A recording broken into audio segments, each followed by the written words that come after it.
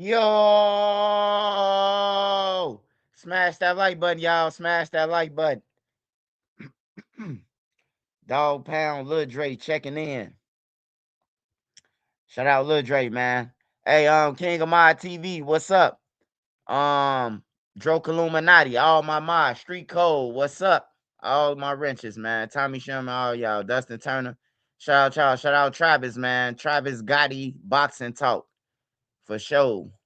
Shout out ELLO95. Shout out you. Shout out Wolf Mac. Shout out King of My TV, man. Hey, King of My be jamming over there, y'all. He be jamming on Sundays, man. Time you supposed to be cleaning up the house Saturday and Sunday, he be jamming old school. Shacky Shack. What's up, my boy? Shaky Shack. Matthew Liggins. Shout out D Jones. Shout out Stream Elements. Misunderstood. Shout out to you. Shout out James Motier. Lamarcus. Shout out all y'all, man. Shout out Kid DJ. Shout out everybody on here, man. Smash that like button.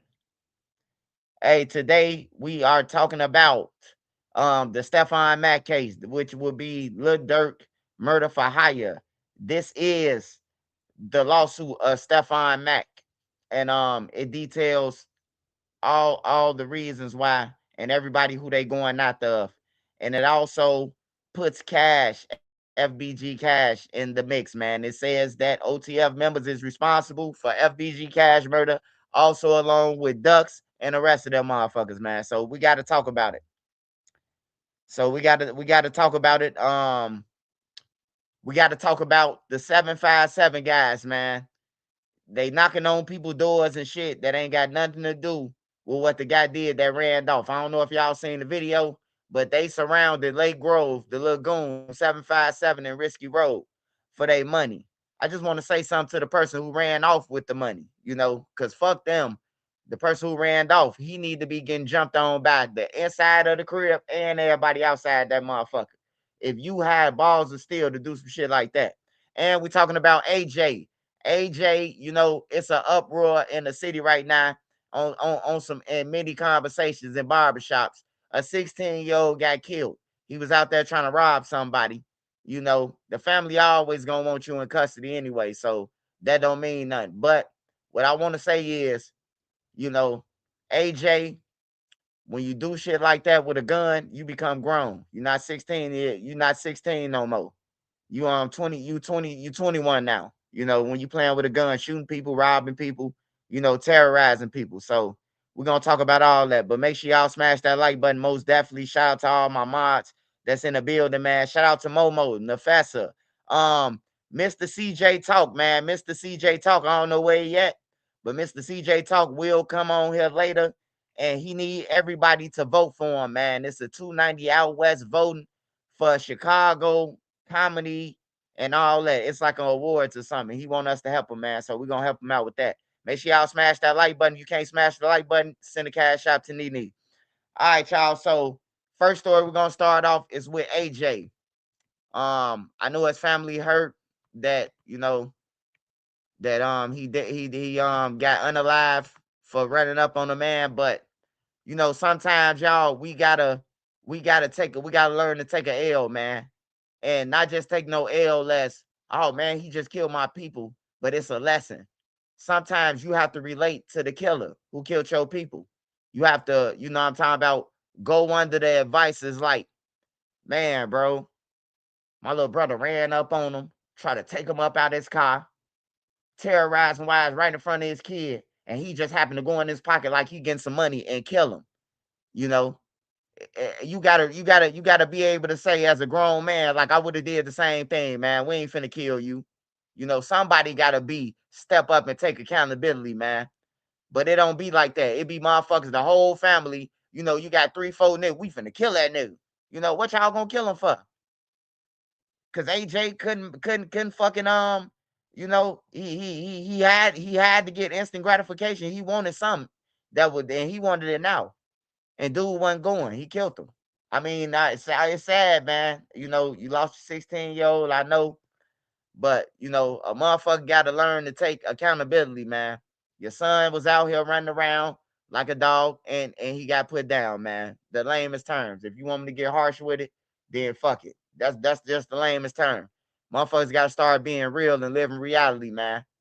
You know, same as they robbing old people, shooting, killing old people, all that shit, bro. Like if an old person handed it to you, then it's your fault. You know, you got what you deserve, man. You know, I mean, it sounds bad to say that a person got what they deserve, they died, but you just can't be robbing people, bro. You never know what nobody got on them, you know. And then you got to think about the person who shot him. He was scared for his life. He was scared for his life, or maybe he wasn't scared. Maybe he was a trained assassin and waiting on this day. You know, some niggas be waiting on this day. I'm gonna catch me a free one. I got my gun license. I'm gonna catch me a free one. I dare nigga play. You hear me? You got people who wake up to that shit, man. But long live, you know, the little guy AJ, man. I just seen, you know, people on the internet arguing and shit about the situation. And his family was mainly arguing about it when they shouldn't be arguing about it, man. You know what your son, you know what your kids out here doing, man. They out here destructing shit. And you even using them as a parent to say, I'll go and get my son them to F you up, or I'll go and get my son them to step on you. You know, that's what you got the parents saying now. They going to get the YNs, man. Hold on, wait right here. Hey, look, Kevin and Buki. Hey, where y'all at? This motherfucker just, you know, because they don't want to pay the person who just dropped them off or something. And now they got little Ray Ray now about to shoot some shit. Yeah, he shouldn't be charged, man. He shouldn't be charged at all, bro. But I was just stating, on his behalf, he shouldn't be killed either. They should nobody be trying to seek revenge for the shit, you know? Should nobody be trying to seek revenge for what happened? Because if you look at it, if Shorty wouldn't have pulled out a gun and was thirsty, you know, it wouldn't have happened.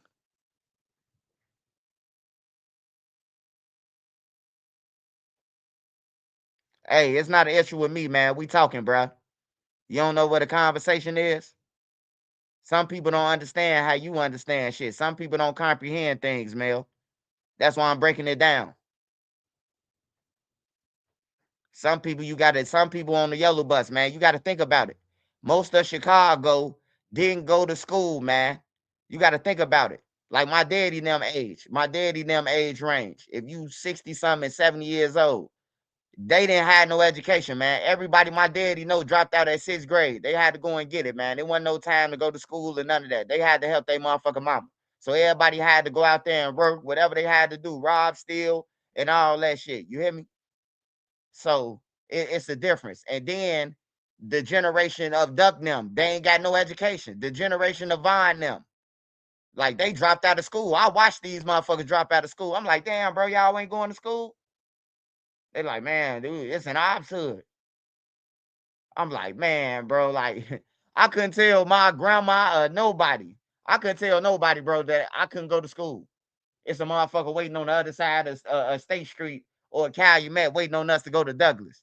Man, my daddy would have whooped our ass, went over there, hired us, boxed the dude, whoever waiting around there, and then took us to the school. And we would have had to fight every day if it came down to it, because wasn't no coming in the house on everything. Wasn't no running in the house.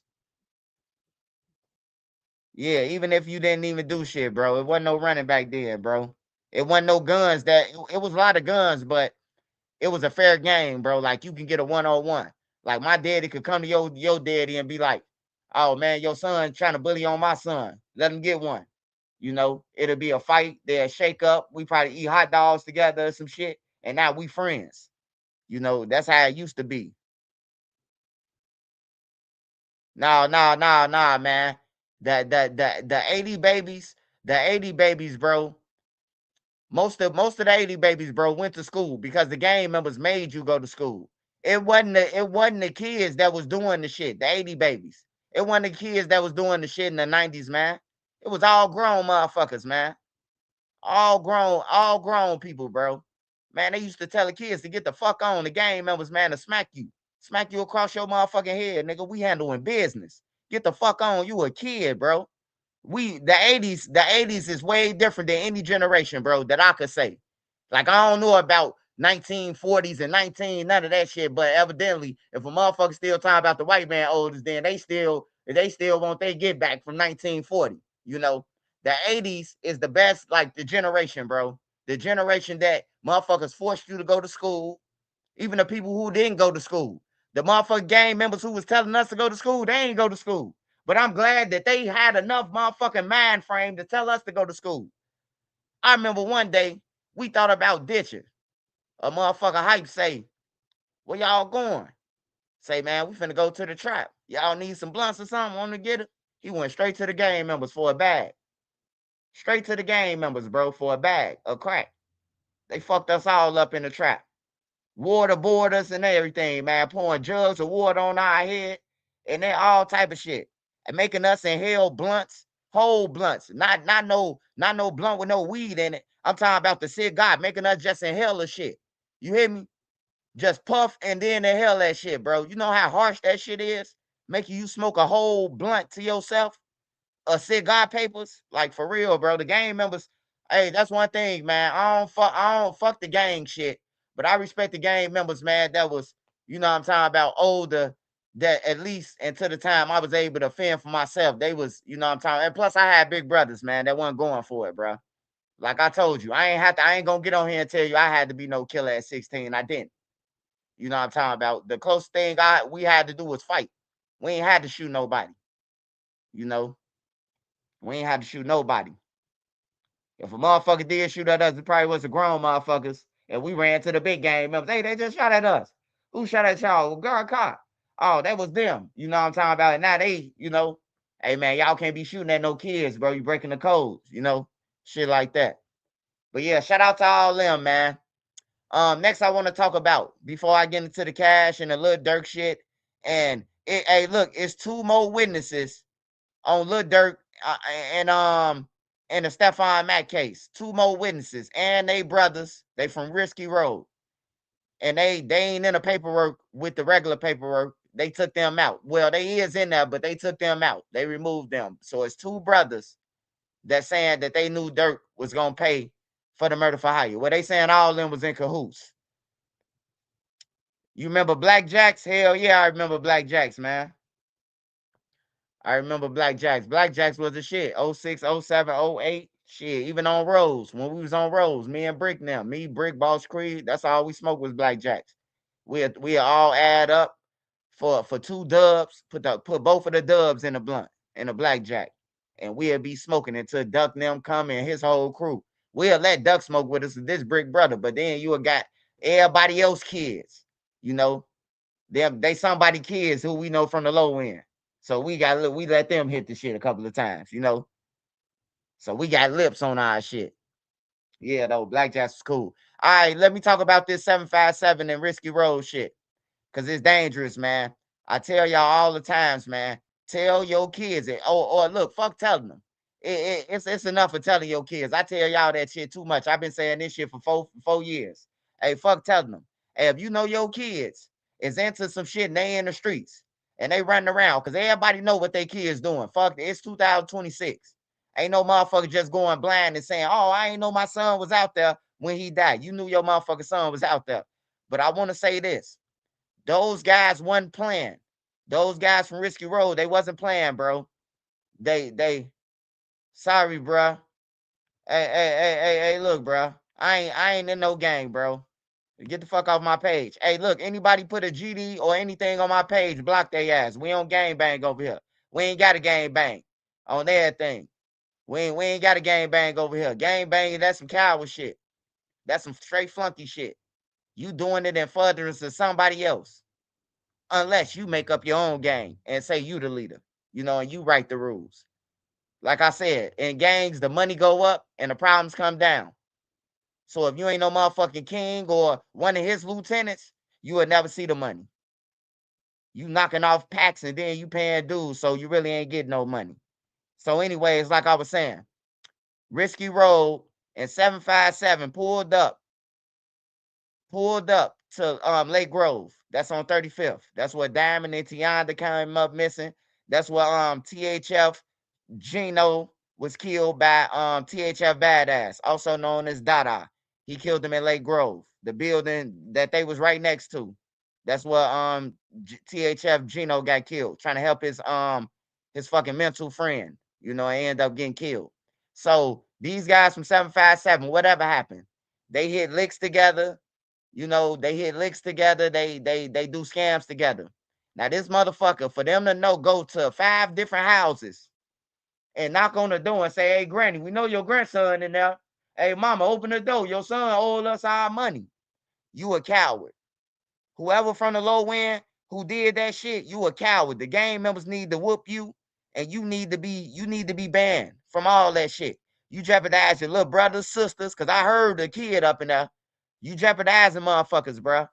You know what I'm talking about, for some dumb shit. You done took from somebody try to run off with somebody's shit who be at your house smoking in a room with them.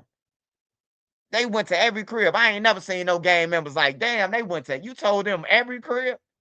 Like, you probably know one crib that Trenches News be in the city when I was in the street, but you ain't know every crib. And I took you there because these was some hypes. So if I did pull a trick and you thought TT, because I said this my auntie and this my uncle, and you whooped their ass thinking that, oh, I whooped Trenches News uncle because he robbed me. Nah, that wasn't my uncle, nigga. Them was 2 J's who I call auntie and uncle. That's who you just beat up, you know. And then Unc them, they probably called, "Man, you owe me 4 bags, man. I just got my shit split for you." You know how it be. Hey, but to the dude, man, that ain't cool, bro. Get them people their money back, man. Hey, 5, 10,000, that shit gonna be gone, bro. Faster than a motherfucker. Soon when you spend crack one of them G's, it's over with. Soon when it go from 10,000 to 9,000, it's over with. That's when the beat goes on and on till you ain't got shit. You hear me? Yeah, this was on video. Hey, look, this how I know the YNs, they don't give a fuck. They recorded it. The nigga was knocking on the door telling them that they gonna die. And he pulled down his mask. Why is he was on camera? He pulled down his mask, man, on everything, bro. This is a real video I'm talking about. This shit is real life. This shit happened in Lake Grove Village, man, on the low end, 35th and Cottage Grove, man. Them shorties is not playing, bro. But the reason why I'm talking about it is because the motherfucker I seen them go to 3-4 cribs. And when I seen them go to 3-4 cribs, I'm like, nah, I gotta speak on this shit, bro. To Risky Road. Hey, bro, don't be going to nobody cribs, bro. Hey, don't go to nobody cribs. And I ain't saying this on no tough shit, but for your safety. Because if I was them and I had a gun in the crib, I would have shot through the door. It's cameras in them hallways. They got y'all on camera say you finna kill everybody. You know? So it could have been a free body for them. Because them bullets going through them doors. Them bullets going through them doors, bro. On everything. So for real. So it could be bad on both ends. Y'all going, motherfucker could have ambushed y'all. Motherfucker could have made a call and say, "Hey, bro, I got $2,000, bro. Dude, them downstairs from 757. You know, if you from down there, you know which gate you could slide through from Lake Park or Ellis, or it's a hole in the gate somewhere that you could just slide through and pick a motherfucker off. You know, it's just, man, like, everybody you can't help, man.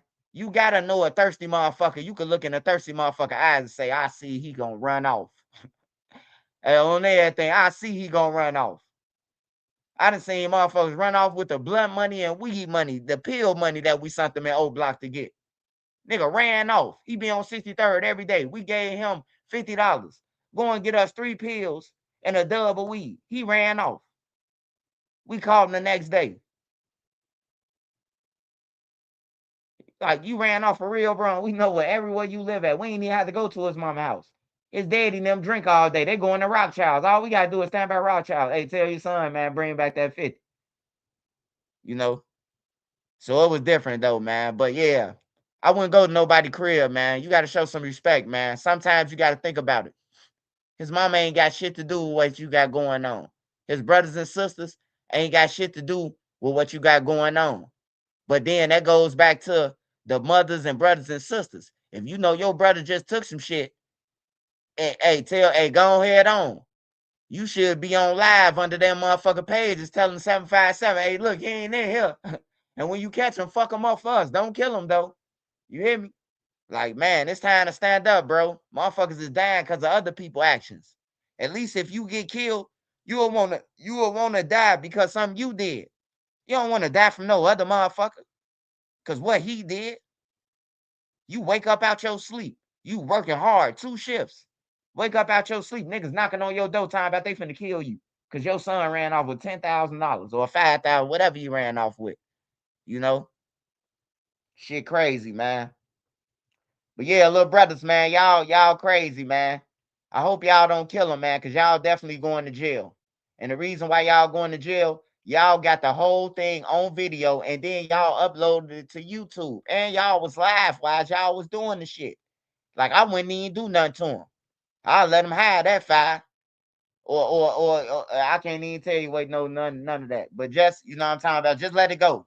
You know, sometimes you got to take an L for a lesson. L don't mean loss all the time. It means lesson. We ain't trusting nobody unless we know, like they, you know what I'm talking about, they 10 toes. But ain't nobody 10 toes down, man. The motherfucker who you think got the money will rob you. Like, for real, the motherfucker who you think holding the plug, he'll take your little ounce money and run off with it. It's been a lot of niggas who we thought that was the plug, and he told us, man, I'm gonna make it right for y'all for that little 300 y'all got. Me and my homies, we just motherfucker damn near stepped on somebody for this $300. He said he finna give us a half a pound. He ran off on us. We thinking he the plug. This motherfucker he got all type of cars and all type of shit. You know, all type of pit bulls and different breeds and all type the great pit bulls. You know what I'm talking about? And he ran off. So I don't know. Who can you trust? How you think Killer Kells go do on the music? Hey man, I'm gonna be real, man. I'm gonna be real, bro. Killer Kells would be better off just doing his interviews and getting him some money if he do it. Like, you ain't gotta talk about no murders. You ain't gotta talk about who you killed or none of that. Bro, you could talk about the grief and pain of this shit. You ain't gotta talk about no murders. Get paid off that shit. Hey, the rap is dead, bro. Drill is dead, bro. I don't know if y'all noticed, but drill is dead, bro. Drill is dead, bro. I ain't gonna even lie, bro.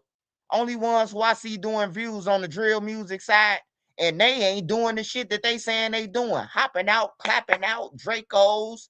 It's Aspen them, man. Aspen, Cashman, and Cartier, whatever her name is, the dog beater. That's what I'm gonna call her, the dog beater.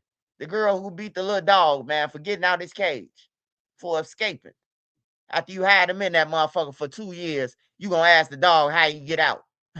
Eventually, goddamn it, if he keeps sticking his paw in and putting the thing up, eventually, if you have drugs, you don't know the gate coming up. He gonna eventually hit that motherfucker. He got the gate up, bitch, on everything. But them the only ones that I see doing views, bro. The girls, bro. The girls who rapping about shit that they ain't doing, man. On everything. Them the only people I see doing views. The males ain't doing no views. Like, for real. Some of them niggas, man, they be dropping songs. I'll be like, damn, bro. I could talk for 2 minutes and get more views than he do. I just be looking at it like they need to go and get jobs now. Niggas getting older, man. Niggas getting older, bro. You better go and try to chase a 401k, bro, right now.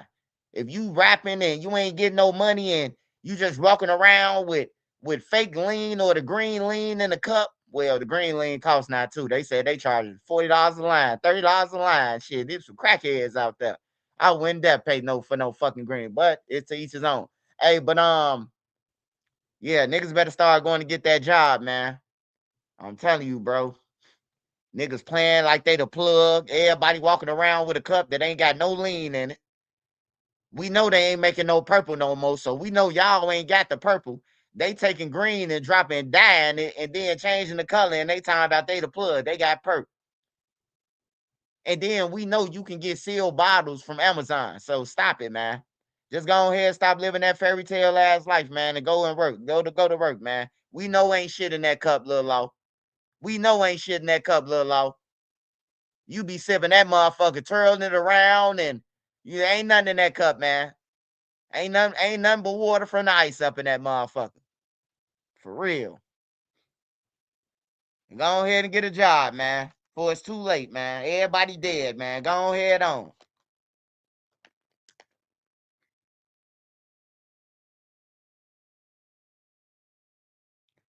Hell yeah, you can run up that 401k bag. The people who working are been winning. It took me to go to jail 60 times to know that. Everybody who I talked to that when I was in jail that had a job, even McDonald's. Man, I'm finna go and have a threesome with both of my Burger King workers. You hear me? I'm like, bro, when you start getting some ass, the stiff meister. He man, bro, I got a job, bro. I be hitting everything in my job. You hear me? Motherfucker call him a goofy on the block. He a goofy to the trenches, a nerd. You know, you don't get no ass. He one of them niggas. You don't get no ass and all that every time he walk past the gang members. Bro, we don't never see you with no hoes. I go to jail, call home. This nigga talking about having a threesome with some girls, bro. I'm like, damn, bro, it's like that. He like, hell yeah, and I'm finna get some 4Gs on my Chevy. I'm like, yeah, the work was winning, bro. The work was winning. I don't know if he was trapping out the motherfucker to get the 4Gs. Because I know McDonald's ain't buying no 4Gs. But if you stacking that paper and working hard, shit, you can get some 40. You can get some 4Gs. You know? Hell yeah, the workers winning though. That's what I'm saying though. Everybody working, they winning. Cause when you work, most likely you can stay out of trouble, bro. If you just mind your business at the job, you know, and don't be trying to get into affairs with the people who you work with, man. Just go there and have some coworkers sometimes, you know. But yeah, working is cool. It's a cool environment. But just know that when you work, use that shit as a stepping stone, bro. You don't want to be busting your ass for no job, bro. And then they tap you on your shoulder and be like, hey man, we proud of you, man. But we gotta let you go. And your one of your homies call that's still there and be like, damn, they just hired 5 legal immigrants, 5 migrants. You hear me? Like for real. So try to use a job as a stepping stone, whether it's a t-shirt business, a fucking ice cream, get some ice cream makers, make some ice cream in the summer, a candy store, whatever you got in mind, bro. Everything is a hustle. Everything is hey, only person laughing at you selling candy or whatever is a broke motherfucker. I learned that too. Only people who be talking shit and complaining is a broke motherfucker. Cause niggas who got money, they gonna congratulate you. Unless you got some haters though. Man, you selling candy and the rich nigga try to stun on you, you know. But yeah. All right, y'all. Let's get into it. Let's get into it, man. Smash that like button. Yeah, niggas need to bring ice cream truck back. All that shit. All that good shit, man. Like everything that a motherfucker laughed at, I seen niggas in the projects get rich off of. Like the candy. Everybody I know who was selling candy in the projects, they got buildings, they got restaurants, they own shit now. On everything. They own shit now. They came up. You hear me? Like t-shirts, selling clothes. I was in the city around my little cousin them, and my little cousin them calling people for outfits. Hey, bro, I need one of them shirts and a pair of them pants. You got me? I'm like, cuz, y'all making orders to people on the streets and they bringing y'all clothes, outfits. I'm like, this shit different. They calling up people, man. My little cousin them calling up people, and they bringing them a shirt, a pants, a hoodie, different shit, different people. I'm like, yeah, bro, like that's smart. That's smart. If you know the people with the clothes and you know you gonna die going to the store, that's smart. That's real smart. Get all your shit, one stop shop. They need males in public schools. Now, in public schools, they need to bring back the police in public schools, first of all, because how the hell you ain't gonna have no police at the door? How you ain't gonna have no police sitting outside the school at all times, man? Like Shorty and them be if when I was in high school, the police was in, they had like an office in the school, you know, like Shorty and them plotting to kill people inside the school and outside, and the police by the time they get there, a person dead already outside the school. Like I don't understand it though. And they need to start having better picks of the teachers, bro. Just because you got a degree in teaching, that don't mean hire your ass. Because they hiring anybody for to be a teacher. That's why the school's fucked up. The teachers is 21 and 22 years old, 23 years old. So they just like the kids still. They still listening to Chief Keef and Lil Durk and all them. And that's why the school's fucked up. They up in there shooting dice, watching porn, and all that shit in the schools. Hey, it sounds like you want to get screen recorded. Don't ask me to speak on Cash, man. Don't ask me that. I ain't never seen you before in my life. I'm gonna speak on Cash when I get them likes up. Don't ask me. Don't screen record and say Trenches News said it on everything. Get the fuck off my page, brother. Don't come on my shit. I've been doing it. I'm a veteran in this shit. I ain't no rookie. Don't come on my page talking about I talk about Cash. I'm gonna talk about it even if it's the 4th hour, nigga. Wait on it. Fuck is wrong with you? Not sending me a Cash App, nigga. Fuck is wrong with you? Don't come on here rushing me, nigga. I'm the truth. You gonna rush them other pages that ain't got shit going on, that be lying to y'all, that y'all be believing. They be making up stories. Do you tell them get to the point? Fuck on, nigga.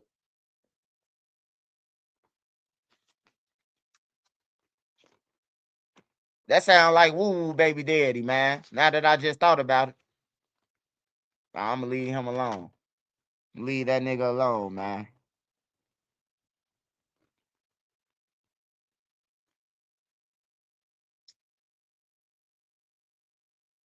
Twin, twin Chi 24.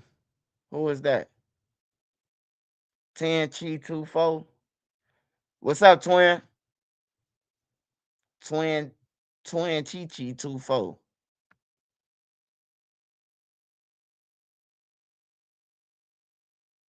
Look, I know twin Tucci. All right, y'all. I'm finna get into the cash shit.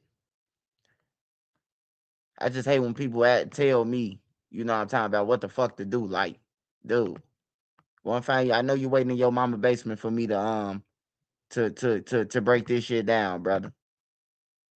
I know the other bloggers that be thinking they ahead of me. Y'all can't get this shit. Y'all just can't get it. And the people who be telling y'all the truth and all that shit, they ain't shit just like you ain't shit. I promise you. On everything. I got people. I got people that help me out in the law firms in the legal fields, and I'm gonna get all this shit. And no, the feds don't give you no information. They not gonna give you no motherfucking information to report about. They ain't gonna give me no information to report on Lil Durk about. I'm gonna fuck they whole case up. Why the fuck would they tell me? The gang members tell me, man. I already told y'all. The gang members help me out. That's how I know when a motherfucker get killed on your block. One of your homies tell me. You might hate me. That don't mean your homie hate me. All right, y'all. So I got a couple of them I broke down. I ain't finna read all this paperwork. I'm not gonna read all of it. Or I ain't gonna go over all of it because it's like 90 some pages, man. It's like 90 some pages. So I ain't gonna go over all of it. I'm just gonna go over some of this shit. So just bear with me. I'm gonna pull it up. We're gonna talk about it. And then y'all could have y'all opinion about it. But what I do say is Durk in some shit, man. Like he in some shit. Like I just think like everybody paying attention to the California shit and they forgetting about the that the other murder for hire happened before what's in Lil Pab got killed. So Lil Pab was alive when Stephon Mack was dead. And I think everybody looking over that shit like they ain't got nothing because they ain't putting it out there for Lil Durk. All right, come on, man. What the fuck?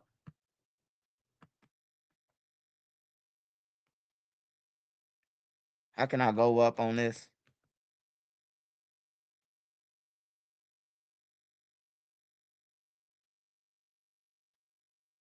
I don't know how the fuck to go up on this.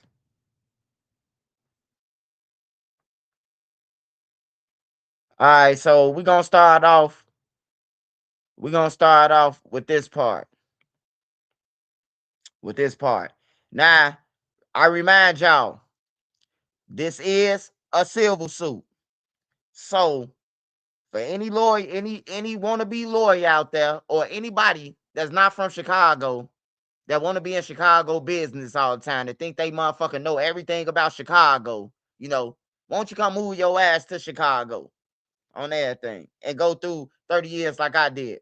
Hey, but anyways, um, this is the part where Cash is mentioned. Now, we never seen Cash mentioned in no paperwork. We never seen Cash mentioned in no paperwork. Ain't nobody said shit about Cash until I ran across it, thanks to my a good source, man, who love me.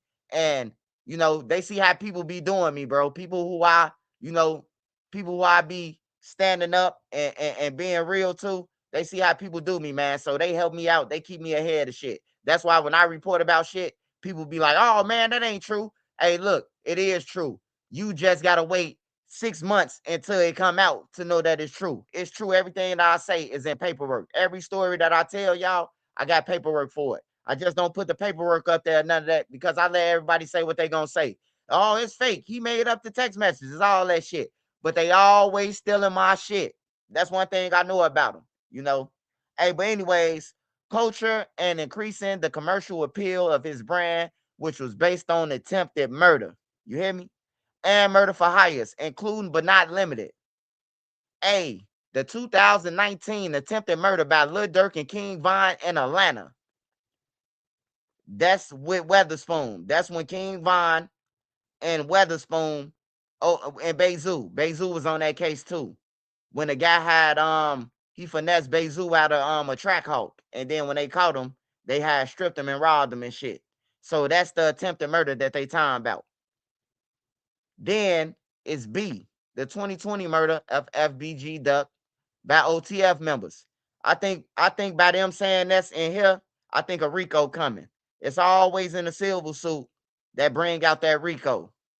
It's always, if you pay attention to certain shit, when shit happened, like look, when Dirk got a silver suit, if y'all go back and look at before Dirk got arrested, before he got arrested for this murder for hire with Quando and them, it was a silver suit that came out right before he got arrested. You just got to go back and pay attention. But it was a silver suit that came out that saying that Lil Durk was being sued.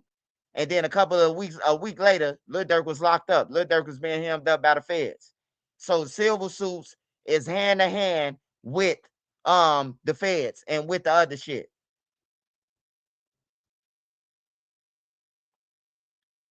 So and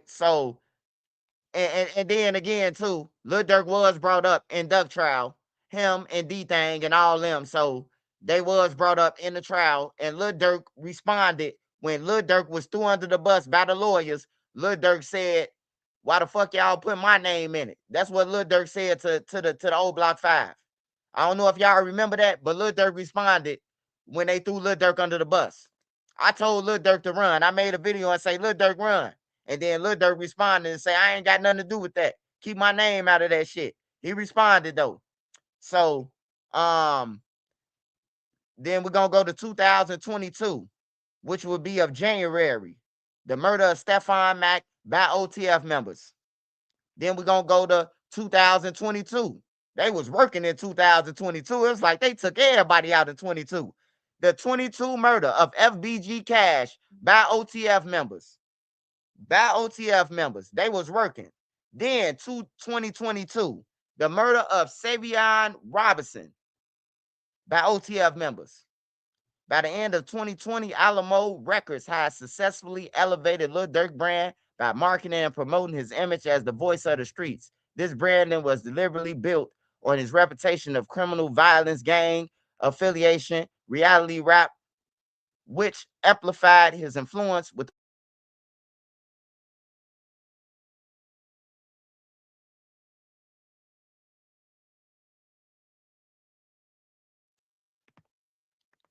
Hey, yeah, I'm gonna bring y'all the real shit, man. Hey, look, ain't no blogger on YouTube fucking with me on everything, bro. I give everybody their props or whatever you do, but y'all ain't fucking with me, man. I'm ahead of the crowd in my craft. If you in my field, hey, you ain't fucking with me on everything. I love everybody. I love what y'all doing. Keep pushing.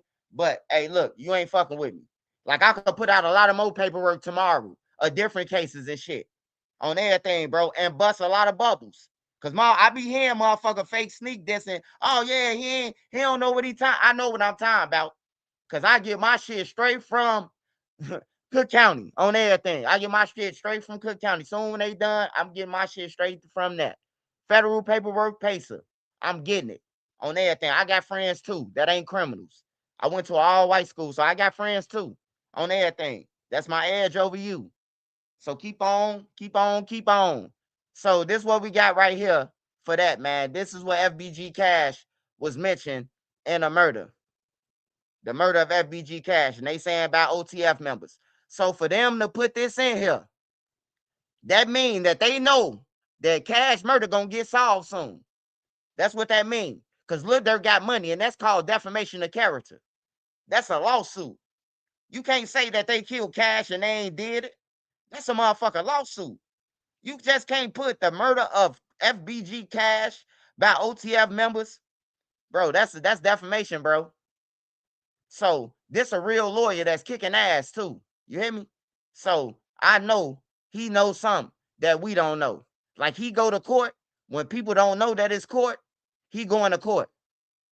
He going to court, bro. On everything. He going to court. He gonna be there. Even if we don't go to court, that motherfucker going to court. He going to court for all parties. In and off the planes. You hear me? So we need to be looking out for this Cash case. We need to be looking out for the Cash case, because I think that one of them in jail, I think they already gave that up. They just waiting, bro. I think a Rico coming too, because they mentioned OTF Vonnie in here. They mentioned Durk cousin in here. They mentioned a couple of people up in here, and they got it on point where when Lil Pab died, it's like they was on the pages of Vernie them, Lil Vonnie, and all the people who was bragging about we got our get back, we got our lick. You hear me? Like it's all bad. So I'm finna go to the next one. But for them to put FBG Cash in there with Stefan Mack, with Lil Pab, and these all in 2022, it's believable, man. Lil Durk had on a mask and said he wasn't healed, man. He ain't get healed till after I think number E. Then Lil Durk was healed after that. He was healed. He was doing a percolator. He was dancing. He was back on stage. He was all that shit after the last one, boy. After the last one. That last one at the end, Lil Pab, Savion. He was healed then.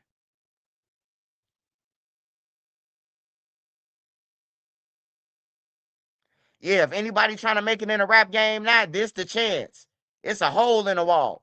The rappers are garbage on everything. And if you 30 and 40 years old, keep rapping, bro. I listen to y'all more than I listen to the young YNs. It's 30 and 40-year-olds. Keep rapping. Don't let no nigga tell y'all, hey, look, I listen to 2 Chainz. 2 Chainz damn near 50 years old on everything. And 2 Chainz still one of my favorite rappers. Keep rapping. Because these niggas don't know how to rap, man. They just rapping about spinning and spinning and spinning. I'm surprised ain't nobody rap about that they got dizzy yet.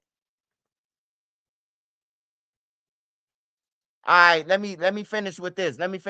Yes, I think that they gonna supersede Durk in this case. I do.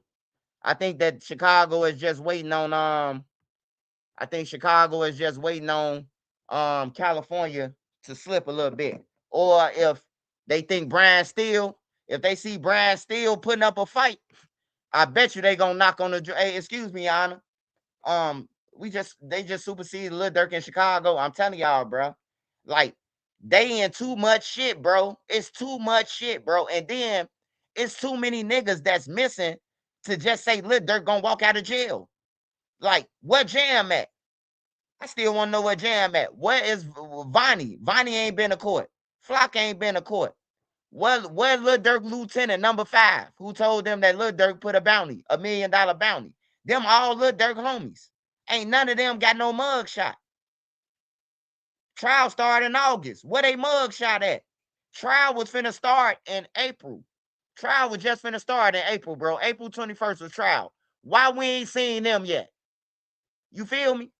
Cause Lil Durk is fucked. That's why we ain't seen them. We ain't seen number 4. We ain't seen number 5, number 3. The manager, where he at? Like, Lil Durk in some trouble, man. And then you got AJ and Marley, man.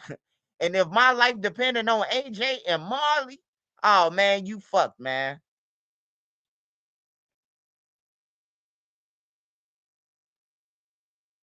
Yeah, the goal is to get old. So let me finish going by the next one. All right, so in furtherance of Lil Durk, OTF, respective and joint business interests include not limited to ensure its public continued appetite or interest of their music. Oh no, Montgomery, Powell. Oh yeah, okay. As alleged herein, defendants OTF, Lil Durk, Anthony Montgomery enter into agreements with Preston Powell, co-conspirator 1 and 2. Hey, co-conspirator 1 and 2, them two brothers from Risky Road, 1 and 2. So that means it's a mother out there that lost two sons to the federal system. Two brothers got killed. They were supposed to be in the center trying to get them some money, and they dropped Stefan Mack location. Okay, so co-conspirator 1 and 2, Preston Powell, Anthony Montgomery, and Lil Durk. They saying to commit battery, wrongful death of Stefan Mack to promote their personal business interests. In furtherance of agreements, the defendants entered and the defendants committed the torturous acts described as counts 4 through 12 cause of action set forth herein. By participating in agreement to commit these torturous acts, with defendants Lil Durk, Anthony Montgomery Wilson as agent of OTF. He's an agent of OTF. What the fuck is that? Preston Powell, co-conspirator 1 and co-conspirator 2, planned, assisted, encouraged, and carried out the torturous acts described in the counts 4 through 12 of the cause of the action set forth herein. The collective activities of defendant OTF, Lil Durk, Anthony Montgomery Wilson, Preston Powell, co-conspirator 1 and 2, were undertaken knowingly and in furtherance of Lil Durk, OTF respective and joint business interests, including but not limited to ensure the public's continued appetite of interests of their music, brand, image, and criminal activity to control the drill rap music scene in Chicago. The actions elevate the brand of Lil Durk OTF and was carried out in furtherance of the conspiracy. 150 defendants, OTF, Lil Durk, Anthony Montgomery Wilson as agent of OTF, Preston Powell, co-conspirator 1 and 2, engaged in civil conspiracy to conceal the plan of the murder of Stefan Mack from plaintiffs, consumers, public at large, law enforcement.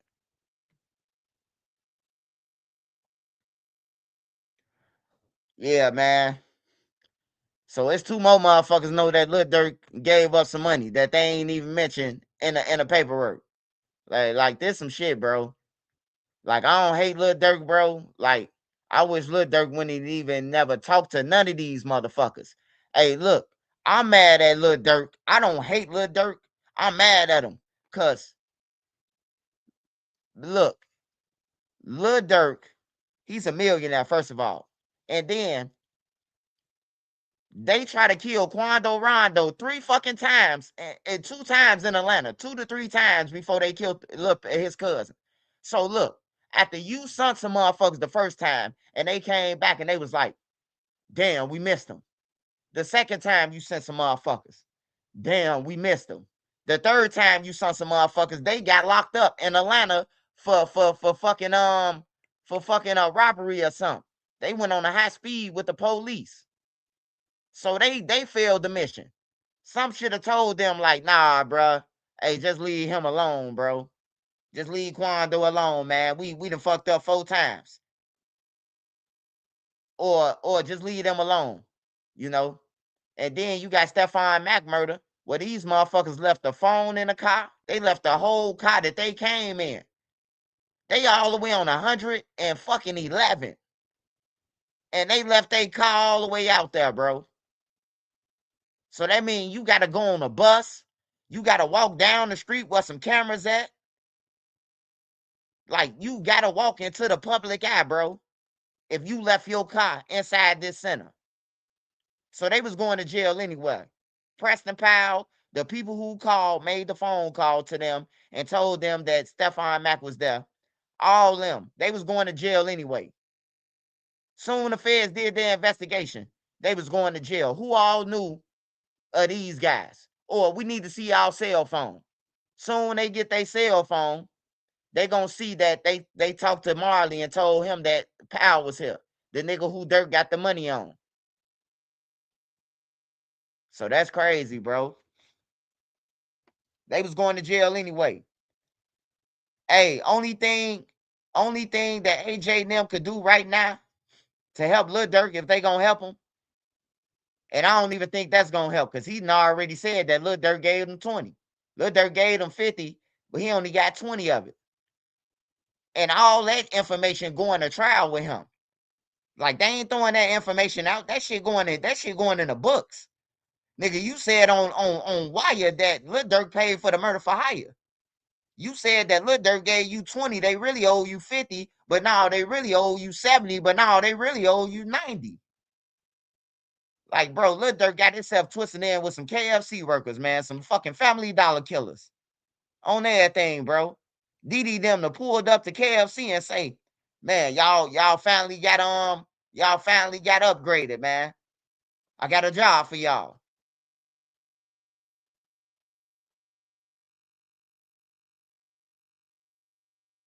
And now he in some trouble, bro.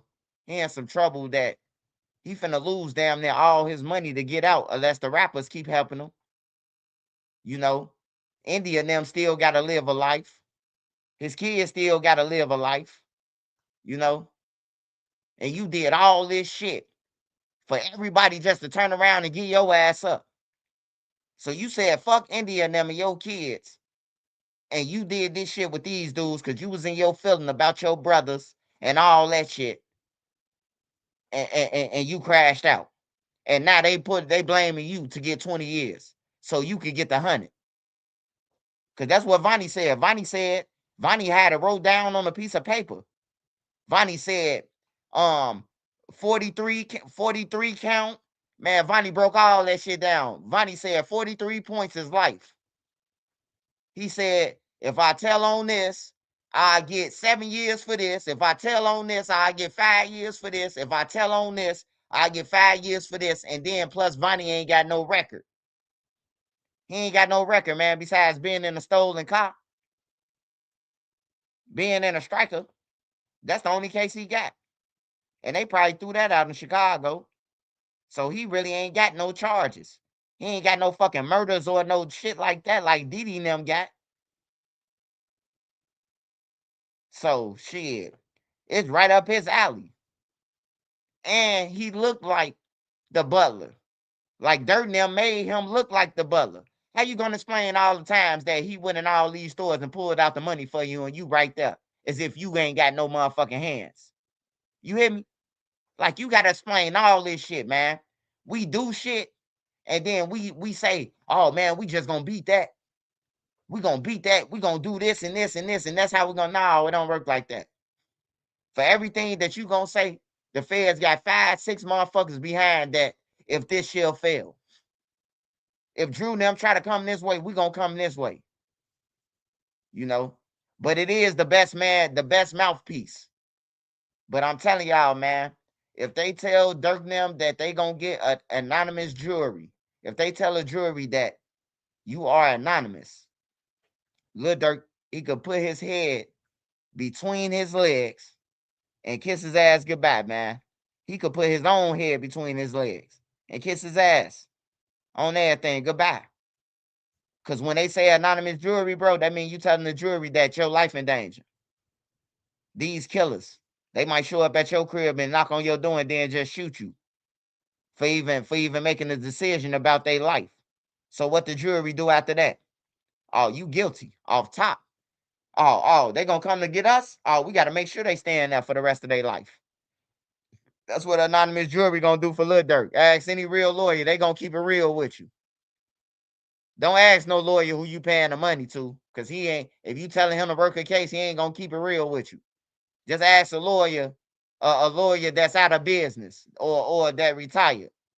Ask a motherfucker lawyer, be like, hey, you retired? Yeah, I'm retired. Hey, if it's an anonymous jury on the murder for hire, a federal case, he gonna be like, man, he might as well stick his head between his legs and kiss his ass goodbye, man.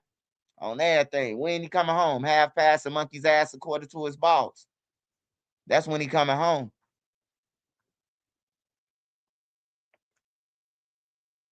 That mean ain't no date. Half past a monkey's ass. That ain't no date. Sun don't shine there. Only hairs. Hey, smash that like button or send me a cash app, man. This shit real. Before I get into the other paperwork, man, send me a cash app. Smash that like button, man. How many likes we got, y'all? Damn, Nene, that shit smelling good. What's that? Oh, thank you, baby. Or was you making you one and you just trying to act like, oh yeah, just say that then. Don't make me feel special, baby. California is gearing up for big things. Not a good time to catch anything heavy. Smash that like button, y'all. Smash that like button, bro. I'm the realest on this shit, bro. Like I tell you about myself, I talk about myself. I get on anybody, bro. Like I'm living in my truth, bro. This life I always wanted to live, man. I could be myself. I ain't got to take shit from nobody. I ain't got to do nothing. I'm just chilling, cooling. My wife happy, the kids happy. We all eat every day. We blessed. So I just living in my truth now, man. I don't give a fuck about the duck trial shit. I'm over that shit, you know. I just know I never do it again. I don't give a fuck what the situation is. You know, it's time for them people to do their job. And plus, that's below my pay grade. You know, that's below my pay grade. So I ain't fucking around. And then especially when you got a motherfucker homies, they talking about you as if they was gonna slide on them motherfuckers and do something. Man, I seen Moowop and them walk. I mean, not Moowop. Let me not say Moowop. I ain't see him. I seen Money Mal and them. They marched on STL. They ate their Subway sandwich, chicken wings, and then they all had big ass woods that they smoked. I'm sitting there looking like, and these niggas chasing me on the internet. I'm like, well, damn. Oh man, ain't no time limit and get back. Man, it's been 3 years, man. Y'all niggas wanna go do shit. Just shut up and get a job. You hear me? So with that being said, smash that like button, man. Send me a cash app. I ain't heard it say thing yet. I ain't heard a thing yet. All right, y'all. So street sets. I think this backwards. Is this backwards, Nene? All right, factual allegations common to all causes of action, OTF enterprise, and conspiracy to murder. All right, so this 8 though, Nene. This 9. So you got it right. All right, street sets. Members and associates of these sets have engaged in acts of violence, include murder, battery, and robbery on the south side of Chicago and Cook County, state of Illinois, and elsewhere. Dirk Banks and OTF engaged in a pattern of practices or of approving, whether directly or murder for hires on the streets of Chicago. Intensely murder for hires in the streets of Chicago. Only the Family Entertainment Incorporated, also known as OTF in Illinois corporation and music label that serves as the central hub for multiple factions of the Black Disciple Street Gang. Yeah, they coming with a Rico. This Rico talk. This straight Rico talk right here. This ain't nothing but a Rico. I'm telling y'all, man. Hey, look, I don't know if they spooked Brian Steele. Do Brian Steele coming in make the feds a little shaky? But I don't give a fuck who Dirk hire. You know, Brian Steele just a person who gonna fight better than Drew, but he still gonna lose. But this talk right here, this is Rico talk. I'm gonna tell you why it's Rico talk, because if you ain't pay attention to Dirk paperwork and the murder for hire over there, right? They added in Bunamo case. I mean, not Bunamo. They added in Buna. They put his robbery in Atlanta where he killed dude and dumped him at a church. They put that in Dirk paperwork. They also included THF Bezu, which is THF. They included Bunamo, which is the Dome, Terra Dome, slash Lamron. They included TTE, which is the Wilson and whoever else. And then you got Lil Durk, and then you got motherfucker The person who told them that they was riding around looking for O Block. So no. And hey, look, and the thing you gotta understand, this is. Did you got one? All right.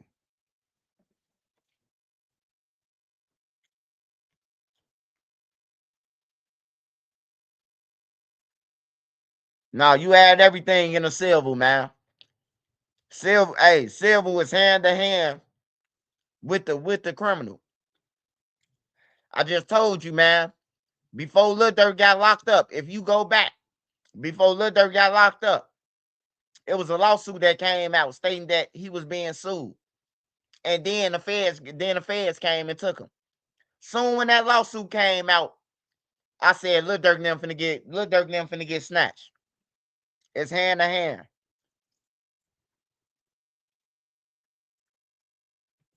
All right, so only the family entertainment. I read that. All right, Black Disciple Street Gang, including Old Block 300 Lamron, Front Street, and THF. OTF operated as a criminal enterprise through which coordinated, promoted, and financed these factions. Activities advancing their objectives through music and social media influence under the leadership of durk Banks. OTF used songs, music videos, and social media platforms to issue threats, intimidate rivals, incite violence, and glorify acts of murder and violent crimes, both to elevate the enterprise status and to generate profit to carry out murder for hire. Durk Banks and OTF.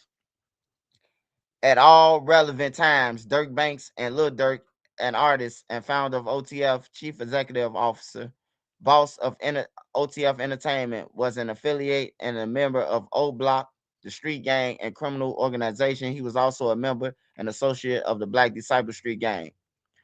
Under the subset known as Laron Street Gang, based around 64th and Normal Boulevard, also referred to as 300 Set Black Disciples. Yeah. When they start doing that shit right there, it's something else coming.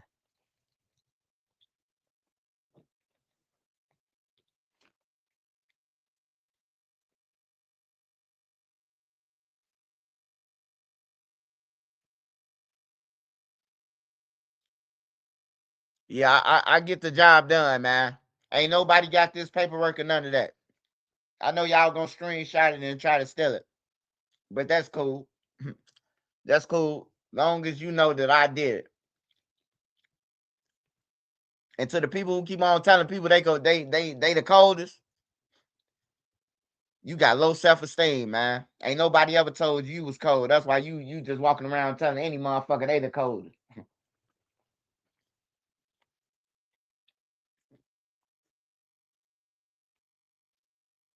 Then I tell you, I'm Michael Jordan. I told them that when I was up there on the stand. I told them that. He said, "What are you, a superhero?" I said, "No, I'm Michael Jordan on YouTube." I wasn't fucking around.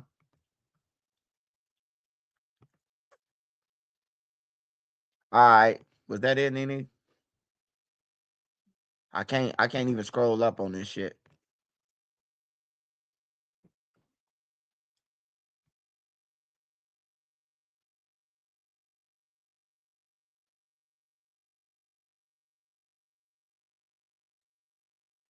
Oh, Nene got more shit. I ain't know you had all this, Nene. Oh no, that's the same thing. How the fuck did you go up then?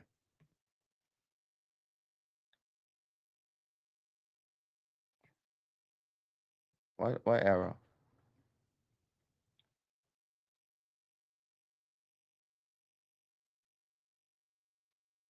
Yeah, I already read all of them. So that was it.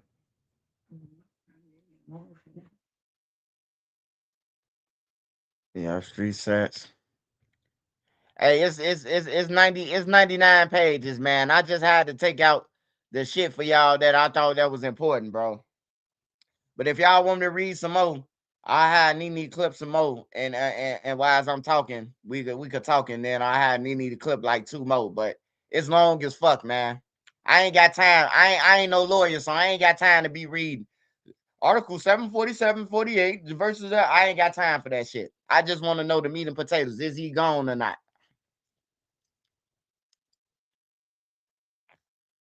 You know, we in the trenches, we impatient. We just want to know the story. We don't want to get, oh, let me explain all this shit. Nigga, is we gone or not?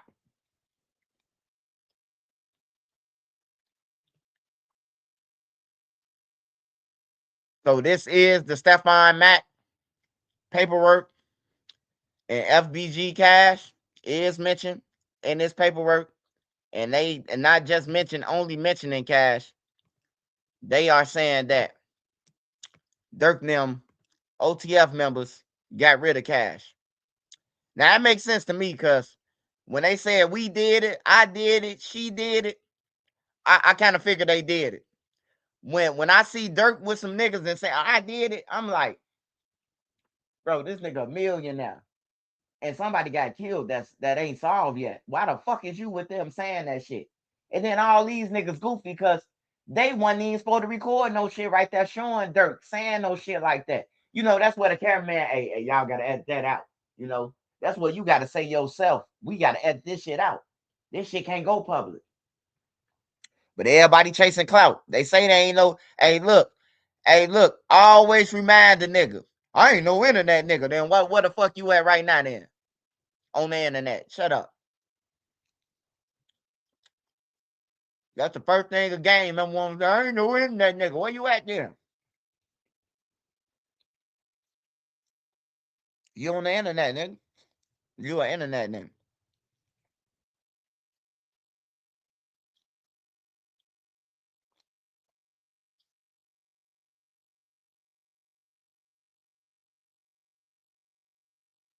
You say I told my mom about Lil Durk and what he was into as a multi-millionaire.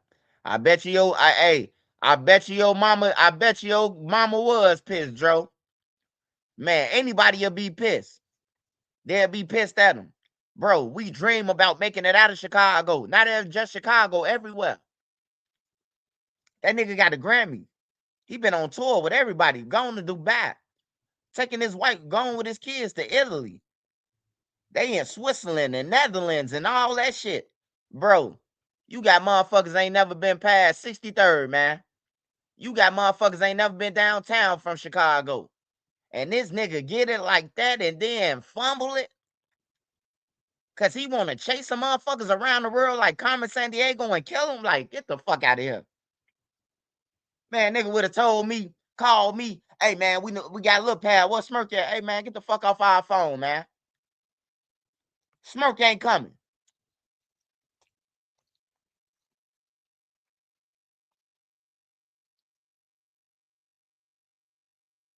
I would have lied to Lil Durk. Hey man, when he called and he said that they spotted Quando and them, it sounded like the feds was in the background with a walkie-talkie, man. I would have just scared him, lied just to scare him, just so he won't fumble his fucking bag. You hear me?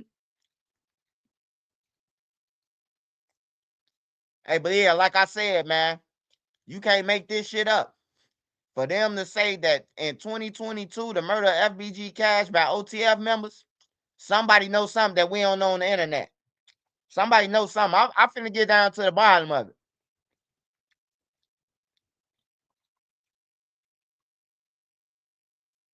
You said they did it. Hey, let me go. Let me go and see.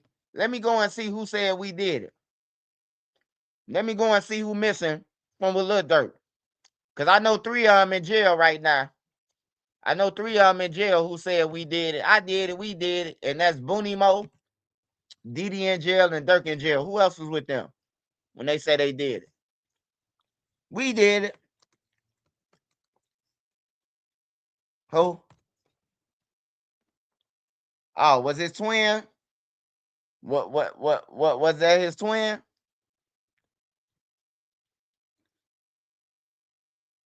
Let me see who I was with Lil Durk when they said they did it.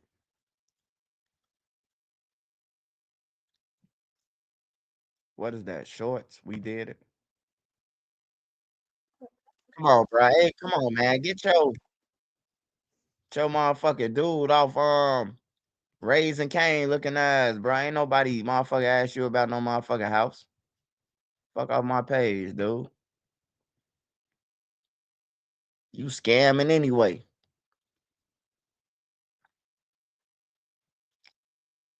We did it. Lil Durk, DD, Boona, Booney.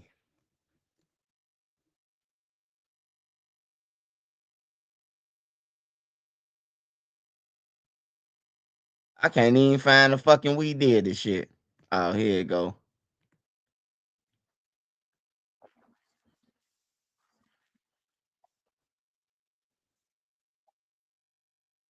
Oh shit. Oh shit, we did it. I found out who was with him, man. It might be bad, man. It might be bad. I see why Cash up in this motherfucker now. Look who on the video with him. Shit. Oh yeah. Yeah. We did it. I believe it now. I believe it. God damn, man, Lil Durk. God damn, man. Hold on, y'all. Hold on, y'all. Something ain't going right. All right. It's saying stop. I gotta stop the screen from sharing. Why it made me stop the screen, Nene? All right, I'm gonna go back to that shit. Yeah. That's who in there. That's soon when I cut it on. That's the first motherfucker popped up. I say Dirk fuck. Shit. We did it. That's the first person that popped up. We did it.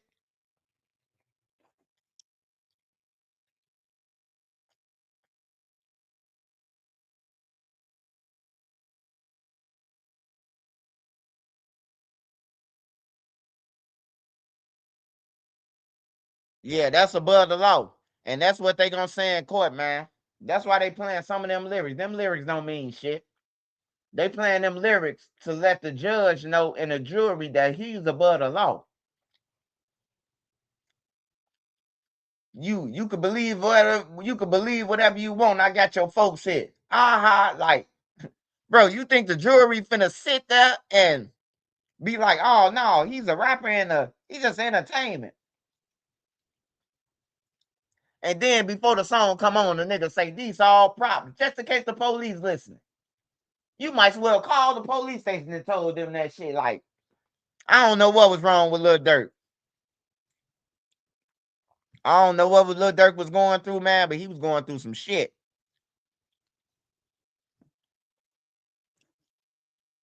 Split the bag. The bag is definitely split the dick. OTF DD giving us a hint. Yo, I might be dropping. We don't do that. We're in the streets too much. Y'all better out that demon door. Damn, I ain't gonna lie, you gotta feed him that smirk. I ain't gonna lie.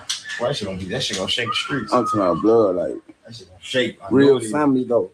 You gotta let Real members only. That shit gonna shake. that shit gonna shake for real. Wait.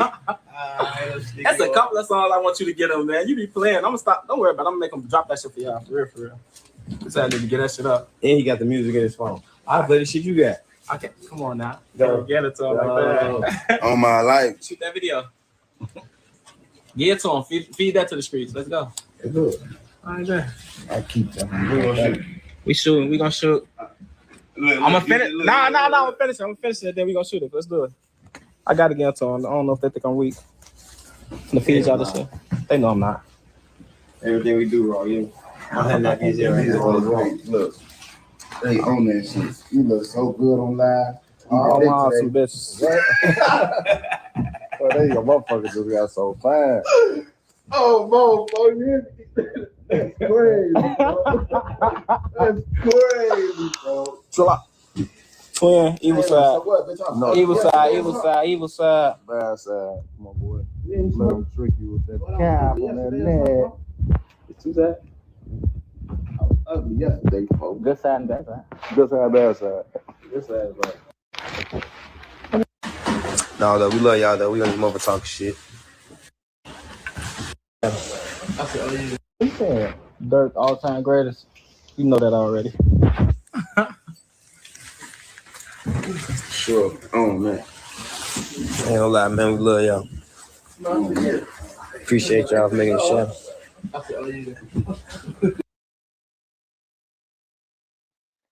Hey, man, to all the little young motherfuckers out there, if you get your deal, man, hey, look, stay away from your homies, man.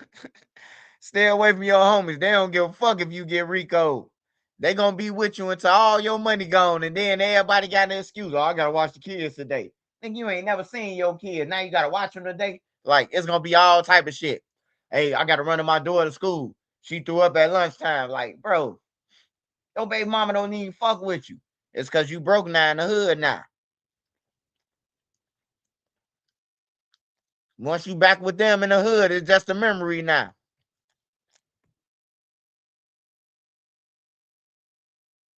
We gotta finish risky, man. Yeah. Y'all know I don't say too much. Hey, this is another thing, man. Jerry charged $25,000 for a video, man. All this love, this shit y'all coming with, man. Stop it. If I gotta pay him that, y'all gotta pay him that. The Lord be beside themselves, yeah. No, though, we love y'all, though. We on this mother talking shit. This shit is all cap. The shit is not real. Everybody know what that shit, man. You know what I'm saying? Niggas, hey, all that other cap shit won't come. Check it out, blood. I ain't accept that motherfucker on camera. Cause I ain't want to flip it. No, we did it. You know that we did it. That nigga said, they know that we did it. They know that we did it. Drop song, man. They know we got a lot of raw shows on the Tubi, y'all. Yeah. That shit real. Pluto grave, a little more grave. This is not just my money. Nah, dumbasses. Stupid. Dummy. You got fans, you got niggas. This is Not even fans, you know, niggas probably get that. Man, that's smart. A little more grave, this is just man, dumbass. We ain't y'all, man. You know that many motherfuckers.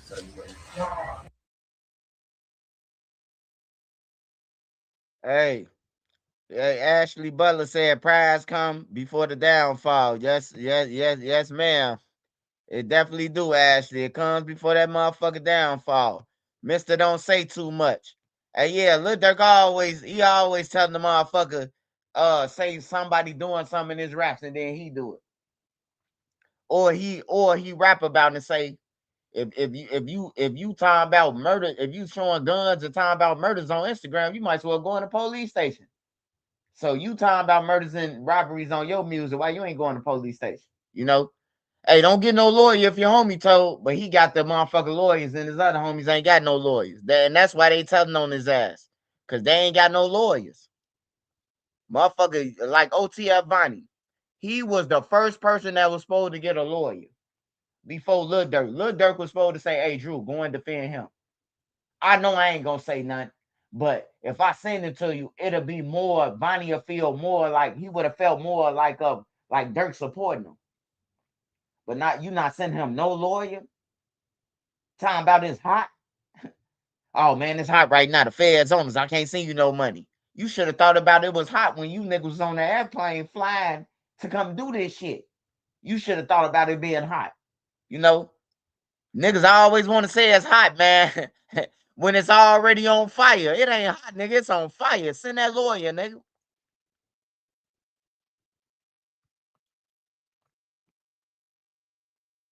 And then he in a trap with these niggas. He's shooting people. He got a police, attempted murder on the police.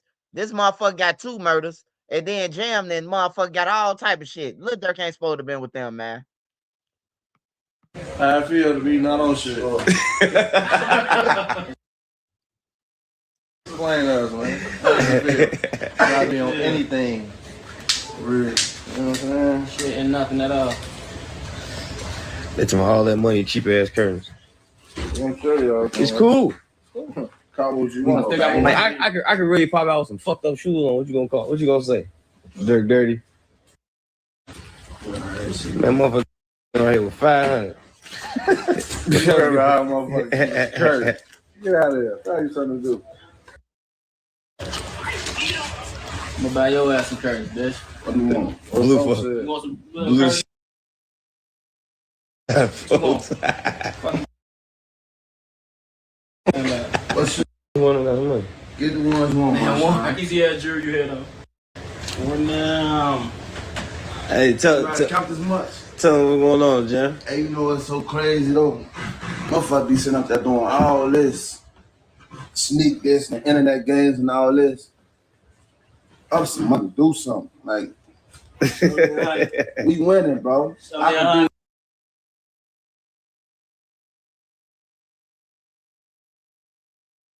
How much hill was he in this video?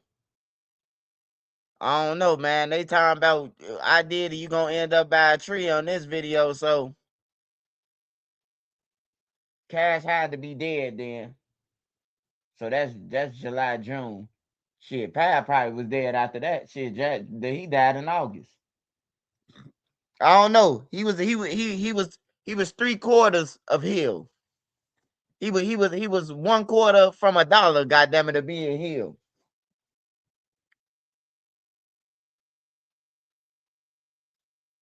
Now we see everybody in jail. Where is Jam? And motherfuckers talking about Durk just gonna walk out the courtroom. Where is Jam? We see him right here counting money.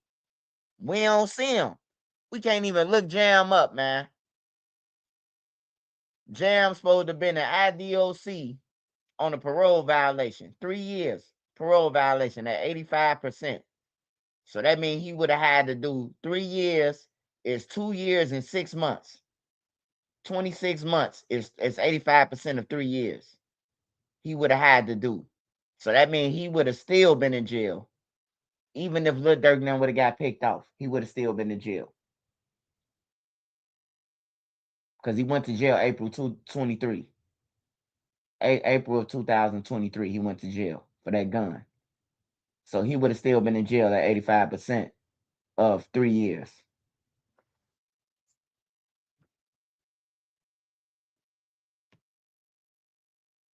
Don't nobody know what Carmen Sandiego, Carmen Sandy JMO. Don't nobody know where he at, man. He just pop up on lives every once in a while. Hey, but I ain't gonna lie though. They thought they fucked Jam over. I'm gonna say this again. Jam, if you listening. Lil Durk and them thought they played you. They thought they played you, man.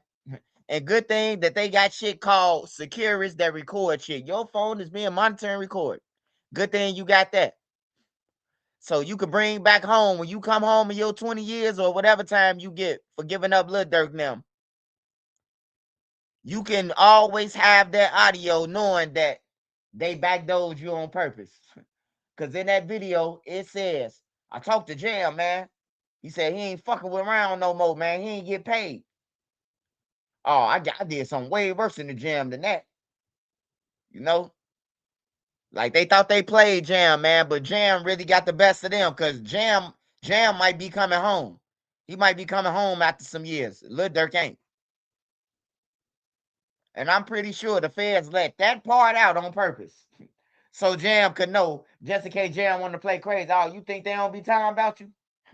All that shit. Hey, look, if you ain't noticed when all them was coming out, it was everybody talking about each other. It was Vonnie and Boona talking about DJ bands. So now if they go and grab bands, he know that they been talking about him. They talked about everybody on them phone calls. Nah, man, if parole time still at 85%, bro. If your case at 85%, bro, I've been to a joint a million times, bro. If your case is 50%, you get 50%. If your shit at 85, nigga, you doing 85%, bro. You ain't gonna tell me about what the fuck my city do at 85%, nigga. On everything. I've been to jail a million times.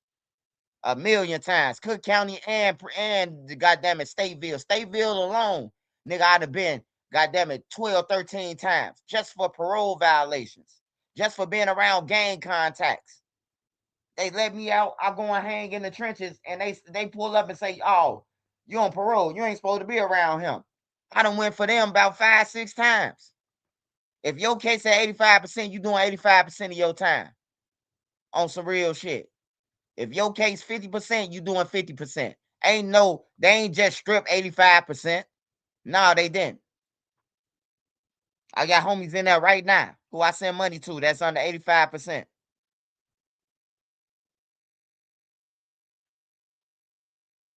You sound like that girl thinks she know about Chicago, though. Whatever it is I want to do, I can do it. Buy what I want, do what I want. Y'all can't do that, bro. Goof. Bro got out what? You know that How many you did all? How many years I did it now? Yeah, that's your last bit. 12? 12. That boy popped out 12 years. Yeah. So much. Hey, you know the sad thing about this? For Lil Durk to ask him how long he did, that let me know that Lil Durk ain't really fucking with him. You hear me? How long you did? Like, you gotta ask this shit. Like, that's just a red flag right there. Cause I know if a nigga did 9, I know if a nigga did 12, I know if he did 4.5. You feel me? Like, you could just tell right there how long you did, bro.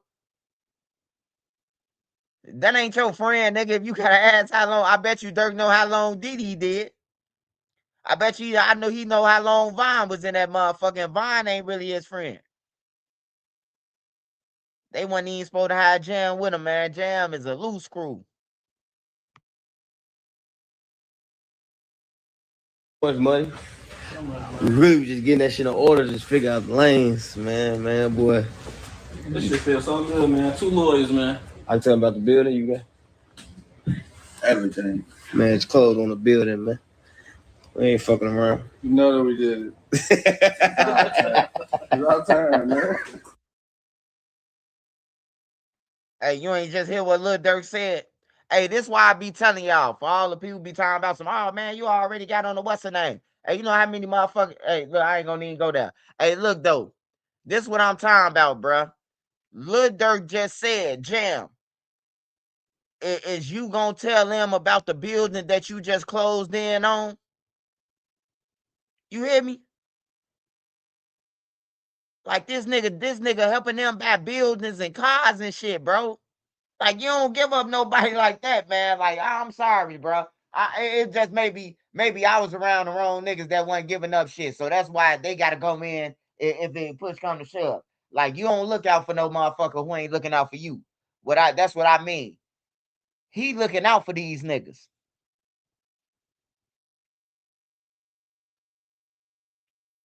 You know what? That is the building. The building that they ordered to burn down.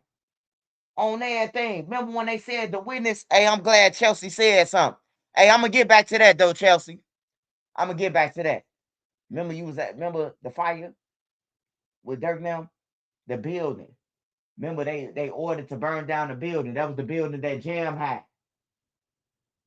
Damn, Chelsea, you just put the puzzle together. Shit. I was putting it together, but when you just came through and said it all makes sense now. The building that you was closing down on. Now they found out that he gave them up. Or, you know, and or he know they did it. Because they had to know for them not to just stop fucking with Jam like that. So they had to already been going through something for them to cut him off like that. For not to send a lawyer to talk about him on the phone like, yeah, fuck him. I did something way worse than that, not paying him. It had to be some tension. All right, I'm gonna come back to that. I'm gonna make a video tomorrow about that. I ain't gonna talk about that right now because I gotta do my homework and I gotta do some more investigating on that one. But I think you the closest that ever came to it, Chelsea, that came to my brain like that. Besides my wife. This nigga retired. You know what I'm saying, but yeah. That's time to start buying up Inglewood next. Motherfuckers be owning something little property they stand there while motherfuckers playing. Sure, motherfucker go grab a motherfucking building on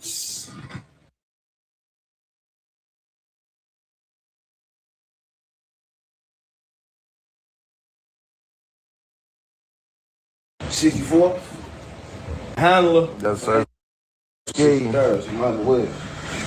What's all So y'all on this bitch, man. Oh, yeah? You know that we did it. Many of you niggas ain't real, man. Nigga, we can merch it. Niggas on Merch it all out. Hey, you ain't have your gun for them. You better have your gun for me. Better have your gun for Booney. Better have your gun for C. You don't believe me, you gonna see. You gonna end up by that tree. Know that we did it. And I got my gun for Boone. They call him Chief. Man, we should have killed him soon, cause he a thief. I told Disky my mom eat meat. She made me collard greens. She like, Schmirk, you know it's July, right? Why you dressed like it's Halloween? I say, go, go.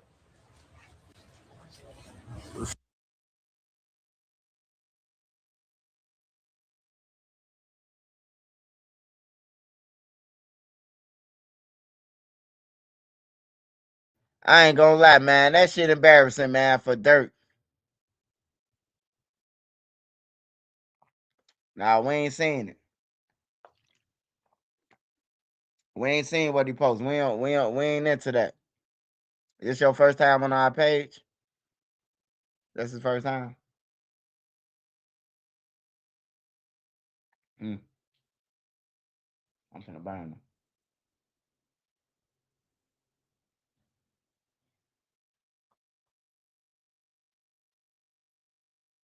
Don't come on our page, directing some traffic somewhere else, motherfucker. Fuck off my page.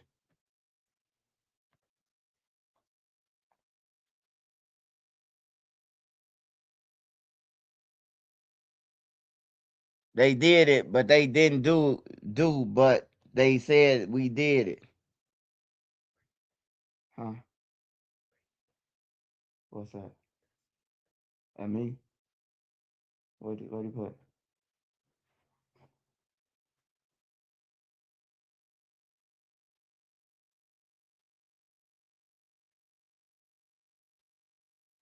Oh, bring him back. Hey, bring him back. Hey, bring that guy Champ back. Hey, Champ, I'm sorry, brother. Hey, Champ, I'm sorry. Hey, somebody bring Champ back.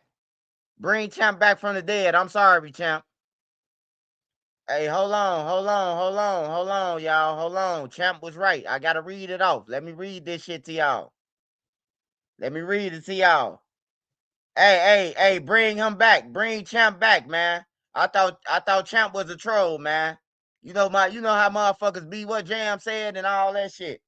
Hey, I'm sorry, Champ. I don't tell too many people I'm sorry, but you and Peaches. Peaches, I'm sorry too, Peaches. I went crazy on Peaches the other time. I'm sorry, Peaches.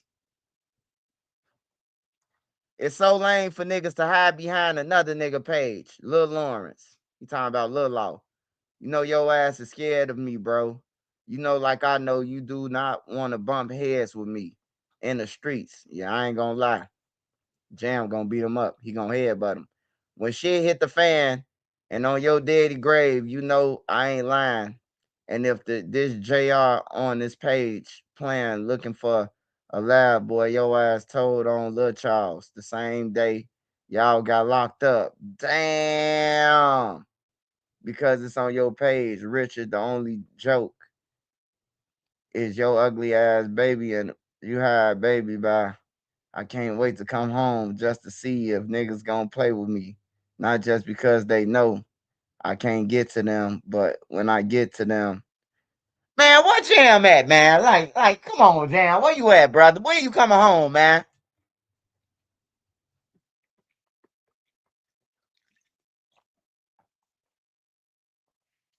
Jam say he coming home like he only got a call with a trespassing or something.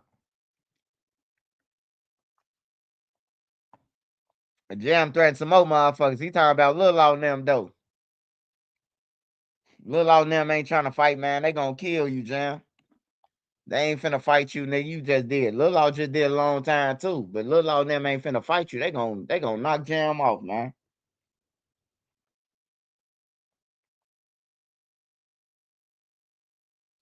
Jam, hey Jam, you gotta come out, Jam. You gotta come out. You can't just be missing and then think a nigga ain't gonna say, "Oh, he ain't missing." Like you gotta come out and stand on it, bro. Like you just gotta come out. You can't just be hiding behind the scenes and I'll be home next month. Or I'll be home in 5 months. Like,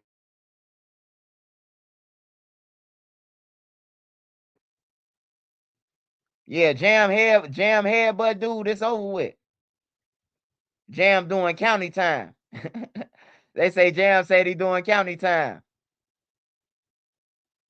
Hell yeah, I said they probably gave Jam a phone and everything. Him and Vonnie, they probably got a computer, laptop, phone, steaks, and everything. They gotta feed them good. If you gonna give up dirt, you gotta get fed good, man. Like you supposed to be making orders demanding, bro. Huh? Hey, they supposed to be on some shit like this. You want me to take my statement back? Well, go and get me another steak. That's the type of shit you gotta talk your shit if you tell on Lil Durk now, man. You tell on somebody like Lil Durk with the resources he got, you supposed to be treating the gods, bro. You supposed to be treating the feds and everything. I said I want 15 years, sucker. Now get back to work. If you want me to tell on Lil Durk, I advise you to get me what I want. Y'all niggas gotta make demands, man. Y'all can't give up Lil Durk and still get 50, bro. Like for real, you can't get 50 years and give up a nigga, bro. Like that defeat the purpose. That defeat the purpose of telling, bro. 50 years and you told on Lil Durk, like, hell no.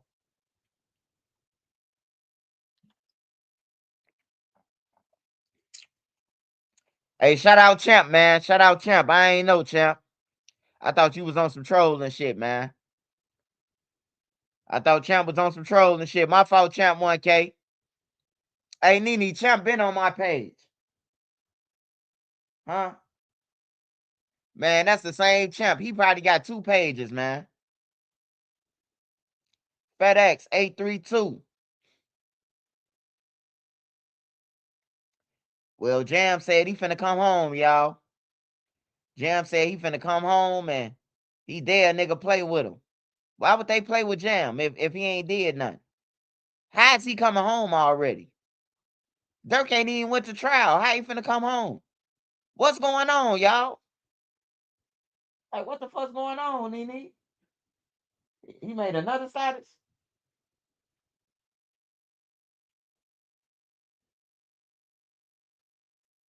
$5.5 to be relocated. Oh yeah, he probably. Hey, Jam smart though. Jam been in jail too long. Jam probably made that deal. Jam was probably like, I sit up in this motherfucker to after trial, but then y'all gonna have to let me out. Shit. Jam ain't going no motherfucker witness protection. Jam gonna kill something, man. Like for real, Jam gonna kill something, bro. They gonna hey, half the killers ain't gonna even play with Jam. I ain't gonna even lie. They ain't gonna even play with Jam. Half the BDs scared of him. They ain't gonna play with him. Half the BDs scared of him, and the other half fanned out. So they ain't gonna do shit to Jam.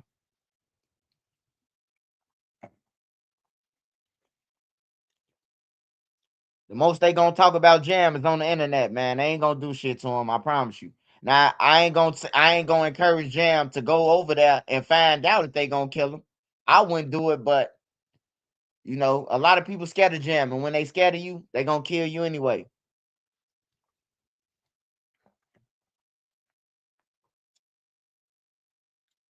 So I go back to this so I go back to this thing with Cash real quick. Hold on, y'all.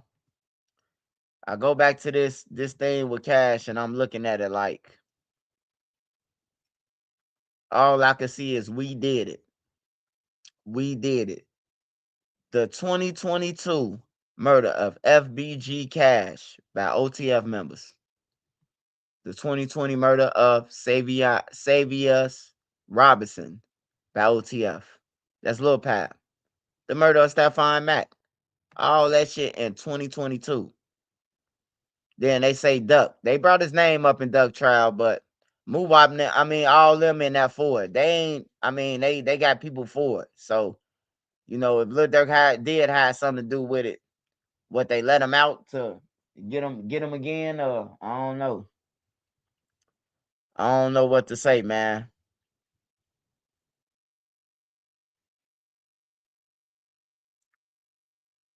And then the 2019 attempted murder by Lil Durk and King Von in Atlanta. Like I don't get that. Like Oh, included but not limited. Okay. I get it now. Which is based on attempted murder and murder for hires, including but not limited. Yeah, man, Smirk. He did too much, man. I ain't gonna lie, y'all. That motherfucker, he did too much. Hey, Swipe, growing up, did Duck and Vaughn, Butter, and them have curfews? Growing up, everybody had a motherfucker curfew. Like when you talking about when we was kids, everybody had a curfew. Hey, look, that ruthless shit, that doing what you want to do, not listen to your mama, that's that new shit, bro. That's that new shit. When a project buildings was up and Doug and them was kids, hell yeah, you had a curfew. The gang members was gonna start shooting at nighttime. We stayed in the trenches, bro, the real trenches in the projects. It was shootings all the time. Like they ain't try to kill nobody innocent, but shit, you could become a victim. You hear me? So hell yeah, well, soon the lights get on. Everybody in the house. If you a civilian, you in the house when the lights get on. Only people outside pass when it get dark is the gang members and the motherfuckers who want to die. You see, it's demonic now. The world is demonic now. So everybody outside past dark. You know, everybody outside past dark. I don't hear no kids saying, my mama said I gotta come in when the street light come on. I ain't heard that shit since I was a kid. That's what my mom used to tell. Soon them lights come on Ellis. You better be up to this 10th floor. You hear me? Like that's what my mom used to tell us. Me and my brothers and them. I got brothers who older than me, so they could stay downstairs, but I know I had to be upstairs by, when the lights come on.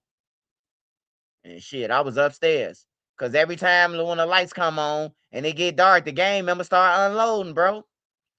Like the gang members was respectful. They'll wait or they are shooting in the air to get the kids inside so they can handle their business.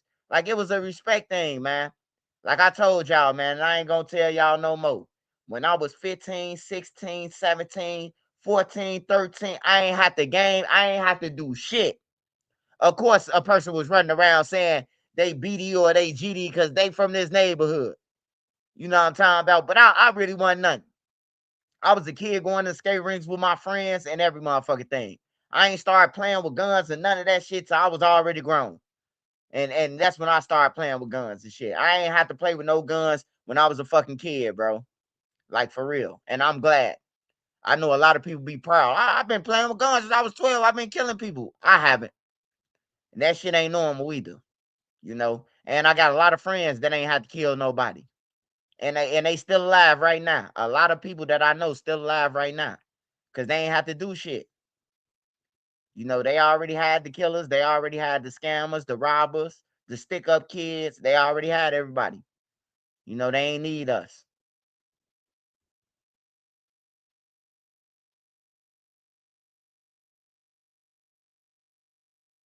Yeah, I'm glad, man. I be thinking every day, bro. I be thankful, bro, because I know a lot of niggas died. I know a lot of people who died in the 90s. I know a lot of people who died in the projects. It just weren't kids. Like I know gang members who died back to back to back to back to back. So I feel honored that, I look at like I could have been dead. I could have been gone a long time ago. You know, my big brothers and them could have been dead a long time ago. I be looking at shit like that, you know. So I'm glad, man. I'm glad I got big brothers who told me to go to school. I had good grades. I was getting straight A's on everything, bro. I was getting straight A's. I went to a good school. Eventually, I go to a good high school. In 8th grade, I was in a good school, mainstream school. You know, so it was good, man. Everything worked out, man. Yeah, I left my mom and them and shit like that. The family broke up because I went to DCFS to a group home, but I had the best living in the group home, like that you can ask for. I used to come back to the city with clothes and they'd be like, damn, bro, where you get them from? They ain't even know what TJ Maxx was or Marshalls. I'm like, bro, go to Marshalls or TJ Maxx. What's that? We ain't never heard of it. We get name brands. We were rocking shit that, it was just an honor, man. And I'm glad, bro. So to those who be bragging about, you know, you had to kill, I'm sorry for you, man. I'm sorry that the streets let you down, man, and the community let you down. Cause they let you down if you saying you been shooting a gun for since you was 12 years old. The community let you down, your parents ain't shit, and all that. And there's a lot of parents that ain't shit, that think they shit. They ain't shit either. You know, they ain't shit either. You let them down. The streets ain't normal. The streets ain't supposed to be normal. The streets ain't supposed to be, oh man, yeah, we supposed to be in the streets. This what we do every day, thugging it. Like, that ain't nothing normal, bro. Motherfuckers supposed to be doing something with their life, bro. Like, that ain't normal, bro. We so used to being normal because people before us, like our uncles, they out here thugging it. You know what I'm talking about? So we end up, instead of seeing them being bombs and they ain't got shit, we end up doing the same thing, repeating the same cycle they did, and then ain't got no money at the same age that they is because we doing the same shit that a motherfucker, the blind leading the blind. You know? The blind leading the motherfucker blind, bro. That's all it is. That's why I say to the young niggas, look at a nigga out here right now in the streets. You know if he been standing on this corner for years and everything, because everybody know each other in the trenches. You don't want to take no advice from no niggas like them. If they ain't telling you don't be like me, stay off the corner, because I've been out here since you was a baby and I'm still out here selling nickel bags of weed, then that's cool. You listen to him. But if he trying to send you off and, shorty, I'm going to put you down, I'm going to cuff you. How you going to cuff a nigga with an ounce of weed, bro? You selling an ounce of weed. That mean if you smoke too many blunts, you in a hole. You can't even re-up. Fuck, I'm going to listen to you for. And if you smoke more than 3 blunts out an ounce, you can't even re-up. I ain't finna shoot nothing for you or kill nothing for you, nigga. You can't even buy me out of jail. Yeah, it's a vicious ass cycle, man. And I'm starting to notice that, you know, it's certain people that love the shit to go on. Like, it's certain people in the streets that love the shit to go on, because if it don't go on, they wouldn't be shit. Like, if Shorty and them stop listening to everybody and go and live their life and do what they doing, all them old ass, grown, goofy ass motherfuckers, like, they'll be out. Now you gotta go and get a job. Shorty and them bringing them back the money and every motherfucker thing, because they send them off. When you be seeing them dealerships and shit, that's a grown motherfucker telling all 15 kids, hey, go to this dealership, break the window, and bring back the cars. Shorty and them bring back the cars, probably get $20 a car. They done stole motherfucking Range Rovers, Jaguars, motherfucker, probably a Maybach or two.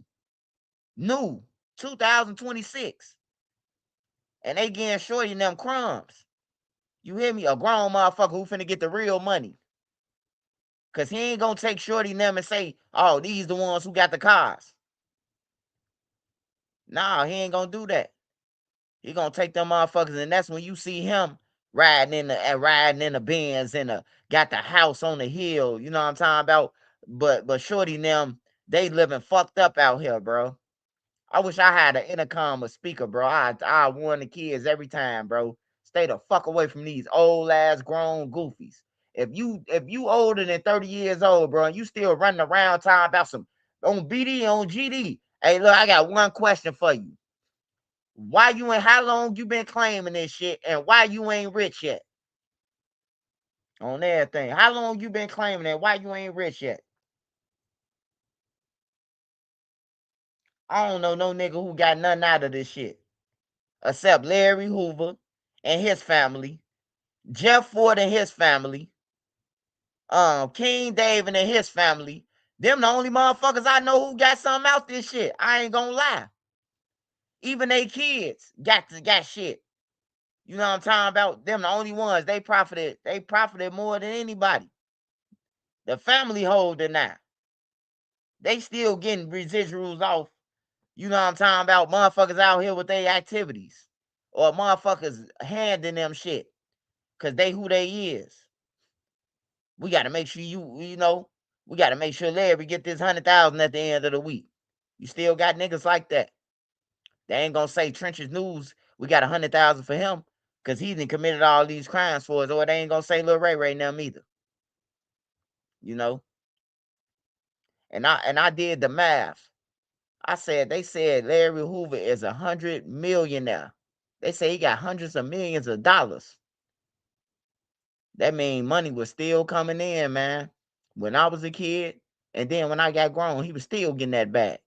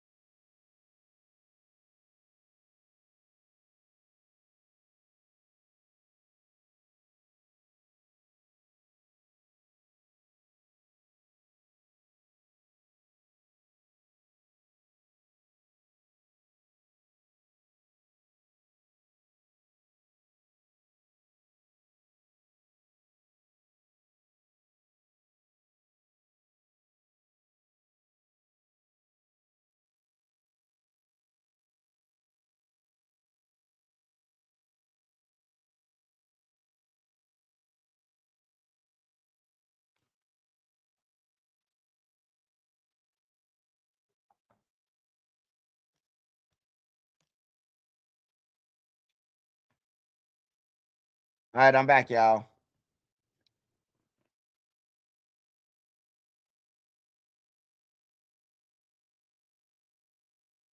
This is our own privilege that's running the youth and the future of the generations.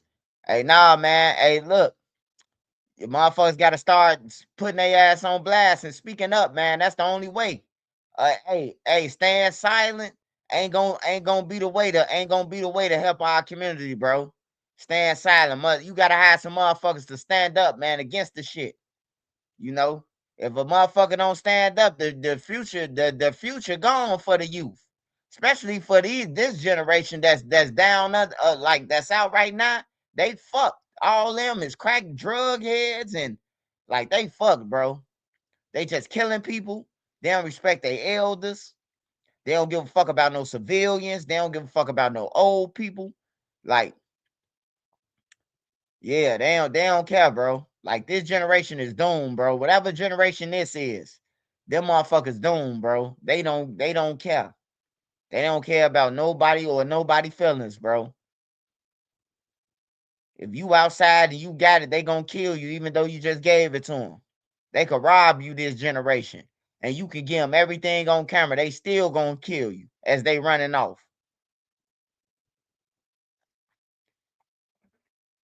Yeah, he ain't talking about THF little law though. He talking about Big Law son.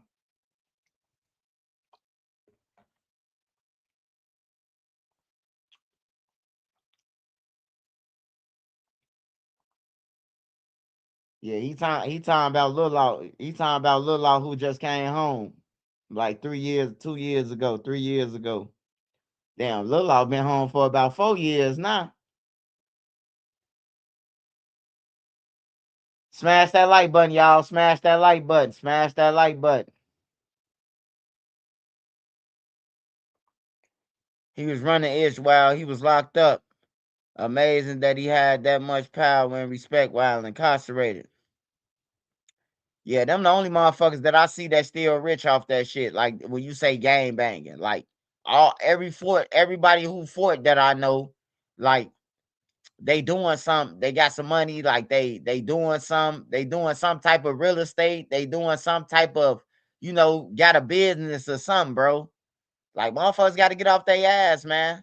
Like I don't see none of them sitting around just saying my daddy was the king, so I deserve a lemon lime pop. Like I don't see none of that shit, bro. They out there hustling, bro. All the force that I know, they got legit money. They doing something. They doing something right, man.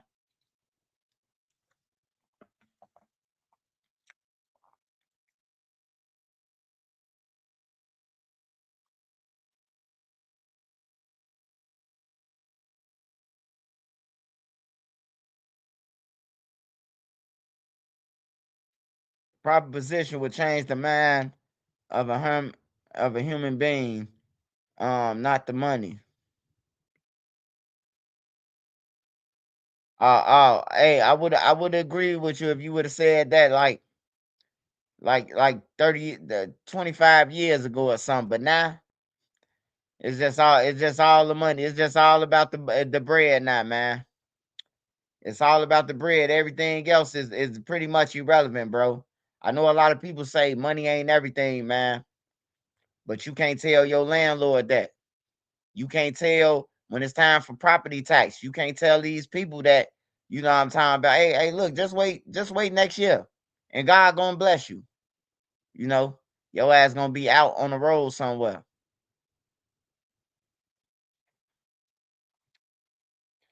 So money is very needed, man. Money is very needed because you needed to take care of your kids. You needed to pay for medication. You need it for everything, man. A motherfucker might need a kidney, man. You gotta pay for a kidney, bro. Like ain't shit for free. Ain't nothing for free. Nothing in this world, man. Everything got a tab on that motherfucker. Yeah, I be social media making more violence. Nah, man. Nah, man. Nah, man. Look, hey, look.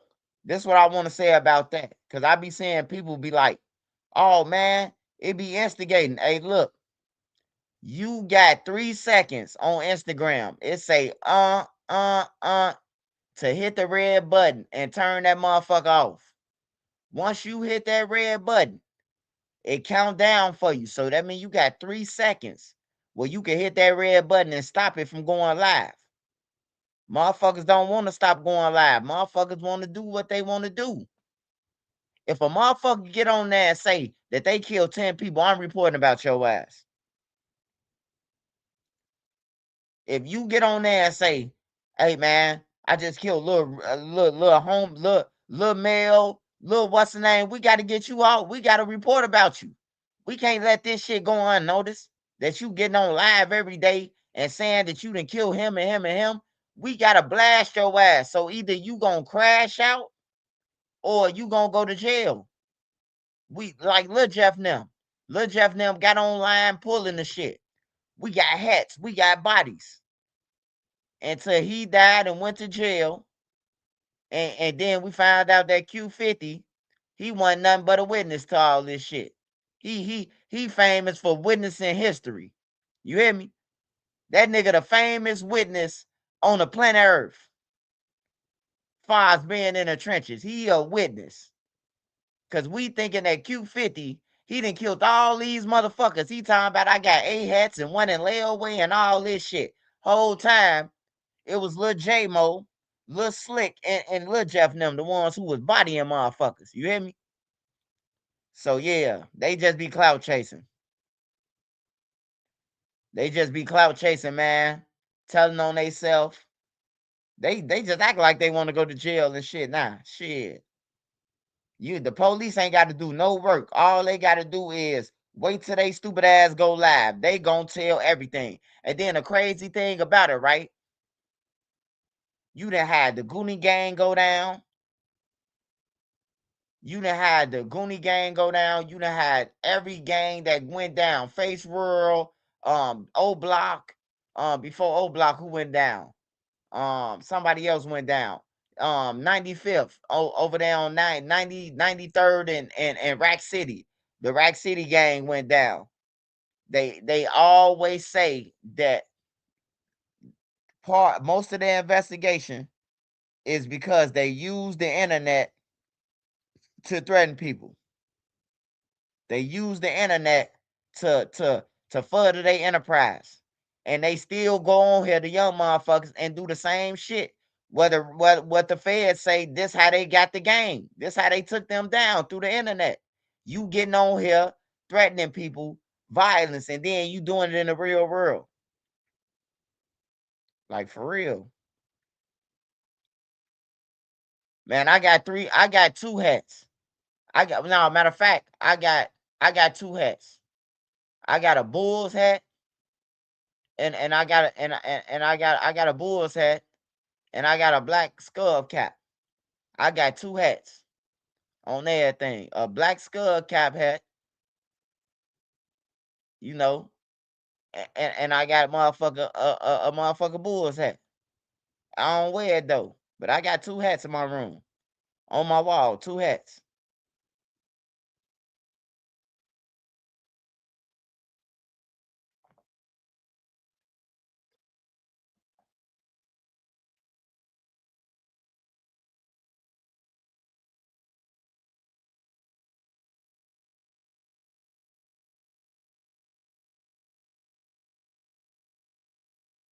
Oh man, y'all talking about them hats, man. Yeah, I got 2 hats, man. The Bulls and the motherfucker skull and the Scully hat. I got 2 hats, man.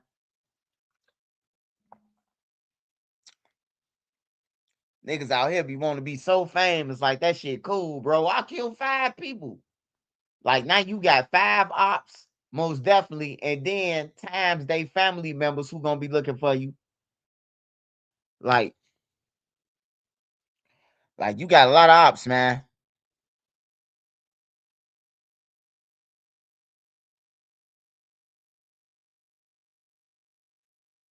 Tamula John 1721. Appreciate it. I paid for a hat that cost the 4,500. Now that wasn't no hat you paid for, nigga. You paid for a motherfucker skeleton, nigga. Talking about 4,500. That sounds like something that Marley, AJ and Marley got 4,500.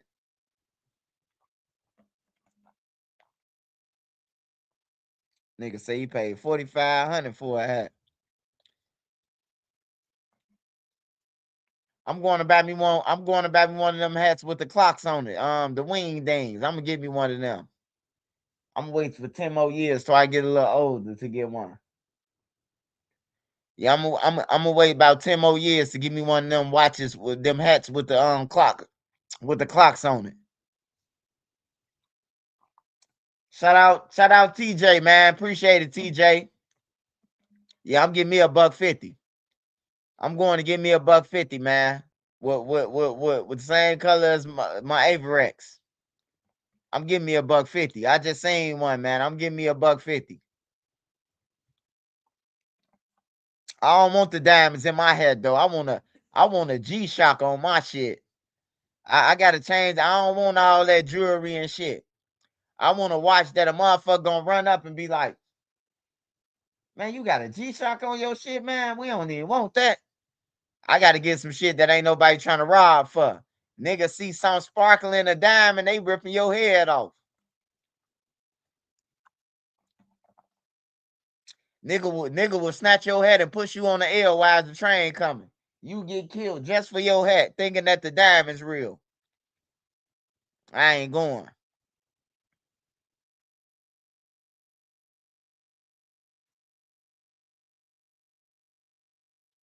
Yeah, Swipe got 2 hats. Yeah, a Cubs hat. I mean a Bulls hat and a motherfucking skull cap. That's all. That's the only hats I got. So if they come with a Rico, hey shit, I only got 2 hats. Chicago Bulls, goddamn. I ain't Q50 them. I ain't Lil Jeff or none of them. They can go ahead and brag about that shit. That shit ain't cool, man. Bragging about that you kill somebody, man. You know, you just putting yourself out there on the chopping block, man. Making it worse for you. You could be somewhere, bro. Like, man, the reason why I say don't brag about no murder, bro, you could be all the way out chilling somewhere and thinking you low. And it could be somebody family member, bro, a family member that spot you. Like this nigga be on live saying he smoking my cut. They took a picture of you and everything. Sent it back. Oh, that's that nigga. Where you at? And now you fried food, man. Cause you was on that time about somebody you don't even know the whole family. If you don't know their whole family and they whereabouts, bro, I wouldn't even play with the dead, bro. Like, in order for somebody to play with the dead or something, you got to know where every family member located and every loved one of their friends. You got to know all of them. Because if you don't know all of them, man, you might as well shut the fuck up, man, because you might get hurt. And then they always catch a nigga when he with his kids, his girl, he out trying to celebrate for a baby. Like they catch a motherfucker in the worst way, bro, and do you dirty. Catch you in the worst way and do you dirty. Like TP. TP was, y'all remember TP. Shout out TP too. My big brother Freak. And he loved TP, man. TP loved my big brother. That's what TP inboxed me when the duck trial shit was going on. He was like, man, I still love you, bitch. Long live Freak. And then I made the video about him with the bus stop shit. Remember that? And he commented under my shit and was laughing about the bus stop with Lil Mark. We did a video of what happened to Lil Mark. And then he commented. But yeah, TP. TP was with his family, with his daughter for a school project, bro. And them boys, they didn't give a fuck. One thing I can say about them shooters, at least they didn't kill them kids, man, because they could have wiped all of them out. They could have wiped the baby mama out, the 2 kids, and still got away. You hear me? But I'm glad they ain't shoot at them kids, man. Them was some real killers. Them was some real killers, bro. They jumped out, let the girl go and the 2 kids. They scared them kids for the rest of their life, man. But it's safe to say, man, I'm glad they ain't shoot them kids, man, because I know people who would have shot them kids, bro. I know a couple of motherfuckers who would have been like, man, fuck that. We killing these kids. He done killed my motherfucker brother and my cousin. You hear me? Like, they say kill him, you know. But I'm glad that they had a heart, bro. I'm definitely glad that they had a heart, bro. Cause niggas ain't got no hearts, bro. It's like if I gotta come all the way, if I gotta come all the way from 73rd all the way to 50 something to just to get you, everybody out there finna get shot. That's how niggas mentality is. If I gotta go all the way from the low end to the hundreds to everybody out there finna get shot, bro. Like we ain't just finna just one person and all that. Like everybody who's standing out there finna get shot. You know, and that's a sick mind frame, man. Cause it could be a lot of innocent people out there. Just cause you on the block, that don't mean you gang bang. Just cause you stay in Duck Hood or just cause you stay in O Block, that don't mean they gang bangers, bro. I know a lot of people who stay in O Block that ain't no gang bangs or none of that. They just know dude now. They just know a lot of them. I know people since T Roy and them was little, and now they grown, they still on gang bang. And everybody over there, they know everybody over there, but they just never gang bang. Hey Swipe, I was about to say, you got how many hats, gang? What you on? Oh no, I'm talking about the baseball caps. I'm talking about the baseball caps. 5150.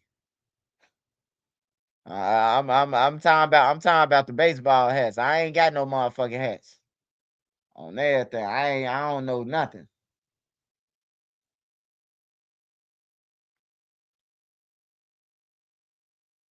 Yeah, knowing certain people can get you killed, but shit, it usually be people own kids and shit like that that's getting them killed. Like I just seen on TV. It's 2 brothers that was out west on the west side. The mother lost. Hold on, I'm finna try to look it up. The mother lost 3 kids, bro. She lost all 3 of her sons out west, and the 2 brothers died back to back. And then it's a grown dude who got the 2 kids on his back with them holding the gun like that. That's how they died, bro. You gonna go and get this shit tatted on your back with them holding the guns, and they both died from gun violence? Like it ain't that much representation that's in here, bro. Like if a motherfucker died from gun violence, bro, I ain't finna put them on my back holding the guns. That's how they died. That's why they gone. That's why I say, bro, us black people, bro, we fucked up in the head, bro. Like we really messed up in the head, bro. We kill each other, chase each other down. Hate to see another motherfucker up. You try to break them down. You know, you will still kill by any means your own people, but you will go to jail in front of a guard and say, "Yes, master. Yes, sir. Lockup is in 5 minutes." You hear number shower shoes. I was trying to say scrabbling and scraping, man. What the fuck? all through the day room. You know, running to lock themselves up, bro. Like for real. But your mama asked you to take out the garbage, and it's a problem. Your daddy tell you to go to bed for work. It's a problem. You got a problem with them. But them guards tell your ass, hey, it's time to lock up. You say, yes, sir. And I'm talking to all the gang members I done seen do that shit. Cause if you don't listen, if you don't follow no rules, then you will be outside. Cause I seen in Mexico where they told the gang members to lock up, and to get in the cell. Them gang members, they was standing they was some cartel members. They was standing there looking at the guard like.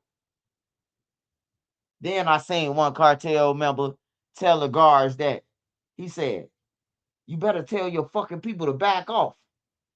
I pay your money. I know where all your kids and your aunties and uncles stay." I'm like, damn, bro, it's a bad day in Mexico. Shit. Cartels know everywhere.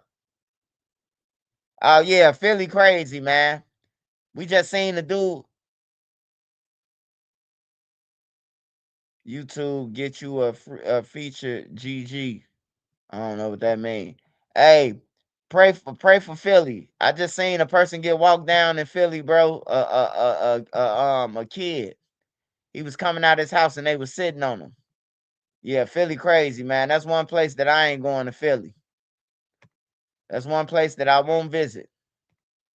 I want to cheat. I want that steak meat, the Philly steak meat. But I just wait till Nene cook it. I just wait till Nene cook it. I don't need no damn Philly steak that bad to get killed over it. Huh? Who?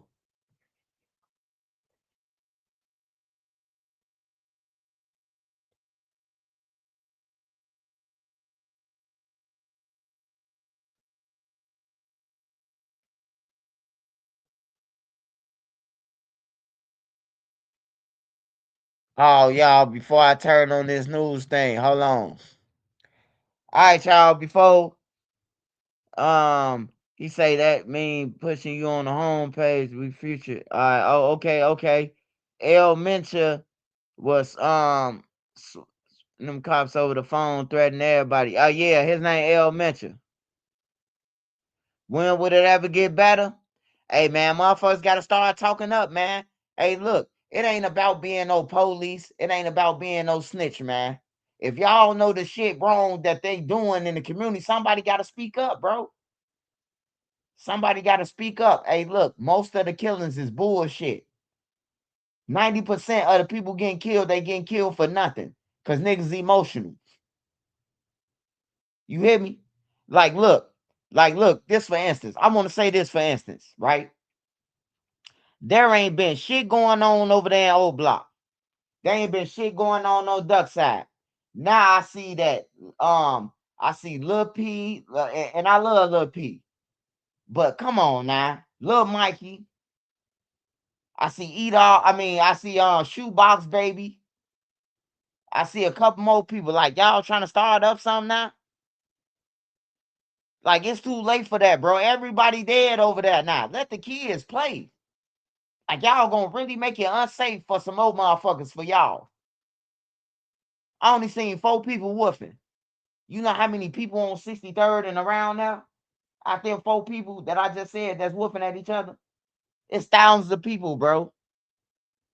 That's what I be meaning, bro. When you let 4, 5 motherfuckers take over one community, bro. 4, 5 people take over destroy a whole community, bro. And everybody just sit back. Especially, you know who I hate that sit back? The people who pay the bills over there. The people who pay the bills, they sitting on your car that you paid for, spent all your money for. Then your hallway dropping blunts and everything. Don't you think you should say something? Hey, look, bro, we got kids over here. Can y'all move around, bro? We don't want our kids to die. You know, somebody got to start stepping up and saying something, man. It ain't about nobody being no snitch, man. It's about regulating your community, man. That's what Jeff Fort and them was trying to do, man. They was trying to tell people, you know, to take over your community, man. You got to take over it. If you don't want police policing and killing people, right? How people be complaining, man, the police harassing us and all that. Well, it's time for you to step up now. Lil Ray go and shoot without permission, break his hands. That's what it's time for, bro. There got to be some type of consequences, bro. Like a nigga from St. Lawrence, a person from Tuckerville, a person from Gyro, wherever, and a person from O Block. Hey, look, bro. You see everybody on the internet trying to push peace and get past all this shit, bro, and you want to keep it up. Break their hands. Break their thumbs and their fingers. It's time for somebody to step up, bro. Like, you can't just let no 5 people take us back into the duck age in the Vine them era. We just seen it. We just went ever since Ty Money and Money Mound them been gone. It ain't been no shootings around that motherfucker or nothing. I watch Citizens. I got Citizens. I got Spot News. Shout out to Spot News. You know, hope he doing well too. I pray for you, Spot. Because I done lived a long time, man. Our Spot News telling me to go the other way because they shooting over there. So I love Spot News. But yeah, it's time for motherfuckers to step up, man. What about retaliation? Hey, man, it ain't gonna be no retaliation if the whole motherfucker block right there. Why is he getting his hands broke? Hey, you remember how Jesus and them used to meet up? How they used to meet up back then in the days? It's like a town hall meeting. Somebody shot 2 innocent people over there. Which one of y'all little bastards did it? You know what I'm talking about? Like that don't worry about no retaliation. If the whole block stand up, ain't gonna be no retaliation. Motherfucker gonna get the fuck on. Your whole family stay over here. You do something, your whole family gotta live over here.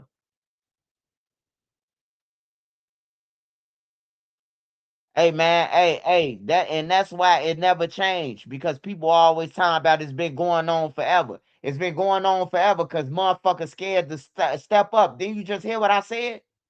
Motherfuckers are scared to speak up. That's why it's gonna forever keep going on. Because it's a code. It's a code that some broke motherfuckers wrote about it. Don't say nothing. You see something, don't say nothing.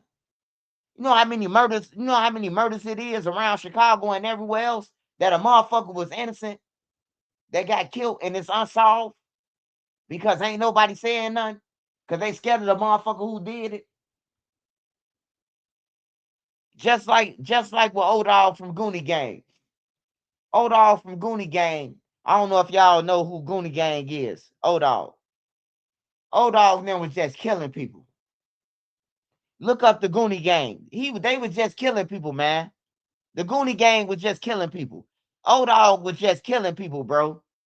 On my mama, bro. He killing anybody. Hey, man. Hey, I got a problem with him. I think he's snitching. And then blow off his head. And then the whole time, he the motherfucker who's telling on everybody. He was the leader of them. He told on everybody up under him. You hear me? Like, that's why I say the streets ain't shit, man. Go ahead and get out the streets. That boy Old Dog got 13 kills, bro. And he was feeding the police all the lower levels while he was killing people. Man, Old Dog killed his own cousin, man. His cousin put him up on a lick in Streeter, Illinois. His cousin had him rob a gun store in Streeter. Man, 2 days later, man, they found his cousin, goddamn it, in the gangway with gunshot wounds in the head. He killed his own cousin, man. Yeah, including his cousin. He got 13 bodies. Say, Old Dog was just killing motherfuckers, bro. Like, that shit should be allowed.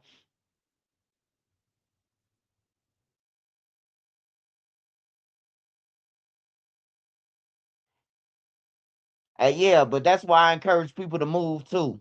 Because it's a lot of people that's immune.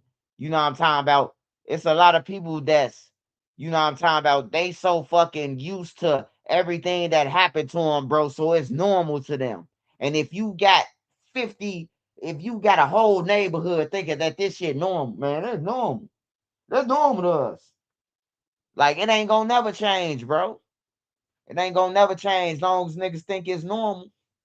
But when a nigga start stepping up, be like, bro, they just came through and let off a 50 at us. Cause of your ass. We finna whoop you. You hear me? Like, that's what's gotta go on, bro. Hey, bro, y'all just went over there and shot at them people. Bro, they just came back and shot at us. You know? Goonie gang still around. I don't know. I don't know if they call Goonie gang no more. You know, somebody die every week, man. So they change the names to these blocks every week. Only reason why it's O Block is O Block is his name, and they ain't changed it to nobody else's name because OD was the biggest over there. Like, everybody looked up to him.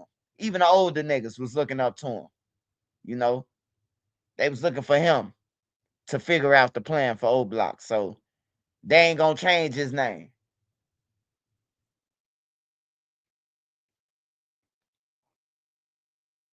Smash that like button, man. Support the channel with a cash app. Send Nene a cash app, man. I need 5 cash apps. I need 5 cash apps.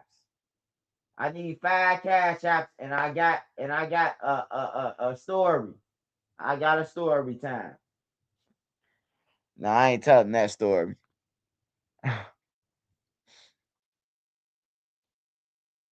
Hey, my boy got down on me one day, man. I gotta tell this story. I was thinking about Brick, man. I was thinking about Brick, and I was thinking about Wooski and Boss Creed. I never forget, man. Brick was in the room with this girl, man, and he was smashing her, bro. And all we hear is, we hear the noises and shit. So, we hearing the wall, we hearing the pictures shake up off the room. It was like 2 gorillas that was in there fucking, right? So Brick come out, man. And when Brick came out, man, the air hit the room. And bro, it smelled like motherfucking ape nuts balls, bad cat litter. Hey, look, the man say, "Hey, Swipe, I told you I was gonna hit her," and put his hand under my nose, man. I damn near fainted. Man. I damn near fell out on everything. Hey, and if you don't believe this story, all you gotta do is ask Boss Creed, man. All you gotta do is ask Boss Creed. I ain't trying to argue with no motherfucker, bro. Hey, you gotta argue with people on the internet. They think they know your life. When really, I don't know no motherfucker that's on the internet personally. You probably know my brother. You probably know my cousins or auntie. I don't know nobody on the internet personally. Nobody. I'm talking about personally. Especially from Chicago. I don't give a fuck who you is. On everything. Like, I ain't been around you if you ain't on the internet. Like, I know everybody in O Block. I know all that shit, bro. But I don't know nobody personally that's on the internet. When I say personally, I mean personally, I know you my damn self.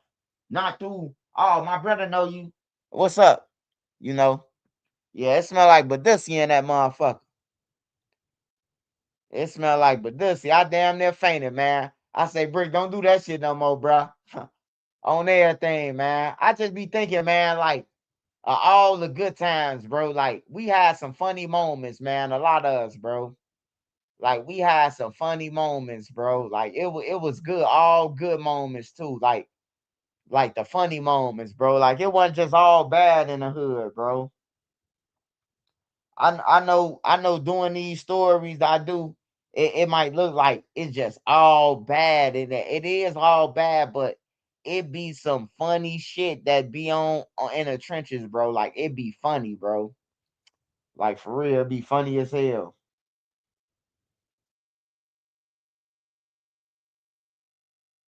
I ain't gonna say which girl it was either.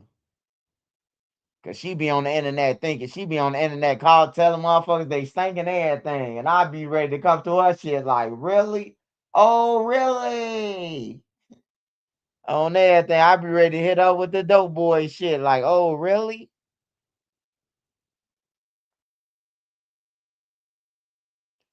My girl want to know, do people catch a case for using Glock Dookie? Yeah. Hell yeah, you catching a case, nigga. That's an assault with feces. Hell yeah. And if you show the girl, if you hitting licks and for the guards and shit, I remember I did that one time. My auntie came down there, bro. She said, hey, look, you doing that shit, your ass gonna be a PDF. She said, you gonna be a PDF. They gonna press charges on you. You know, the nurse come around, the nurse and them come around and shit. I was in a hole and I kept on looking at the nurses. You know how you talk to the nurses and you think they like you and all that shit, the guards. Hey, I had let off. Soon she came around, I'm like, splash. You hear me? Shout out DB, man. Shout out DB. Soon she came around, I splashed the window, man. I splashed the glass, man. Had milk all over. Man, my auntie came down there and say, man, look, I'm saving you now. But your ass would have been a ex-offender, bro. Don't do that. Oh, yeah, you getting blocked. You getting blocked. Don't put your motherfucking cash app on my shit, nigga. Jesse James. Don't do that.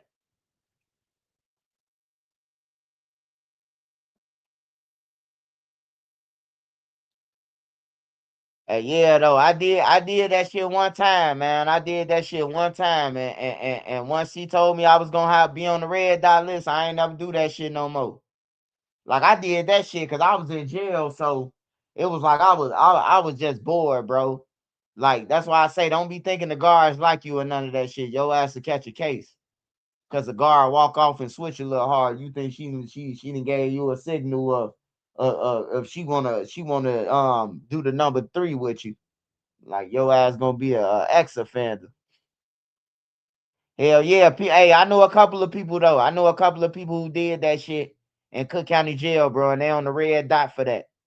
So if you see them, they ain't the regular ex offender. Like they ain't take no cookies or none of that. They just hit a lick in front of the guards or a female, and now they got to register for the rest of their life. I got a cousin who got to register for the rest of his life like that. He was in the green suits. They called it the clappers deck. Everybody over there just be clapping that wheel. Anybody come over there, they clapping. Males, females, they just clapping. So it's called a clappers deck. And shit, that my cousin, he became a PDF off that shit. He got to register in Chicago too. That shit embarrassing, man. Cause you gotta go to classes with the real PDFs. And they talking about that they took some or they got caught with DVDs or child shit. And you up in there playing around with the guards, bro. Playing around with the nurses who's supposed to be getting you medication. I never do that shit again, though. I never do that shit again in my life, man. I thought me and the lady made eye contact, and I thought she was on the same page until I started seeing the warden and Tom darting them and every motherfucker body. Hey, bro, you just pulled out your shit on the guard. I'm like, damn, I ain't know they was coming that deep. Shout out DB, man. Appreciate it, man. Appreciate it, DB. Appreciate the cash out. Yeah, I never do that shit again, man. I seen the whole motherfucking district of Cook County jail, Cook County. Yeah, the clappers deck. Hey, anybody who been to the county, bro, ask them, bro. They got green suits. It's the clappers deck, bro. Everybody over there clapping shit, bro. That's what they was finna send me, but my auntie stopped that shit, bro. My auntie had cut that shit short. Like, nah, bro. Like, you ain't gonna be doing no shit like that. Yeah, it's wild, bro. It's just niggas who sit at they door and wait on the nurse, the counselor, anybody who come past, man. You just gonna milk the cow on them, man. That shit ain't even worth going to jail. That shit ain't even worth being a PDF for though. I know niggas who had the next court date, they was going home. They PDFs right now. That shit ain't cool, man.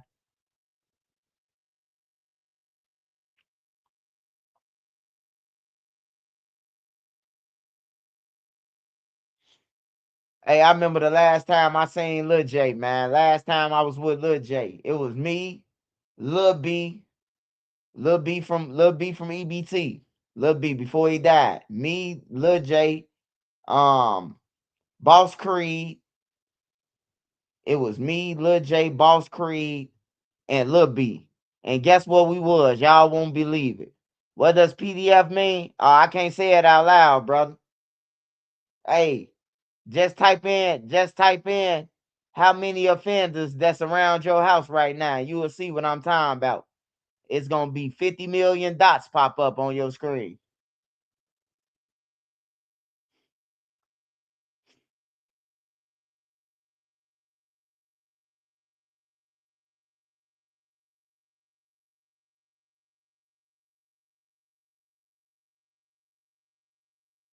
Hey, Mary Davis. Hey, how you doing? You feeling good? Hey, today? Oh yeah, you play with your G-ster, now you got it registered. It just like that. I wouldn't do that shit no more though. But I'm just glad that, that I had somebody who cared about me, bro, up in that came to my rescue, bro. Cause I'm dead serious, bro. Tom Dart didn't come, but it was motherfuckers with gold badges and everything. Like I killed somebody. I'm like, what the fuck?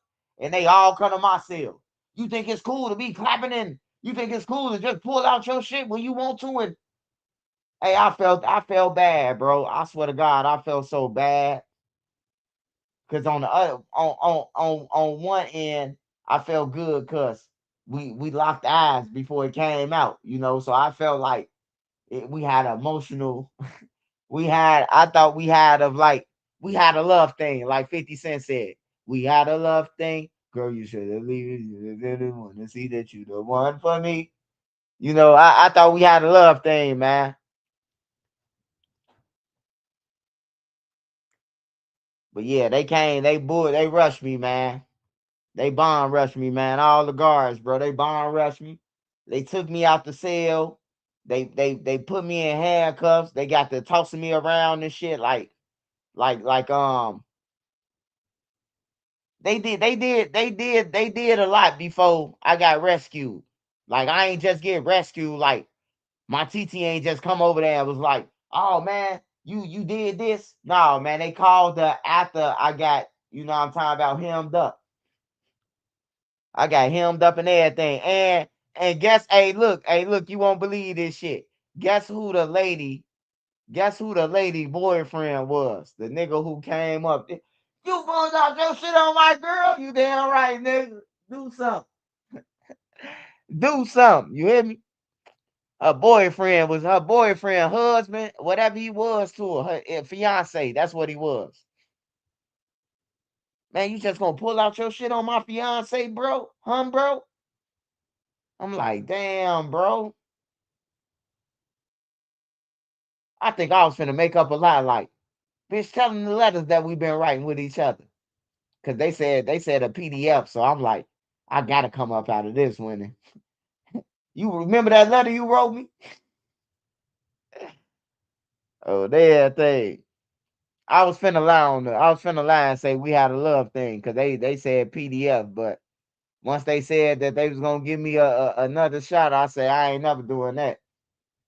They can hide that shit. That shit ain't even worth it, man.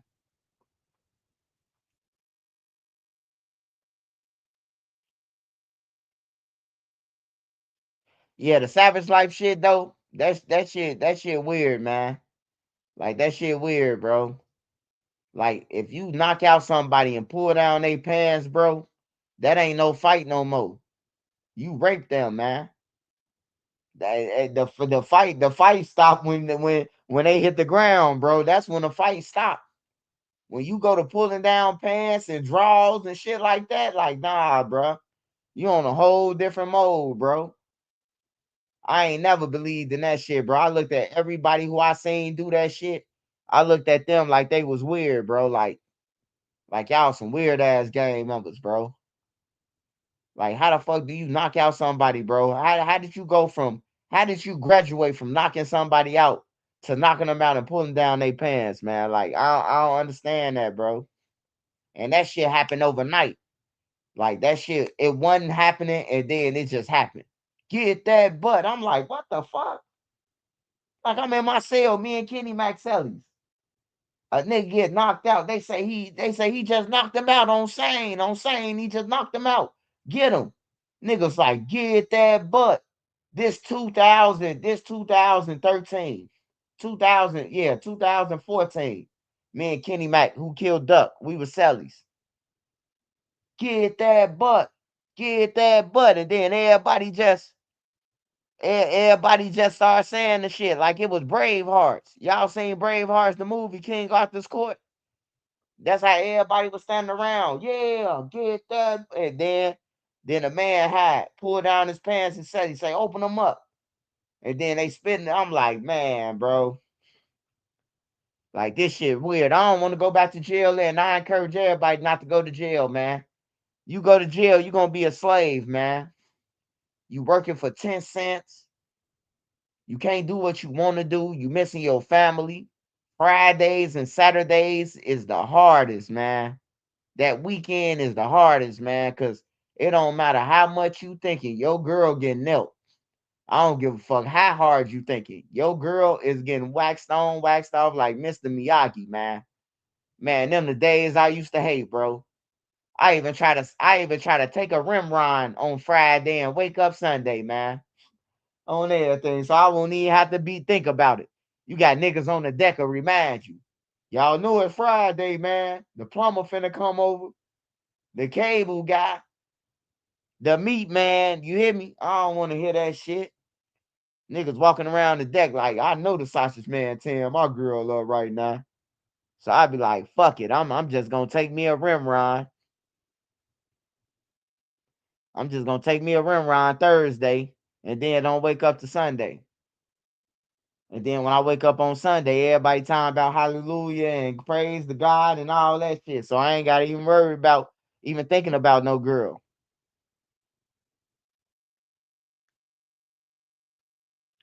I did used to be thinking about that when I first got to the county. People asked me that.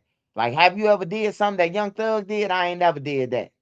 I ain't never had the room to do what Young Thug did to get on the phone, let alone burn the minutes talking about bullshit. I never had a phone call to waste. Every phone call like you have 30 seconds, a free phone call. Hey, tell Yabba Dabba Do to send the money to you to do. Your call is ended. On everything. I ain't never had no minutes to waste. Niggas on the phone. What you doing, babe? You got on that skirt? Who is that in the background? They ain't your little brother. Put him on the phone. You know, I ain't never had that opportunity to question no girl about her little brother in the background. I had to roll with the punches. How long you finna do? I'm finna have to go back and see the board. It's gonna be about 4. I can't do it no more. I told you once you go back to jail, it's over with. Click. Then I call back 5 minutes. Hey, God, can I use the phone? Hey, God, can I use the phone one more time? I just gotta call her and tell her to send his money. Go ahead, man. Hello? That's how you gonna do me? Hell yeah, my man right here, right? Damn, hard in my shoes. You hear me? Yeah, my new man right here. He brought the kids some hurls and everything. He take them outside and like, damn. Fuck them. No, I'm just playing. I ain't never say that, but hey. You know, hurt people hurt people. So you think you getting out by saying F the kids, you know what I'm talking about? You think that's gonna hurt them. Hey, you being that sick as hell on Friday, I'm telling you. Fridays and Saturdays, man, I ain't even want to talk to nobody because everybody want to play around. What you think your girl doing today, Scud? You think she bending over for the sausage, man? I'll be like, come on, man. Come on, man. Like, you just trying to get a 3-way or something, huh? You walking around trying to find out what your girl doing, huh?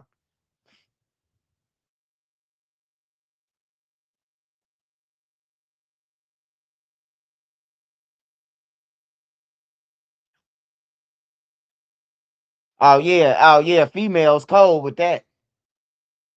My brother just came over here. When you had a brother? When what? What? Bro.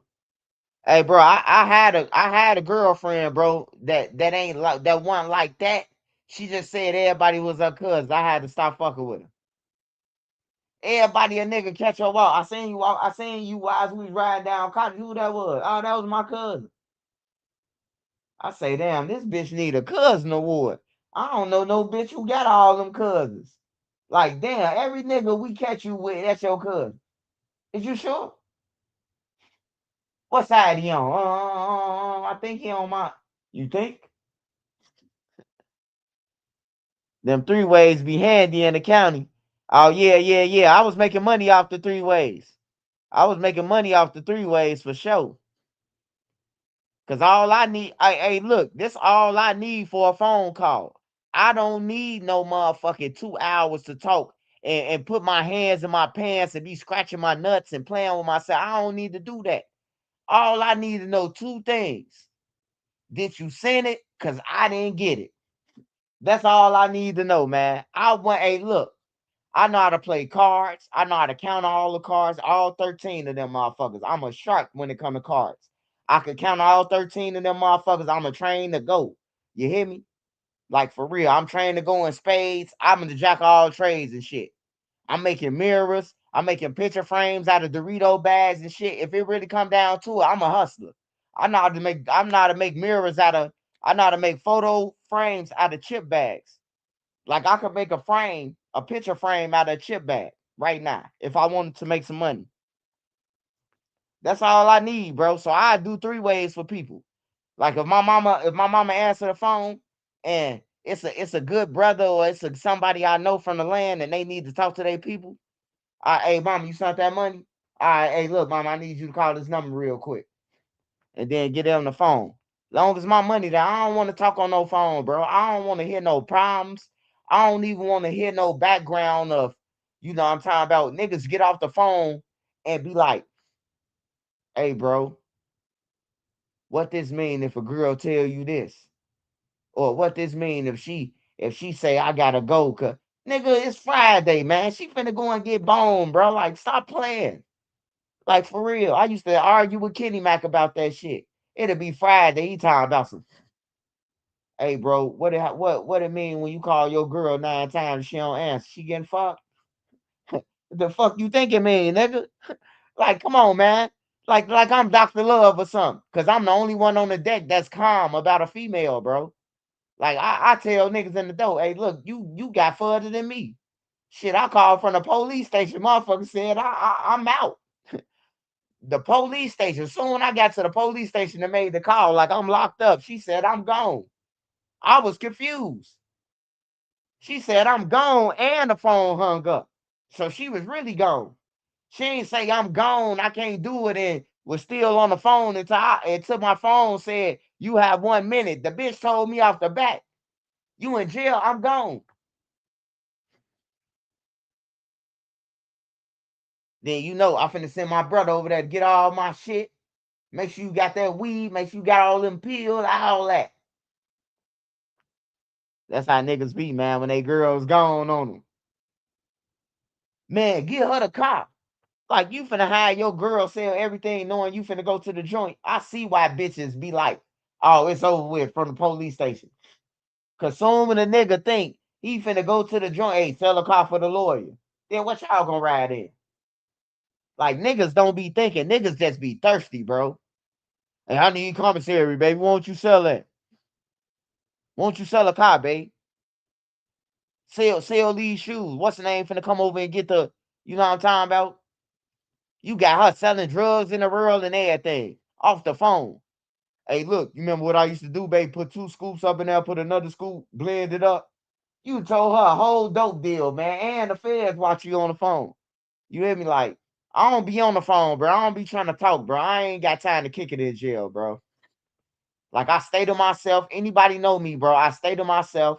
I got me an MP3 player. I got me whatever else I need.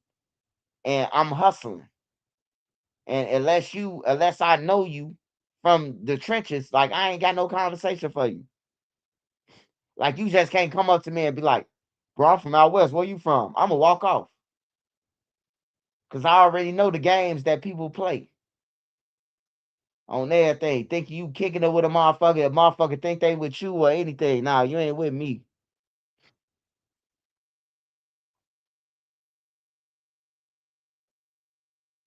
Say swipe, you just snap. Hey, yeah, man, I just keep it real with y'all, bro. My life real, bro. I ain't got shit to hide, man. I ain't got shit to hide, man. My grades coming in and shit. Like, I ain't got nothing to hide, man. I finna be a granddaddy, man. Fuck, I look like lying to y'all about some bullshit, bro. I love telling y'all these stories, man, so y'all won't have to go through it. So you will know when you go to jail, you gonna be eating this or you gonna be eating slop. You gonna either eat slop or you gonna eat the food that the same noodles and beans and real fried beans and a shot of cheesy rice and a noodle and a you know what I'm talking about pepperonis and shit like that. You gonna be eating the same shit all day, man. You know that ain't no life. That ain't no motherfucking life to live, man. Eating the same shit. You gotta follow orders. You gotta shit in a room with your celly. Your celly could be outside all day running around. He get in the room. Hey, celly, I gotta take a shit. Like, bro, we've been out in. Hey, that's why I love Lil Mark and my other cellies. Well, that's why I love working in the kitchen because I ain't have to deal with that shit. By the time I come, if you take a shit, I'm gonna move out the room because I've been gone shit from 11 o'clock all the way to 9 o'clock. You know, that's the only thing I hate in jail, bro. Like, you could be eating your food in a room, and then your celly say who been in the room all day. Hey, celly, I gotta take a shit. Now, your food is over with. You don't even want that shit no more. Who the fuck want to be eating a burrito after nigga taking a dump in the cell? Like, there ain't no place to be. Hey, man, try to stay free. Love your life. Love yourself. Get y'all a woman or a man that's for you. Get you a woman that's gonna love you, whether you got it or not. Get you that type of woman. Don't get no woman who or no man when your link card gone, they gone to the next motherfucker house.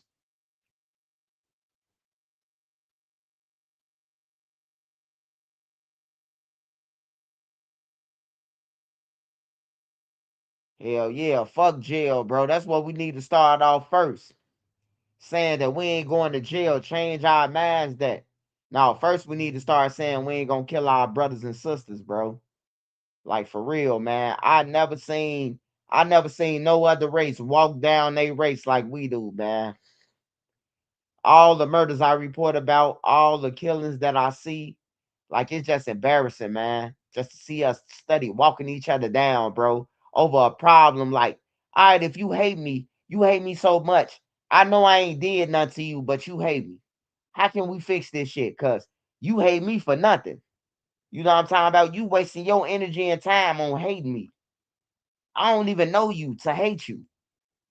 Like you can't just hate people you don't know. I don't know nobody that I don't know. You know, even the stalkers on YouTube. You know, I don't know them to hate them. You know, they just make up stories about me. I don't make up stories about nobody. Like I report about the gang members and all the crimes and shit. Like I don't know nobody on YouTube to, you know, just to be making up videos about them and shit. Man, I did 3 years in the joint. I ain't never in my 23 years experienced something so terrible. Shout out Nefessa. Shout out Nefessa. What's up, Nefessa? How you doing? Appreciate all your love and support. Always support me. That's Warrior Spirit Swipe. It's called the Silent Weapons for Quiet Wars. Yeah, man. I'm just tired of us doing each other dirty, bro. It's time to uplift us, bro. That's why I be telling all my mods, like, I ain't have to tell my mods to do YouTube and none of that. But I just felt like, hey, won't you do YouTube? You on here. you can get paid, and eventually, you know what I'm talking about, your channel, because you got different content. That's why I be encouraging everybody get a bag. I want everybody to have a bag, man. See, some people scatter other people to get money, but I want everybody to have a bag for real. Everybody in this world, I want with a bag. Because if everybody got a bag, hey, it shouldn't be no problem. It shouldn't definitely be no problem. If everybody got some money, it shouldn't be no problem. But even though I know it's still gonna be a problem, it should be less problems if everybody got a fucking sack. That's why I want everybody to win. You know, that's why I don't strike nobody page, man. Cause like I be wanting people to win, bro. But then again, I'm gonna strike all they shit before Christmas. Everybody who making all these false ass videos, I'm taking your page right before Christmas on everything. Right before Christmas, I'm gonna take your shit. I promise you, y'all gonna wake up on Christmas Day and y'all shit gonna be gone. Y'all gonna be mad than a motherfucker at Trenches News, man. Y'all really gonna want to kill me then.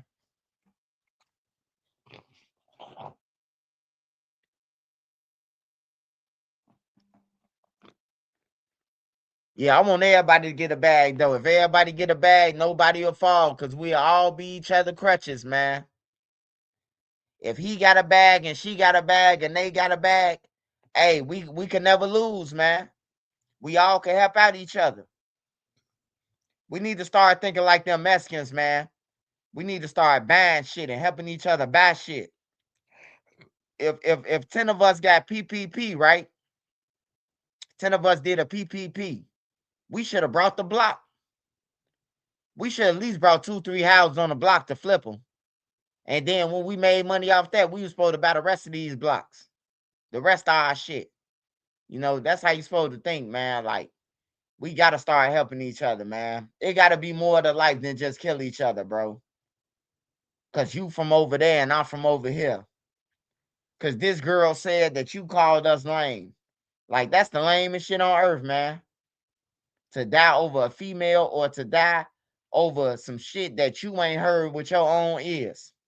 You going off what another motherfucker told you. And then you going to do the duty of killing them.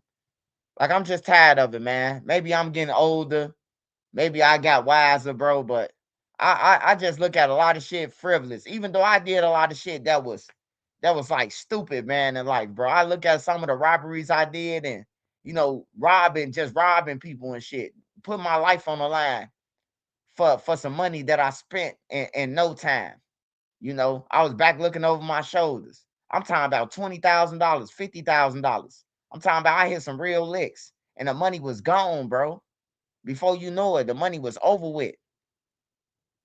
So I be looking at shit that I was doing, man, in the streets, and I ain't proud of it, man. I ain't proud of nobody I robbed, I took from, you know. I ain't proud of it. But it's a life lesson though. If I could tell the other kids not to do it, you know, and they don't rob nobody and get killed or, you know, then I did some type of job, man. But yeah, I ain't proud of none of the shit I did, man. I know I could have been better in life. I was smart. I went to good schools. Maryville, they would have paid for me to go to any college, Duke, um, Ohio State. I could have went to any college. They would have paid for it. I could have went to any fucking college that I wanted to of my choice. They paying for it, full scholarship. And I just chose the wrong way, man. But without this way I chose, I probably wouldn't know none of y'all on YouTube, man. So that's what the saying is. You got to learn to live with regrets.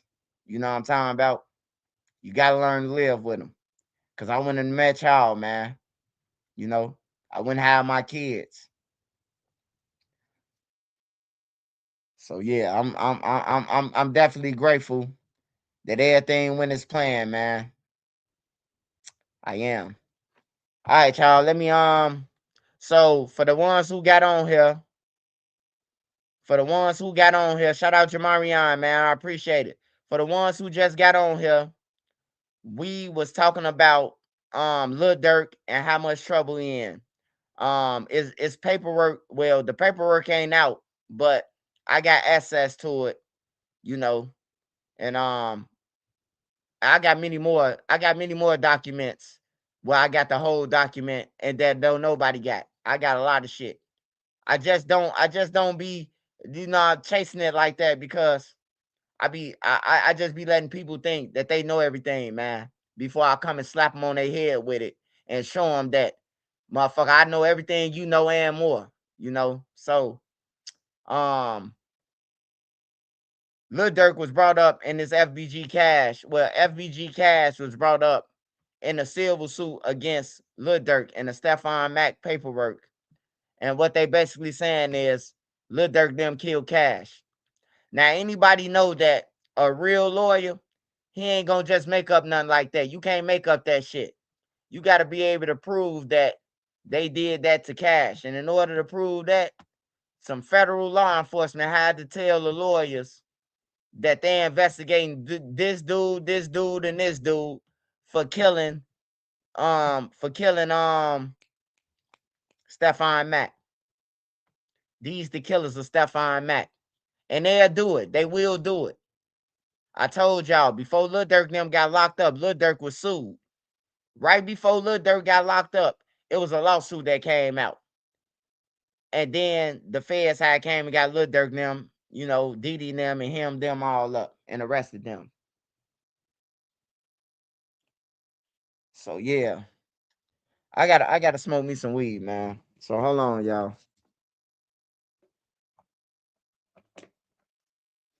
I gotta smoke me some weed. So just give me a minute, y'all. Hold on.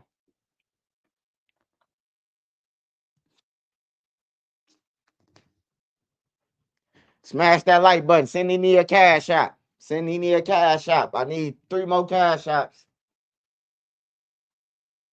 3 more cash apps. 3 more cash apps, y'all. Send me a cash app.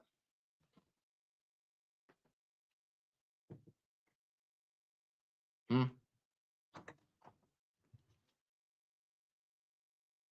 Hmm. I'm trying to get up.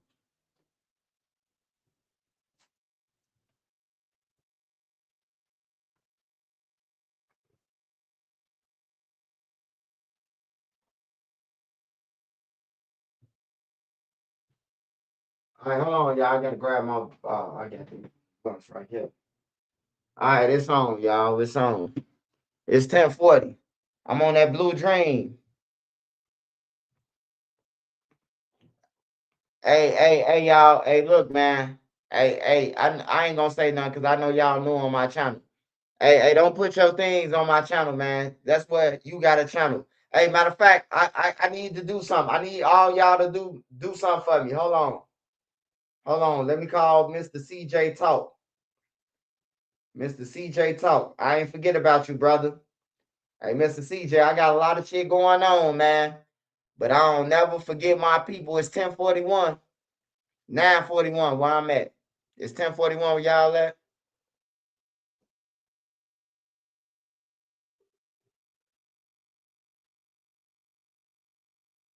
Why I say 9? Why I say 10:40?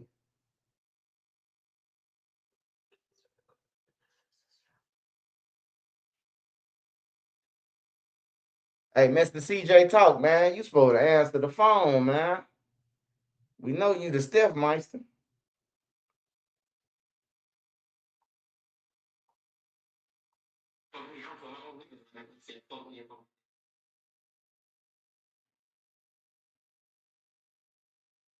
Oh, that's Rico Reckless. That old shit.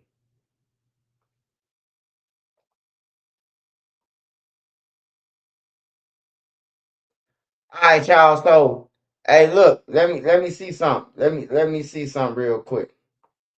All right, y'all. So, Mr. CJ Talk, he's in a welcome TY4L award show. TY4L award show, and it's a vote now. I need all y'all to go here and vote. It's 290mopodcast.com. Come on, man. Miss CJ, you gotta answer your phone, dog. This shit too much, brother.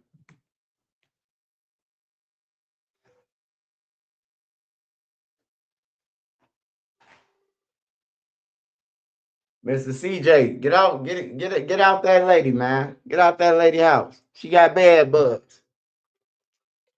Get out that lady house, Mr. CJ. She got bad bugs, man. By Carlton Jones. One day I was asleep at night, and the bad buzz bite, and the bad buzz on, and the bad buzz bit twice. Thank you, Mr. CJ Talk. It says 1043 in Harvey. 1043 in Harvey, Illinois. 1043 in Tennessee. Tennessee and Illinois got the same time. I thought we was behind. Wait a minute. So that means everything in the middle and the central is the same time. So that means we the same. So Illinois is the same time as Texas.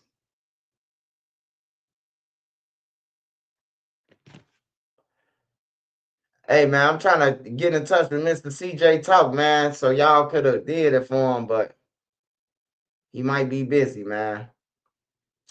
I'll plug it up tomorrow or something. It's a comedy award show. I'm gonna vote for him.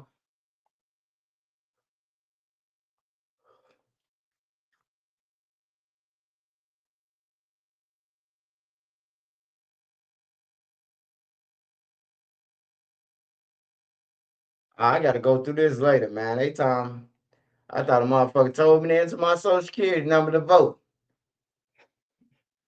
That's something a nigga set up right there. Please enter your last 4 digits of your social to vote. Chicago is 1 hour ahead. All right, so like I was saying, man, let me just go back over this shit one more time, man. So the people, I feel bad for the people who won here. So I'm gonna go over this shit one more time, man. Just cause you won here. Just cause you won here and just cause, you know, I'm a good person. I'm gonna go over it one more time for y'all. Smash that like button though. Smash that like button.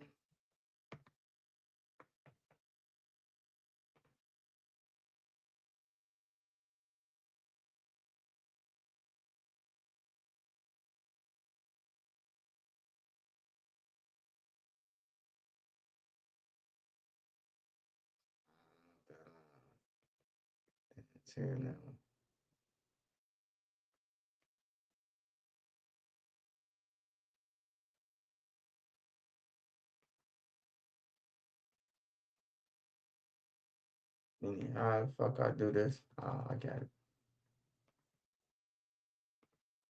All right, so I'm just gonna go over this part because Lil Durk getting some deep shit with the second murder, with the first murder for hire. That was before Lil Pab got killed, so this will be the first one.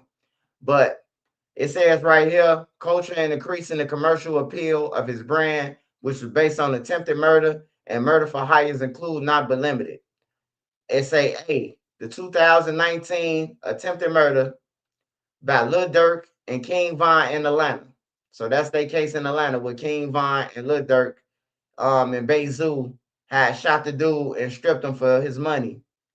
And then you got the 2020 murder of FBG Duck by OTF members. So right now, even if Lil Durk didn't participate in it, his affiliates did. You know, he on the plane with Muwap, that make him an affiliate. And they got OTF chains too.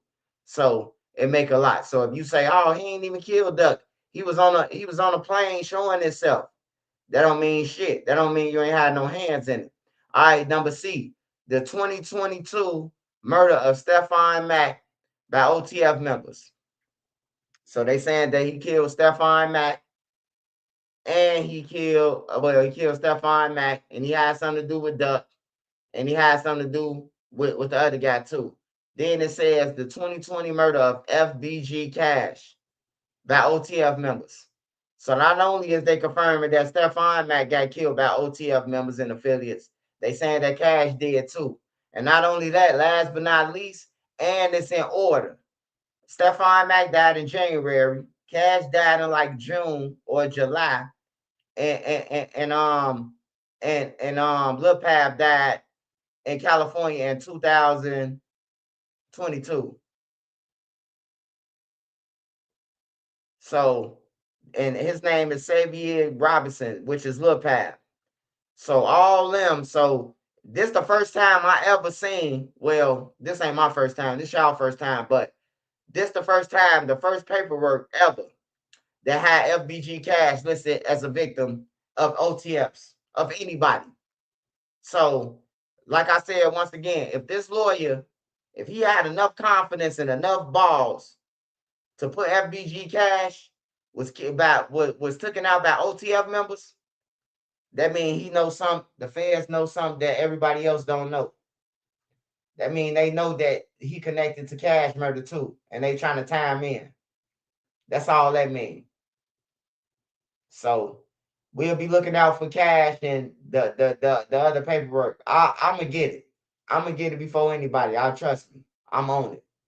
Any paperwork that's needed to be got, I'm getting all of it. I got all of it right now. I could have been bust out all the paperwork, and then shut down a lot of people because I be seeing motherfuckers sneak dissing and faking like, I'm talking about, like, oh, he don't know what hey, I know what I'm talking about. Hey, look, even if the paperwork ain't out, I know what I'm talking about. Because the same motherfucker who telling you, I'm getting all my paperwork. I'm getting all of it. On everything. That's what a motherfucker don't know. Why they be talking. Like, all my shit real. Every story I be putting up paperwork, even if I don't put up the paperwork, the story real. I got paperwork for all that shit. On everything. I got paperwork for every individual that died. On everything, bro. I just don't be putting it out there. I just be letting motherfuckers just talk their shit. Let motherfuckers buy some friends on YouTube, because, hey, just like they be trying to hate on me, I be praying that God take every motherfucking thing away from certain people so they can motherfucking come drop down to their knees like Lil Durk on everything. I be praying for motherfuckers to lose it all. Just because they be playing. You know what I'm talking about? Like, I stay prayed up. God ain't with everybody either. I be saying a lot of motherfuckers, oh, God did. No, God ain't do shit. The devil did that shit. On everything. Your ass is a despiteful, evil motherfucker. God ain't do it. The devil did that shit for you. Motherfuckers be doing shit and then say God did. No, God ain't do that shit. He ain't do that. You a piece of shit as a human. God ain't do that for you. Sorry I'm late. I'm coaching 12 youth this season. Shout out Mook, man. Hey, Mook, handle your business, man. Stay with them kids, brother. Hey, yeah, stay with them kids, brother.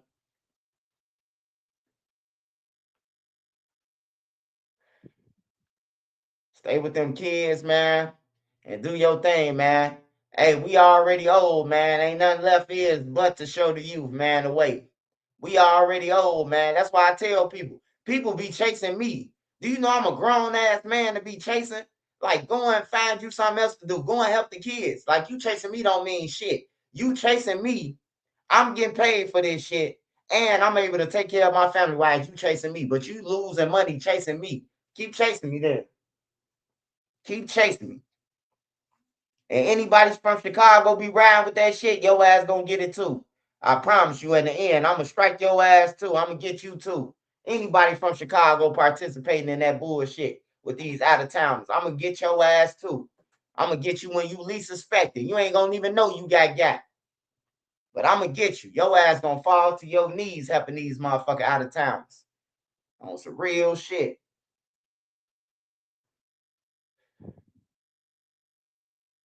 I hate a motherfucker from Chicago and say another motherfucker from another state no more than a motherfucker from Chicago. How? And I got all the paperwork. How? I want to know that. I can upload all the paperwork tomorrow for everybody, from every case that I report about. Can't nobody do this shit. Can't nobody say that they could up every story I report about. Moowop them, Doug them. I got the paperwork for all the stories, the whole fucking 90 sheets. I just don't be putting that shit up, man. I don't be putting that shit up, bro. I don't be feeling like it all the time. I got other businesses and shit. I got more than YouTube. unfortunately. You know, I got more shit. I'm striking for the moon. I'm trying to be rich by the time I get 50. I ain't trying to be no motherfucking panhandler at 50. Nope. I'm learning from y'all old ass. I ain't going. I'm learning from everybody older than me.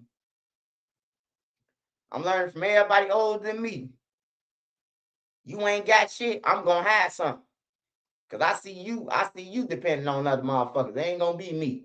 But I know it's a crab in a barrel city, man. Everybody wants somebody else to be down, bro. Like, it's cool. I got God on me and with me. Big Sandals with me. And then I got loyal people that fuck with me, bro. Like, they can't stop me, bro. They be trying, but they can't fuck with me, man. And they shit gonna go down. Hey, all you motherfucking haters, I be peeping you. All you motherfuckers from Chicago be with that shit. I peep you. I just don't say nothing. I don't say nothing until you fall down to your knees. That's why I'm gonna make a report about it.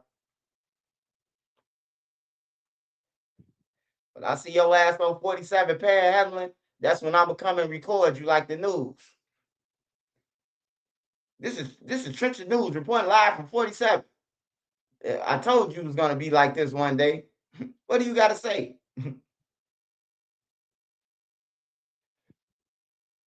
I feel so good giving back knowing what 75th and Colfax taught me. And I left to shine 93 for Tacoma. Never look back. Hey, shout out to you, Mook. Hey, Mook, sometimes you gotta change, man. I stayed 7534 South Kingston, man, for many years. I stayed on 81st and Exits, 82nd and Exits, by the park right there, the park and the hospital on Yates. Man, all through there.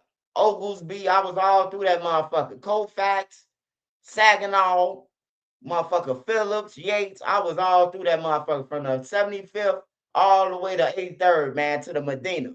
I was there. You know, and that over there taught me a lot of shit too in the streets. That niggas a cutthroat. Like, being in No Limit, you will figure out, like, damn, bro, he just took out his homie. Like, they been back doing each other and shit, bro. Like, I just learned a lot of shit, man. I learned to look out for myself faster than a lot of motherfuckers, cause that's all people do in the streets is look out for themselves. They say rules when it come to some bullshit, but really, everybody know in the game that it's for self. But they just throwing the rules when you beat them to the punch. So tell all your kids, don't fall victim to these niggas.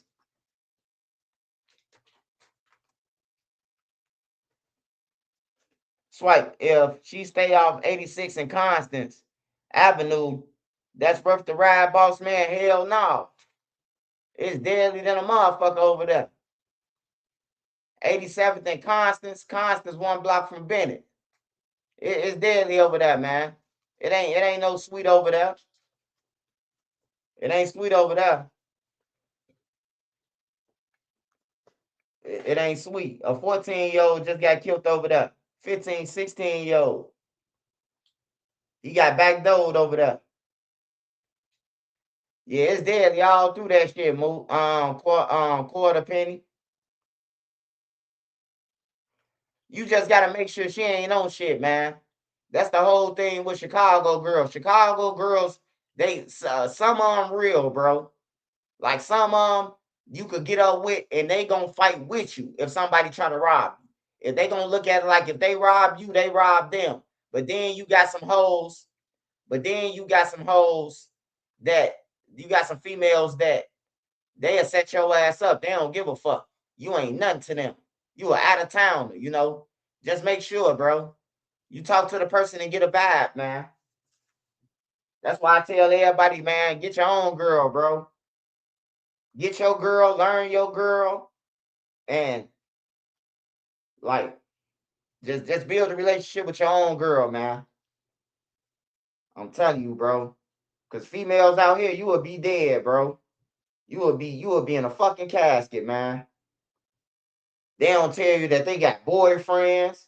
They don't tell you that they married. You sitting in a motherfucking girl crib and her motherfucking husband come home. Now she telling you that Oh, he ain't gonna do nothing. He just getting his bag. And no, fuck that. Fuck that shit. I'm telling you, bro. Like, shit be real, man. Get your own girl, bro. You got some baby daddies out here that be like, hey, bro, me and my girl just been broke up for 30 seconds, bro. How you gonna come in? You know? And then some girls talk to other niggas just to get them to fight, you know? Just to make her boyfriend jealous. Oh, he wanna do something, I'm finna do this. And then, you know, you crash out.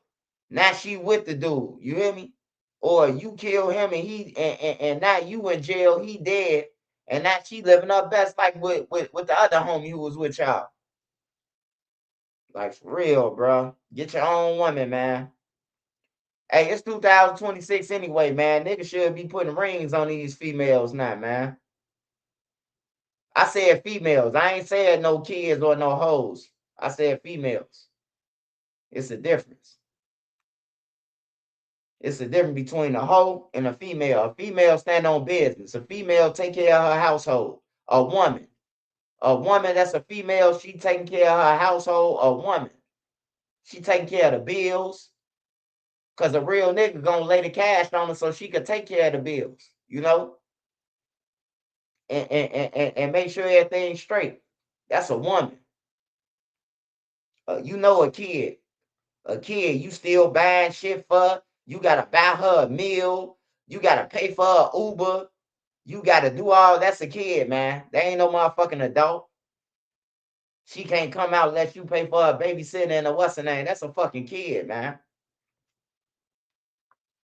That's a kid. A woman gonna find a babysitter to get up with you. A woman gonna make sure her kid's straight and not just leaving with anybody. You know, that's a woman. A kid gonna backdoor your ass. A woman ain't. Because a woman gonna know, if I do this shit, somebody probably come back and kill me and my kids, you know. But a kid ain't gonna think about that.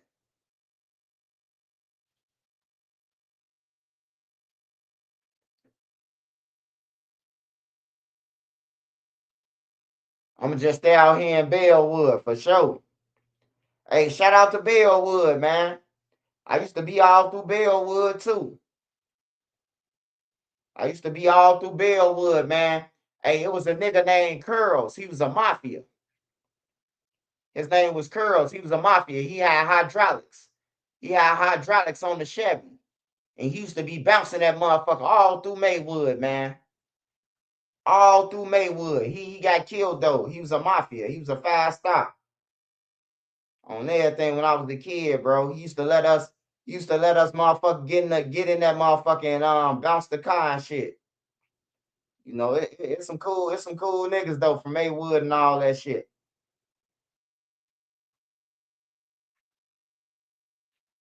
Every Friday, man, me and my homies them, we used to every Friday that we could make it. If we out of school early, we trying to go to Supervisor East. We trying to go to Proviso East, man. They had all the females back then. Yeah, I used to run around Maywood. Motherfucking Forest Park, all that shit. That's when you ain't have to worry about dying, really. Everybody know who they ops was. You gonna die now. Motherfuckers be playing crazy. Man, that look like dude. Like, bro, either that's him or not. That don't be talking about no, he look like dude, bro. Either that's your motherfucker op or not. I don't like being around niggas who squinch or none of that shit. You squinching, you need glass to time about that's your op.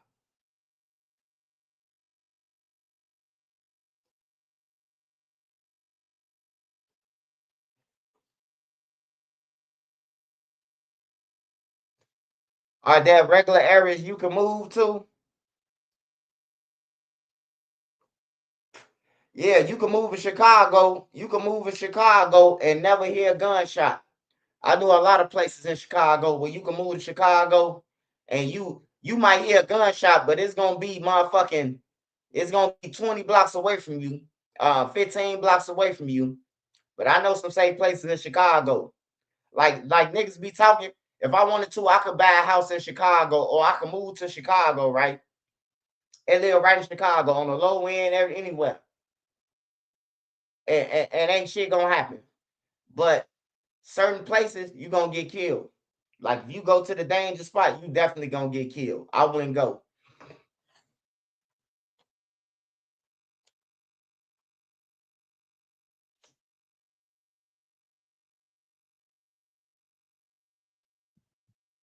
Yeah, it's hella places you could go tuck. You could tuck off, man, in Chicago, bro, and don't have to worry about shit.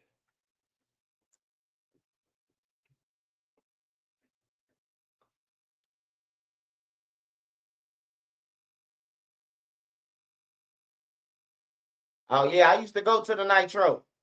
I used to go to the Nitro, man. The Nitro was for teenagers back then. That was the first little fake club I went to, the Nitro, with my white friends. They wanted me to go with them, my white friends, because they ain't want to get robbed. They had money. So they wanted me to go. That was the first time I ever went to Nitro, bro. It was a lockdown. It was like, we got there at like 10:45, 11 o'clock, and that motherfucker was locked down all the way to 5 in the morning, bro. We had to stay in. It was a lock-in. The Nitro used to be off the hook, though. That's before all the killing and the fightings and shit like that. Niggas used to go there on some rave shit and then, enjoy it. Talk to the girls. And then we gone, bro, about our business. You gonna die now. I don't think it's called the Nitro, but you gonna die. Trying to go anywhere, any club.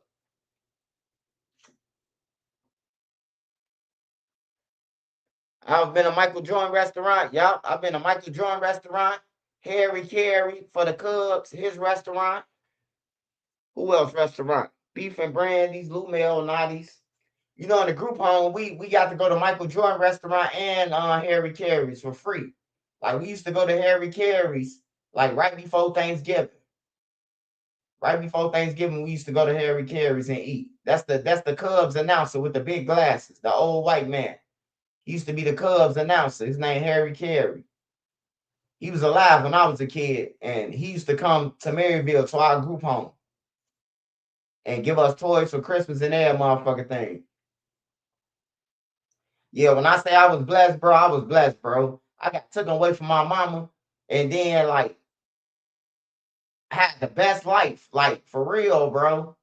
Like I done been to so many places and on jet skis and boats and the Odyssey. Like I've been on the Odyssey, man, a long time ago, bro. Like yachts and shit. Like we've been doing that shit, man. Like we've been doing jet skis, tubing, horseback riding. Like I done did that shit so much, bro. I don't even want to go to Great America no more. We had season passes, like for Maryville, we had season passes. I didn't want to go, bro. We went so much. Bulls tickets. Like I don't like the Bulls no more. We didn't win so much. The college, Elite Eight. I don't we have free tickets to all that shit, bro. The Cubs, free tickets. Bears game, free tickets. So it's like I done been there now. I don't even want to go nowhere. I done been a lot of places, bro. Just with the group home. Just with them, I'm talking about Black Hawks games and shit. Front row. It don't bother me no more, bro. Now that I'm older, bro. Like I know Nene them and shit like that. They ain't been so it's cool for them, but it's like most of the shit people ask me to do, like, bro, let's go to a Bulls game. Bro, I done sat in the nosebleed and I done sat front row. You hear me? I done sat in the nosebleed for games and I done sat in the front row on everything, bro. I done sat at the bottom. I done sat at the bottom of the Cubs. We done got on the field and ran around with the Cubs and the Bears before the game. Like, we did a lot of shit, man. But my whole point of telling y'all this, like, it wasn't a bad thing that I got took away from my mama, bro. I had a better life, a way better life, bro. Like, when I tell you, like, I would have never had no motherfucking mongoose bike. And the bikes in the trenches, they got two different wheels, man. I had a mongoose. They gave everybody mongooses for Christmas. Shit like that. Rollerblades. I had rollerblades. We had a skating rink inside there. pools, gyms, golf centers. I didn't golf. I didn't play golf. I didn't caddy. You know what I'm talking about for some of the pros. I don't know if y'all know what caddies is, but yeah, I used to have a job caddying when I was 16. When I was 15 and 16, I used to caddy for the Illinois Open, the Western Open. Um, yeah, so yeah, I done did a lot of shit, man. I done did a lot. I was in a commercial. People still don't believe that. Wait till my documentary. I was in a commercial and everything, talking for the kids, just like I am now. On everything. When y'all see that video, y'all gonna be like, hell no, this ain't never swipe. As we get ready to spike for kids on everything. I'm in a commercial and everything. I'm telling you, bro, I was in a commercial when I was 13 years old, bro. And every mall we went to, like Schomburg, Randhurst, all the Northwestern malls, bro, I was famous, bro. They'd be like, the kids would be like, the little white kids would be like, man, that's the guy on Spike for Kids on everything, bro. I'm the video gonna be on my documentary, man. Like I was in a whole commercial and we got paid for it. We got paid $60K for it for getting in the commercial.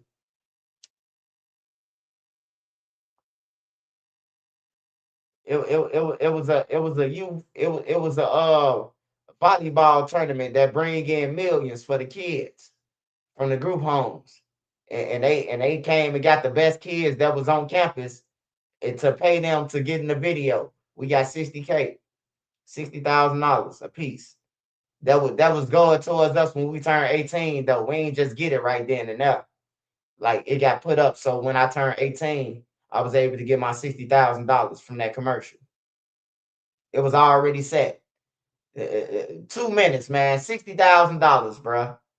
The father Smith, on everything, he picked like 12, 13 people, bro, to get $60,000 in 2 minutes in their bank accounts. So when they turn 18. So that's why I be like, man, I lived a different life. I had my own apartment when I was 18.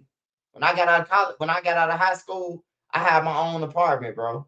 Like I had my own apartment in High Park. I had my own apartment over east. Like they paid for it. They paid for all that shit. They paid for all that shit, bro. Like they paid for our crib, gave us allowance, put TVs and all that shit in there, games, everything, bro. If you had kids, they was buying you everything, Pampers. You ain't have to pay for shit. But then that hurt a lot of people because you so used to people for paying for shit for you that you forget how to pay for shit yourself, you know. And most of the kids end up starving. We weren't eating right or none of that because we ain't had no discipline. We were just spending shit. Like my habit was weed. So we'd get $250 a week. I was spending that shit. I was spending that $250 in 3 days, man. On restaurant food and to the weed, man. My shit was gone.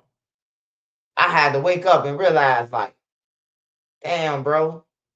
Me and my homies never just brought the weed, man, a car and some more shit. You hear me? Like for real. They was loving us. Man, y'all need some weed. Y'all need some weed. They pulling up. They starting to know when we get our group home checks.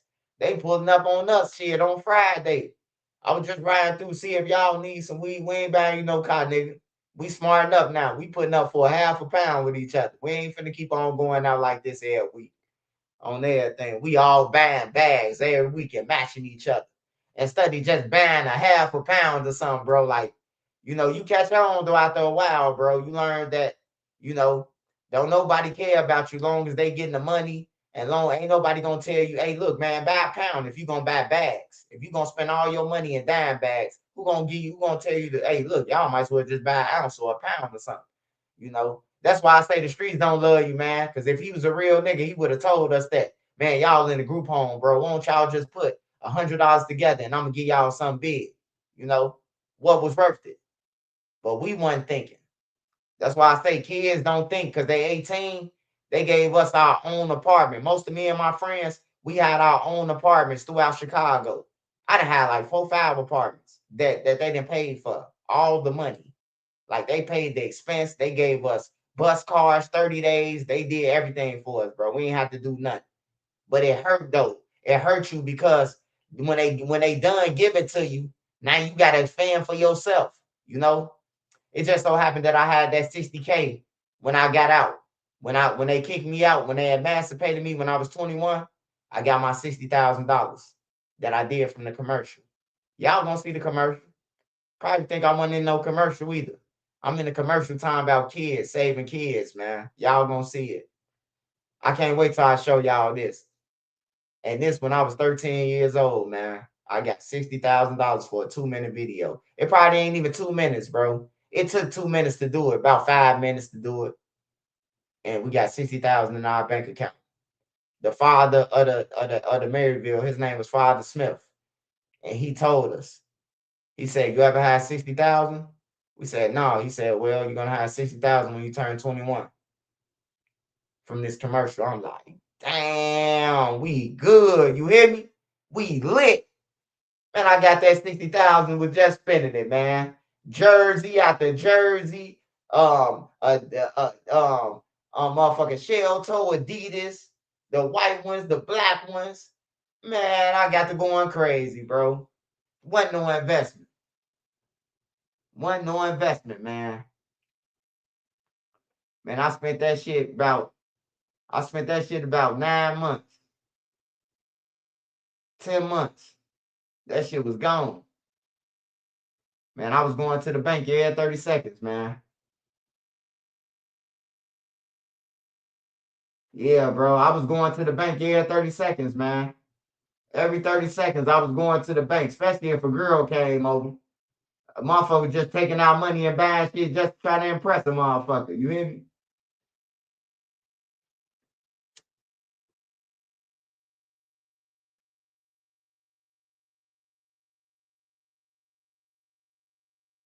How much money will you have saved if home and life insurance was classed as you had to take rather than PE and health insurance? Oh, man, I would have saved a lot of money. That's what I'm saying, hood fella.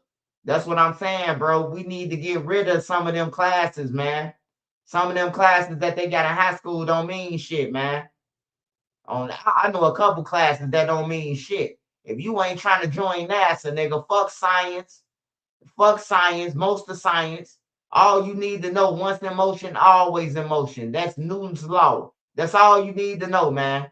You don't need no science. You don't need no motherfucking the British is coming. Most of the history, social studies. You don't need that shit, man. That shit in a way, man. That's just extracurricular classes that they got a motherfucker taking. You don't need that shit though. You don't need that shit. Hey, I prefer the kids say fuck all the classes except math, reading, and English. Math, reading, and literature. That's the only thing I think that should be mandatory. Other than that, it should be straight. It should be straight. What's the name? Trade school. It should be number trade learning.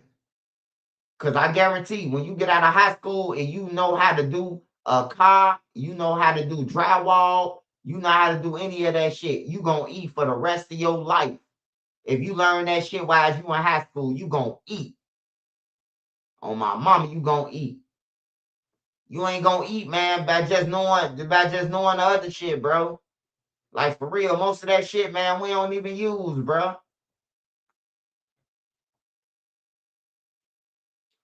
Man, hey, look. I ain't saying science a bad thing. What I'm saying is, what did you use in science for? I still ain't used nothing in science. On everything, bro. Like, what the fuck am I using? What the fuck in science though are we really using? You ain't trying to be no astronaut or none of that shit. I don't need science. Shit, I just need to know how to count my money, how to read them contracts, and how to comprehend that shit, you know, and shit like that. You don't need nothing else, man. You don't need no motherfucking science. What you gonna do for science? What job that you gonna do for science? Most of the motherfuckers who we know. Most of the motherfuckers we know got felons. Shit, majority of them. You might as well get a trade where you can be your own boss. Cause shit, if you got a domestic, you ain't gonna get no job, period. You might work for 2-3 months and they gonna fire your goof ass. On my mama, bro. With a domestic. If you got anything, domestic, battery, shit like that, bro, you gonna work 3 weeks at the warehouse and then they gonna come and tell you, that, we can't hire you on here, man, because you might do something and then we get sued, you know. Like you can't have no job with certain shit, bro. Like you better off with a trade. If you know how to do drywall, bro, you know how many jobs you will get. Bro, I had so many jobs doing drywall in Peoria, bro. My homie called me down there, bro. That was the most money I made doing work. But I was busting my ass, bro. That was the most money I made, bro. Like my homie was getting contracts. We did a whole basement in Peoria, $8,000 on everything, bro. Everything was in place, the studs and everything. All we had to do was put up the drywall, 8 G's. Around, and the 7. Me and my homie drywall, $8. We split. I'm like, damn, bro, this shit sweet. This shit is sweet. You know, hey, every day somebody need their oil change, somebody need their car fixed. Like it's a job, bro. Nene.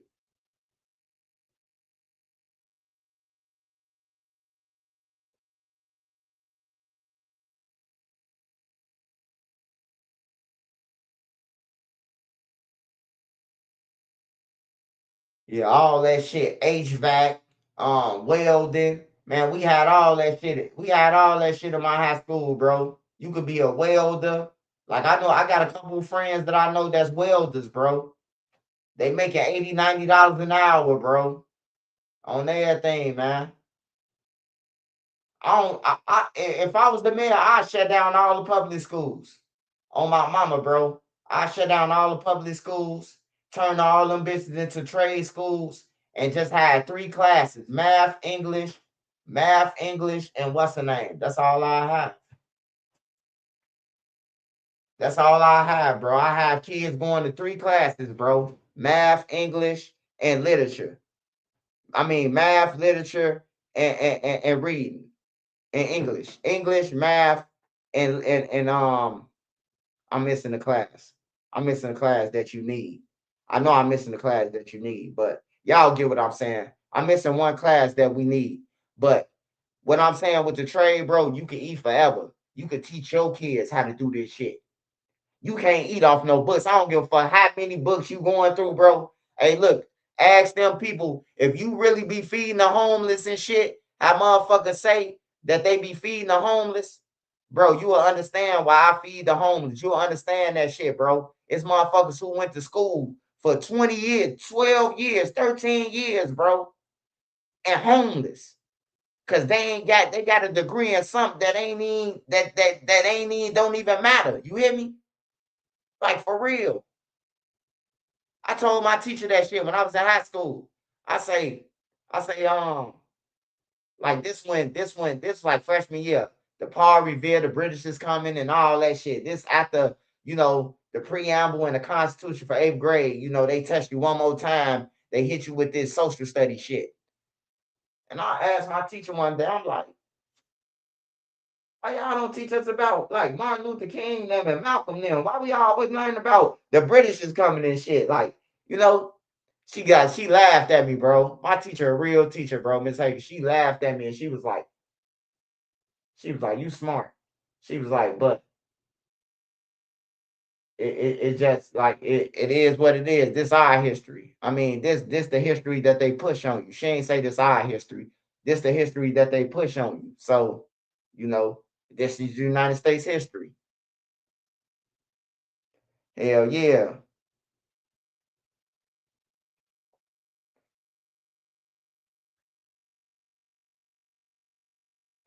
No, see, ain't no trade schools in Chicago, bro. I don't even think done by no trade school no more. Bro, they took everything out, bro. It's really abandoned schools in Chicago. I know like 5, 6 abandoned schools that's in Chicago right now, bro. Like, hey, look, the kids can't go everywhere. They got ops. We don't want these motherfuckers to keep being broke so they can keep on killing. So what we got to do is make something like Pastor Brooks. Pastor Brooks and them got all that motherfucking money that they been getting. They should have been had a trade school for O Block. O Block's supposed to have an apartment showing them how to do drywall and everything. And then the best experience, you got O Block to test the apartments. They could go around O Block and fixing up the apartments. You could teach a motherfucker, bro. I just gave somebody an idea over there. They could start a non-profit and start fixing up the O Block cribs and showing them how to paint, showing them how to do shit. You hear me? Instead of them just sitting around. Like, for real, they just sitting over there rotting. Look at E-Dog. I love E-Dog. I love little Eric, man. On everything. I love him, man. I've been to his mama house and everything. But my boy over there, like the pallbearer over there. My boy over there, like the janitor from The Simpsons. He gonna be there until fucking Nelson and them get grown. You know? Like, E-Dog could be rich right now, man. He just hanging around, though. He's just hanging around, bro. Like, all your friends gone, bro. It's over with. Like, for real. Some people don't know when it's over with, bro. It's over with. If I see 2, 3 motherfuckers get killed, I'm going out of town for 8 months, 9 months. I might come back one time, check in for probation. I'm going again. That's a sign to me. Hey, you gonna be the 4th one. You better go ahead back on. See, I was a little bit smarter than them, man. Niggas. Hey, man, don't run, man. Y'all niggas running. I'll be in Chicago every day. I ain't got to run. No, you in Chicago because you ain't got no motherfucking money. Because if you had some money, we'll be seeing your ass on the airplane taking trips, even if you don't move out of Chicago. So that's how I know you broke. Everybody who get on you, everybody who be doing these vlogs and not the vlogs, but everybody who be getting on Instagram woofing, talking about niggas left Chicago and all that shit, they broke. They broke. I'm going to explain to you how they broke. Because if they weren't broke, you would be at least seeing these niggas go on vacation from Chicago. But they broke, so they use the excuse of, oh, man, y'all ran from Chicago or y'all did this. You should be trying to run. If all your friends dead, you should be trying to run from Chicago too. Not just us, you too, you know.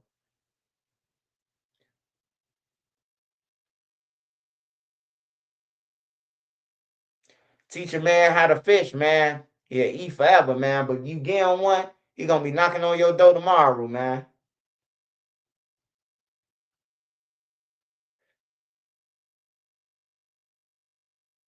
Yeah. That's why they took out the trade schools.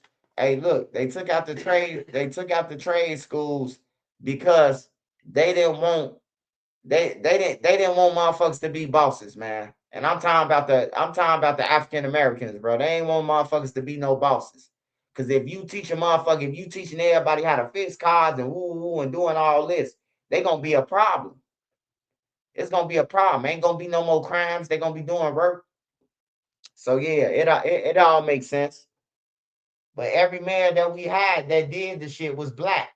Every mayor that we had, like Laura Lightfoot, how the fuck she get in Chicago and she from Ohio? She the mayor of Chicago from Ohio. Like it's just a lot of weird shit, man. But I promise y'all though, as my page get bigger, I'm gonna be going around, bro, and I'm gonna get some trade schools inside them trenches. Like I'm gonna get some trade schools, bro, because I do believe that Lil Ray right now, they wanna live, they wanna learn something, bro. But they can't go nowhere.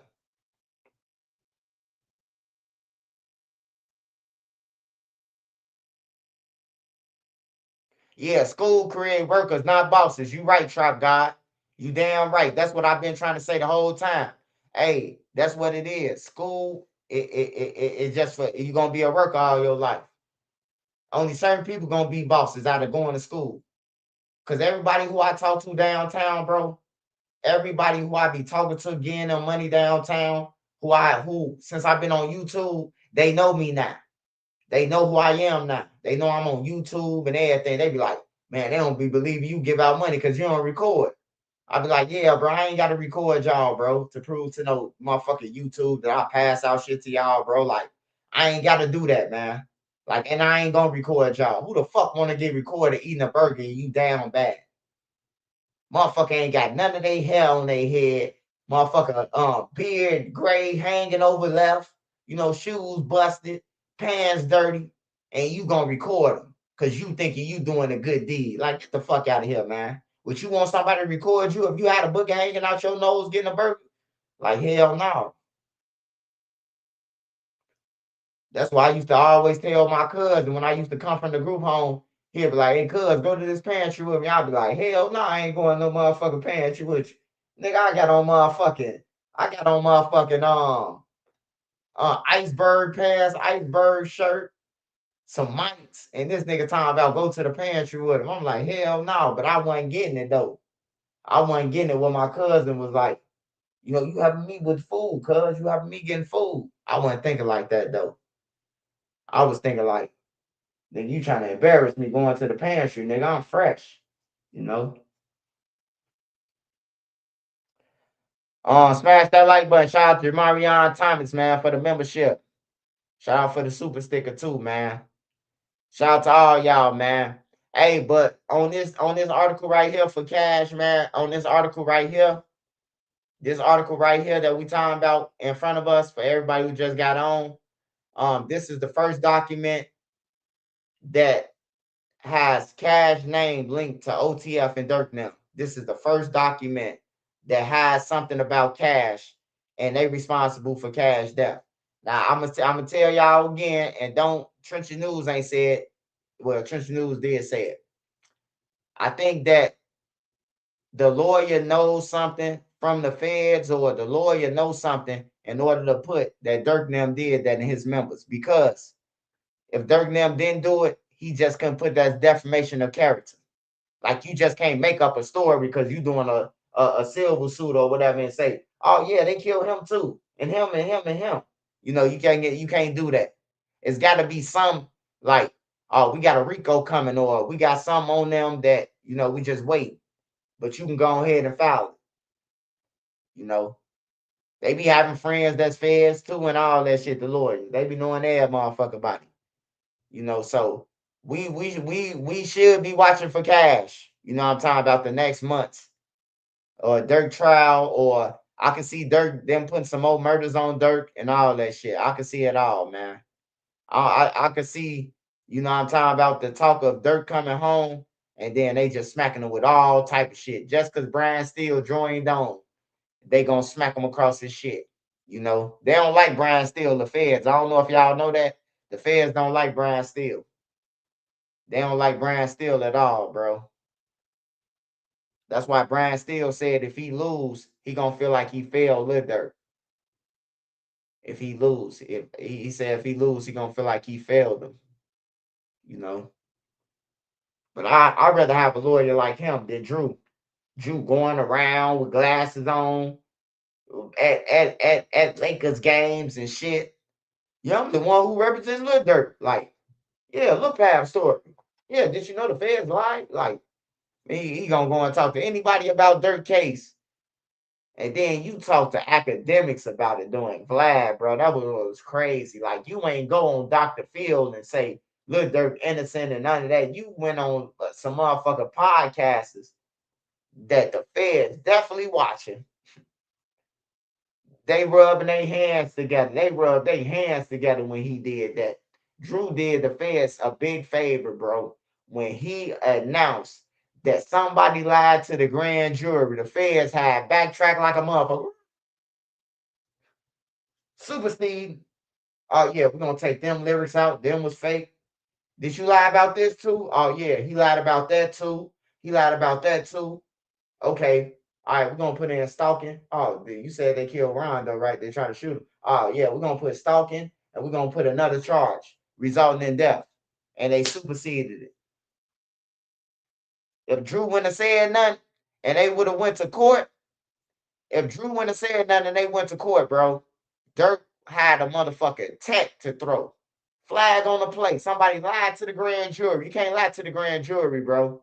You can't lie. Now I don't know if they can supersede and indict him again, or because I don't know if that'll be like a acquittal. You lying to the fucking the people. You can't lie to the grand jury, bro.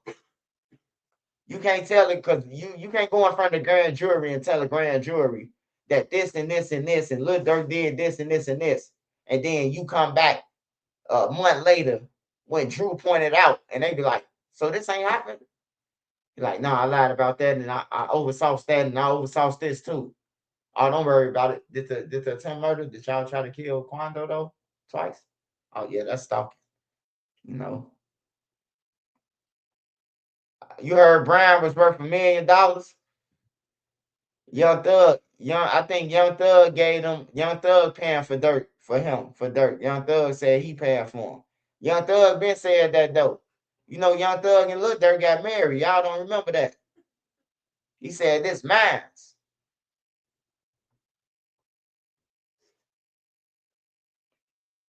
Young Thug already told us, man. He gonna be with Lil Durk after India leave. He been said that. He said that 8 years ago.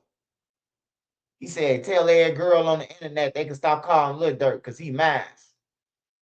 And Lil Durk ain't say nothing to him. He ain't say, man, quit playing on folks in them grave. We don't play like that. He just was laughing like a little bitch. I was like, what? But you will come and step on somebody from Chicago, though. You ain't got no problem with killing nobody. But a nigga put a ring on your finger and say that you engaged to him now. All the females can stop calling. You ain't punching. Like, yeah. But I think Young Thug paying for Durk lawyer. Cause you know, Young Thug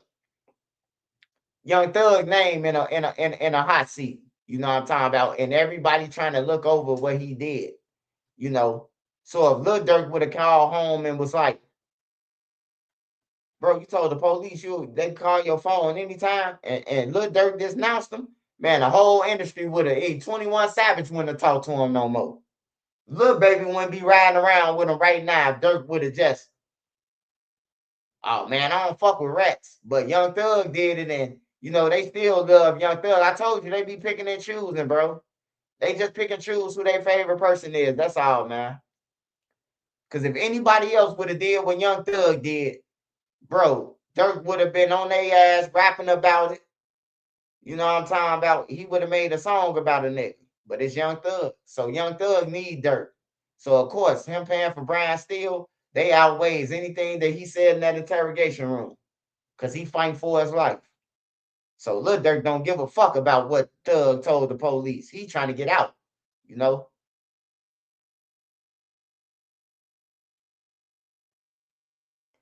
India said that's cap.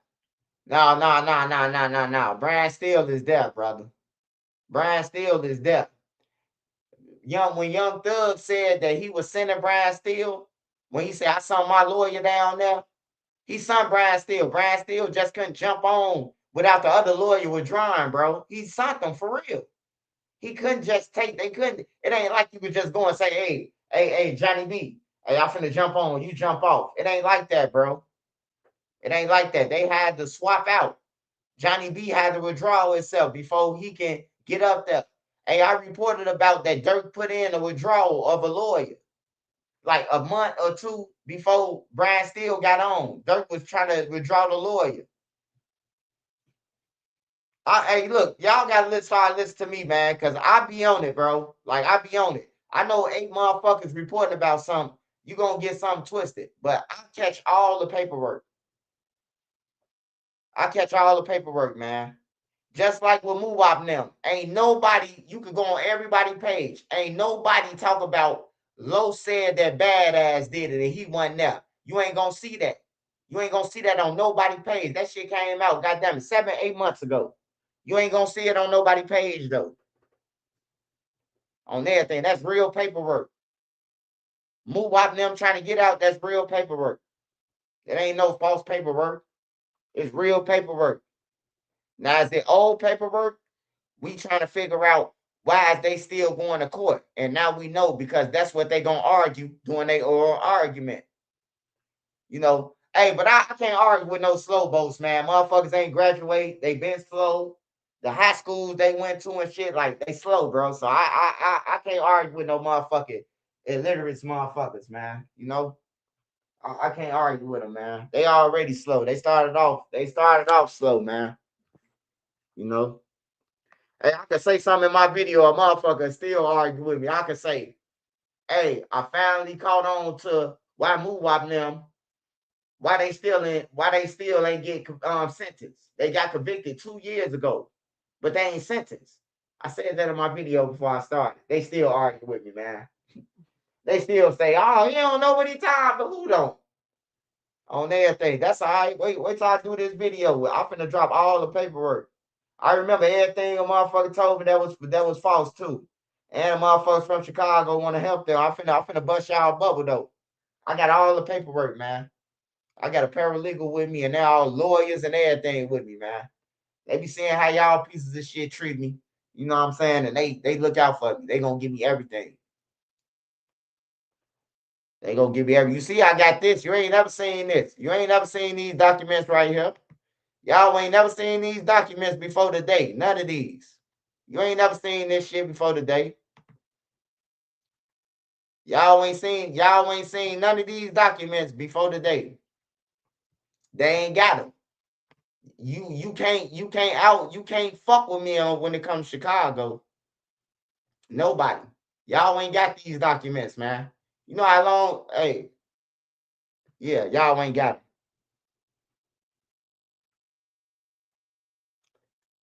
You ain't got factual allegations common to causes of action. OTF enterprise conspiracy to murder. At all relevant times, Durk Banks, also known as Lil Durk, an artist and founder, owner, chief executive boss of OTF, was an affiliate and a member of O Block, street gang, and criminal organization. See, that's why I say it's a RICO, because they trying to tie O Block and all that shit. Durk is an affiliate, a member. You hear me? But niggas, a motherfucker argue like he OTF, man. That shit the same, man. All that shit the same. They ain't stupid, man. Like that shit the same, bro. All that shit the same to them. He was also a member and associate of the Black Disciple Street Gang. What based on around 64th and Normal, also referred to as 300 set of Black Disciples.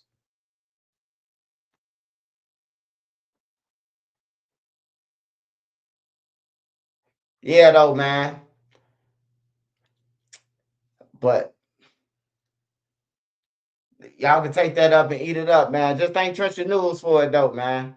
You know, just thank me for it. But it's 90 some pages. How many pages that is, Nene? Yeah, it's 93 pages.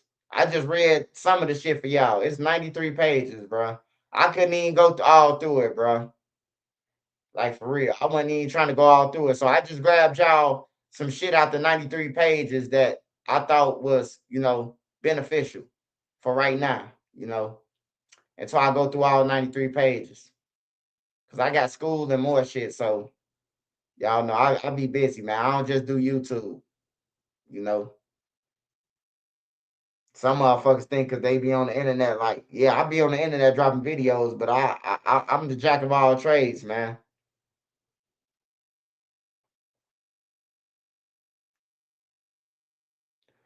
Yeah, but Smirk, he gotta know, man. He gotta know he fucked up, man. I think the best thing though for Durk though too, Zoo gone, Ken gone. At least you got a couple motherfuckers that's gone, that's naming that shit. Just in case they was part of it. I ain't saying he getting out or none of that. I'm just saying the longer they wait, the more people die. What is gonna be a dying declaration? That's what they're gonna turn into next. Before Bonnie had, he said this. Motherfucker gonna be go. Did 600 Breezy ever get out? I don't know. I ain't never reported about six. Yeah, I did report about 600 Breeze. I was finna say I ain't never reported about Breeze. I look at him and other dudes like they twins. You hear me? Twin, where have you been? Nobody knows him like he do. Nobody knows like he do. Nobody. Hey, who Breezy Twin is, man? Let me see if y'all know who Trenches News talk about. Who is Breezy Twin? Who know who Breezy Twin is, man? On everything. I look at both of them niggas the same.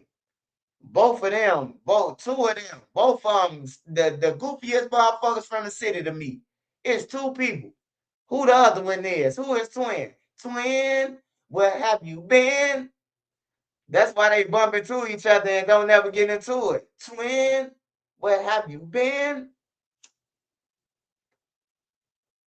Come on, somebody gotta say a name, man.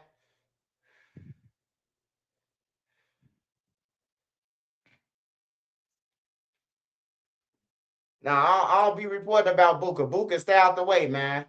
I don't be trying to report about Booker, man. Like, niggas who stay out the way, I don't be trying to reach for them. You don't see me reporting about OTF Twin or none of that unless he say something, like, say something that I think, like, he say something about Lil Durk or something, bro.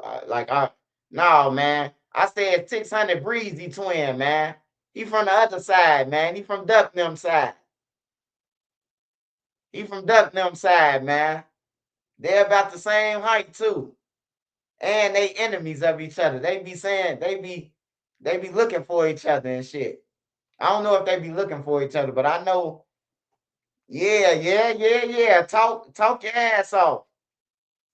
Talk your ass off came straight through. He know who I'm talking about. Yeah, hey, he know who I'm talking about. No. This Breezy Twin, man. Twin, where have you been? Nobody lamer than you two. Nobody lame than you two dudes. Nobody from the rack is lame as you. Nobody is lame as you. Nobody from Chicago lame as you. No, it's Twin. Where have you been? Them niggas twins. Twin, where have you been? Now, Breezy still locked up, I think. I don't know. I just seen that one girl, though, say, soon when he get out, she hitting him over the head with child support. I say, damn, man. I say, I told you, man, girls wake up every day and plot, bro.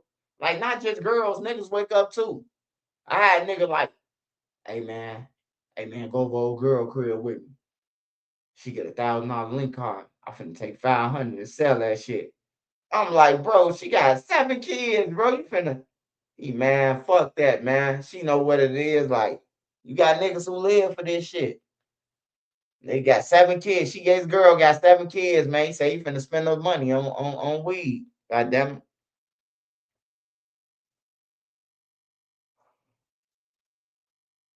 Nobody is goofier than you two.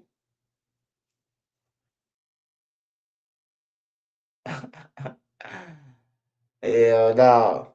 Hey, that mall meetup was funny as hell. They said on Ray, man, I used to walk him. Man, remember Miss Lexington was our teacher? I'm like, what the fuck? What the fuck going on, man? Nigga just said, swear to God, when he catch him, what he gonna do? And then he said what he was gonna do for the past 3-4 years. So now that they finally bump into each other, I thought it was gonna be a little bit of squabble, razzle dazzle. Now motherfuckers talking about they on probation and parole. Like, get the fuck out of here. I'm on probation. I'm on parole, bro. I can't even swing off of you.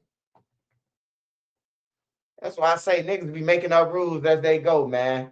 I thought you said it's up and it's stuck. That means wherever you see a nigga at, you finna get down on him. I see Charleston White too, man. Charleston White called the man on him.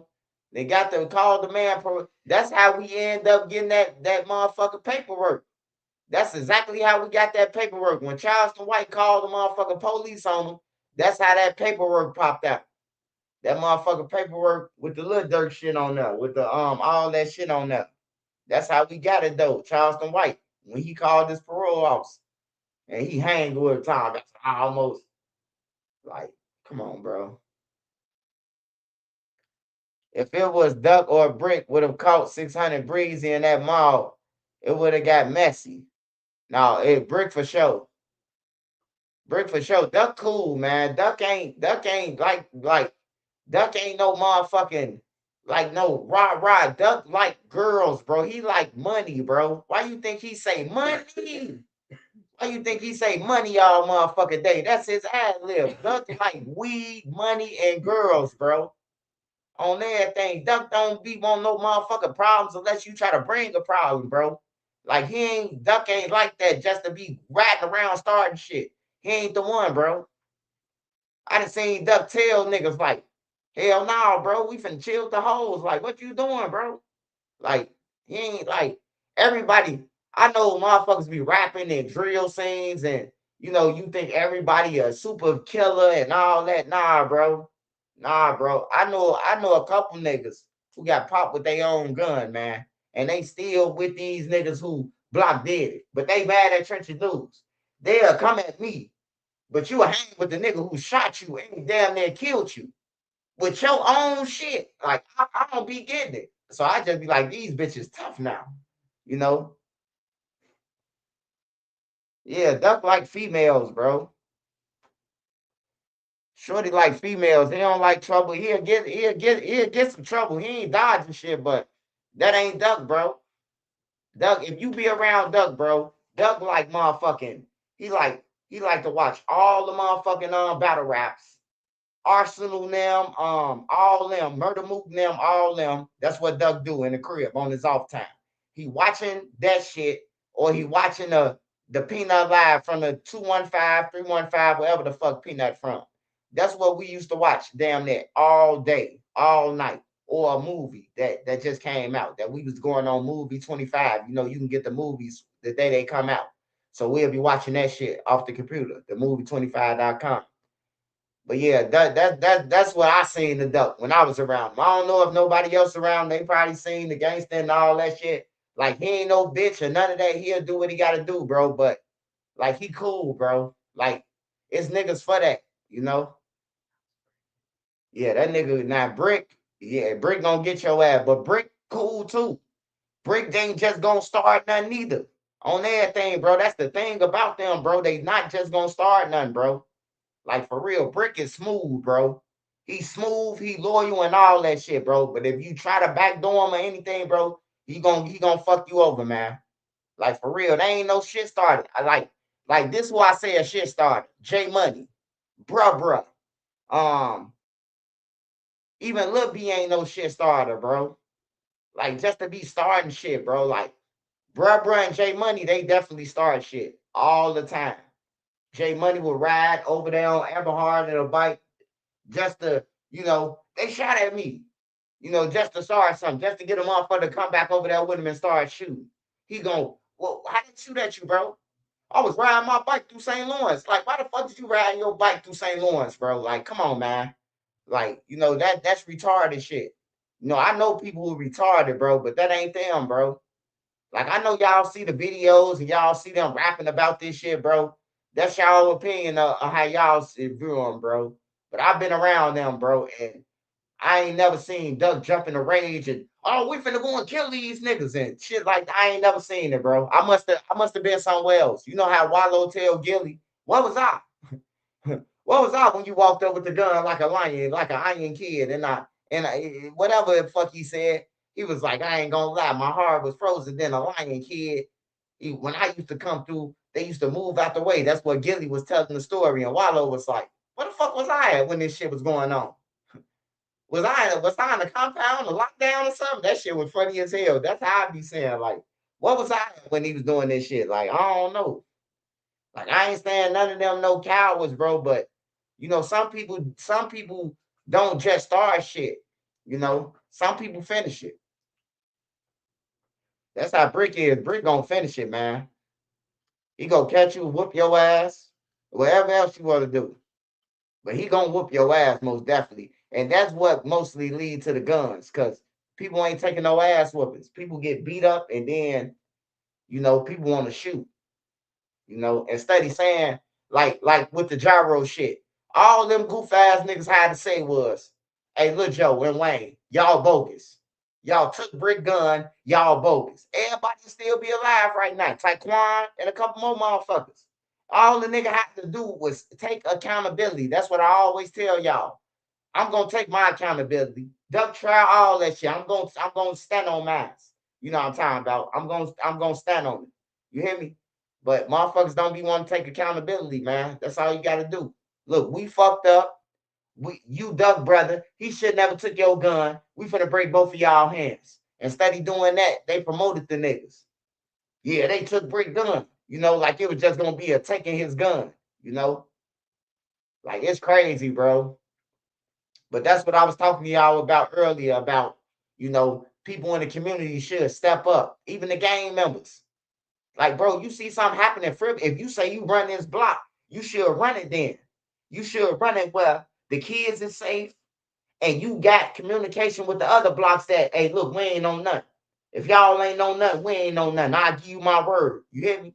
Like, that's what niggas supposed to be on, bro. It's finna be the summertime. You know how many kids finna be gone, bro? Like, for real, I be thinking about that shit, bro. And it's March. It's finna be a lot of kids gone, bro. That's finna be dropping. June, the police is weak. I don't know if y'all been seeing the police, but the police been having a hard time with the little kids, man. The little kids is running up on the police like, back up. They trying to handcuff one kid and the other kids scaring the police. I'm like, bro, these police ain't shit. These police ain't shit, bro. They ain't never there on no crime scene. Like, that's why I don't want the old block and the Tukaville shit to start back up, bro. Cause, like, come on, man.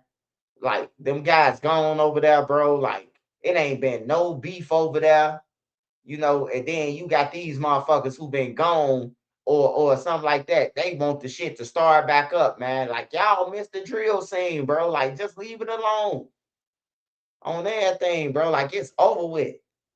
Like, hey, look, I haven't reported about O Block. No killing or none of that. In like 2-3 years, bro. Nobody getting shot, bro. Like, for real.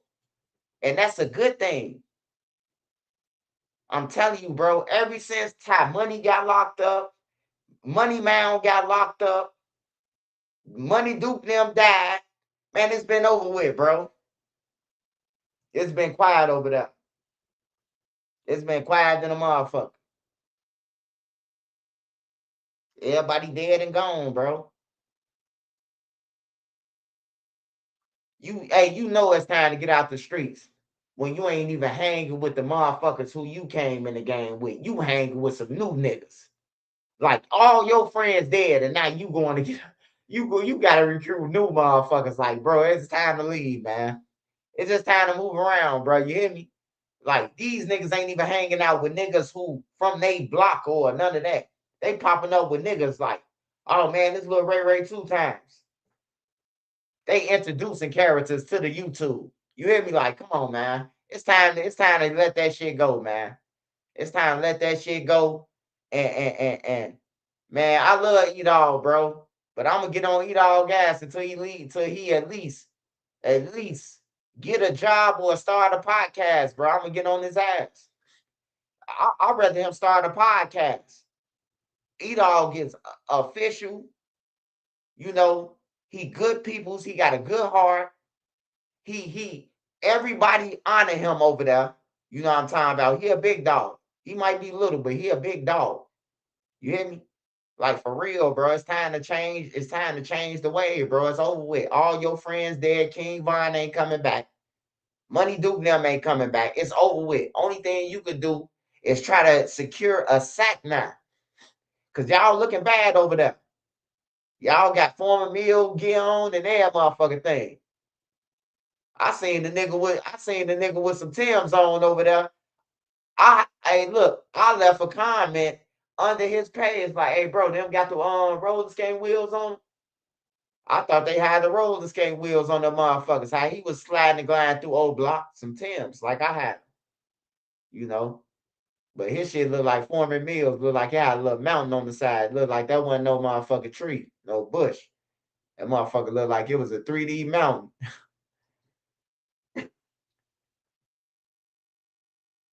But yeah, we ain't had no violence over there on O Block. We ain't had no violence on Tuberville, man. Like at least leave that shit alone, man. Like for real. And I've been loving it, bro. Like a lot of people, you could talk your shit, bro. But man, since them motherfuckers, since they been gone and Ty Money now, man, it's been peaceful. We ain't got Money Mound to be on the internet trolling and threatening everybody. You know, they killed Money Mound brother because of him. Money Mound brother got killed because of him, man. They couldn't catch Money Mound, so they killed his brother on the low end, did a drive-by. Boom, boom, boom, boom, boom, boom, and drove off. Killed Money Mound brother because of the A-Roy shit.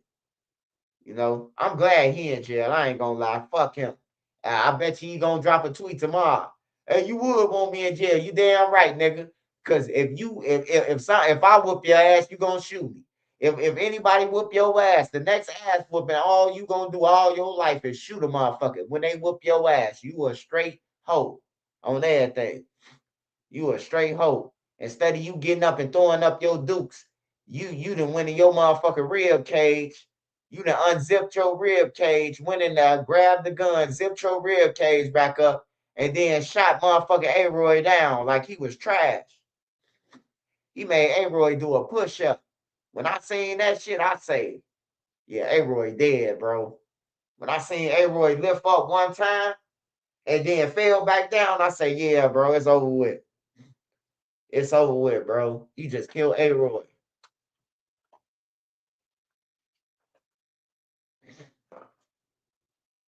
He killed A-Roy over a fight.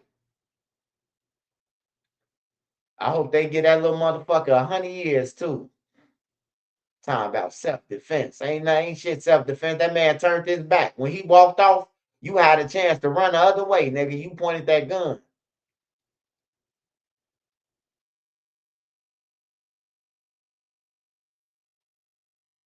Yeah, Money Mound got a motherfucker brother. Hell yeah, they found out. I ain't know he had no brother either until I found out shit when they was trolling him. Oh yeah, we couldn't catch your brother. We got your ass, nigga. I'm like, damn, see, he got killed because of his brother. He got killed because of his brother. And then out west, it's two guys who got killed, bro. I got to do a story on them. Like, I want to talk to their mother and shit, bro. It's two kids. It's three of them. But two brothers died back to back, bro. Like, how? How do you know you got to know both of your kids outside shooting and all that shit, bro? Like, how do you lose both of your kids? Like, one, I could see, man, they shot my brother at the bus stop. He was getting on the bus to school. But two of them, like, they coming to gun for you. 30 shots, 20 shots. Like, hell nah, bro. Like, man, we just gotta change our ways, man. If we don't change our ways, man, hey, ain't nobody gonna help us, man. Don't expect nothing from the white people. Don't expect nothing from nobody. If we don't help us, nobody will, man. Nobody will. That's what I gotta say. Yeah, Trenches live, man. I'm live. I'm back. I'm back. I'm coming back for the takeover, man. I need all y'all to watch all my videos and all that shit all over. I'm back. I'm going live every day. 30 days, 30 nights. I might miss one day if I stay on live for 20 hours or 15, 12 hours. I might miss a day. You know, let that catch up. Death coming threes.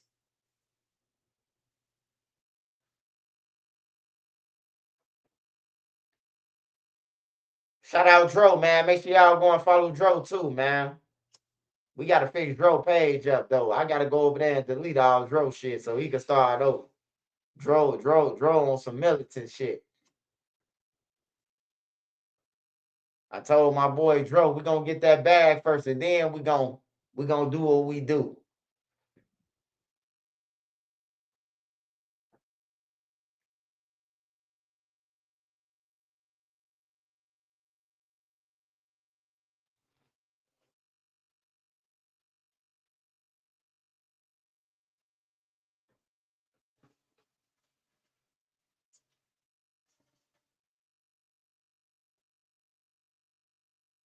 Swipe, I'm ready to work, man. Put me on the team. Start you a YouTube channel. Start your YouTube channel, man. Grab you some tarot cards and tell people their future. I can help you out, man. Hey, look, start your YouTube channel. I'm gonna get people to call you from jail, and you gonna tell them their future. But every time you gonna tell them, the verse of shit. See, they gonna call you. See, they gonna be like, "Hey, Quarter, hey man, I had a dream that I was going home, man. I think I'm finna get out." And then you tell them like, "I can see you going on the appeal Friday. And I can see the judge giving you 30 more extra years added on to the 40 you got." Hell no, that should be funny. See that, I'm gonna smoke your bitch ass when I get out. You ain't never getting out, buddy. We ain't gotta worry about you smoking him. Next caller, Rondo number 9. What's up, squad?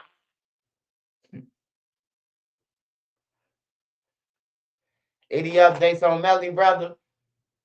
He got killed out of bounds, man. He got killed out of bounds, man. They know who did it. They gonna catch him in about a year. Give him a year and a half. They gonna catch him.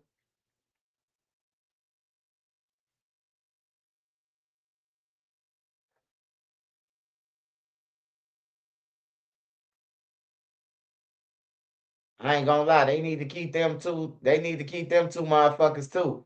Cause if they get out, they gonna try to oyster take upon. They gonna try to like take over. You know what I'm talking about? Like try to knock him out the way. Like fuck both of them. They some pieces of shit. I know they got family and all that, but them motherfuckers gonna get out and do something else. They gonna kill another cab driver. They don't kill a cab driver. Might be an Uber one this time. So we don't need them motherfuckers out. They need to do their years. We need to make sure when they get out, he be looking like King David and with an S curl, and he ain't gonna want to commit no more crimes because he gonna have a cane. And Rondo too.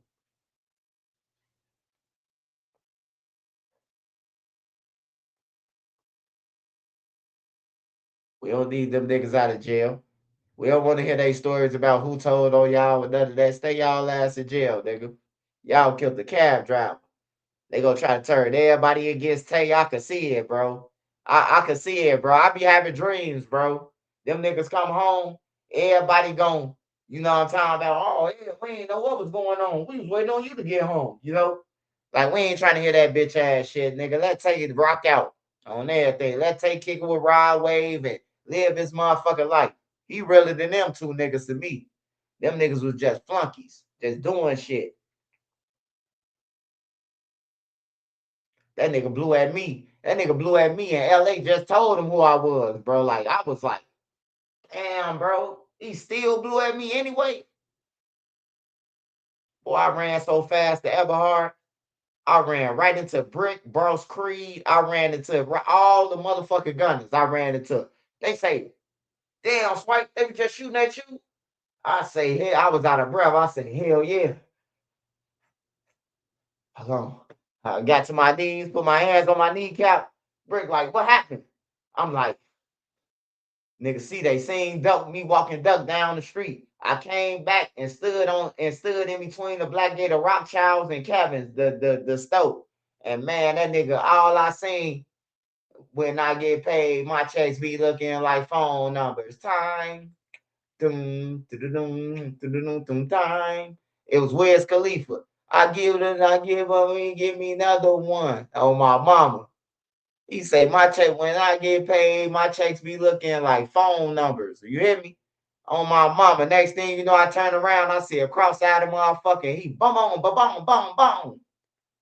I'm glad I was good at track in high school. Shit, I could run fast than a motherfucker. Man, I ran so fast, man, that motherfucker hit a truck. Then they hit a hype in the kneecap. It was like 2 hypes got shot in a truck, in a Pepsi, Coca-Cola truck, whatever the fuck that truck was. Right in front of Rothschilds, bro. I escaped all that shit. Cause I got low. Hell yeah, bro. I damn near died, man. Boss Creed and them will tell you this nigga still alive, bro. That'll tell you, bro. It's a whole bunch of niggas that's alive that was out there that day. They thought I jumped the gate for one of their guns. On everything, bro. I'm like, jumped y'all gate. Bitch, the law just smacked. I gotta get on. Nigga, I jumped on the bus. I seen the girl right. Hey, I say, hey, look.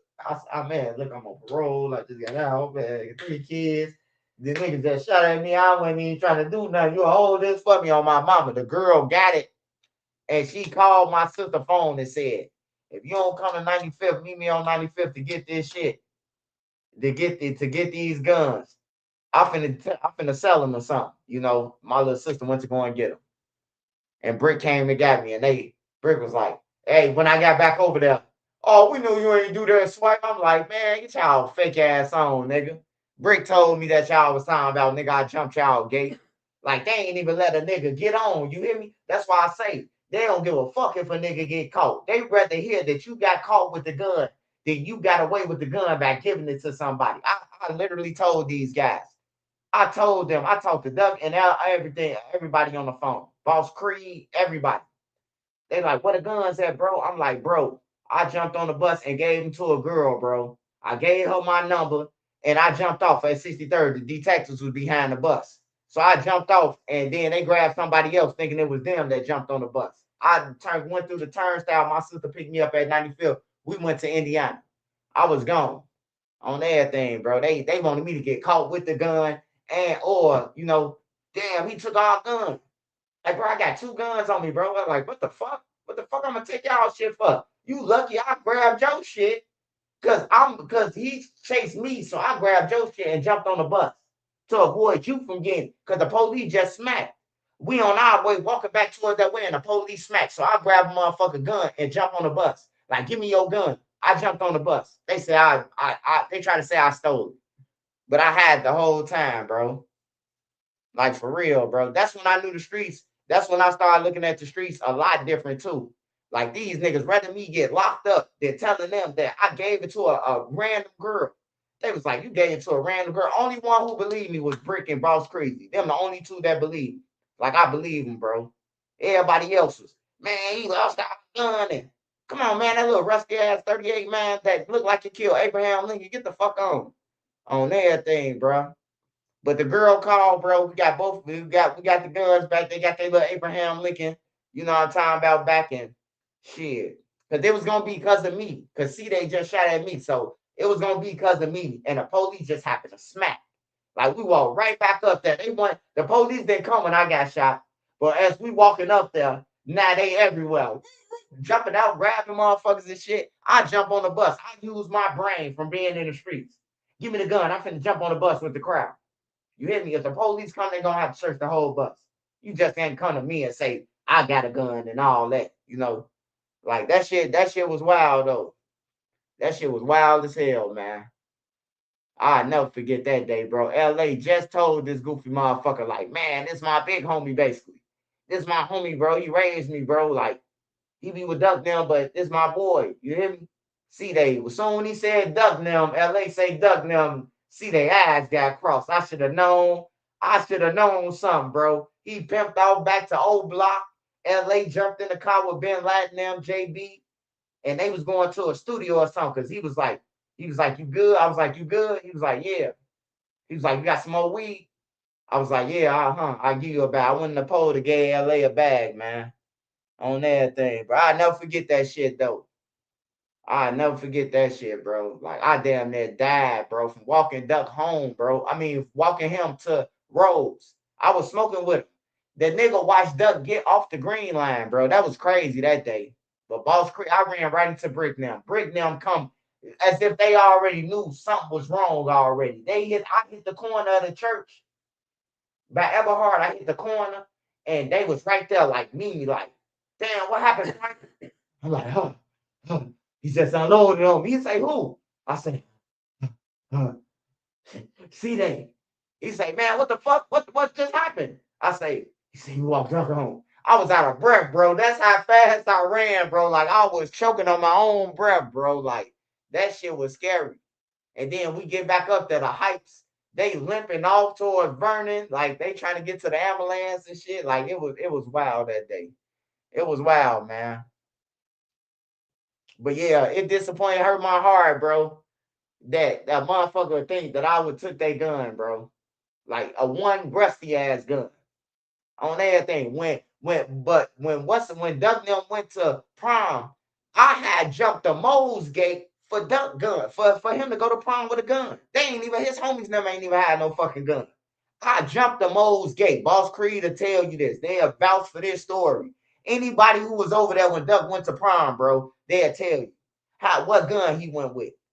I jumped the gate. Duck told me, like, man, I ain't got no gun. I'm finna go to CVS. I'm like, you finna go to CVS? He like, yeah, me and what's the name finna go to prom. I'm like, you finna go over east where Herb and them at, where all them at to their school? He like, yeah. He like, that's school she go to. I'm like, you got 2 pipes on you? Duck had this little mobster thing, like this little vest thing that he could hide a gun inside his little thing, like a holster inside his jacket. You know, I took the Mo's pipe. I walked with one of the Mo's around for like an hour and a half, bro, 2 hours. Hey, look, I walked up to the corner where he couldn't see, and he had the gun right there. I say 12 coming. He threw the gun and ran off. I picked that motherfucker right up, put it in my drawers, and kept it moving. Hey, I see him on Hosted. He say, hey, you say what happened to it? I say, no, 12 roll right there. What you do with it? He was like, damn, they must have got it. I'm like, this nigga slow. Whole time I gave it to Duck. Duck needs to go to prom, bro. Like, for real. These real stories. Ask Boss Crizzy. Just inbox Boss Crizzy and ask him, bro. On my mama, I jumped the gate so Duck could go to prom with a gun, bro. Like, for real. That's how much I love. I took it from the Mo's. I took their gun, bro. I walked around with a nigga for 2 hours damn near. Just to get him, just to find a spot where I could tell him the law coming so he could throw the gun.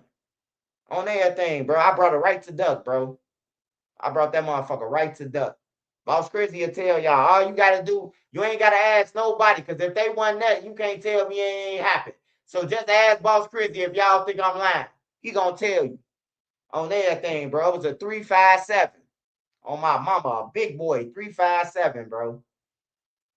I jumped the gate for the nigga. I love Duck for real though. I love him, bro. Like I didn't try to get them on so many times, bro. Like I was pushing.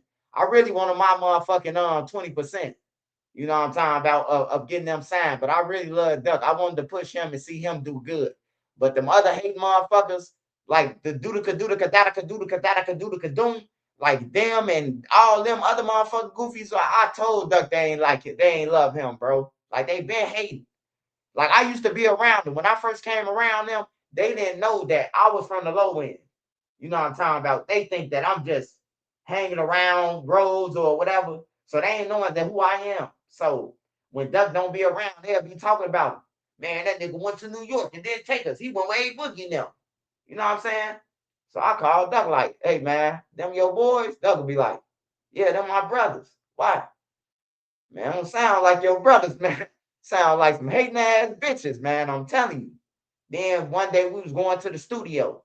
Now, Swiper is a music connoisseur. So I want to hear some music. I want to hear somebody who's gonna make a hit. They tell me, hey Swipe, you ain't just called Duck. Did I say, yeah, I told Duck to come down to the studio so he can make some music. Oh man, he don't never invite us. I'm telling you, man, them niggas been doing that. They been hating, bro. Like for real, I firsthand seen all this shit. Like they been hating. They ain't never love him, bro. I don't know what love is, man. I don't know what love is no more, man. People got different definitions when they say they love somebody. That ain't love to me, man. You hating on the nigga because he went to New York. Don't nobody know who y'all fucking is, man. You know, they been hating on him. And then when I seen them dancing around when Duck got killed, and like the way they was moving, like like to me, it was foul. I don't care how nobody else think. Like I seen them boys dancing and it was just weird shit. Like rest in peace to Melly. I don't know who to trust. Like I ain't seen them say rest in peace Duck like for a long ass time. You know, the fans had to get on their ass to for them to be saying that, you know.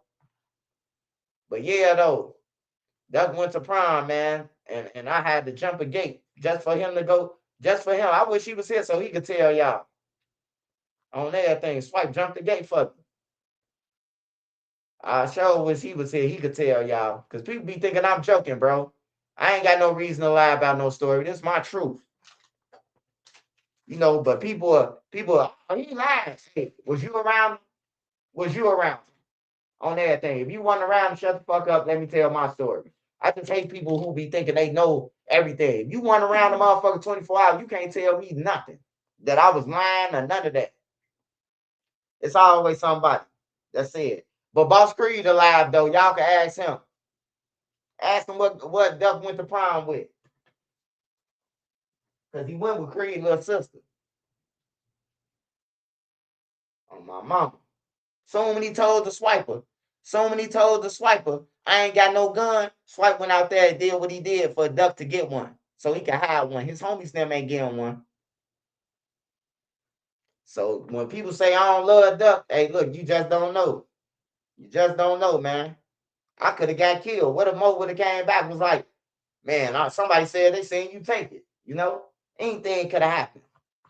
It's just that my experience of beating people out in the streets was way higher than his. My IQ of beating people out, my name's Swiper. If somebody who was grown right there, who was smart, they would have been like, man, who told you the law was coming? Man, he got that gun, Mo. That man took the loss. That man threw that motherfucker. He threw it right there where I could see it too. I picked that motherfucker right up, put it in my waist. Oh, Duck, I got you something, man. Might not be no 30 clip, but shit, it's a long ass 357, goddamn.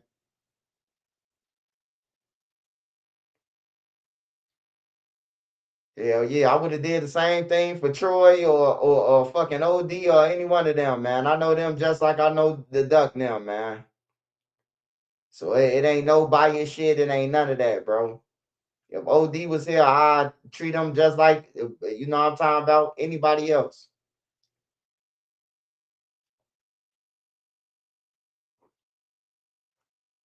How Lil B used to feel about Duck music. Oh no, I don't know. I don't know how he used to feel about Duck Nail music. I know he used to feel about the rest of FBG music. He'd be like, they rapping about my life. I'm tired of this shit. He loved Duck. Lil B loved Duck. Lil B loved Duck. I told y'all, man. I already told y'all about the robbery, man. Lil B, I invited Lil B to a video shoot.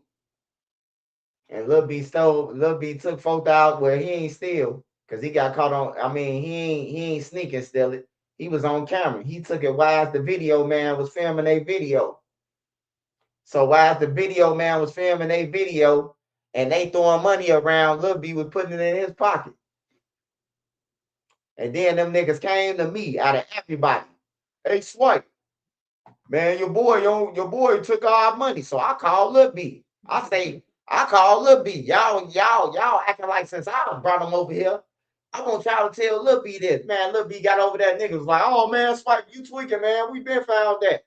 Whole time, Lil B, I got all that shit. Me and him walked outside. His sister stayed right around the corner on 82nd, right off Cottage, like in between Maryland and Cottage. His sister stayed right around the corner from them. So when Lil B, I walked Lil B right back around to his sister crib, and he showed me the whole fucking bankroll. He like, man, they some bitches on everything, bro. Like for real, he was a demon. I called him though. I couldn't do nothing but call him. Like, they Swipe all money missing. Hold on, let me call Lil B then. He y'all saying like I helped him and escorted him out. Man, Lil B came back over there. Them niggas was, hey Swipe, we ain't say that, man. You tweaking, bro. We was just playing. You know, I'm like, damn, bro, these niggas some bitches. Hell yeah. Lil B wasn't no motherfucking joke, bro. I told y'all, man. Lil B, we was all in Sharks, bro. Sharks, what can't get right got killed. Lil B walked up to two people and said, man, I heard y'all try to talk to my baby mama while I was in jail on some juice type shit. So the two niggas was like, no, we ain't trying to talk to your baby mama. It was Cole. Threw Cole right up under the bus, man. Lil B walk up to Cole while he shooting dice. Cole shooting dice. Now imagine Cole will beat the brakes off Lil B. If Lil B ain't had no gun, man, Cole will beat that man to the ground. Lil B know this. So Cole didn't have his gun on him either. He knew that too. Cause they told him. He probably asked them, did Lil B hey, Cole got a gun on him? And they were so scared of him that they said no. So he walked over there to the dice game. It's Cash, it's Lil B, it's Cash, it's Cole, it's Fat Shawty, it's everybody out there, bro. They shooting dice. Lil B walk up to the dice game and say, hey man, let me holler at you, bro. He say, let me holler at you, bro. Cole say, it's Cole said something. He say, man, you been trying to holler at my girl while I'm gone. Els just told me. I think Cole said, man, get your goof ass on, man. Can't you see I'm shooting dice, man? Lil B say, boom! I'm talking about everybody scattered this way, that way, this way, that way. Hey, look, it's a Transformer police car coming up Eberhard, coming down to a 63rd. Lil B put the gun in his waist and walked past the motherfucking police like it wasn't nothing, man. Like he was a trained assassin. He put it up just in time and walked past them, bro. Cole hopping around. I think he ran somewhere and then got to the hospital. But yeah, bro, like I'm watch these niggas like throw him under the bus. Like, man, Cole, talk to your girl. You hear me? Like, damn. And Lil B walk right around the corner, bro, and I'm like, shit. The funny thing about that shit though, right? So it's we all over Boss Creed crib. We was living with Boss Creed. Me and Duck was at this time. So we was staying with Boss Creed, Mama Boosie, them, shit like that, right? Shout out to Mama Boosie, always looking out for her. She saved everybody in the hood. Now that's one lady I give her flowers to. She deserved everything in the world, man. Big Sandals bless her. Hey, but we was all over the crib, right? So Cole got out the hospital, but he still got a gunshot wound to his leg. So Duck with Lil B now. Duck called upstairs and said, who all up there? So they tell him Cole, woo, woo, woo. So Duck tell them to give me the phone. He say, swipe, take Cole on the back porch because Lil B about to come up there. So I told Cole, check it out. So Cole like, what's up? What's going on? Tell what's up, swipe? What's going on? Ooh, woo. I'm like, man, Lil B on his way up the stairs. He said, I'm finna kill that nigga. I'm like, no, bro, he got the gun on him. Ooh, ooh. So Cole was like, he ain't got no gun on him, so he could beat him though. Cole, anybody know Cole to beat him? Man, Duck told me to tell the man to get in the closet, man. I couldn't believe it, bro. I said, Cole, just come in the closet. He said, man, I ain't getting no motherfucking closet. He snapped on everything, bro. Told the man get in the closet, bro. Duck told us to tell Cole get in the closet because Lil B coming upstairs. After he done shot the man. You want me to tell this nigga to get in the closet after Lil B done just shot him in front of everybody. Like, Duck was a boss, though. I ain't gonna lie, he was a boss because he makes shit happen. Like, if you respect Duck, you ain't gonna do nothing to swipe. If Duck tell you, like, they can hate me and Duck pull up on St. Lawrence with me and be like, ain't nothing gonna happen, bro. Ain't nothing gonna happen, bro. On everything. Like, his word mean everything. Brick word mean everything. If you and two of some motherfuckers and Brick tell you, hey, look, come over here with me. They ain't gonna touch you. They ain't gonna touch you. That's one thing about them niggas, man. That's one thing about them, bro. Like, they word mean everything to you, bro. Like, Duck a boss, though. He love to keep shit down, man. But yeah, he told Cole, get in the closet, man, while his Lil B was up there. That shit was funny as hell, man. I'll be around for all the shit, man. I don't know how I was just around for all the shit. K.I., Modell, Taekwon. Like, Taekwon died right in front of me, bro. Me and Brick was standing shoulder to shoulder. The man walked past me and Brick in between us and got shot. So that bullet would have hit either one of us. Would have hit me or Brick and killed us, bro. Like, for real, bro. And them niggas be saying, free dude them. They be on the internet telling niggas, y'all snitched on him. God damn it, they should have told on him 5 times. You should have told on him. He killed the kid. I don't understand it, bro. He killed the kid. Taekwon was 12 years old. That's a kid, bro. They talking about he snitched on folks now. Bro, he killed the kid, bro. It ain't like he killed Brick or He killed somebody, me or somebody else. He killed a kid, a child, bro. Like niggas, man, be fucked up out here though. They tell the motherfucker on Clubhouse. I hear them telling the motherfucker the person they shine who killed Taekwon, he on the phone telling a person on Clubhouse, nigga, you told on me. Like, nigga, you should have told on your bitch ass 5 times, nigga. You killed a kid. Like, you ain't killed just anybody. You killed the kid, bro. Even though they say Taekwon, he a op and all that. If Taekwon a threat to you, you ain't no real killer. You ain't nothing. If he a threat to you on everything, bro. If he's a kid, for real, a kid. He said he was gonna die that night. He said that morning at the table. Creed's sister was doing his hair. He said, I'm gonna die hanging with y'all, bro. Jaro gonna kill me for hanging with St. Lawrence. He was dead that night. He was dead, bro. A little bit after midnight, he was dead, bro. He was gone on everything, bro. That was crazy. That's why I say the tongue is powerful, very powerful, bro. Everybody I heard say that they want to go upstairs and die and all that, Richie Jerk. He got killed on my birthday. I inboxed Jerk and told him, hey, Jerk, man, stop with that bullshit, bro.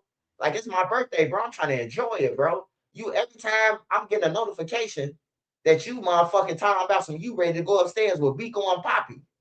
Like, stop the shit, bro. You hear me? Like, that's Billionaire little brother. You know, I talked to Jerk. I know Jerk mama and a Billionaire mama and them from the low end. So, man, next thing you know, Jerk was dead, bro. I look back on the internet to check to see my messages to everybody, you know, on Facebook. It be long. When the nigga say happy birthday and all that shit, it be long. So I'm reading through all the comments, seeing who said happy birthday to me, and Jerk gone. Next thing you know, they're like, Jerk gone, Swipe. I'm like, you gotta be shitting. He died in by Morgan Park High School. I'm like, bro, I just told this nigga, stop that shit. He was gone, bro. Rest in peace to Jerk. D Money, I told D Money, man, you got $300,000, bro. Take your ass out of town, bro. He get killed walking the dog. You did all this shit to all blocking all that shit. Then you walking the dog. You walking a motherfucking poodle around 66 in between like Stony Island and somewhere over there, Kimbark or some shit. He over there walking a fucking dog, bro. Like you ain't got no ops. I'm like, that shit crazy, bro. And he could have got D Rose out. He could have recanted the story and got D Rose out. Cause he was young though, but they made him, the older niggas told him and his people to go over there and tell that D Rose did the shit. That's why D Rose in there. But he could have recanted his story. He said, was the dog safe? Hey, that's what Big Money and them told him after he got killed, man. That's fucked up. That's crazy. You said that, Jamarion. Big Money and them told him that. We seen the dog stranded after that. I say, y'all going to jail, man. Only the killers will know that. Like, they talking about, we seen the dog that was with you running around. You know, like, only the killers would know that he had a dog with him, man. Like, come on, man. They ain't put this shit on the news that he had a dog with him. Like, I be trying to tell niggas, man.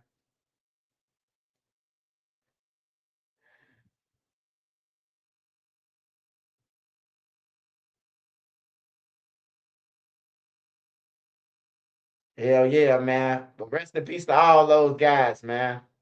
Rest in peace to everybody, man. Rest in peace to everybody. Man, I wish it was some real leaders from O Block still alive, like OD, like fucking Platoon, like some people that a person could talk to, bro, and they'll get the job done. You know, people who they look up to, who they gonna listen to, bro. No, I wish they had Zoo. I wish Zoo was still here. You know, Zoo and them probably, you know, they probably weren't ready yet, man. But eventually, I'll tell you, in the next 10 years, everybody gonna be talking about the shit that's going on is stupid. But by then, with the next generation that's gonna be worse than this, because if they got switches right now, they gonna have some Luke Skywalker shit when these kids grow up, some shit that they gonna be playing Star Wars. You hear me? It ain't gonna be no more bullets. It's gonna be lasers. So we gotta cut that shit off right now, man. And we need all the older motherfuckers, man. It don't matter what you've been through, man. It don't matter what you've been through, what you did, man. Can't nobody stop you from doing right, bro, and helping the shorties now, bro. Can't nobody tell you you ain't certified or creditable for it. Hey, man, help them shorties, man. You see a shorty out there looking like he a flunky, pull him up and tell him. Don't let no nigga send you off. Tell them how many years you did in jail without the guys. Tell them how many times you went to jail and ain't nobody sent you nothing. Not a letter, not a free phone call or shit. You know?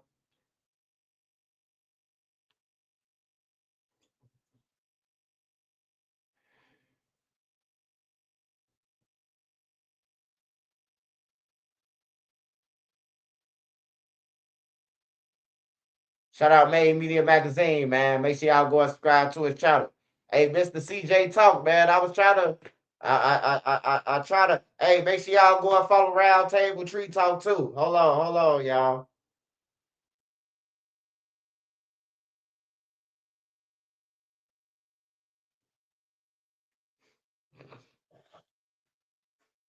They done made up a story time about Peasy snitched on Lil Durk. Damn, which one gonna be in trial? Me? Which one gonna be in trial? Me or Peasy, man? Like, damn, bro. Y'all just y'all. I hope Peasy sue the fuck out of one of y'all, man. Niggas just be making up videos, man. Hold on, y'all. Let me see if Miss CJ Talk gonna answer. Hey, Nene, is this his page?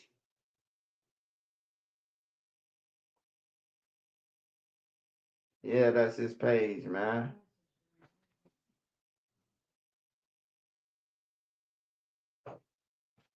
I might have to put that shit out tomorrow. Let me see. Let me see something though.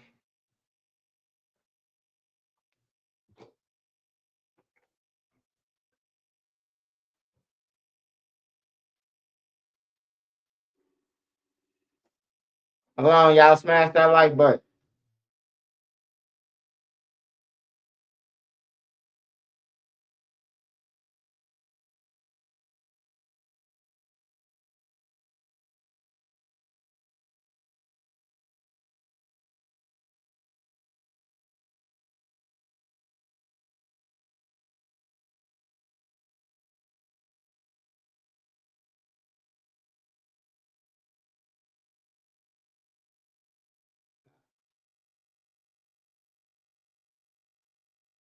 Did you put something else up there, Nene? I seen one more. Hold on, y'all.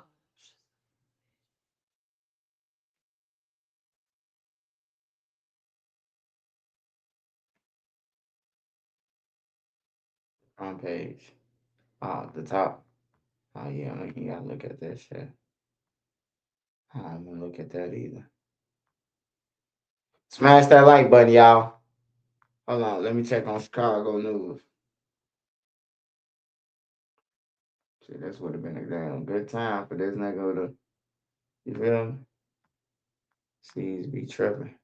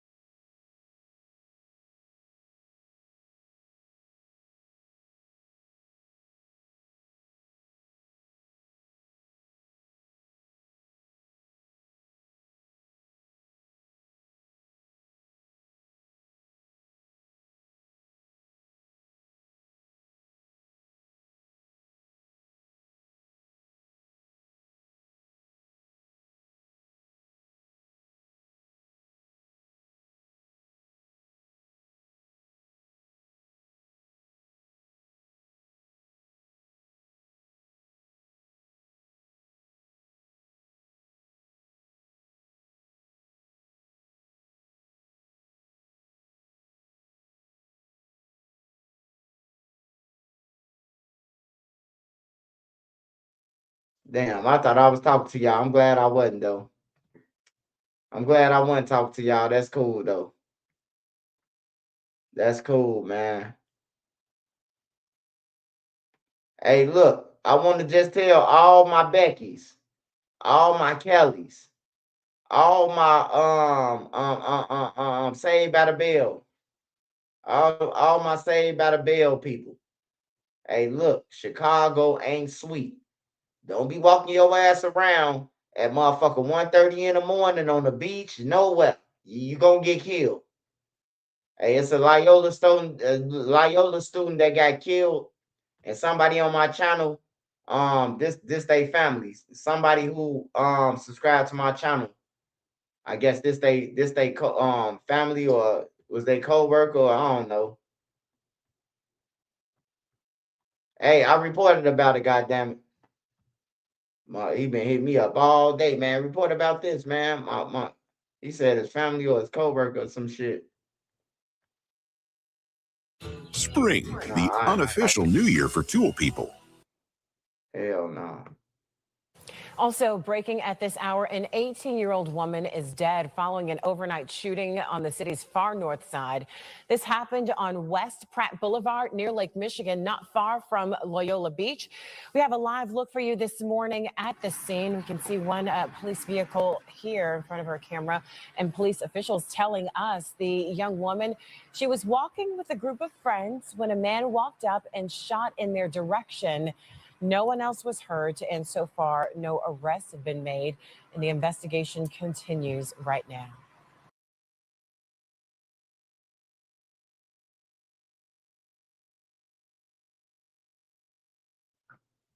Lewis, all right. Let's go up today.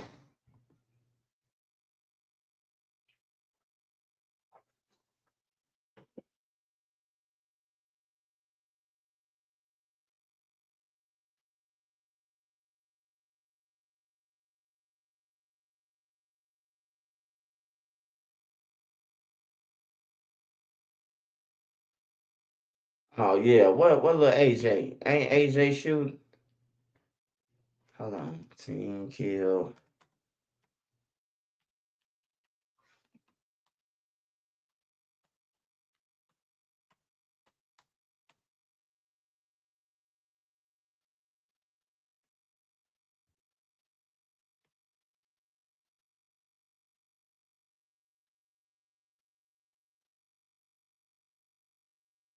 Why does it be showing me shit from 4 months ago, bro? Like the news.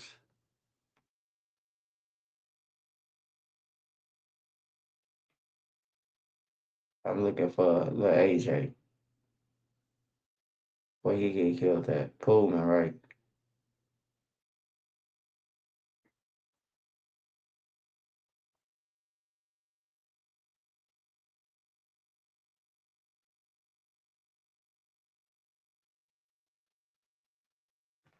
Here you go. In Chicago tonight, police are investigating after they say a man shot and killed a teenager who was trying to rob him. It happened this afternoon near 117th and Normal. Police say the 16-year-old approached a 27-year-old, pulled out a gun, tried to take his belongings, but the man pulled out a gun of his own, shot the teenager in the chest. Police did bring that man in for questioning, but as of now, no charges have been filed.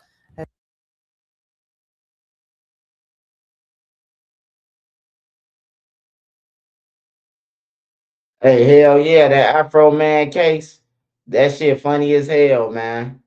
But Afro Man be trying to strike people. The news every time Afro Man on there. Last time I reported about Afro Man, and yeah, they struck my page. That's when the police had ran to his house. He made a video talking about the police wife gave him head and everything, and the judge sided with Afro Man. Freedom of speech. That's how I know they filed. The Cook County, they filed. Afro Man made a whole song about the police officers and used their video. They tried to sue him.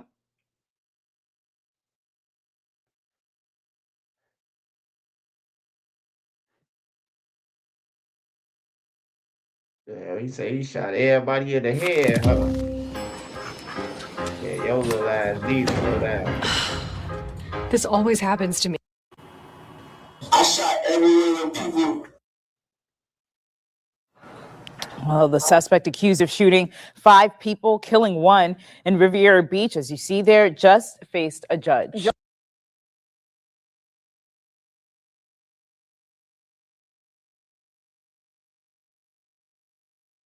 Hey, we ain't even gotta watch this. He dangerous. Just let me show you this. Let me show you this. I'm just gonna show y'all one thing to let you know when a nigga dangerous. When a nigga dangerous and he ain't to be fucked with.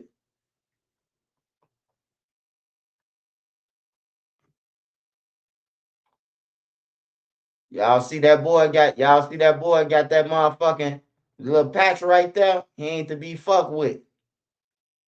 He got that little guru patch. He ain't to be fucked with, man. Any nigga with a patch in their head that they just willfully rolling around, walking around the earth without cutting that shit off, he dangerous. Yeah, he dangerous. He got a little pig. He got a little tail right there. Yeah, he done killed 5 people for shit.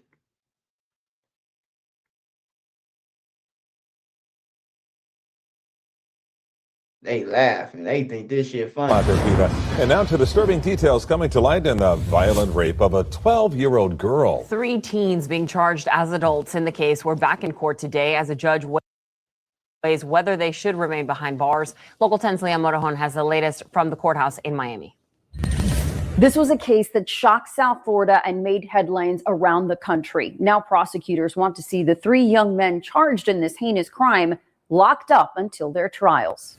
3 boys accused in the violent rape of a 12-year-old girl appeared in court Wednesday for pretrial detention hearings. The adolescents are each charged as adults. The state believes 13-year-old Nelson Nunez, 12-year-old Josiah Jones, and 15-year-old Xavier Tyson should all await trial behind bars. I want to see it all. Judge Richard Hirsch says he wants to see the defendant's full school history before making any decisions. The alleged rape happened the night of June 18th at a community garden in Overtown. The victim allegedly left a friend's home when she encountered the boys. The victim told police Tyson and Jones held her down and Jones put rocks in her mouth to keep her quiet. All this as Nelson allegedly raped her, an attack.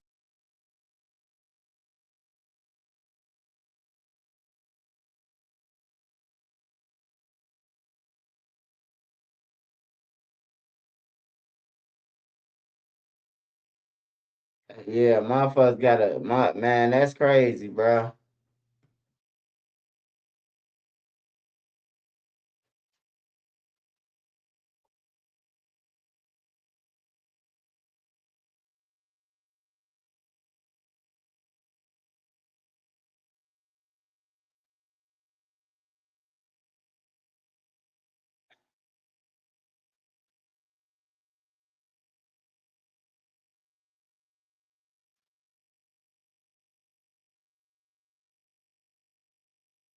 Hey, they getting it on. They getting it on spring break. I'm glad we don't go on vacation during this time. They all on the beaches with guns and masks on and all type of shit, boy. Hey, look, I wish Chicago could swap out with Florida or California because they don't like. I mean, like they don't like it. Maybe if it was hotter, it'll be less crimes in Chicago. If it was hot like California, and then if it was cold like Chicago, you know, California, see what it feel like to get that Hulk.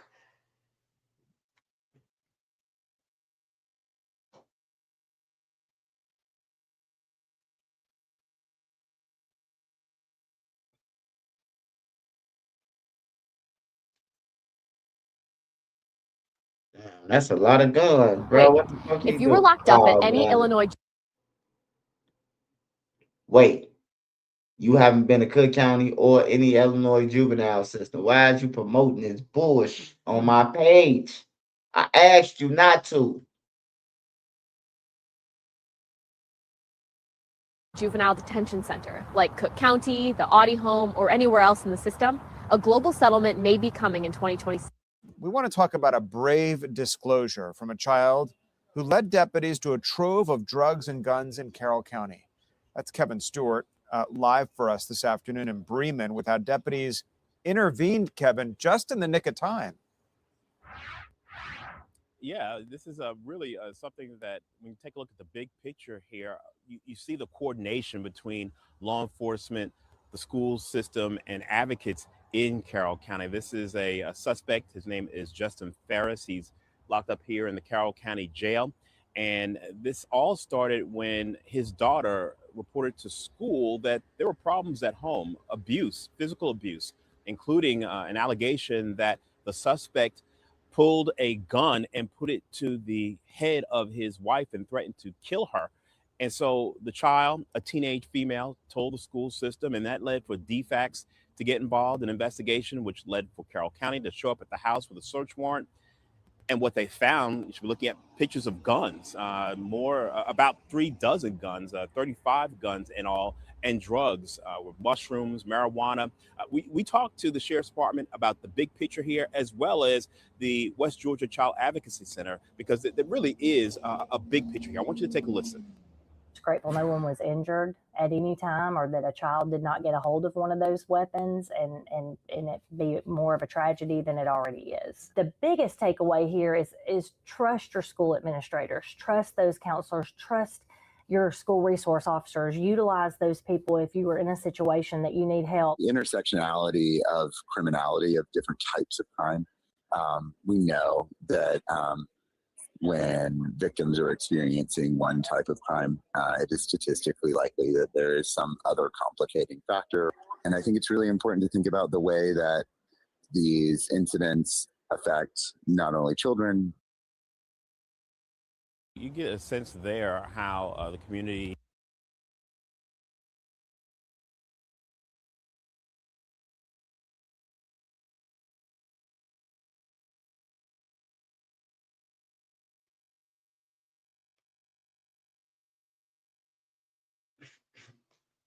Nigga up in the crib with guns, threatening your family and shit. Yo, his ass crazy than a motherfucker.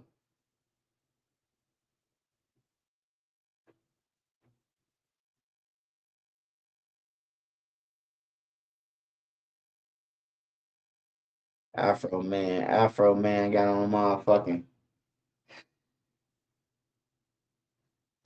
Oh, look, the Boosie thing.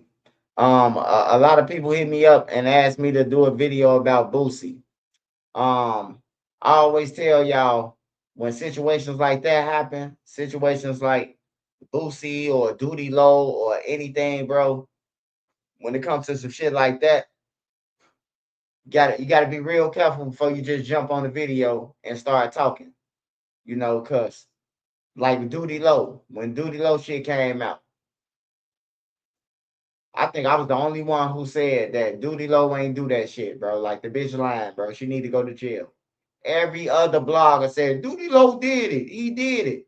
I say, nah, man. Duty Low ain't do that shit, man. I know a bitch when she's scarring and she lying and something happened and he don't want you no more. I know. I could see it. I've been around long enough to judge, to make a decision of he did it.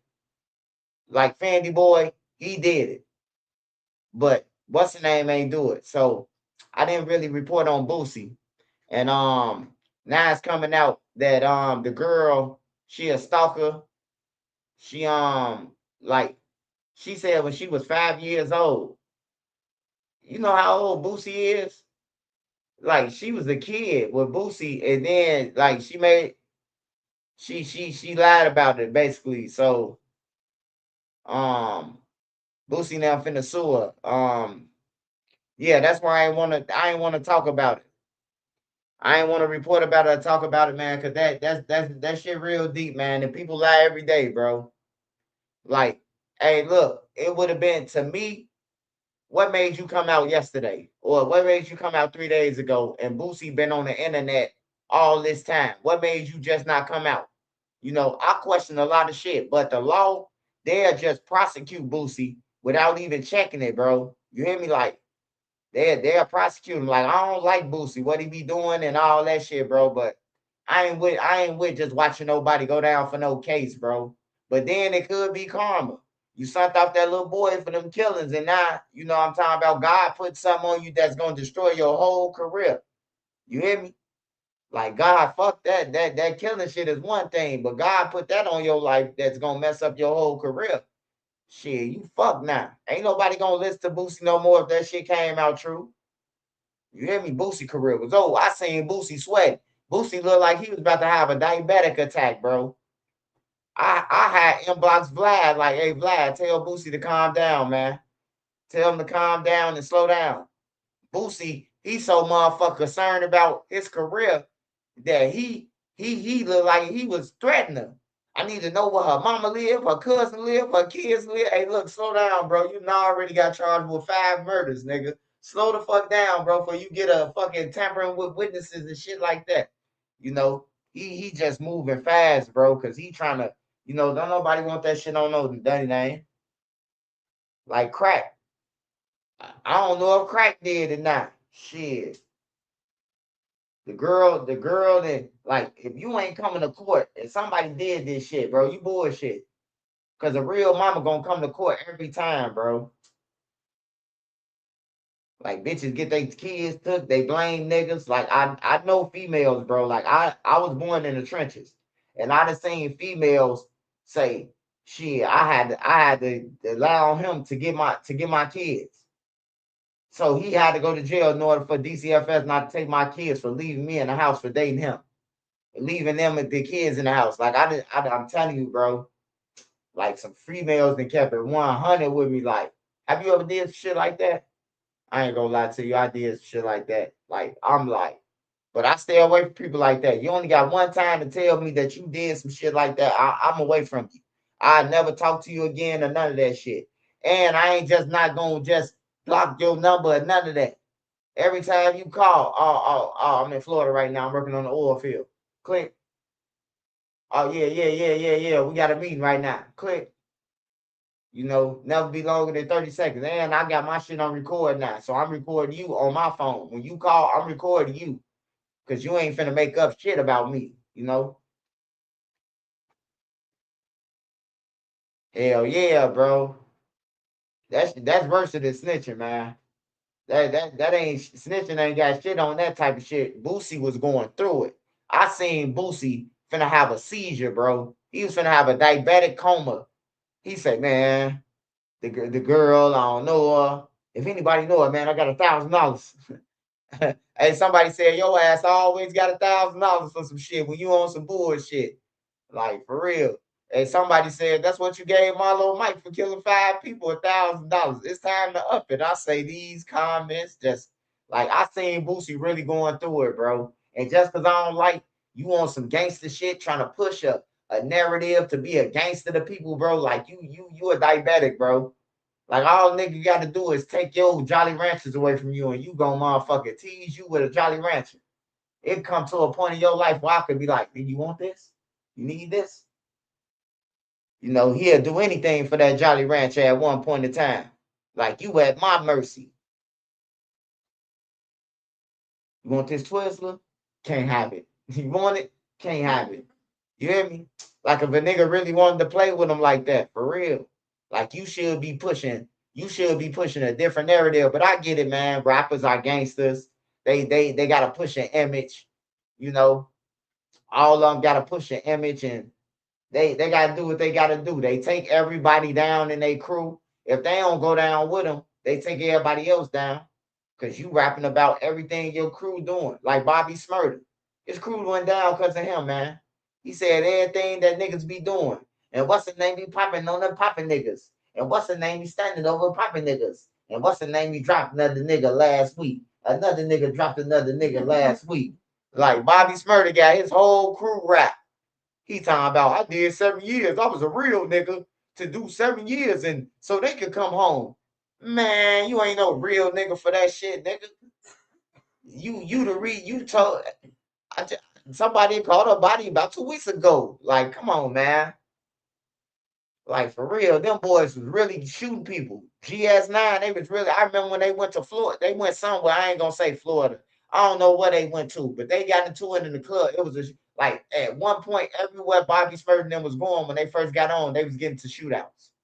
Like he was having entourages with him, like real gang members, 40, 50 deep.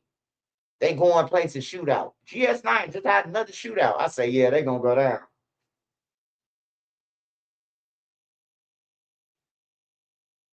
Yeah, but Bobby Smurf there, whole crew got took down.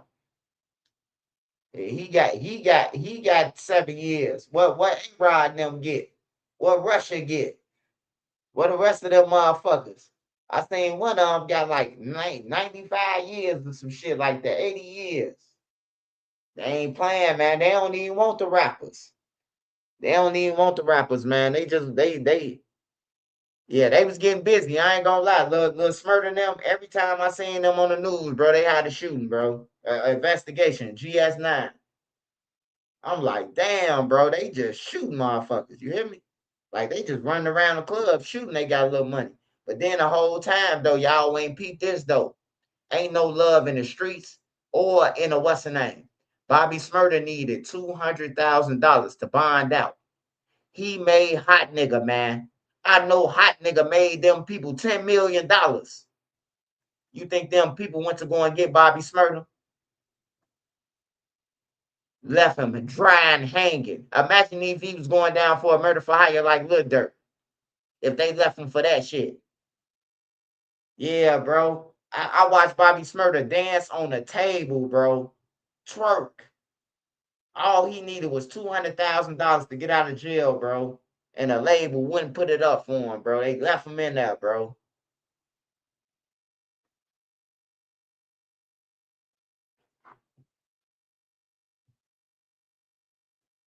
See, Lil TK, he did some stupid shit. That was stupid. That was stupid to kill somebody and then make a song. But I ain't beat that case, bitch. I did the race. They finna slam your ass when you get caught. Yeah, you did the race. But how long you ran for? Man, that nigga went to New Jersey and got caught somewhere. On everything. That nigga would have been better off coming to Chicago, bro, and going to a suburb. Go to motherfucking somewhere where it's mixed in, but the police go by the law. Minnesota. He ran to somewhere where they finna know you ain't from up here. You look like you from Texas. Like it's certain things about cops that they just know, like, y'all ain't from here. You hear me? Like every time we get pulled over in another state, motherfuckers, they just off the top note. Y'all ain't from here. You know.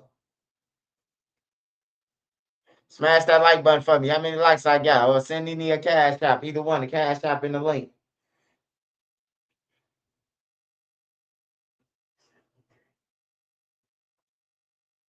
$473. Oh, give me up to 600, man. Give me up to 600. It's really 800 if you can. Shit, it's 800 people in here.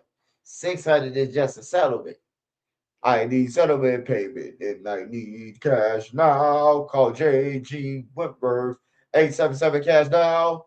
If you didn't hit that like button, you gonna get blocked now. Call Trenches News 1-800-BLOCK.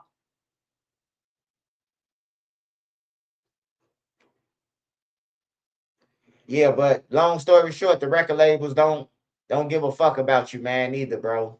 They really waiting on you to die. Like Tay Savage is a perfect situation. And I'm glad Tay Savage still alive. And Tay Savage might disagree with me and he might be like, oh no, he on something else. Hey, look, you ain't got no hit song. First of all, to get no $400,000, $500,000, $600,000, you shouldn't even got motherfucking $10. But since they gave you the money that they gave you, what I'm saying is they thought you was gonna die. They was banking on you to come back to Chicago and get knocked off. But since you was smart and stayed alive, now they still trying to do it. They still trying to figure a way how to get you off. You hear me? They still trying because they know they'll never make their money back. How they gonna make their money back off Tay Savage? Somebody gonna have to ghostwrite for him. King Von gonna have to come back from the grave and be like, Tay, here go my playbook. Rap this. Cause he sound like Von a little bit, you know.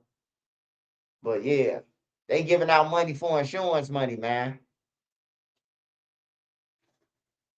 Like I heard Bibby signed all them little girls, the Ashman and all them, $10,000. Man, that girl, that motherfucking little girl Aspen, bro. I just seen her do 200K in a couple hours, bro. Her video probably about 300,000-400,000 right now. Like, you don't need no label. What the fuck is you signing 10,000 for? Like, I would never sign with no label. If I could drop a video every other day and that motherfucker doing 1 million and plus views, I ain't sign. What I need a label for? What he just gave y'all could have been made. Now y'all win a contract for $10,000. Now he's saying y'all owe them $300,000 in 5 hours. You hear me? Like that, I wish I would have told the Ashman them, don't sign to nobody. Y'all on fire. I'd rather them get their own money. You hear me? Like then a motherfucker beat them out, and then later on in life they say, oh man, you beat us out. We got to take you to court. Yeah, she is chasing it. She chasing it big time, man. I pray for all them little girls, man. I just hope that them dudes don't. I just hope that a dude don't do what they did to that girl with her baby in the car. Ooh, the baby and her who was sucking on the sucker and survived. I just hope that one of them niggas don't run up and do that shit to Aspen now, cause they be woofing. I don't know who they ops is, but they be woofing. I don't know if she got imaginary ops, cause I used to like 3 Ninja Kickback. Tommy loves Kimberly. Tommy loves Kimberly. You hear me? I used to love 3 Ninja Kickback. It might have been Emily. But yeah, I used to love 3 Ninja Kickback. You hear me? Mr. Miyagi. Anything with Miyagi in it, I love. Karate Kid, that. So I know a motherfucker might have imaginary ops, out there. Because I used to think I was 3 Ninja Kickback. Me and my homies. When there was 5 of us together, we thought we was the Power Ranger.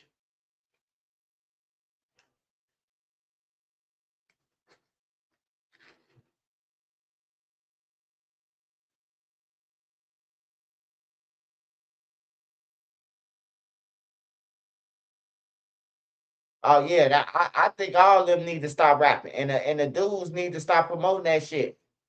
Like for real, bro. Y'all gonna get them females killed. Y'all sending them off, man. Y'all making them harder targets, bro. Them hoes ain't carry. Hey, look, a video shoot, you could carry that Drake. But ain't no female that little carrying no Draco, man. You ain't finna tell me they is, bro. You not finna pay me to believe that shit. That they carry. Little Aspen Cashman can let off a Draco and hold it up. Like hell no. Man, I let off a Drake, bro. I damn near flew back. I blew a Desert Eagle, shot in my hand. You hear me? Like for real, bro. I done blew some guns, bro. When the FN first came out. In 06, when it first came around, 06, 07, the FN came out. I injured my hand. My shit was jammed for like my whole wrist and my hand was jammed for like 4.5 months, 5 months. My shit was jammed, bro. Like for real, from letting that motherfucker off, I just grabbed it. They like gonna let this motherfucker off. I grabbed it and put it in the air. Boom, that motherfucker kicked flew out my hand and everything. The Desert Eagle shattered my shit though. It shattered my shit. I never try to let it off. I was trying to be a big boy that day, trying to impress my big brother. Like I could let it off. He like, bro, you better grab 2 hands. That motherfucker kicked back. While I was in the motherfucking bushes somewhere. I was in the bushes somewhere. He said, no, you can't let this off. That's when I weighed shit probably about 130 pounds or some shit like that. I tried to let off the desert. Damn, they killed myself. Hell yeah, bro. They ain't letting off that shit, man. I done let off this shit in real life, man, and they ain't letting it off. They ain't letting off no Dracos. They ain't letting off no Max. They too little. They ain't even letting off no Switch. A Switch gonna kick them. Aspen Caston probably 90 pounds, man. 90 pounds with a head, bro. A human head is 8 pounds, ain't it? A human head is 8 to 12 pounds. We gonna say.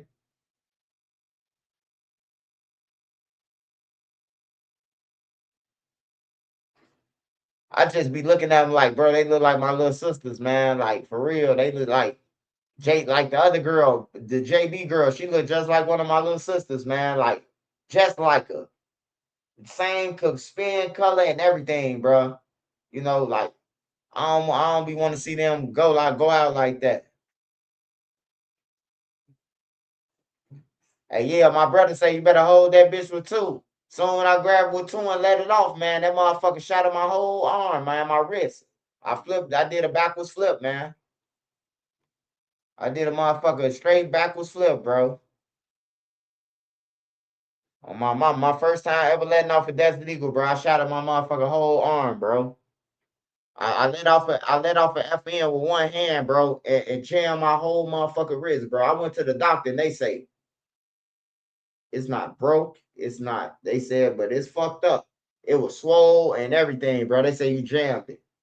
It took 4.5 months, 5 months, and a lot of X pills and Percocets they was called Oxycontin then. Yeah, to get it gone. Hell yeah, I let that motherfucker out. That's how I know these girls ain't doing it, bro. They ain't doing that shit. And I had adrenaline in me. And I failed the test. Hell yeah, I was finna let it off with one hand.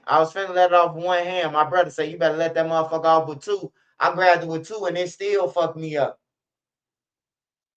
It still fucked me up with two hands. So the two hands, I needed four hands. Y'all talking about two hands. I needed four hands.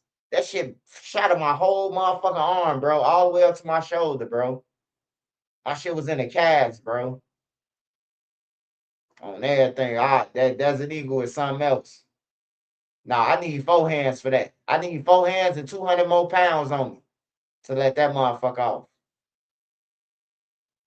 I let off a sawed-off shotgun. That motherfucker threw me around. On everything. I damn near got dizzy, killed myself. For real. I just be bad. You know, I'm just glad I ain't got to live that life no more, man. To even, be doing that shit. Now everything is for safety. That's all it is, man. It's about defense and it's about just living your life, man. That's all. Long as my kids and need them be able to do what they want to do every day of the month, I'm cool, man. I'm a loner. I can stay by myself. I don't need nobody, bro. Like I'm a loner, bro. Like I can go months without talking to people. Like that's how I am, bro. Like trying to figure shit out. I remember I got a hotel room for about 4 months. I ain't talked to nobody from Chicago. I ain't talked to nobody, bro. Probably about one person. I was on the hotline like a motherfucker though. I ain't had nobody. Shit. I was on the hotline like a motherfucker. But yeah.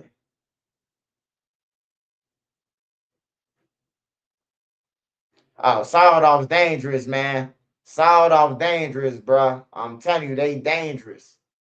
Man, I let that motherfucker off. The fire jumped out that motherfucker, bro. Woo! You seen the fire jump out the ass of a Lamborghini? Woo! I'm telling you, if you seen the fire jump out the ass of a Lamborghini, then that's what it looked like. That's what that fire jumping out that sawed off looking like, man. That shit scared me, man. So I know them little girls ain't letting off that shit, cause shit, I struggle to let it off. I struggle to let off some things. So I know they definitely ain't letting it off.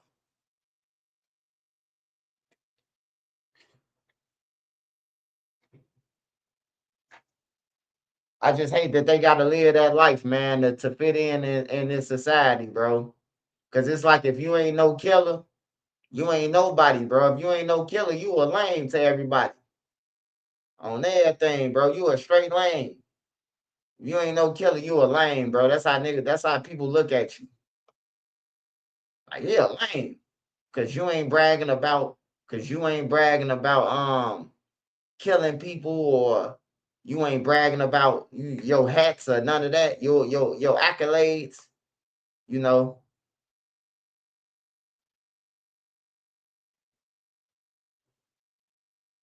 Man, that. Are you Marsha? I am. I mean, Hey, man. I am. Thanks for meeting me here. Usually not an interweb dating guy. Barely ever use this phone computer. A 357. Hell yeah, 357. The Blue Steel 38. All that, man. Springfield edition shits and all that, man. Hey, look, man, I used to carry one every day like it was a belt, goddammit. At one point in years, I was carrying that motherfucker every day, every time you see me, bro. If you ain't know nobody else had they shit on you, you know I had mines on you. Like I could go everywhere. And I ain't gotta have it on me, bro. At one point in time, they like, I know Swipe got his shit on him, you know. And I could pump fake a motherfucker because they always think that I got it on me. At one point, I was just pump faking motherfucker. Get the fuck on before I, and they get on. I ain't got nothing on me. I'm just laughing like, damn, I carried this bitch 365 that they think I got it on me 366. You hear me? Hey, this big Durk, man. Let me see what he talking about, man.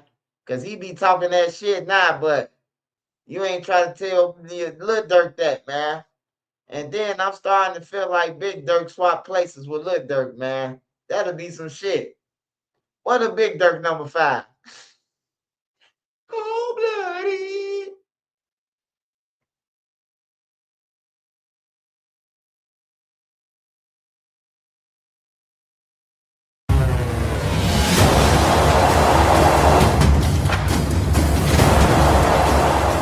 People out here on the streets to support you, and how often the flip side to that, how often is it that people come to jail and then they just forgotten about?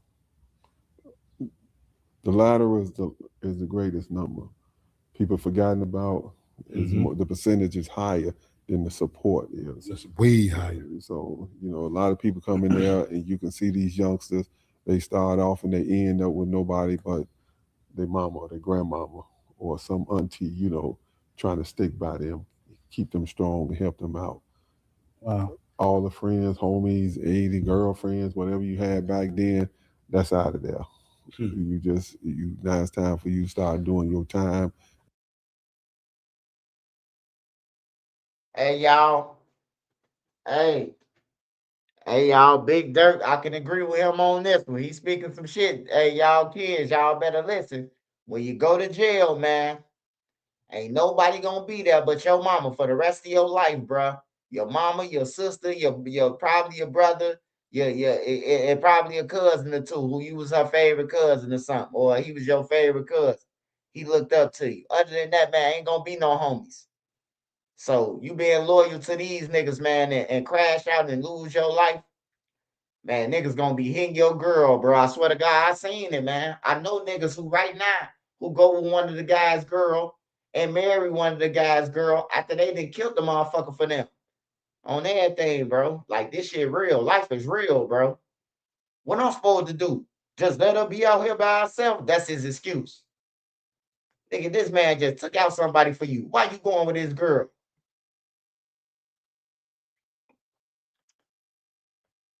Now, I know he ain't saying nothing that we don't know already, but I just want to hear him talk because he talking this shit. He should have been telling Lil Durk this shit. I want to hear him talk. He did 26 years, man. Ain't no way in the hell you watched your son crash right in front of you. You watched the airplane go up and up and up and then come down and crash. And you ain't tell your son 26 years that the Fed's coming. If you keep on rapping about this shit, like he had to tell his son, man. If nobody don't know the feds was coming, Big Durk had to know that they was coming, bro. Like, hey, just the lyrics that his son was saying, it would have concerned me as a parent. Like, bro, what you keep on rapping about the feds and all this shit, man? What's up? Talk to me. You hear me? Like this your son. You could be gone from your son. I don't give a fuck how many years. If you a real street nigga, how you say you is, you could pick up on shit. Cause jail is the streets. Don't get it twisted. Cause the nigga in jail, yeah, they away from the streets, but that's still the streets. Cause everybody who was in the streets that's missing is in jail. So it's still the streets. They still selling drugs.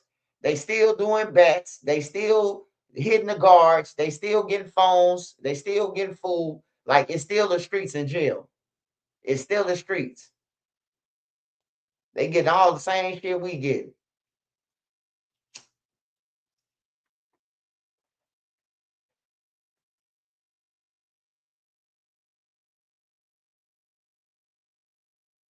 and learning that you as a young man got to become a man now. So did you experience that? Like people just forgetting about you along the way? No. Alhamdulillah, no, because it was a little different with me, you know. If you have tried multiple oral antidepressants and they haven't worked, You know, because status on the street and different things like that is a little different. Okay. And now that you've changed your life and you've been in the penal system and you did time and came home, how is it now? How are people embracing you now that you have changed? Because sometimes it can have a negative effect. People might look at you like, hey, you're turning your back on people. How is it now that you're home and you changed your life and you're focusing to do things the right way? Well, they didn't just hear about it when I got out. They hear about what I was doing the time. So that made it, more real to them. Only thing they want to know is he going to be like this when he get out. We hear that he's a Muslim now. We hear he changed his life. We hear that he's making a difference in there now. We hear that he's on a bunch of positive things now. They want to know, is this what he's going to be on when he going, or is he going to try to pick up where he left out, rebuild this old, get back into the street life and try to rebuild the gang again, or, get the old crew back together type of stuff. That's crazy how people really think like that. Like they're waiting for you to come home to do the wrong thing, which can ultimately. But they're not really wrong though, Feek. If that's all we gave them to go off of, you only can judge a man by what he do, what he show you. But what I'm saying is their mental capacity to think that you want to come home. That you can't change. Yeah, you can't change. You want to come home and do the same thing. But especially if they know you like getting money, you like it fast. Like people they want to see it. They want to actually see you come out there and say that you're going to do what you're going to do. Because if you showed me for 10, 20 years that you were selling dope, shooting guns, and getting all this money, I'm going to know this is a lifestyle he loved. But now all of a sudden, this is a shock to me. He changed. He what? I know he wasn't Muslim before, especially over there where he from. He was an organization. So it's like, I know he ain't leave that alone. It got to be shown. You have to shove it in a person's face. And that's just it. So your mannerisms when you come home, kind of like he said, shove it in their face, not like in an arrogant manner. Not arrogant, but they see it. But they see you. They see the change instead of hearing about the change. Going to the masjid, being around the brothers, and we made Umrah together, and alhamdulillah was out there. But just people seeing you doing those things is like, it's like he said, like kind of putting it in their face, like, hey, this is what I'm doing. This is me. This is who I am. But you got the biggest thing and most major thing is where you left off at and who you is now. Your talk got to be different. Your walk got to be different. Your dress code got to be different. Everything about you got to be different now. Yeah. You can't relate and you can't put yourself in none of your old ways because that's make you suspect right there. So, even your crowd now, see, when I get out, I'm with the Muslims now. Yeah. I hide what's going on with you, see you because of, years of not seeing you. You stop around, say hi to people, out of courtesy, because that's what a Muslim is. We gonna speak, we're gonna be respectful. Yeah. But this ain't not who I'm hanging with now. I'm hanging with the people of like-mindedness. We Muslims, so we the brotherhood now. And then another effect, another cause and effect, like I was, speaking about, of going to prison, right? Or leaving your family, leaving your children out here, and leaving your kids out here and not being able to be around them and direct them. How difficult is that to kind of parent behind the wall, behind the prison, wall? Very, very, very difficult, because you only got 15 minutes on the phone. Right? So if you're getting on something real important in 15 minutes, when the phone click, you got to wait almost 30 minutes to an hour to get back on again and try to pick up on that last conversation. And with the mindset of youngsters out there, what they done did for that 30 minutes while they waiting on you to call back. So trying to rehatch it and get back into it is very difficult. On a visit, long as you ain't like we was way out in Victorville, I'm from Chicago, so the commute from there to there is kind of a strain on the, on the financial side of the family, especially you trying to bring everybody out there to see you in a visiting room that, it's just hard on the family. Yeah, so. And I spoke to him about this, because we spoke about the day going in, of actually getting the time. What was the feeling when they said, "Hey, we're releasing you tomorrow," or "You need your release date was the next day"? What was the mental aspect for you as far as knowing that you're coming home to your family? It was you kind of, it's excitement, it's anxiety, it's heavy on the anxiety. You just don't know what to expect, because you ain't been out here. You've been in jail long as you've been on the street. Yeah. So it's kind of, just experience in which you just don't know what's going to happen. There's uncertainty to everything. Because you kind of when you were in your 20s, that's still like you still basically a kid, really. Honestly, you haven't really experienced life, and that's the thing that's going on now with a lot of the young kids out here. They're going to prison or doing all these things in the streets, but then they're still young. They haven't experienced nothing. So when they go to prison, they come home, they still have some mental things that they have to iron out because they were kids going in, but they may have aged to be 40 plus or whatever when they come home, 40, 50 years old, but they're still mentally sometimes young in the mind. Yeah, and that's most likely what young black men.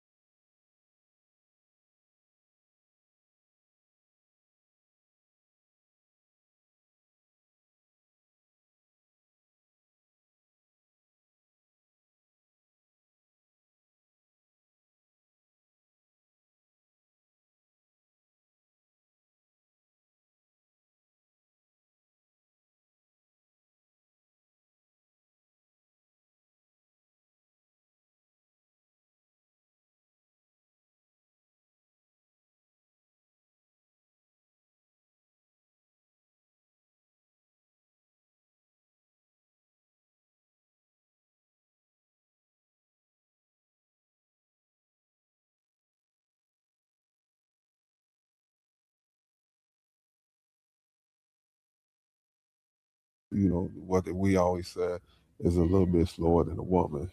She mature faster than a man. So we still be sitting there doing things that most people see like, oh, he should have grown out of that about now. So, Now, Raheem, I asked you this question as well. Like coming home and the people that you knew when you went in, the people that you got in trouble with, is everyone home now, or people still are in prison? This is when we're fucking grandparents. This one's going. It's just thinking way too far in the future, man. I'm thinking about what I'm gonna have to eat for breakfast tomorrow morning before I go to work. You like all my fucking pool plates after all this time? Yeah. Pool covers, pool medallions, nice and silvery. It could be Flavor Flav, Venice Surfathon, 12 years old. That one by default. Cool stuff, man.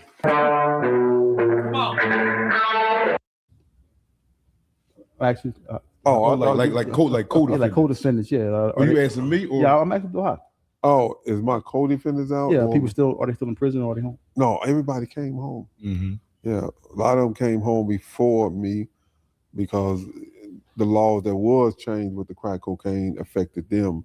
But the more culpable and responsible you is in a case, the more points you get.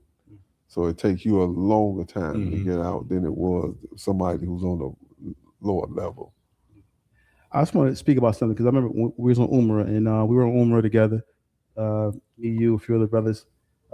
Sheikh Hassan Somali, he was there as well. And I remember we was there, and I remember I was talking to you and your son.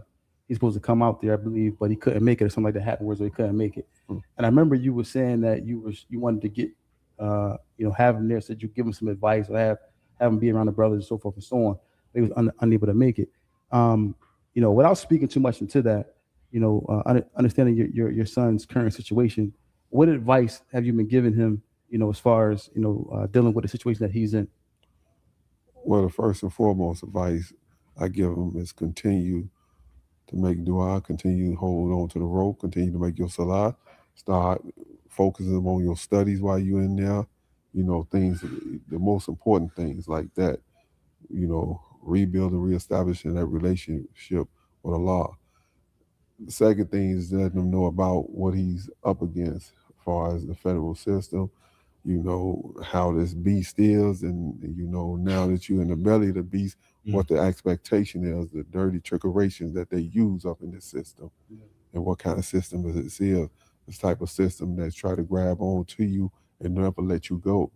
So these are the things preparing him for also. So, but overall, he has clinged on to all advice because he have clinged on to the rope of Allah, and he's holding on to it strongly up in there. He's doing a lot of good now. He's learning a lot of surahs now. He's reading in there real heavy, and the Imam Hassan Somali is sending him.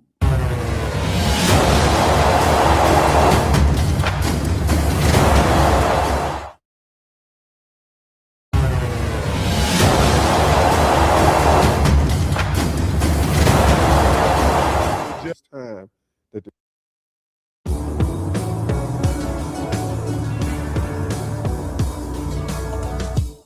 Everybody knows that the place to find a place is Apartments.com.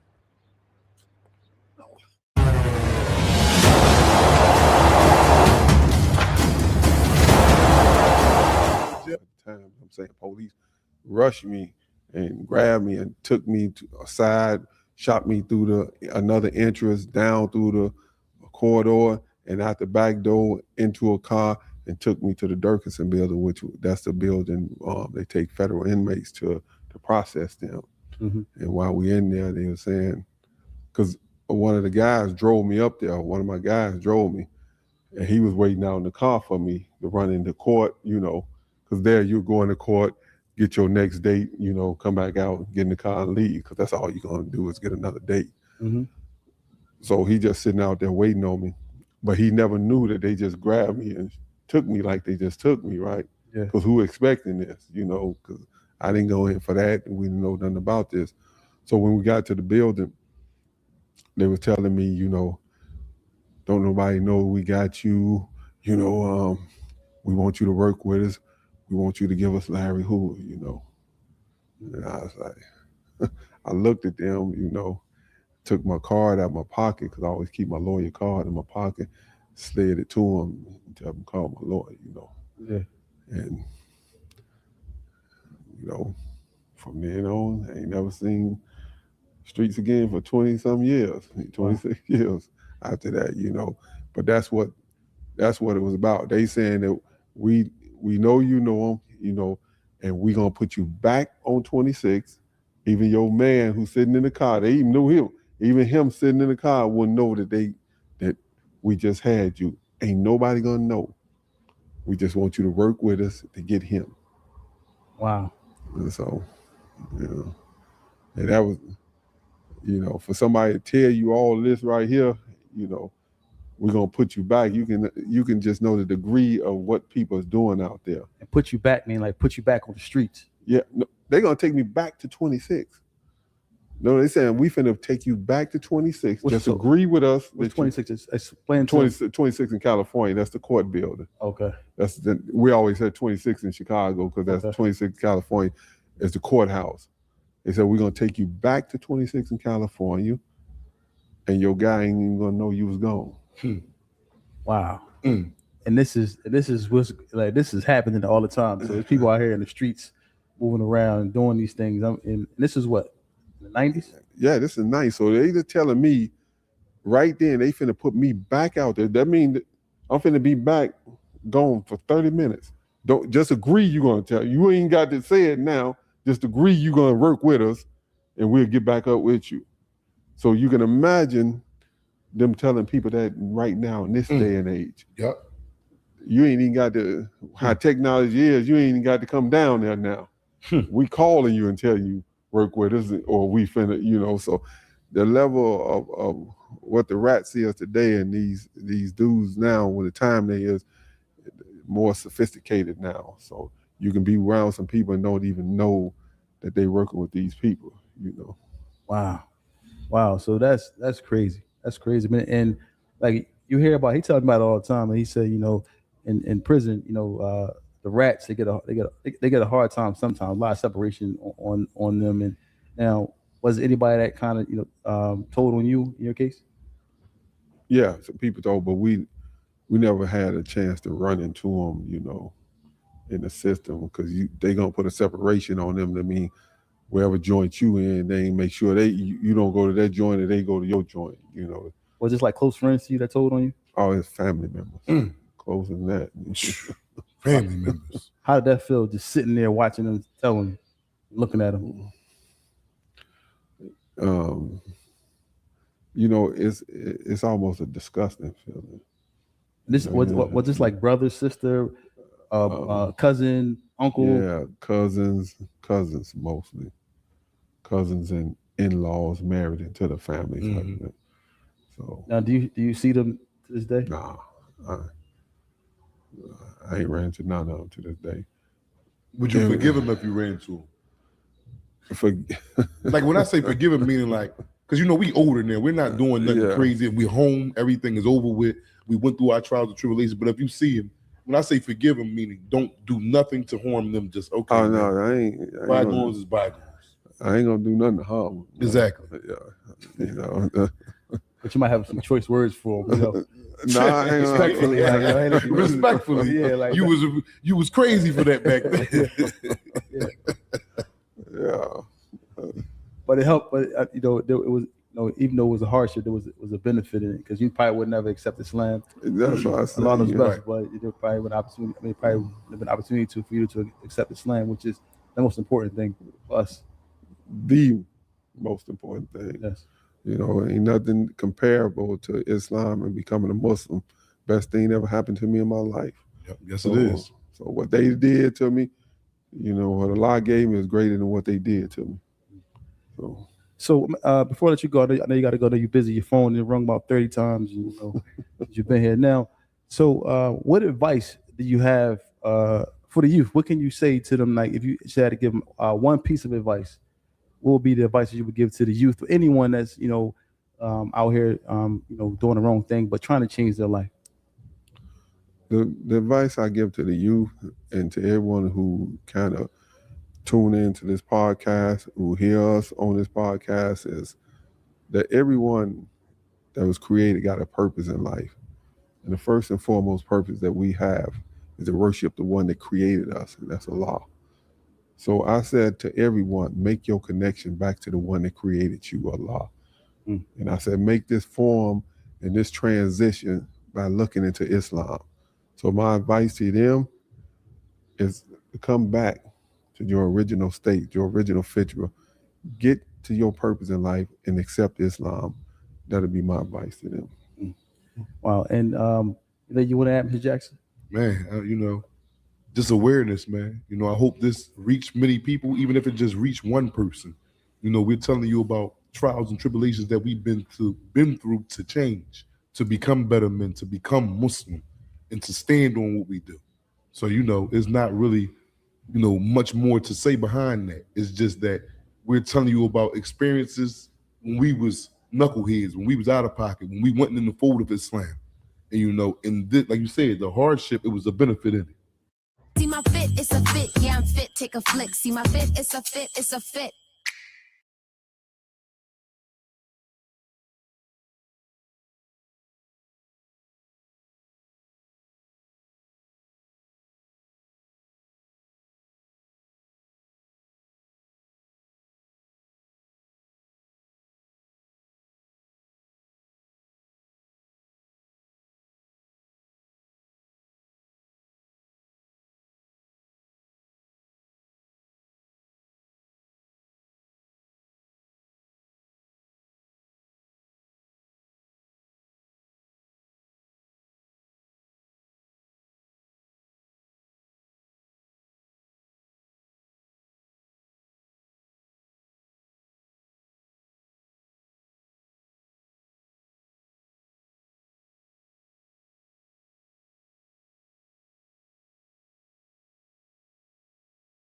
Like button.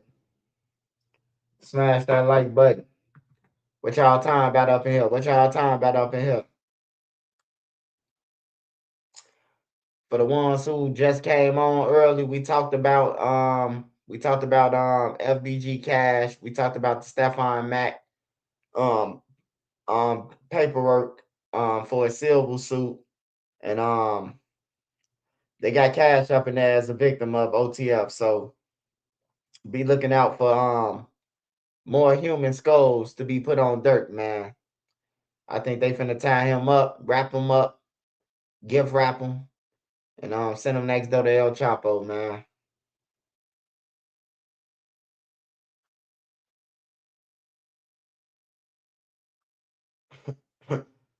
Or maybe not today. It might take a minute.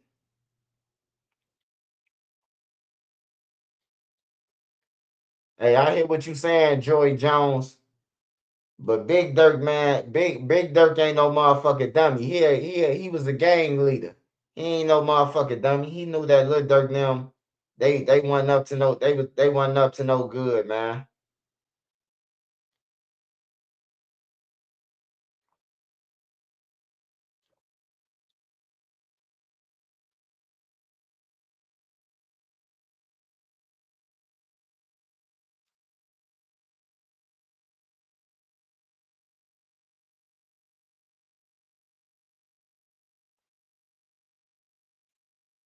Hey, according to Stefan Mac lawyer, it is the state shit. Hell yeah.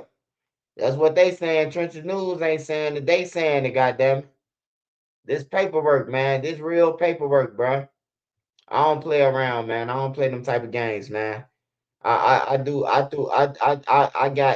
got people who love my channel, man. I got people who love my channel and paralegals, lawyers, all that shit. They fuck with me. They fuck with me heavy, man. You'll be surprised, man. So yeah, it's 93 pages, man. I ain't go all the way through all of it, but come on, man. What the fuck going on? Hold on. Yeah, it's 93 pages. So I just broke it down. I just took some clips and just reacted to them. That's all I did. Wait. Oh, what the fuck?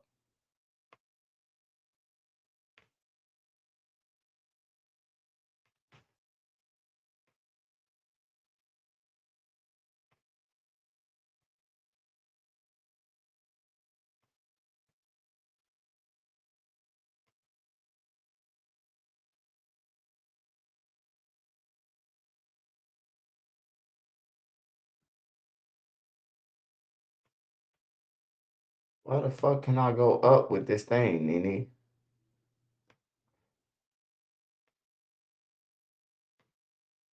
Hold on, y'all. Alright.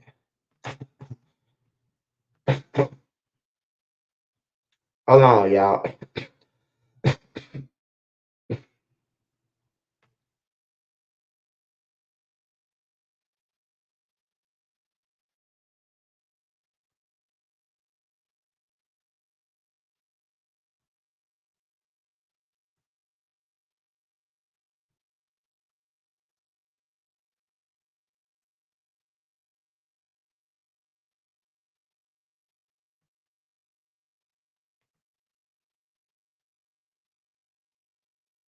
Murder and hires. It say murder for hires, including but not limited. The 2019 murder of Lil Durk and King Von in LA by Lil Durk and King Von in Atlanta. 2020 FBG Duck by OTF members. 2022 murder of Stephon Mack by OTF member. The 2022 murder of FBG Cash by OTF members. The 22 murder of Lil Pab, which is Savius Robertson, I think is Savior, by OTF members.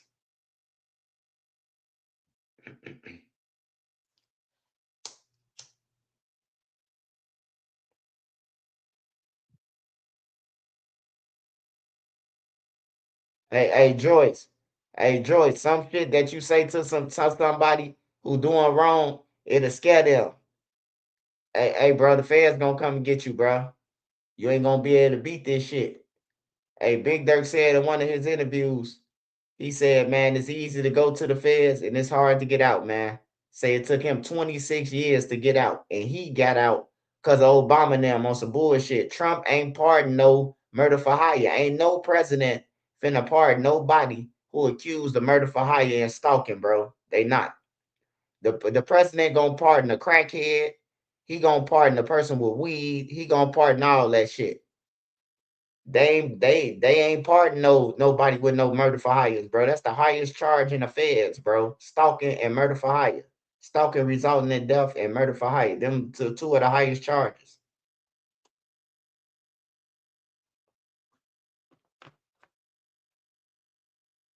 Yeah, so they said this shit. Y'all trick the dudes. I just get the paperwork to tell y'all about it, man. Like I'm supposed to do. That's my job, man.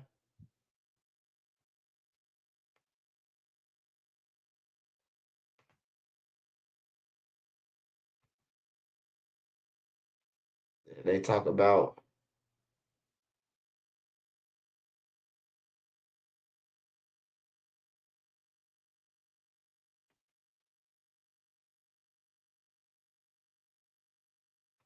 co-conspirator 1 and co-conspirator 2 are two brothers.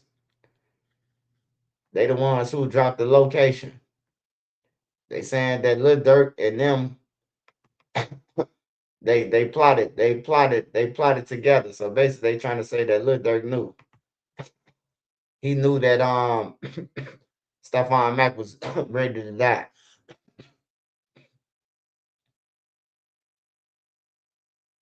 Yeah, it's 200, it's 90 some pages. I gotta go through all of it. I got it this morning.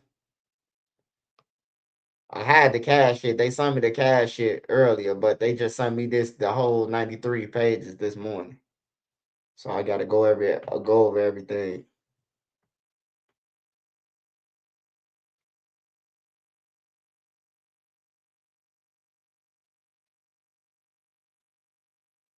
See, this is what they saying, all the blocks. Like THF 06. It gets scary, man.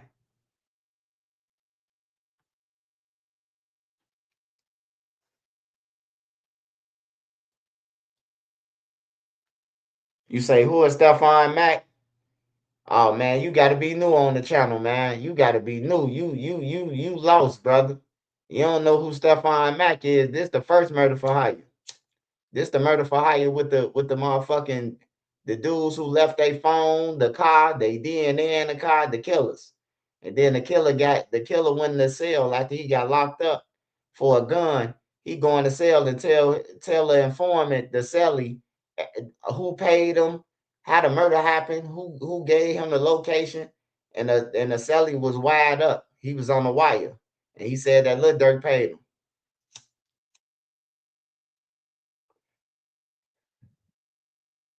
Stephon Mack is although they try to say he was, I don't think he killed D-Thing, but they said that he was part of it, or his homies them did it, or whatever. I don't think he did it, but if somebody connected to him probably did. That's what the Fed said. Some dude locked up. They saying it.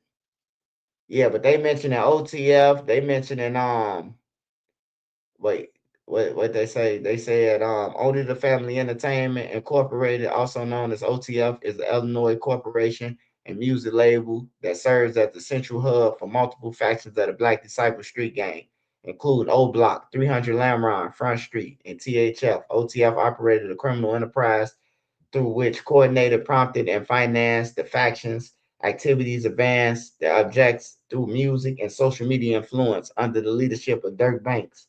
OTF used songs, music videos, and social media platforms to issue threats, intimidate rivals, incite violence, and glorify acts of murder and violent crimes.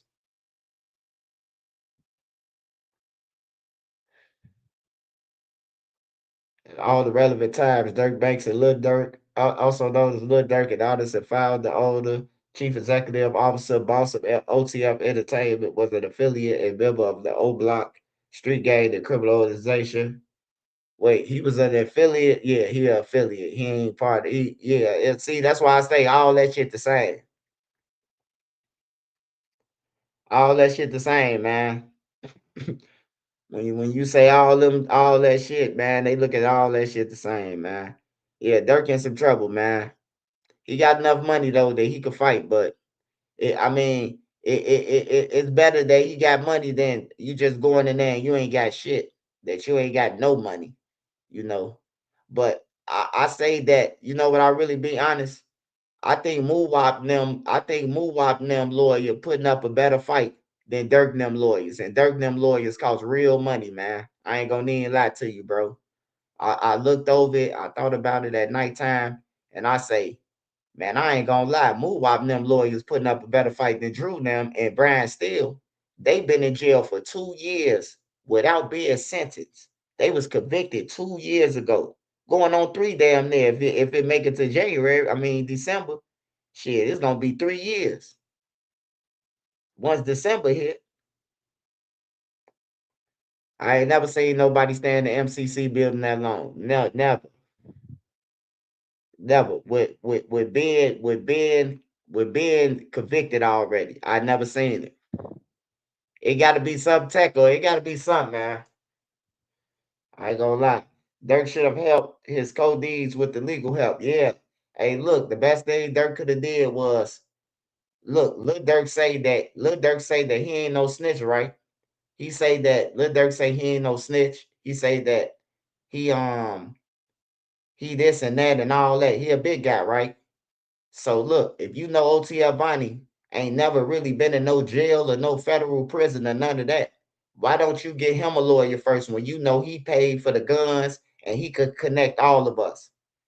Vonnie could say I was on a plane with him and get me hung. He was in a car with Didi while they was following Quando. He could that's Didi gone. And then who you get the guns to? I gave a gun to Flocka, I gave a gun to Brown Eyes, I gave a gun to they gone. Anybody he say he gave a gun to, he was there. He brought the guns. He's saying he gave it to them. He could wrap up everybody. Vonnie alone, just Vonnie alone could take everybody, all of them down by himself. Because he paid for the hotel rooms. He drove the killers. He picked them up from the airport.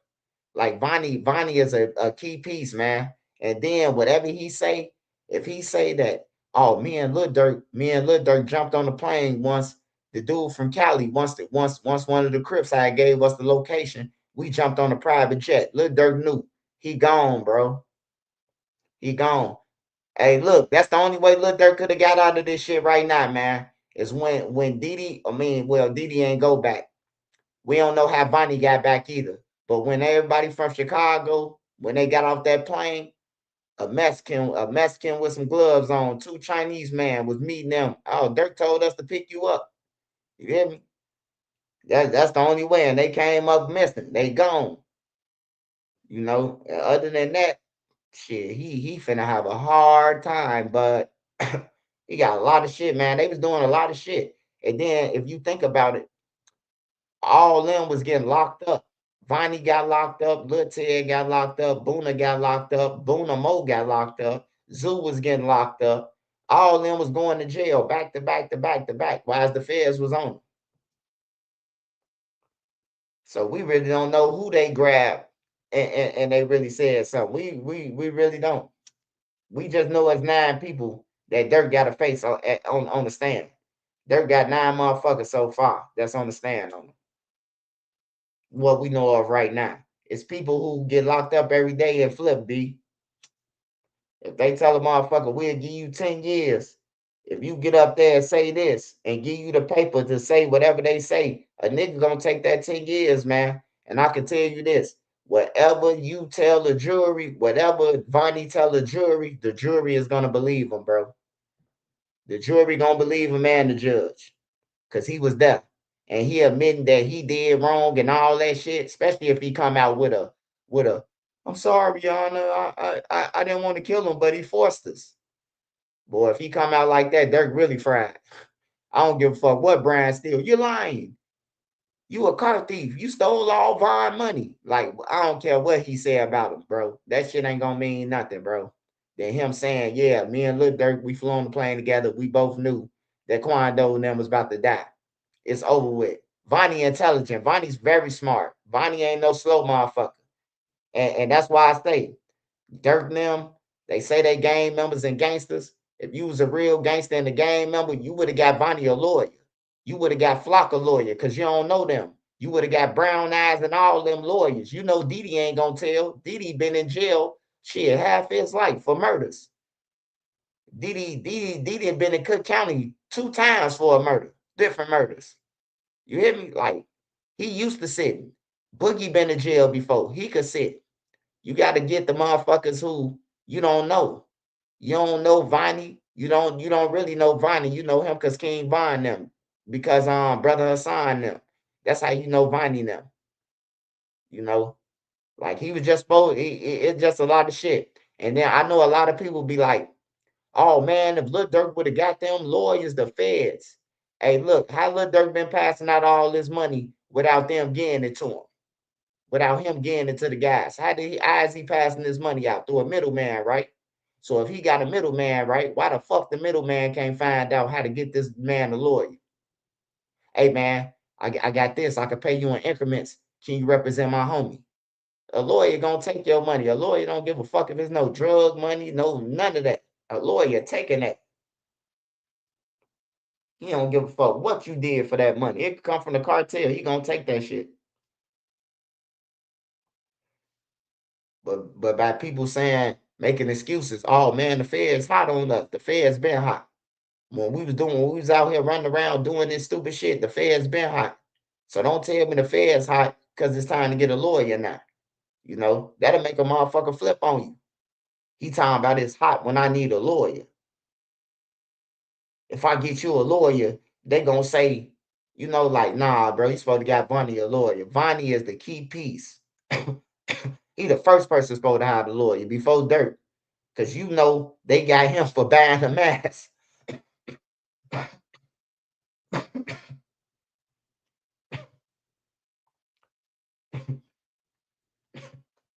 They saying Vonnie brought everything. You supposed to got him a lawyer. But we will see, man. There is a God, man, and God makes the final decision, man. But you know, you was out here doing that stupid shit, bro, with all that money, bro. Shit, he deserved to be in that bitch.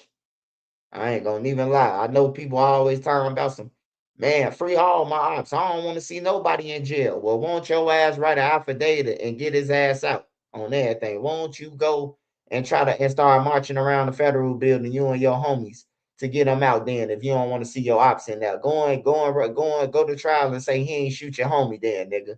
If you don't want to see none of your ops in jail then. Other than that, mix me with that bullshit on everything. Mix me with that, but that lame ass shit. I don't want to see none of my homies in jail, mobs. We're going to bond them out there, motherfucker. Go and write a love story for him so he could get out. So he could get out and finish killing y'all dumb motherfuckers. I be saying them say, oh man, free Moo-Wop and all them. Man, they was out for a long time, man. Y'all ain't have to say free them, man. Y'all could have showed up at court and said they ain't do it then. If that was the case.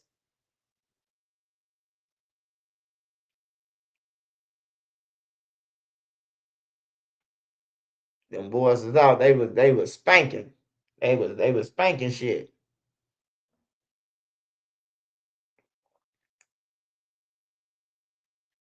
Dirk need to play Bonnie like Christopher Williams and New Jack City. Hey, that's what Dirk got to do, man.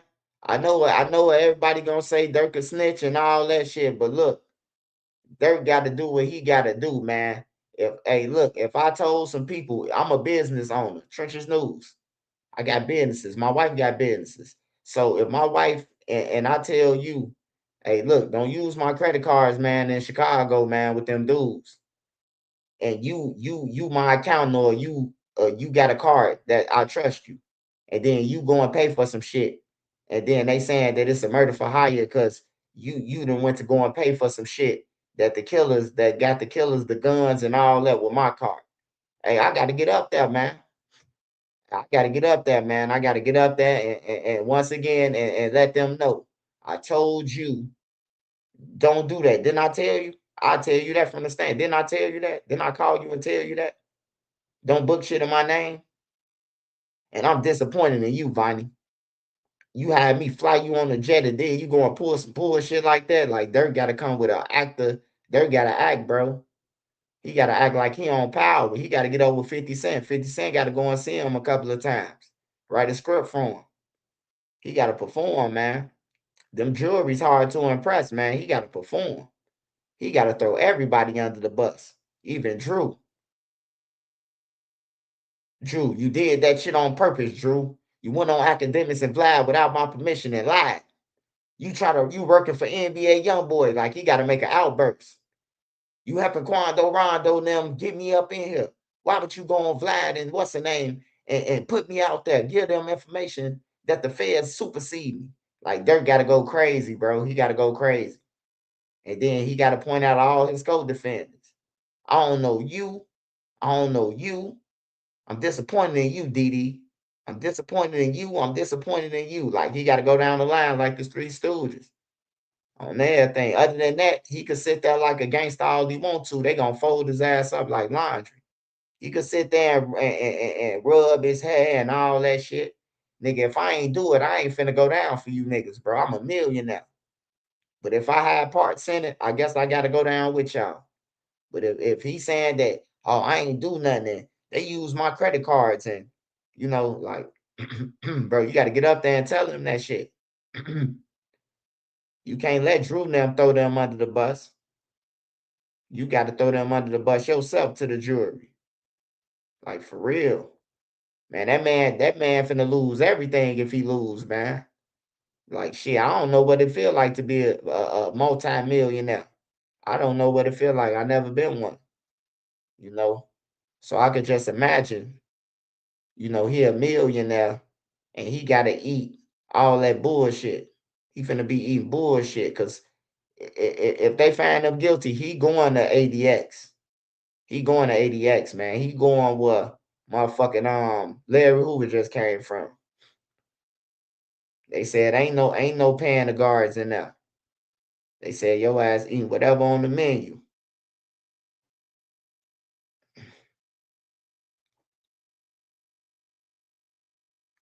Yeah, you gotta start crying. He gotta do all that shit, bro. He gotta do all that shit. But then after he done doing that shit though, right? That shit won't even count, man. Cause he done made videos rapping about all the shit. So what good is you saying that you ain't part of it? And then you got every video that you in. I got Jam with me. You know what I'm talking about? We put belt to ass. I done killed the nigga. Ha ha. I can have your homie set you up. Like a jury ain't supposed to be hearing that shit, bro. Like when a jury hears some shit like that, you could believe whatever you want. I got your folks hit. Aha. Man, that's all they need to hear, man. They're gone, bro. I swear to God, man. Like if y'all, hey, look, just look at reactions on y'all own. I ain't gonna look at them, but just look at reactions, bro. Dirk videos from the white people that never committed a crime and see their reaction. You gonna be like, yeah, bro, he gone, bro. The jury, they ain't gonna have no chance with the jury, bro. I'm telling you, the jury ain't nobody. It'll probably be one black person on their jury, one black person. Everybody else gonna be white, white, probably one Asian or a Mexican, and that's it, bro. On everything, and that's it. And I could tell you, bro, once they get to hear aha, just that part, man, they gonna go off of it. They just gonna go off that shit, bro. And he gonna be gone. But the 9 witnesses, I want to see what Drew now made of. Drew, Brian Steele, I want to see them fuck up 9 witnesses. Like, tell 9 witnesses that they lying and the judge agree with it. If they do, they the coldest motherfucker. They colder than Kim K daddy Rob Kardashian and Johnny Cochran. They colder than all of them, the dream team. If they could get past Bonnie and all the other witnesses, they cold than a motherfucker. If they can get past them, they the truth.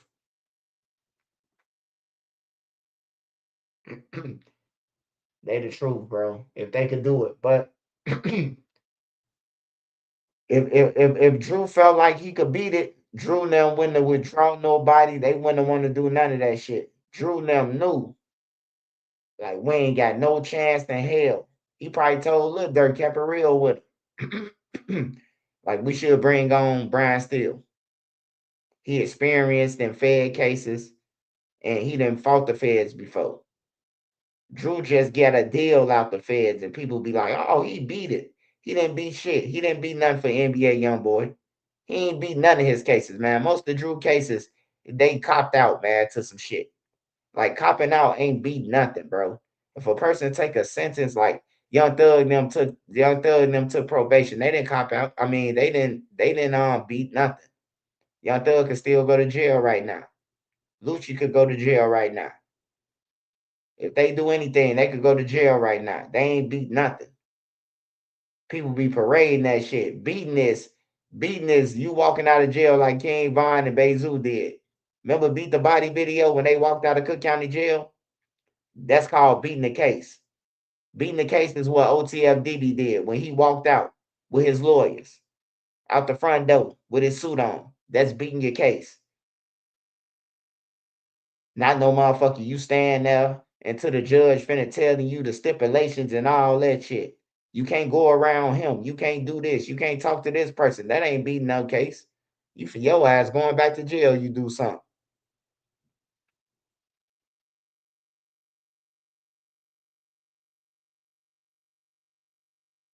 He say facts. But the last Rico that the 90 something pages from Detroit on the 7 Mile Bloods, them boys, they all got life. Yeah, bro. Like, I don't know. Like, the internet think that the state and the feds is the same, bro. Like, they ain't the same, man. They ain't the same, man. The feds gonna stack their jury, bro. They gonna stack the odds against you off the odds are already against you. But once you figure out that the jury ain't with y'all, the jury ain't gonna be nobody who know Lil Durk or like Lil Durk. The jury ain't gonna be none of them, man. The jury gonna be old white people that listen to that watch motherfucking Family Matters, and I mean not Family Matters, that watch All in the Family, Archie Bunker and shit like that, bro. Like, it's gonna be all people like that, bro. It ain't gonna be nobody who watching no MTV or none of that shit. They gonna make sure that this motherfucker is farmers and shit. How do you feel about somebody setting up their own cousin or anything? Oh man, we gotta get rid of him. You hear me? Like that, it's already against you. Ain't no motherfucking niggas about a Beverly Center finna come. Like they finna pick everybody that hate rap music. Everybody who hate rap music and hate people getting killed. In California, all they do is rob and mug people. Them people tired of that shit. They come back to their cars and their windows broke. They tired of that shit, man. They finna make an example. And then you know the craziest thing, the scariest shit, when you from out of town, bro, when you not from that town, when you go in front of the court and say, All these defendants are from Chicago. That's what make it even worse, bro. Now you got to explain, why was you out here from Chicago? Other than killing this motherfucker who y'all killed. You can't even explain it. Like I always say, man, if a motherfucker was innocent, if I'm innocent and I know I'm innocent, I'm giving up my cell phone. Hey, look, you can track my location, man. I was right here at the White Hand Pantry. You hear me? I was getting me some motherfucking some wraps and goddamn it, some cup of coffee. You know, had to give my wife a big gulp cup. Shit, I'm giving up my location. Shit, if you innocent, shit, you gonna tell them where you at. Your alibi, I was here. You can see me on camera. Them niggas ain't got no alibis. They ain't got no alibis, man. That's when you know you in trouble, bro.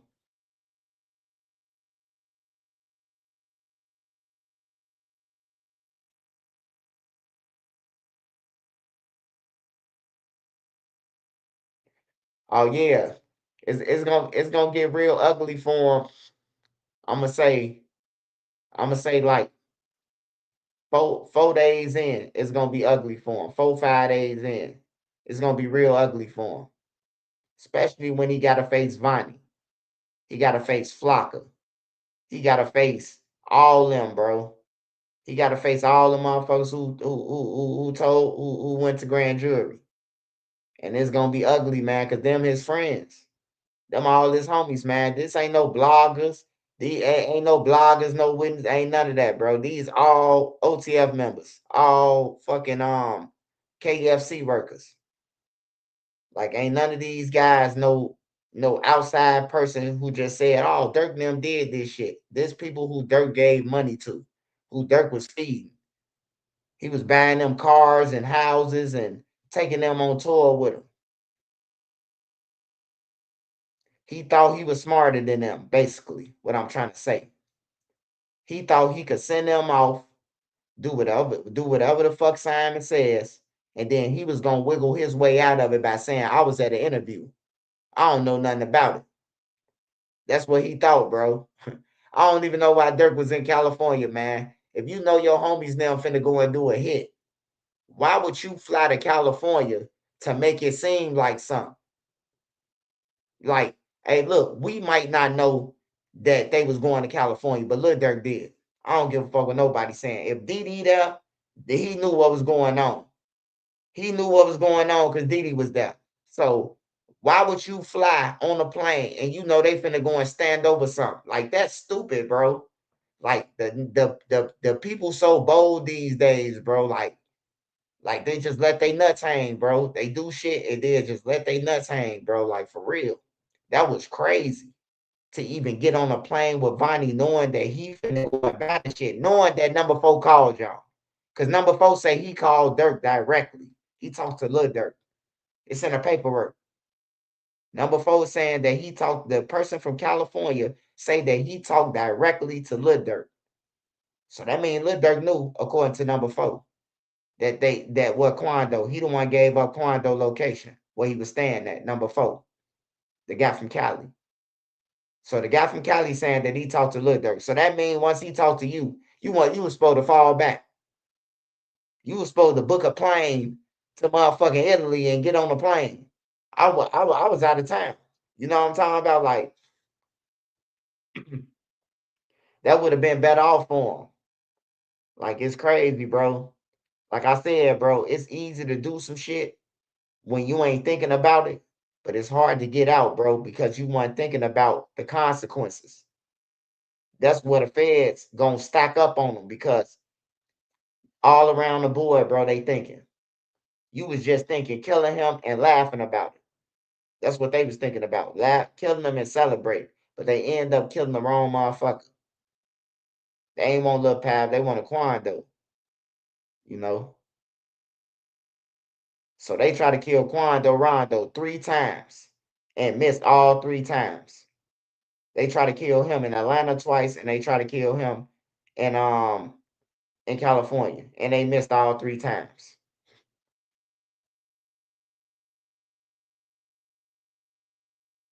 Yeah.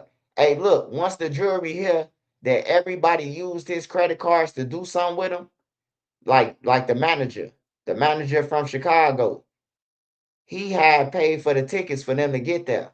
Vonnie paid for the tickets on the way back. Vonnie paid for the cars. He paid for the guns, the ski masks. He paid for the killer's hotel rooms with Lil Durk credit card. So that's gonna be hard to get up out of, man. Not only did he ride on the airplane with you, but he went to go and buy the guns with your credit cards. Like that's gonna be some shit for Drew and fucking Brian Steele to try to try to finesse on everything. It's gonna be hard to finesse that, man. Not only did you get on the plane with him, it's like you gave him your credit card to go and handle the business.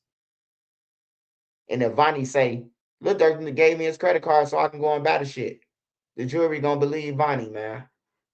They ain't believing Durk. Then they gonna throw the other murder for hire in there. Oh yeah, by the way, closing argument. By the way, this is not the first murder for hire. He's involved with another murder for hire. You hear me? They gonna throw that in to the jury, slick than a motherfucker on Dirt Watch. They gonna throw that in last. At the last argument, when the state go last, they gonna throw that in. That's why I think you should find him guilty, because it's another murder for hire in Chicago with another guy in. You know, some guys left their cell phones and they gonna wrap them up, man. I can say, man, I'm mad at Dirk because the Chicago music is ass, man. Ever since Dirk been gone, it's, man, 3 thumbs down, man. Did Dirk fly back with Vonnie? Hey, Vonnie stayed back. Vonnie stayed back. Didi, we don't know how Didi got back because they said Didi stayed back. Didi didn't fly off. Didi didn't fly back. They saying Didi stayed back. They said that Vonnie stayed back. So depending on how they say Lil Durk and Vonnie got back, if Vonnie got back on that plane with Lil Durk, he done. He done, man. He might as well stop paying Drew. If he got back on that plane with Lil Durk. If Vonnie did all that shit and then met back up with Lil Durk and then they left back to Florida or Atlanta on a private jet, days later or whatever, they just flew back, period. Oh man, Lil Durk going down, man. It's one thing to fly with a nigga and try to fight it. But you flew back with him and he had your credit card and you don't know nothing. Like, get the fuck out of here, man. That's how they gonna be looking at it, at least. Like, you gotta remember, these people ain't off drugs. These people ain't high off perks. They sober. These people hardworking people, business owners. They make the community thrive. These is law-abiding citizens. So they ain't into what we into. What we think normal, they think is disgusting. You know? So that's what Dirk up against, man. He definitely up against some shit. The moment you on that plane, the recognition software. Oh yeah, in order to get on that private jet, you still got to show your IDs to get through. So they still fuck, and you gotta log in who on the airplane. So he still fuck, man. How much time I think he'll get? Life in prison. Ain't no deal. Drew Finland said this is not no case of. Hold on. Let me pull up this Drew Finland real quick. Because a lot of people keep on asking me that. I don't know if y'all seen this Vlad interview, but Drew Finland said that it's no deal.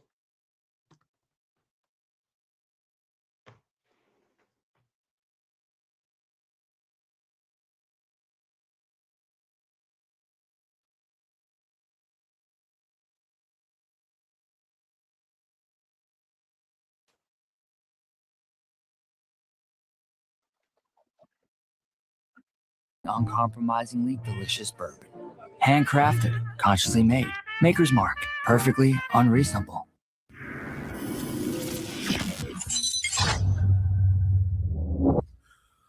Well, in the worst case situation, how much time is he facing if he blows trial? Vlad, this is Life? This is a life imprisonment case. There's Okay. no in between. This isn't state court. There's no, Right. hey, we'll do 10, 15. It's a life case. Right. Could it be a capital murder case where he's possibly facing the death penalty? Well, that under the federal system, that possibility exists. We've not been given notice of that. Like you hear that they'll give notice of the intent to seek the death penalty. There's not been that issue in this case. Got to remember, this is a multi-defendant case. So you have multiple people. Nobody's received any notice of that. Right. I mean, from what I understand, you can correct me if I'm wrong, usually the death penalty on a federal level is something involving a mass murder kind of situation. Is that accurate? Yeah. So that's a good way of putting it. Federal death penalty cases are usually like unique circumstances. Timothy McVeigh, people like that. Yeah. There's generally extremely unique circumstances. I would say that given this case and what we know about it, it doesn't fit that type of case that you expect to get death notice. And I've done so many murder cases, and it just doesn't fit into that category. And trust me, that's not saying that these federal prosecutors are not working extremely hard on the case. I'm not in any way insinuating that. It just doesn't strike me as that type of case. Now, was there a plea deal offered at all up to this point? No. No. Okay. Are you going to be seeking a plea deal? There's no plea deals because it's a life imprisonment case. Okay, so usually in cases like this, there's no plea deal. But what if, for example, as the case progresses, the government realizes they don't have much of a case, it starts to fall apart and everything else like that? Sometimes don't you see like a time served kind of situation, or do the feds always go all the way with it? That's what distinguishes a state case from a federal case. Vlad, you really don't see that in a federal case. There would have to be some unique set of circumstances, but we just don't think like that.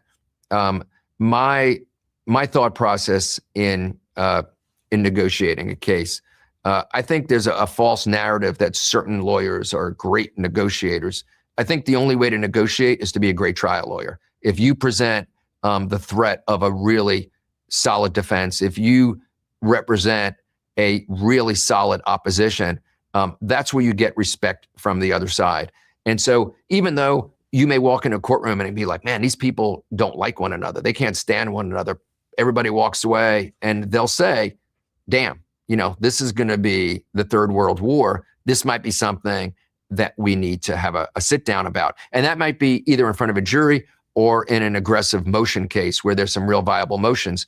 And so, I think that my office just has won so many incredibly big trials, particularly in the last 5 to 7 years. I mean, trial after trial. And the reason that we've got so-called great deals in different cases is because we represent a really viable opponent to really take you to the mat. I mean, because the plea deal can happen during trial, right? Sure. I probably lead the league in that. But like that before the verdict, the DA could say, listen, take this and we'll end the trial right now, right? So when I say lead the league, that really is something that takes place more in state cases. So I've had so many of those in state cases, innumerable, like crazy, where, you're at the end of week 2 and they say, hey, are you available for a meeting? And all of a sudden your case wraps up. And what's the greatest example? Lucci, 3 weeks in, and the next thing we know, we've been trying to get that murder case thrown out for 3.5 years. We were trying to get RICO case thrown out for 3.5 years. And it took 3 weeks and the momentum building in our favor to all of a sudden have a deal where in a short period of time, he was going to get out with a letter from the prosecutor saying, I have no objection to him getting out at the first opportunity. Yeah, he's actually out now. He's out and doing amazing. Yes. Amazing. Yes. The same thing happened with Young Thug. He had a plea deal after how many years in court and so forth? Yeah, that happens a lot. Yep. I mean, how many Fed cases have you actually beaten in trial? Well, we've had numerous victories, but the biggest one that really influenced our practice was a little over a year ago. We tried a major fraud case. I know it was like a $40 million fraud case in San Francisco.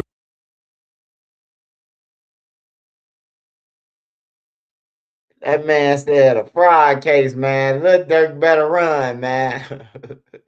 Man, I would have kept Jonathan. I would have kept Johnny B, man, and fired Drew, man. I ain't gonna lie, bro. Johnny B and them fighting, bro. Like, man, I would have got rid of him, bro. Leave Johnny B fight murders and shit. This nigga Drew, he couldn't even say what the fuck he beat in the feds.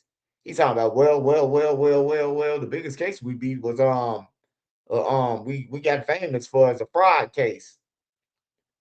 A fraud case. Man, this nigga fighting for his life, man. What the fuck you talking about? A fraud. Lil Durk. Hey, Lil Durk got Drew off Lil Baby now. Off nigga celebrities, off him getting off gun charges. That's what Lil Durk grabbed Drew off of.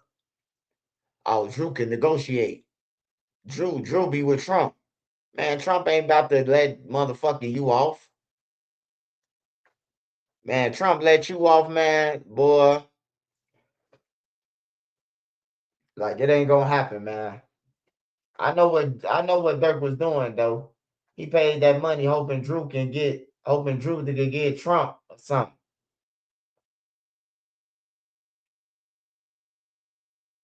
He said people get 3 years and some restitution on a fraud case. And yeah, you ain't even need Drew Finley on no fraud case.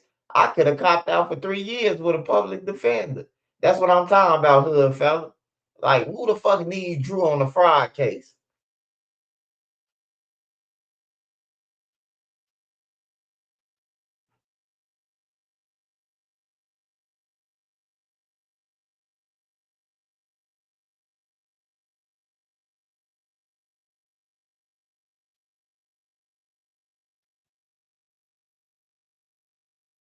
In trial for a month and got a full clean sweep, not guilty on everything. And it's one of those cases, like, your first big win for a rapper.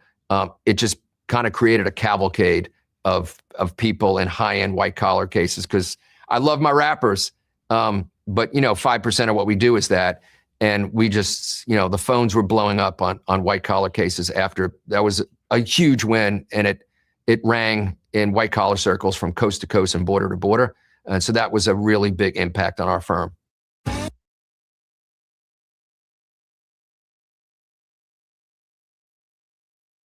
Yeah, I see him. Hey, Kelly. Hey, Kelly.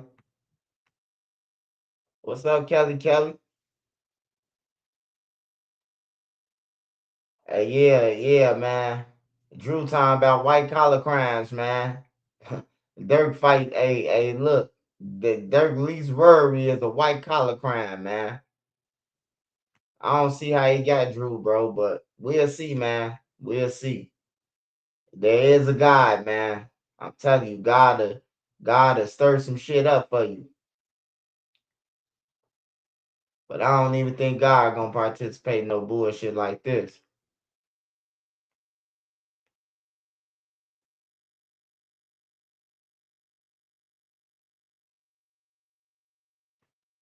I think this the one with academics. I did have 2 questions. Don't know if you could answer them. Because when reading through your motion and everything you presented, I felt also more things might be happening. I was also thinking about the government's maybe answer, what their counter answer could be. Number one, have they submitted all the full discovery yet, or not yet? It's as in federal cases, it comes in tranches, and so it's rolling in, which is just the way it is. Yeah, and the reason why I thought about that is like, if I'm the government and you're doing a motion to dismiss based on and complete legitimate point when you argue it logically, hey, you presented something to the grand jury that is not factual, which you prejudiced my client, this is not how it works, we got to dismiss. But still, usually in these detention hearings, when I'm reading them, usually we will hear, hey, we had, and we did see some things about maybe not necessarily wiretaps, but intercepted calls or like text messages. Doesn't feel like there's any smoking gun where it's like, hey, this is the shooter who's saying Durk paid him and here's the money. And I'm waiting to see if they have anything like that. Or is it just like this, like, trudged together bullshit where it's like, yeah, well, apparently his team used a business card, and it's his business. And well, he's rapping about something that kind of loosely relates to the crime. And the other guys who we think did it, that's his friends. Those seem like very loose. And if you look at each of those situations just by itself, it looks like bullshit. Like you could deconstruct all of those, and it doesn't look like they have a case. But I don't know if they have something else that they're like, hey, no, we have a bunch of guys that we flipped. Have you been? I don't know if you could say it. Are you aware of anything else beyond these lyrics that they kind of have that they're going to present or try to either keep them in jail, or that's definitely their strategy in how they try to prove this? I don't know what their strategy are, what their strategy is. I have to respect, the protective order. But we just say we wait patiently, and as different tranches. Never thought I'd say the word tranche before, but it's like part of the business now. As they come in, we go through everything, and we're as anxious as you and everybody is to go through those. And then what we do is we keep durk informed, we're grateful that there is a system of communicating not only in person, but we're able to Zoom with him as much as we want. And so we get it, we go through it with them, and we're just as anxious as anybody, as things come in. But you're the motion to dismiss and the responses that are coming, you're kind of up to date with everybody. Obviously, there's other things that are covered by the protective order. Could you explain to some of the folks out there who might just not understand completely what they're alleging, but what that means legally? What has to be proven for that to be an actual conviction? For example, we hear murder for hire. Yeah. What does that mean federally? It means a potential life sentence. Okay, but that's the biggest thing it means. Now, just okay. It means that you are responsible for orchestrating something that you might not have physically been part of it, but you're responsible for orchestrating it. And then there's alternative aiding and abetting. And so it's just different ways of saying that you may be on the outside, but you are the person that organized and directed. And so that's what we have to be aware of as we defend the case. Do they need to prove, like, for example, because again, we keep hearing murder for hire. I've never heard once how much money, right? We never heard, okay, this is how the transaction was happened. The only thing we heard via the indictment, hey, there was a conversation about payment at some In-N-Out burger spot, right? And we don't know, okay, this guy, and then we hear other inquiries of people supposedly saying, what's up with the money? But we never hear someone say, hey, I got the money. I got the 50,000 or the 80,000, whatever it could be. And I'm going to give you this. Durk sent it to me, wired it to me, or he cashed out, whatever. Obviously wouldn't do that. But do they have to prove in a murder for hire that someone got paid? That's insane. I can't see your screen from here anymore.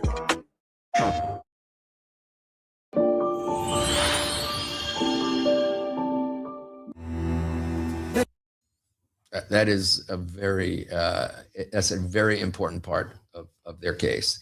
So you bring up a great point, because you look at these indictments that I call speaking indictments, where everything's just laid out. Oh my God.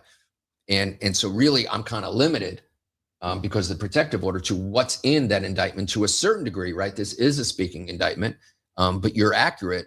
It speaks, but it leaves a lot blank. And I think that a jury would have expectations of the government being able to show that some of these elements have taken place. They're just not going to take the government's word for it. The government's going to have to show, there's going to have to be some evidence, not just an opinion, especially because most federal judges now in these speaking indictments, they do not send the indictments out for that exact reason. A lot of judges are of the opinion, I'm not sending it out, prove your case, and then we'll just tell them the elements of the charged offenses. But I'm not going to let you kind of get through the back door, what you didn't get in through the front door. Yeah, that's, hopefully that happens more often. So, likelihood of a plea. I think a lot of people have seen, like, this seems like it's a do or die thing. This is kind of like it's going to be like a 1 or 0 type of situation. You're either are or you're not.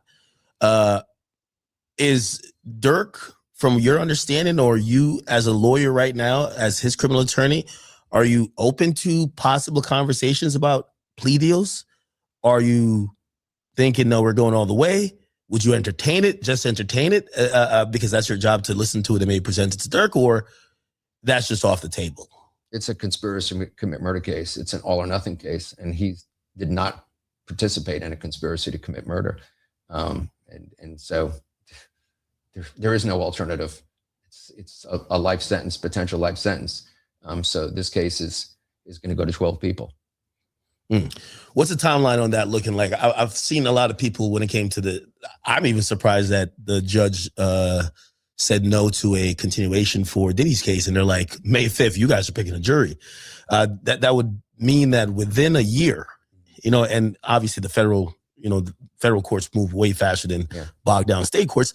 When do you think that Durk will possibly get to a trial? So we have an October trial date, and so our eyes are on that October trial date. A lot is dictated by how much evidence comes in.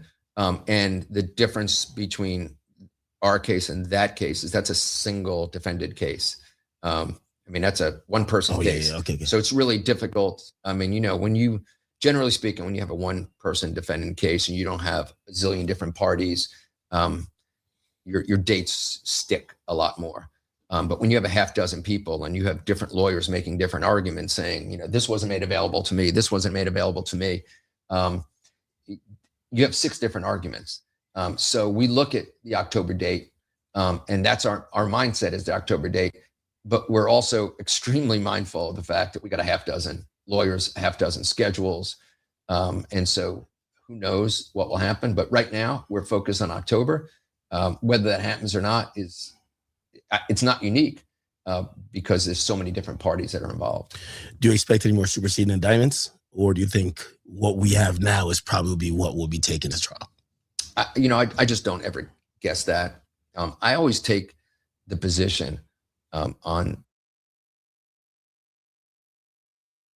Hey, y'all, you know what the crazy thing about it? Right after this when the Fed superseded the indictment, man. Academics asked him, do you think it's going to be anything superseded or it's going to stick? They superseded the indictment. They added stalking. Stalking that results in the death.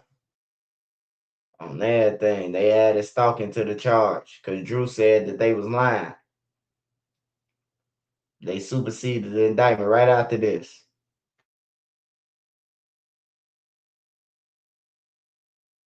Superseding indictments of these allegations are from several years ago now. You've had plenty of time to think it through. Why are you going to supersede? You had the opportunity to think it through. I feel like they're always trying to keep an investigation going, right? And I think they're trying to flip people. Hey, by the way, and I think the protective order will bar you from answering this, but I'll ask anyway. This is internet chatter. The internet has eyeballed or pointed at one guy, some guy named OTF Jam. They claim he's the co-operant. Is he the co-operant? Yeah, I can't really comment on anything that's outside of the indictment. Are there any co-operants? I just had to ask. Yeah. I had to ask. Let's go.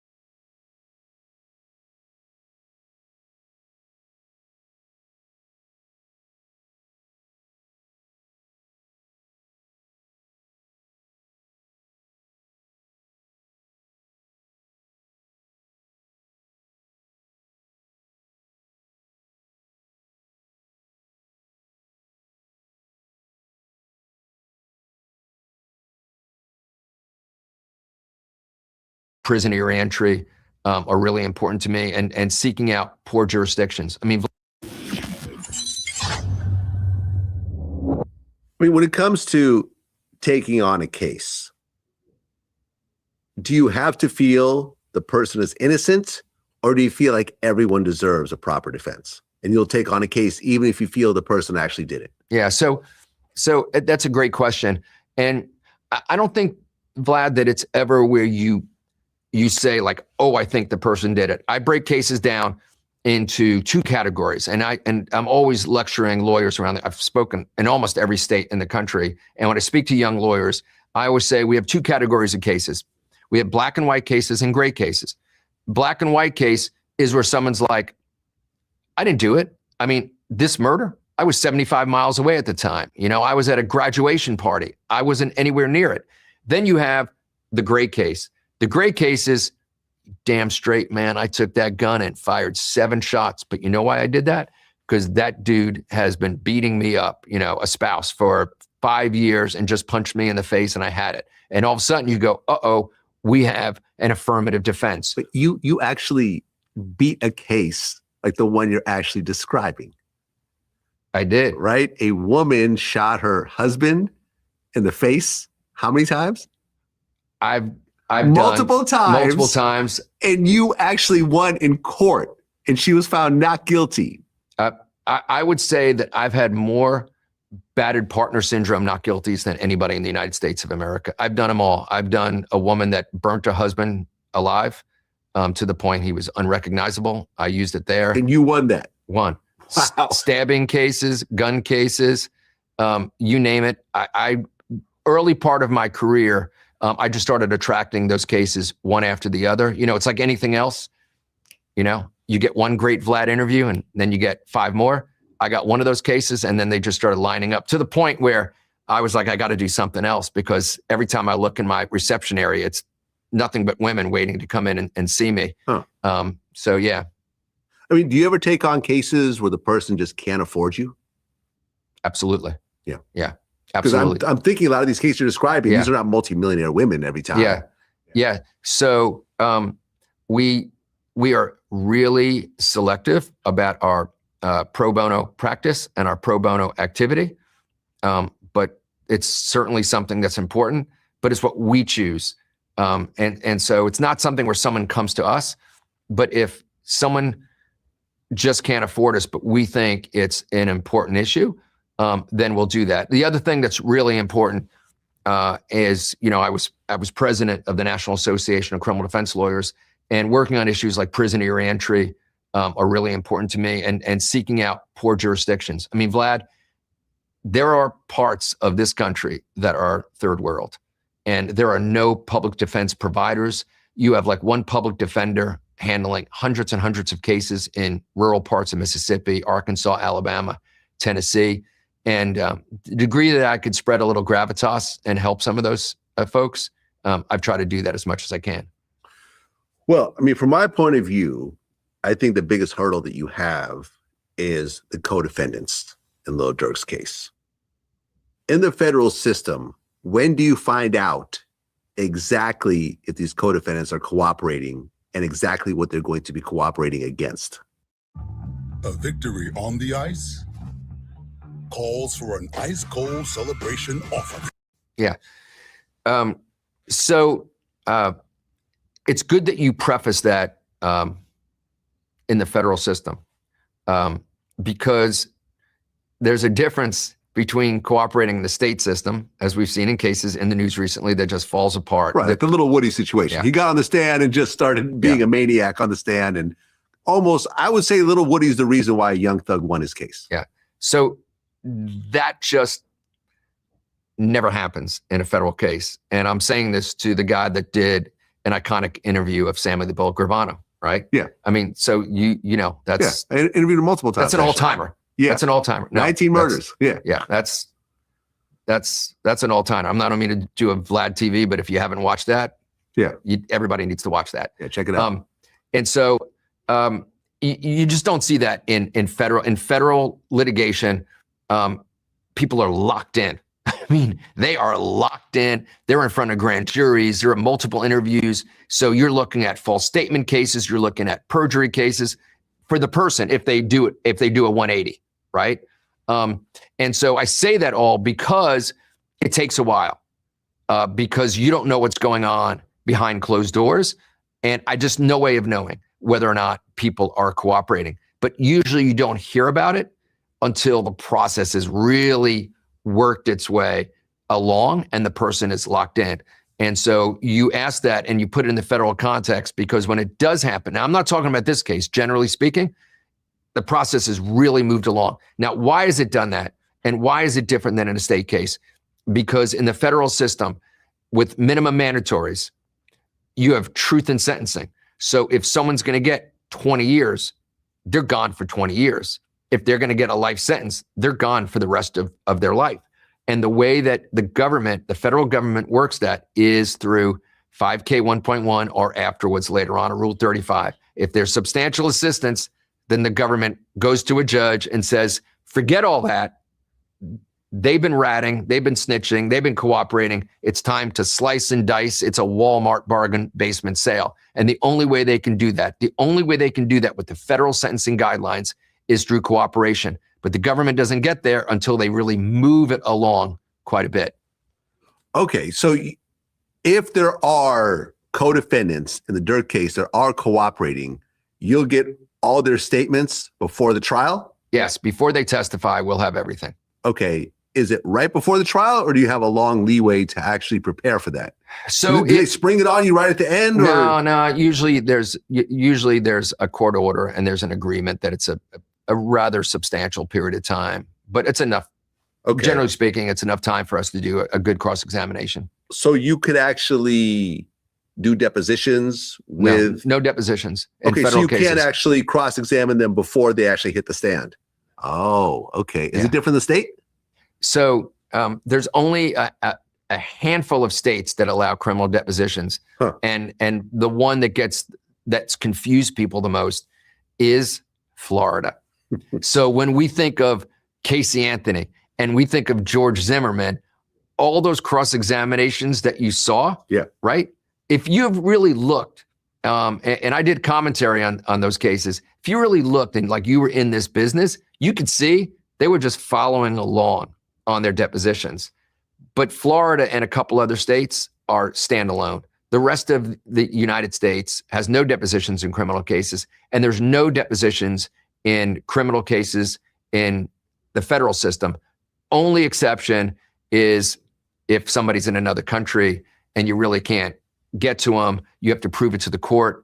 And I've done that in 2 cases. I've done depositions in Germany that have been published and in Dubai.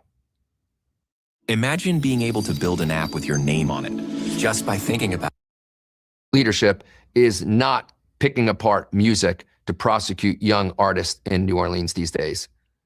Well, in 2022, California passed the Decriminalizing Artistic Expression Act, which basically limits the ability of rap lyrics to be used as evidence in criminal cases. That's in California. This is a federal case. I mean, he was arrested in California, but ultimately, I mean, he's in California, right? Yeah.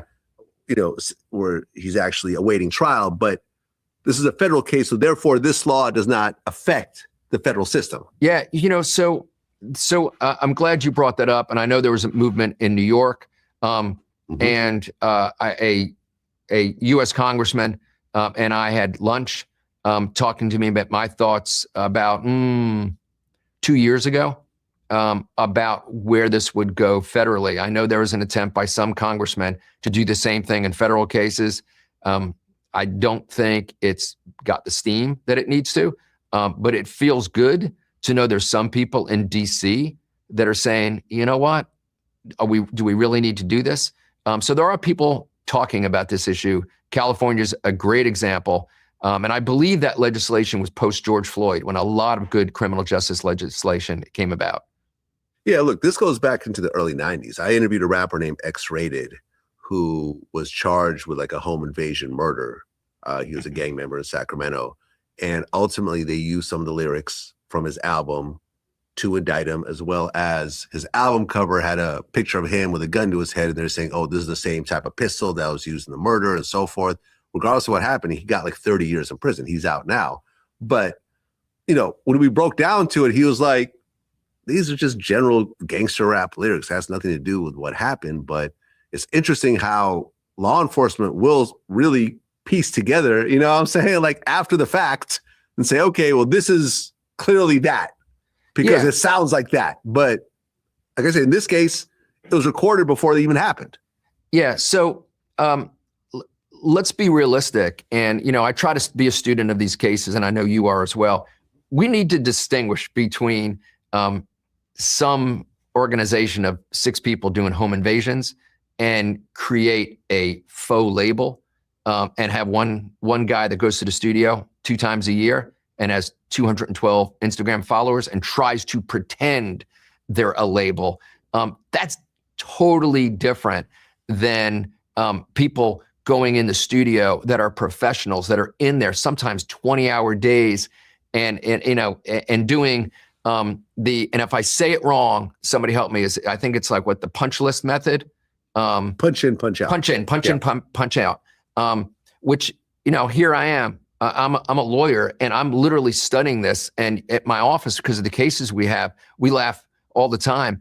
Punch in, punch out. I listen to it sometimes. The attorneys, I'll hear them in their offices walking to get coffee. They're listening to somebody say the same 3 words for 2 hours straight. You understand it. Yeah. But here's my frustration, Vlad. If Vlad understands it, to get ready for an interview and to understand and to prepare for an interview of Boosie or Durk or Baby, then why doesn't law enforcement spend time to understand that no one's sitting there writing this little line, okay, and then running in front of a microphone and doing it, but sometimes they'll say the same 3 words for hours on end and then match it up with different times they'll say those words and you know, match up the intonation and all that. I mean, I've made myself learn, and I cannot believe that at this point in my career that I'm trying to understand this, but it frustrates me that prosecutors in different cases around the country aren't doing the same thing. And so let me give you, Vlad, my example. You know, we talk about going to a grand jury. I don't think that any prosecutor in the history of this country has attempted to put in front of a grand jury DNA evidence without having a DNA report come back by a recognized DNA expert. I don't think any prosecutor in the history of this country has done the same thing with toxicology or serology. But yet, we'll put a cop on the stand on something as important as this, when someone is looking at spending the rest of their life in jail, and just say, yeah, this is where this music comes from, and this is when it was done. And I just don't think we should take things like that lightly when we're talking about impacting people's freedom for the rest of their lives. The Bush Guide, cold and smooth survival skills. My watch is broken. You could tell time by measuring the sun's distance from the horizon. Well, you guys put in a bond request, and the request is $1 million in cash, $900,000 in real estate, $150,000 from an associate, and 24/7 armed security and electronic monitoring. Is that accurate? Yes. Okay. How soon will you hear back on this request? So, great question. And I alluded to it earlier. I think what will happen is we'll go to court in a week and a half, and we'll just ask the judge to review. It's the same magistrate, regardless of what happens. That hearing go quick. And then no matter who prevails, it's going to be appealed. 100% case of this magnitude to the district court. Whether or not the district court hears it the first week in June, I don't know. I don't control their calendar, and these district court judges are extremely busy. But the earliest would probably be for the next stage, the real hearing on June 2nd. It could come sometime thereafter. Okay. And what do you expect will happen? I think that ultimately the district court is going to be the introduction of them hearing the serious parts of this case. And so I think it will be taken very seriously. And I'm hoping for what's called de novo, which is a fresh review. And I think that Durk should get bond. I don't think that he is a threat to flee the jurisdiction. I mean, let's be candid. He's got kids. He's got family. He's got his mom who he loves. He's got his dad who he's waited until 2019, after 26 years, to have a relationship with, and that relationship got interrupted by COVID when we all kind of stalled for a couple of years. He is not going to leave these people. He is not going to leave his family. He is not going to leave his friends. He is not going to leave his career. So I don't think that he's a threat to flee the jurisdiction. And by the way, I should tell you, at the original hearing, the probation officer, after analyzing all the evidence, found that he was not a risk to flee the jurisdiction. Well, Okay. but was it the whole thing about when he got arrested, he had booked all these different plane tickets and so forth? There's like 3 different plane tickets booked, 2 commercial and 1 private. Yeah. Leaving the country, all 3 of them. Yeah. So, I think that's what they used to deny him bond, right? Well, partly. Okay. And so same thing. It was incompletely presented. As soon as we got in and we did our due diligence, right? We got the complete itineraries, and the complete itineraries were all going to Dubai. And so they would just, instead of doing the first and the second stop, I think one of them, for example, was Miami to Newark to, like, say, Rome, and then to Dubai. They had it stop at Rome, for example. I can't remember where. And so we got the complete itineraries. Each of them ended in Dubai. Here was the problem. Each of them ended in Dubai, but they were row like 52 middle seat.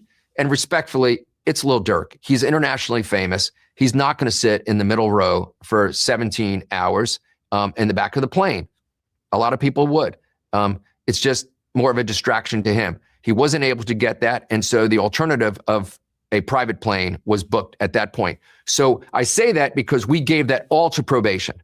And when they reviewed all of it, that's when probation at least made the recommendation to the court, which we didn't prevail, but at least they made the presentation to the court, having reviewed the real evidence that it wasn't a risk to flee the jurisdiction.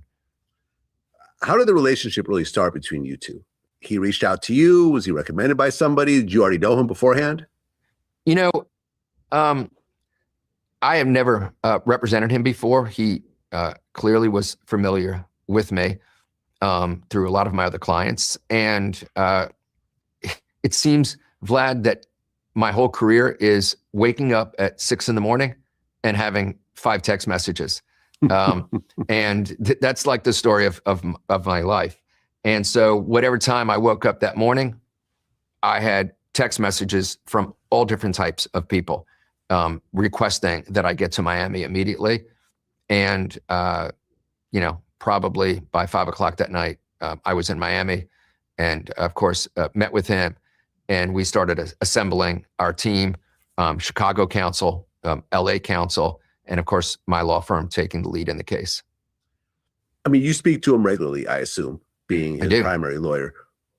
What's his overall mental state going through this? Because clearly he's never gone through anything like this before. This young man just like blows me away. His confidence in us, he is so polite. He is so respectful, and he ends everything with thank you, and not just like gratuitous, not just fake, but he's sincerely thankful every time that we talk. He's super attentive. He wants to understand, and he has been, given the circumstances, he has been a thoroughly enjoyable as it can be to see him suffering, being in a jail under those conditions. I enjoy my time with him. He smiles. He smiles from ear to ear. He's just respectful to everybody on the team. Well, in the worst case situation, how much time is he facing if he blows trial? Vlad, this is life. This is a life imprisonment case. Okay. There's no in between. This isn't state court. There's no, hey, we'll do 10, 15. It's a life case. Right. Could it be a capital murder case where he's possibly facing the death penalty? Well, that under the federal system, that possibility exists. We've not been given notice of that. Like you hear that they'll give notice of the intent to seek the death penalty. There's not been that issue in this case. Got to remember, this is a multi-defendant case. So you have multiple people. Nobody's received any notice of that. Right. I mean, from what I understand, you can correct me if I'm wrong, usually the death penalty on a federal level is something involving a mass murder kind of situation. Is that accurate? Yeah. So that's a good way of putting it. Federal death penalty cases are usually like unique circumstances. Timothy McVeigh, people like that. Yeah, there is generally extremely unique circumstances. I would say that given this case and what we know about it, it doesn't fit that type of case that you expect to get death notice. And I've done so many murder cases, and it just doesn't fit into that category. And trust me, that's not saying that these federal prosecutors are not working extremely hard on the case. I'm not in any way insinuating that. It just doesn't strike me as that type of case. Now, was there a plea deal offered at all up to this point? No. No. Okay. Are you going to be seeking a plea deal? There's no plea deals because it's a life imprisonment case. Okay, so usually in cases like this, there's no plea deal. But what if, for example, as the case progresses, the government realizes they don't have much of a case, it starts to fall apart and everything else like that? Sometimes don't you see like a time served kind of situation, or do the feds always go all the way with it? That's what distinguishes a state case from a federal case. Vlad, you really don't see that in a federal case. There would have to be some unique set of circumstances, but we just don't think like that. My thought process in negotiating a case, I think there's a false narrative that certain lawyers are great negotiators. I think the only way to negotiate is to be a great trial lawyer. If you present the threat of a really solid defense, if you represent a really solid opposition, that's where you get respect from the other side. And so even though you may walk into a courtroom and be like, man, these people don't like one another, they can't stand one another, everybody walks away and they'll say, damn, this is going to be the Third World War. This might be something that we need to have a sit down about. And that might be either in front of a jury or in an aggressive motion case where there's some real viable motions. And so, I think that my office just has won so many incredibly big trials, particularly in the last 5 to 7 years. I mean, trial after trial. And the reason that we've got so-called great deals in different cases is because we represent a really viable opponent to really take you to the mat. I mean, because the plea deal can happen during trial, right? Sure, I probably lead the league in that. But like that before the verdict, the DA could say, listen, take this and we'll end the trial right now, right? So when I say lead the league, that really is something that takes place more in state cases. So I've had so many of those in state cases, innumerable, like crazy, where, you're at the end of week 2 and they say, hey, are you available for a meeting? And all of a sudden your case wraps up. And what's the greatest example? Lucci. I got it. Boom. Bang! Count it. Oh, what? Let's get that out of here. Bucket.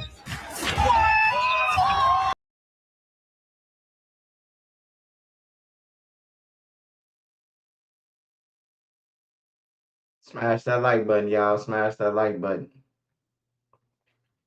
Smash that like button.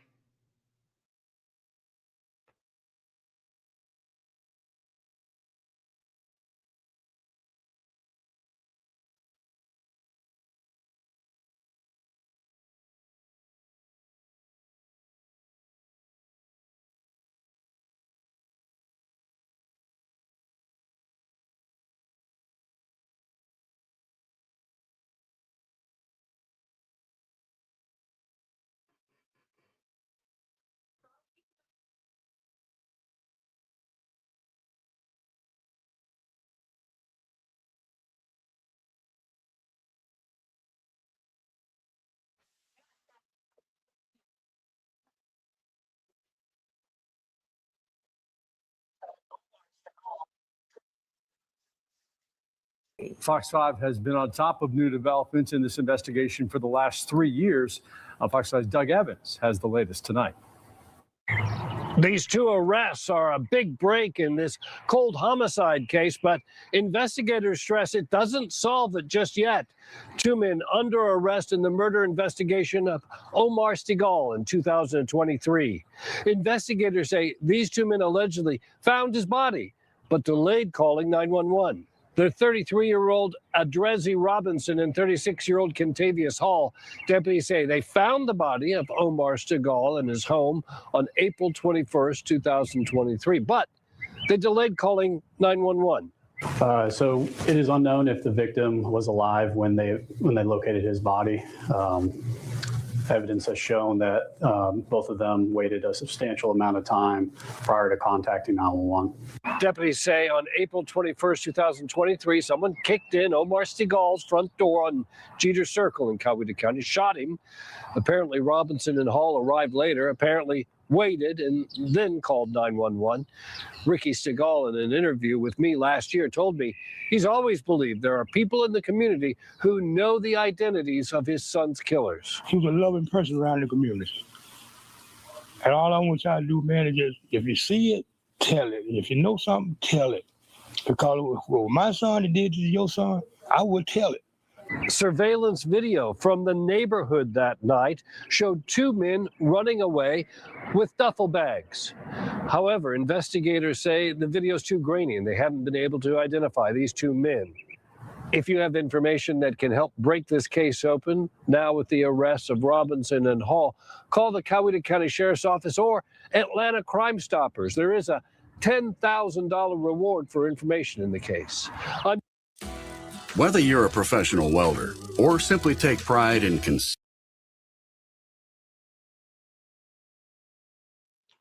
Hey, that definitely one of them two dudes who they locked up though. Those was two shorties, man, who had them bags. They probably set it up though. But that wasn't the same two dudes who was running from that crib. Dude was fat as hell.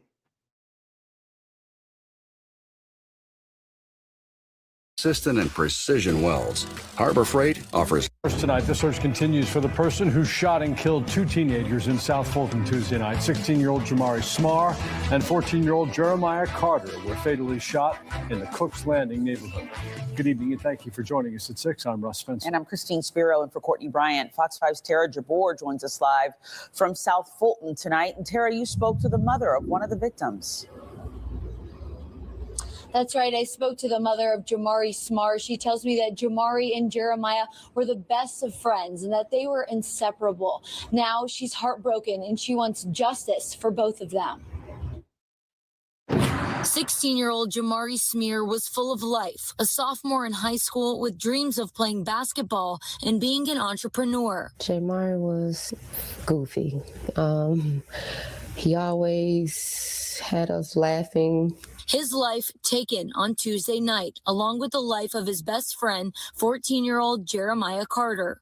Mi casa, su casa is the kind of relationship they had. South Fulton police say the 16-year-old and 14-year-old were shot and later died at the hospital.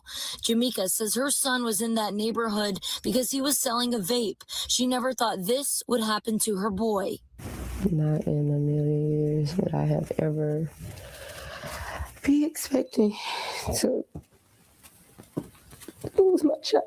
So they say the teens were good young men who had big dreams and a lot more life to live. But I look at both of them like little nephews and they both gone, so it's senseless. They had everything they needed to succeed in life, everything. This wasn't two troubled kids. South Fulton police say they have big leads on this case. Listen to me loud and clear. We're going to find you. We're going to find out where you are. It's just a matter of time. This family is praying for justice soon. Pray that they keep working as hard as they can, and if anyone has any information to come forward with it, because I just want justice for my child and his best friend, Jeremiah. And Dr. Alexander wants any.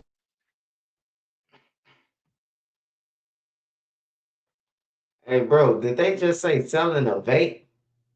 Bro, I know I ain't tweak out. Hold on, I gotta rewind that shit.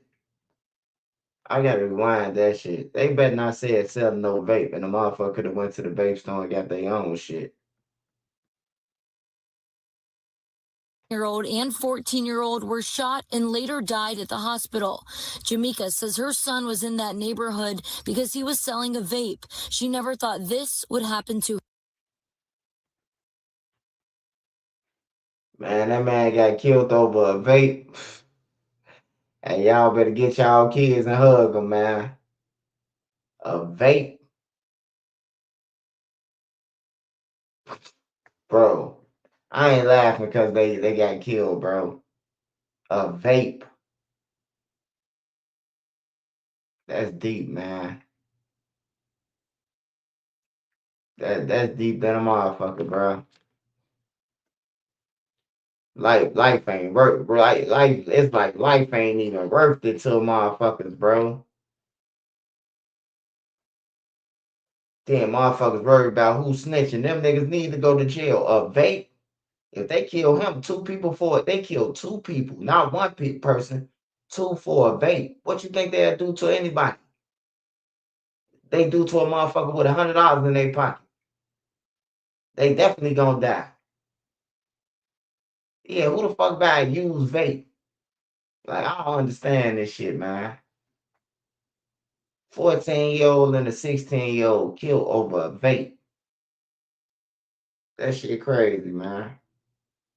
When you think you heard it all, man, you ain't heard shit.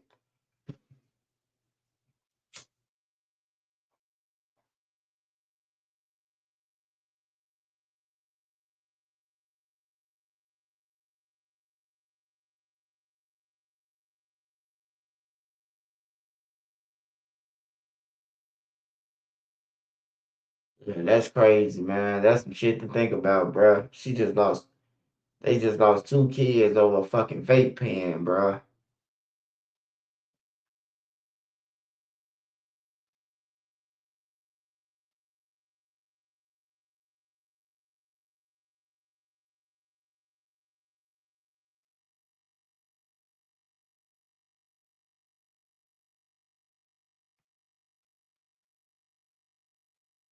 Sam Lehman Superstore, how can I help you? Sam Lehman Superstore. I never thought of you that way, but it's...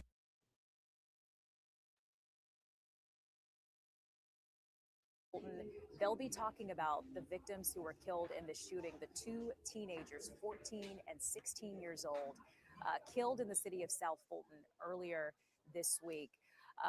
Hopefully, you know, they'll release what they can on a motive in the shooting.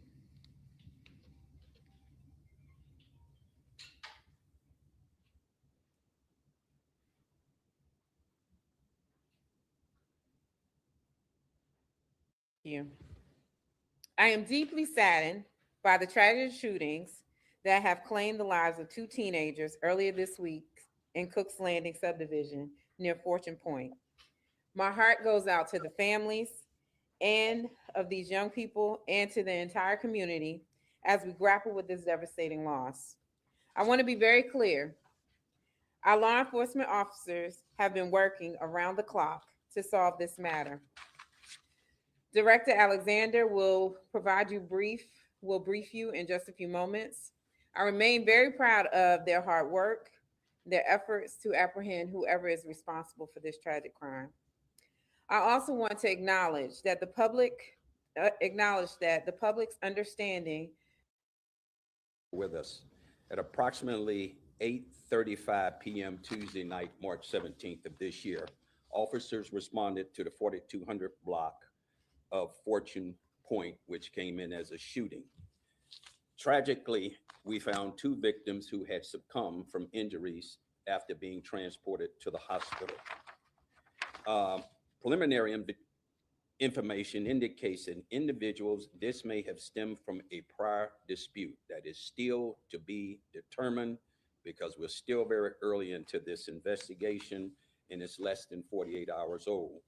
This investigation is still active and ongoing. So there are a certain amount of things I'm going to be able to say here and some things that I cannot. And I think that you all, through your experience, understand that. We are aware of a number of rumors that are circulating, particularly in social media, regarding motives and circumstances.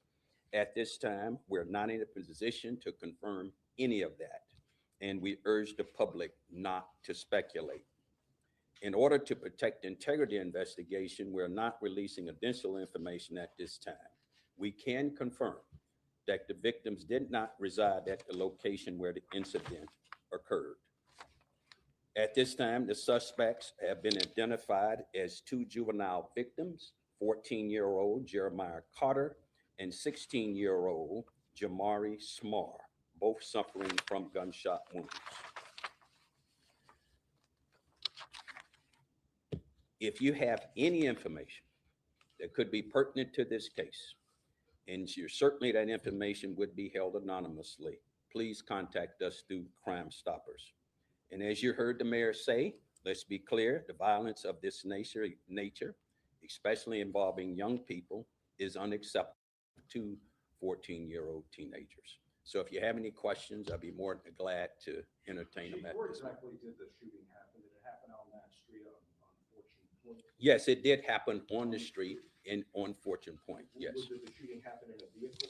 Yes, it happened in, yeah. Were both the victims in the Both the victims were in the vehicle. Do you think the suspect or suspects were in the vehicle, or did they live in that neighborhood? We're not certain as of yet. That's part of what we're trying to clarify, but it is a possibility they could have been from in and around the neighborhood somewhere, not necessarily in that subdivision, but somewhere within proximity of that shooting itself. How many times were the two teams shot? I can't account for the number of times they were hit, but both of them were hit and tragically died. So, Chief, do you have a motive yet?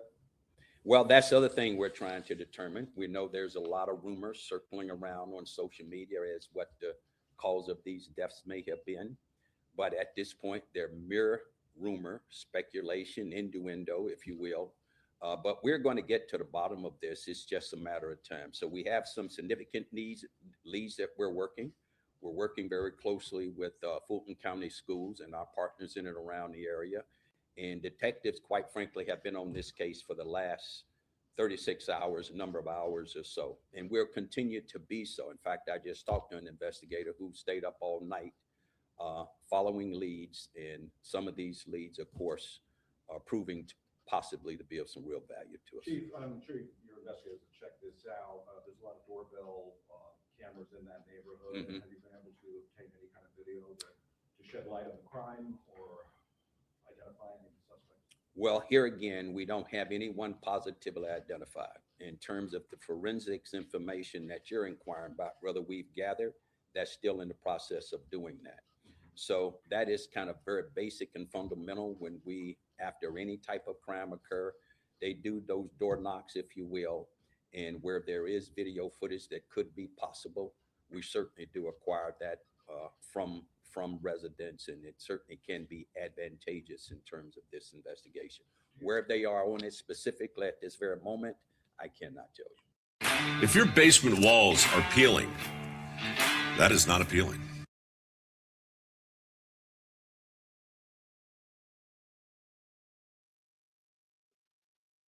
Yeah, man, that shit crazy, bro. They possibly got killed. I believe they got killed over a vape pen, man. These little motherfuckers some crackheads, man.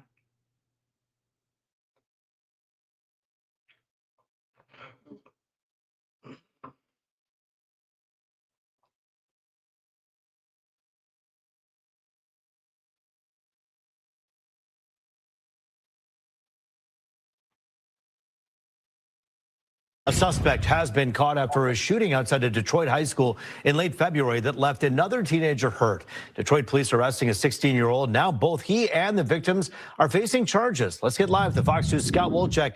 He has more on why the victim is facing charges as well tonight. Scott.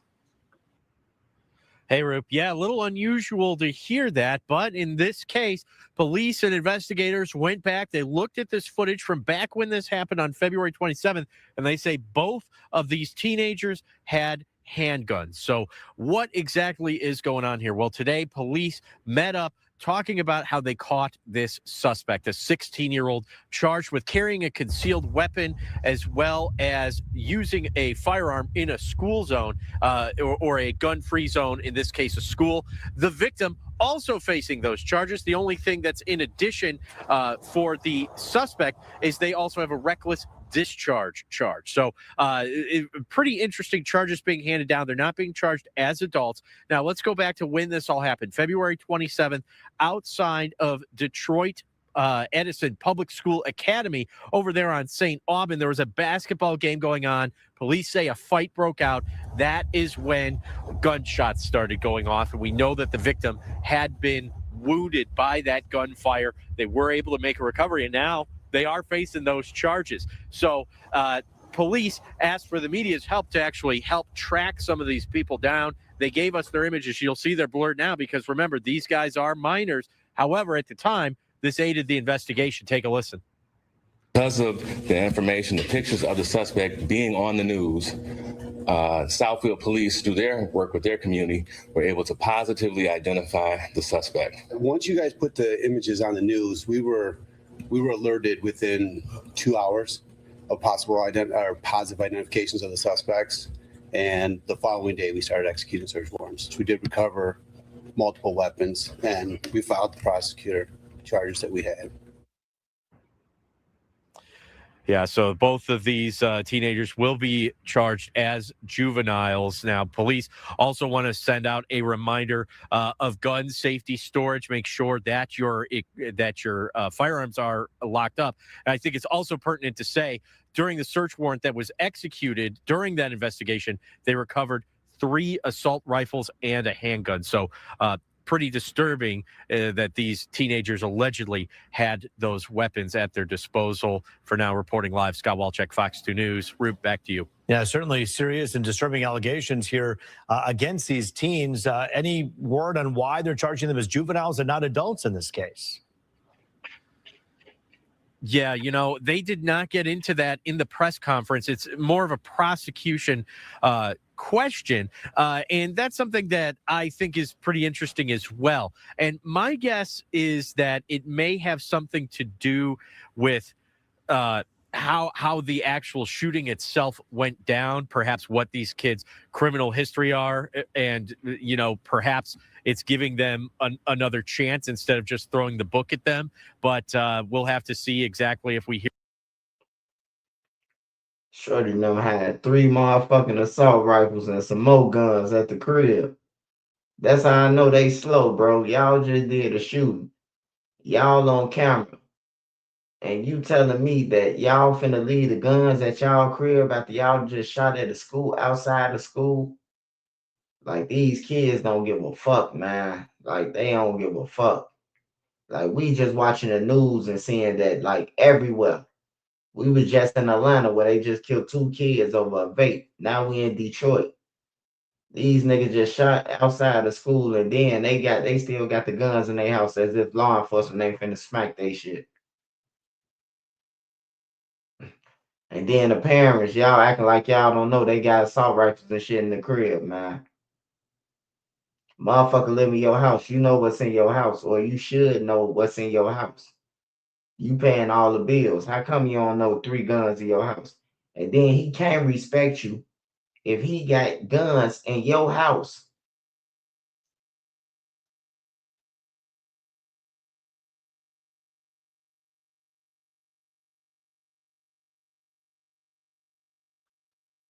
Flip, bro. Like, what make you bring 5 guns in our house? Like, man, I swear to God, bro. My kids ain't gonna never do no shit like that.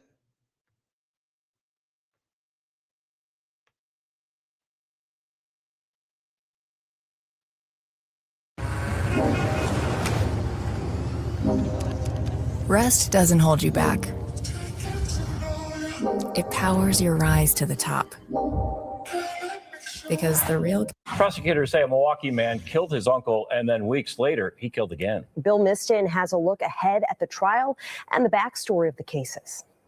Deshaun Graves is charged with 2 counts of first-degree reckless homicide in 2 separate cases. He's accused of shooting and killing Daryl Harbor in July of 2024, and then just weeks later, he's accused of shooting and killing another man, driving off with the man's body hanging out of a vehicle and later torching it.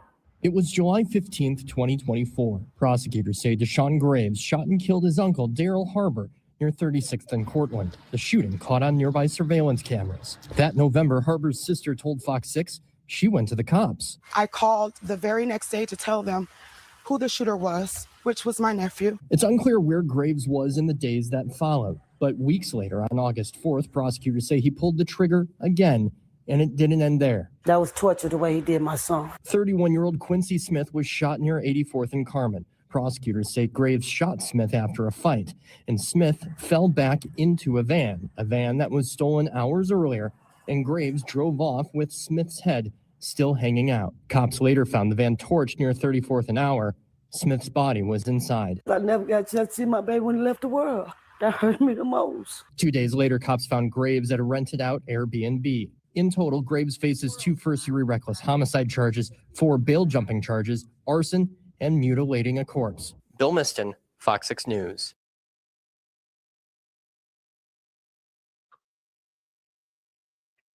Milwaukee police, just like Chicago police.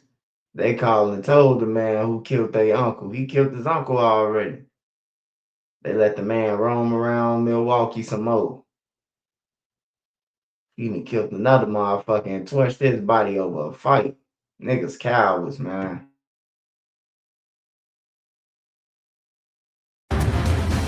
Tonight, 2 months after a 41-year-old Houston man was shot and killed during an attempted carjacking, 2 suspects have been arrested. Yes, Houston police say those suspects are just 14 years old, and they're now charged with capital murder.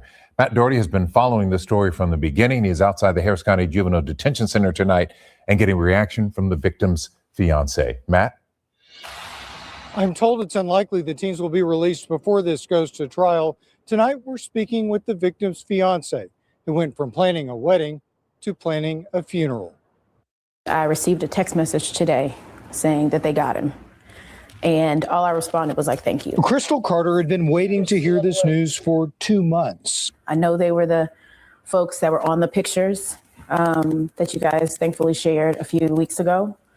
But outside of that, nothing. And there's nothing that we can share about the suspects either. That's because they're minors, both 14 years old, now having to face justice through the juvenile court system. We now have to blur their faces in the images provided by police. Crystal says these pictures are what led to the tips that helped identify them. Crystal's 41-year-old fiance, James Tolan, was killed on January 20th while at Riverside Park during what police say was a carjacking. They say the teens were after his truck, which now sits outside the garage of Crystal's home. Oh, Lord, I thought I was going to get through this. I was trying real hard, man. Crystal and James had been together for 7 years and were inseparable. They'd traveled the world together and were planning to get married this year. Without him, Crystal is taking it one day at a time. Jay used to paint. He was an amazing, amazing house painter. And I've started painting some in our house. And I wear his shoes, I paint, and I'll send a text message of our time lapse. I'll text it to him, be like, baby, look at what I did. Crystal's grief is tempered today by the news of the 2 arrests. She says she's grateful the suspects, who police say took her future husband and love of her life, won't be able to do this to anyone else. Matt Doherty, KHOU 11 News. Hopefully some justice and some peace for her.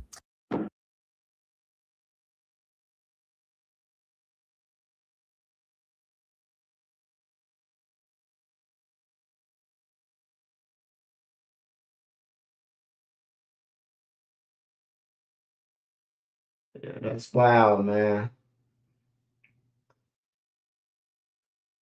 Hey, it's like, man, the jail's gonna be full, bro.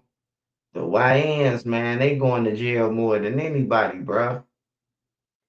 And they gonna start charging their ass as adults, man. They gonna be 14 years old up in there with the grown motherfuckers. They just gonna make them a deck. All young motherfuckers. They gonna start taking over the counties. It's gonna be 10 decks, 10 juvenile decks.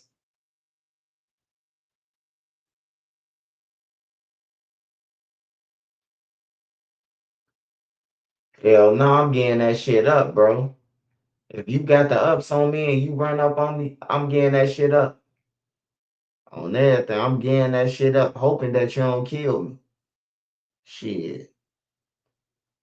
I sing like the Foul Heartbeats. What you want me to sing? I got nothing but love for you, baby. Whatever you want me to sing, goddammit, I'll sing for you. Go ahead and run your stupid ass off. Niggas be trying to fight for that shit, bro. Dude look like he'll put up a fight for it.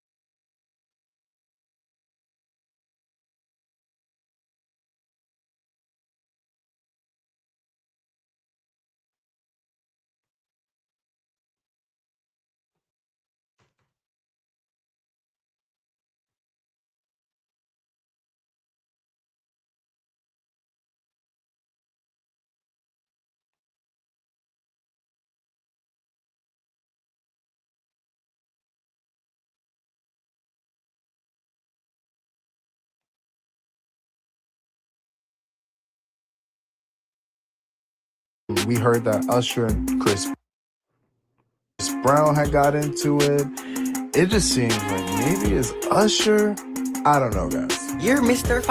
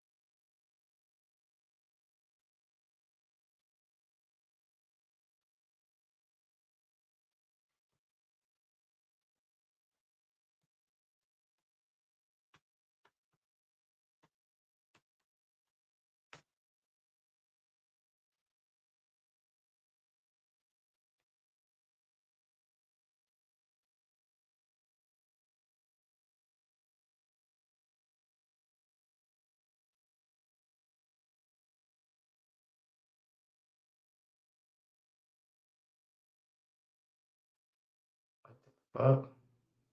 Oh, the CEO. Financial losses don't let her sleep. Nobody wins when the family feels. Get you busted. He ain't playing no whole shit.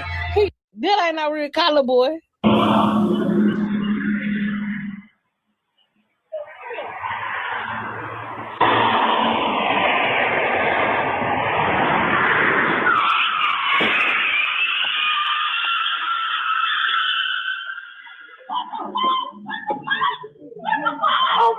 Fam, we can't agree on everything. If we did, the world would be at a better place for sure. Now, with that being said, this video right here is going to divide the room. And I definitely want to know your thoughts at the end. See, I was working on this story about 3 brothers who lost their lives to gun violence. And to this day, their mother is still fighting for justice. The latest happened this past weekend. Let's just say that's a story that's going to be a little more in-depth and requires a little more time. But while I was working on this story, another case just took a turn. A case that many family members reached out and wanted me to look into. Now, I posted the surveillance footage, which we'll later check out in this video on the Family TV Instagram. But after this update, I had to bring it to you guys' attention. Within the last 24 hours, a Memphis mother accused of taking the life of a young child in a case that had social media in the uproar has now had her charges dropped. And here's where it gets tricky, because online, a lot of people weren't blaming her. They were pointing the finger at the child's own mother. Both sides have spoken out. Both sides went to social media. And now in the case, it's being seen 2 completely different ways.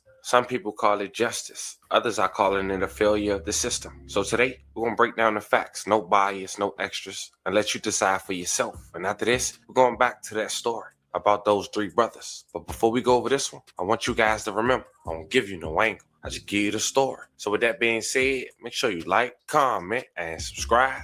We'll jump right to it. Fam, it's hard to say imagine something because most of us wouldn't allow this in the first place. But just really imagine this for the sake of this video. Imagine one evening, your child loses their life. And in the process, you want justice. But in return, you get arrested. Well, that's what we have here today. You see, this past Thursday, on March 12th, 2026, in the streets of Fraser, Memphis, it was quiet. The sun began to set. But that calm was shattered by a tragedy that would forever change the lives of one family. 6-year-old Kadai Thomas. He had been playing near the road with his friends. His laughter echoed through the neighborhood when a vehicle suddenly struck them. The impact sent them tumbling to the ground, and in an instant, his innocent, joyful life was altered forever. Witnesses rushed to his side, but the damage was done. The child, barely old enough to understand the dangers of the world, was left struggling in the street as the life drained him. His friends was too young to fully grasp the horror, watched in shock and confusion as the scene unfolded before their eyes. Memphis police were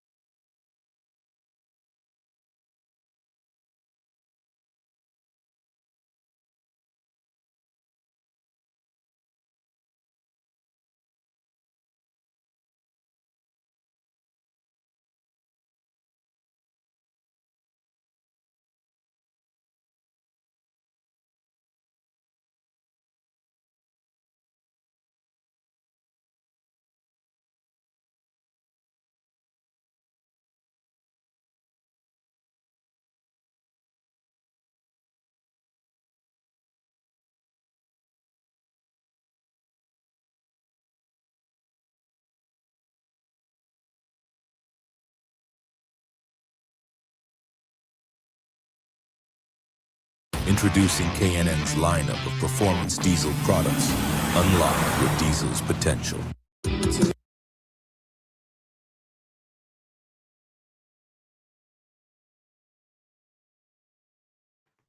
Good morning to everybody. Good morning to everybody. Shout out to everybody who's on here tonight.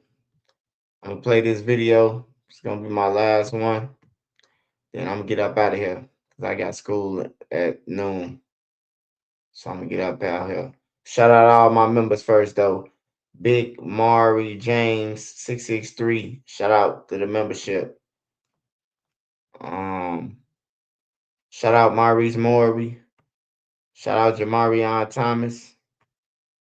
Shout out Jamarion Thomas. Shout out Nefessa. Shout out Nefessa.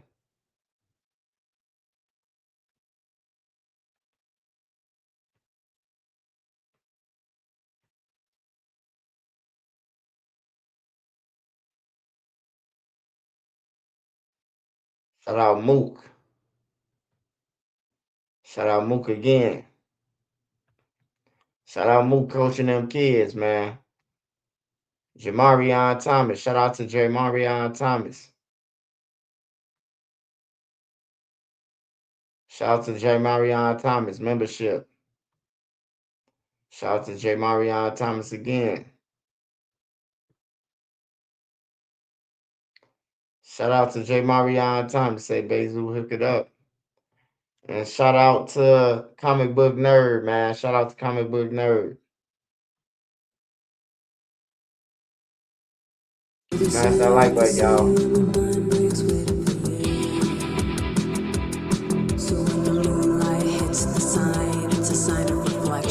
Versace Crystal Emerald, the new fragrance. Nobody wins when the family feels.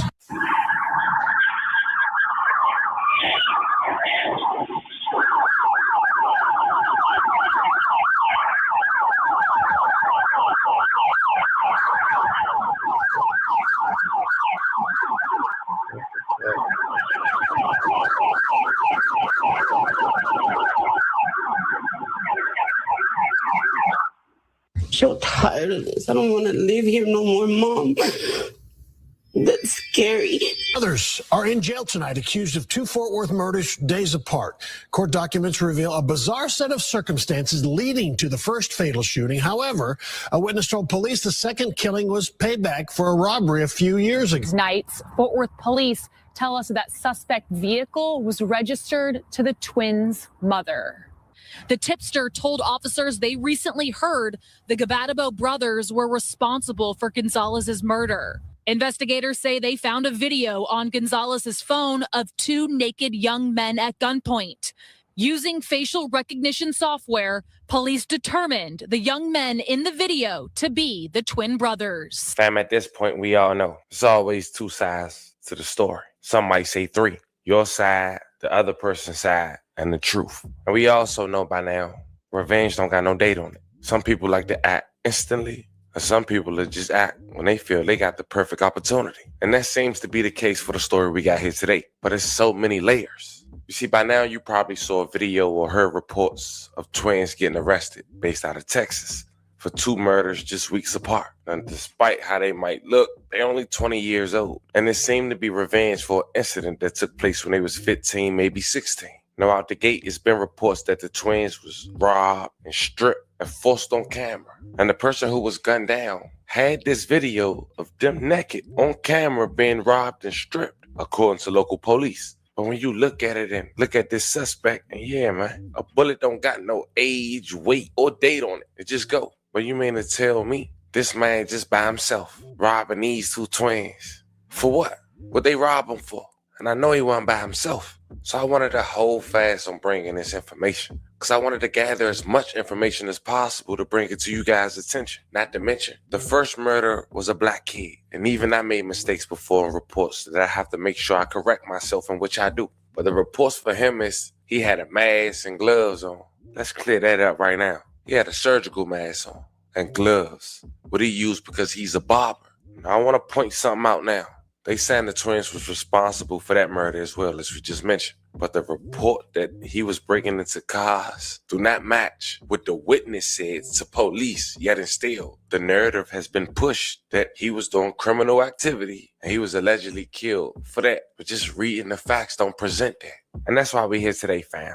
I want to try to break down this story in chronological order based on the facts. There's been a lot of narratives pushed, but a lot of the information hasn't been presented to the public. And I did my best within the last 48 hours to do just that. I got statements that was made on social media from every side family involved. And we're going to go over that as well. But before we go over this one, I want you guys to remember, I don't give you no angle. I just give you the story. So with that being said, make sure you like, comment, and subscribe. We're going to jump right to it. On November 17, 2025, a mom of 9 identified as Miss Stewart for the sake of this video was grieving on social media. Her son had just passed away, a young man who we'll later identify.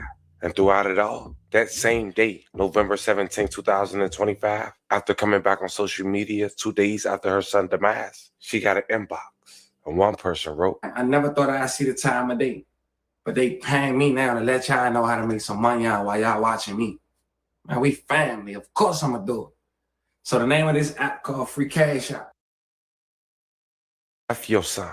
And she responded, okay. And the son they was referencing to was Devin Randalls. Born July 18, 2006, just 19 years old. He unfortunately lost his life on November 15, 2025.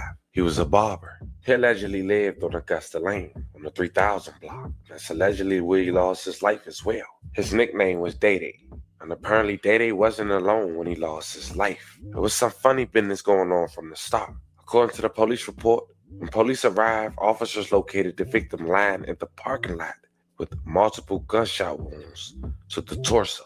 The victim was pronounced deceased on the scene. Officers was also informed that between 3 and 4 unknown men were seen in the complex wearing surgical masks and gloves. The deceased victim found wearing a surgical mask and rubber gloves. Detectives have interviewed a brother of the victim who approached the scene barefoot and bandaged as if he had been in the compound with the victim at the time of the shooting. In the compound, it appears as if the victim and the other subjects could have been at the complex, possibly breaking into the vehicles when the victim was shot by an unknown suspect. Here's what we know. The brother was on the scene, not historical, coming with band-aids as if it was an accident.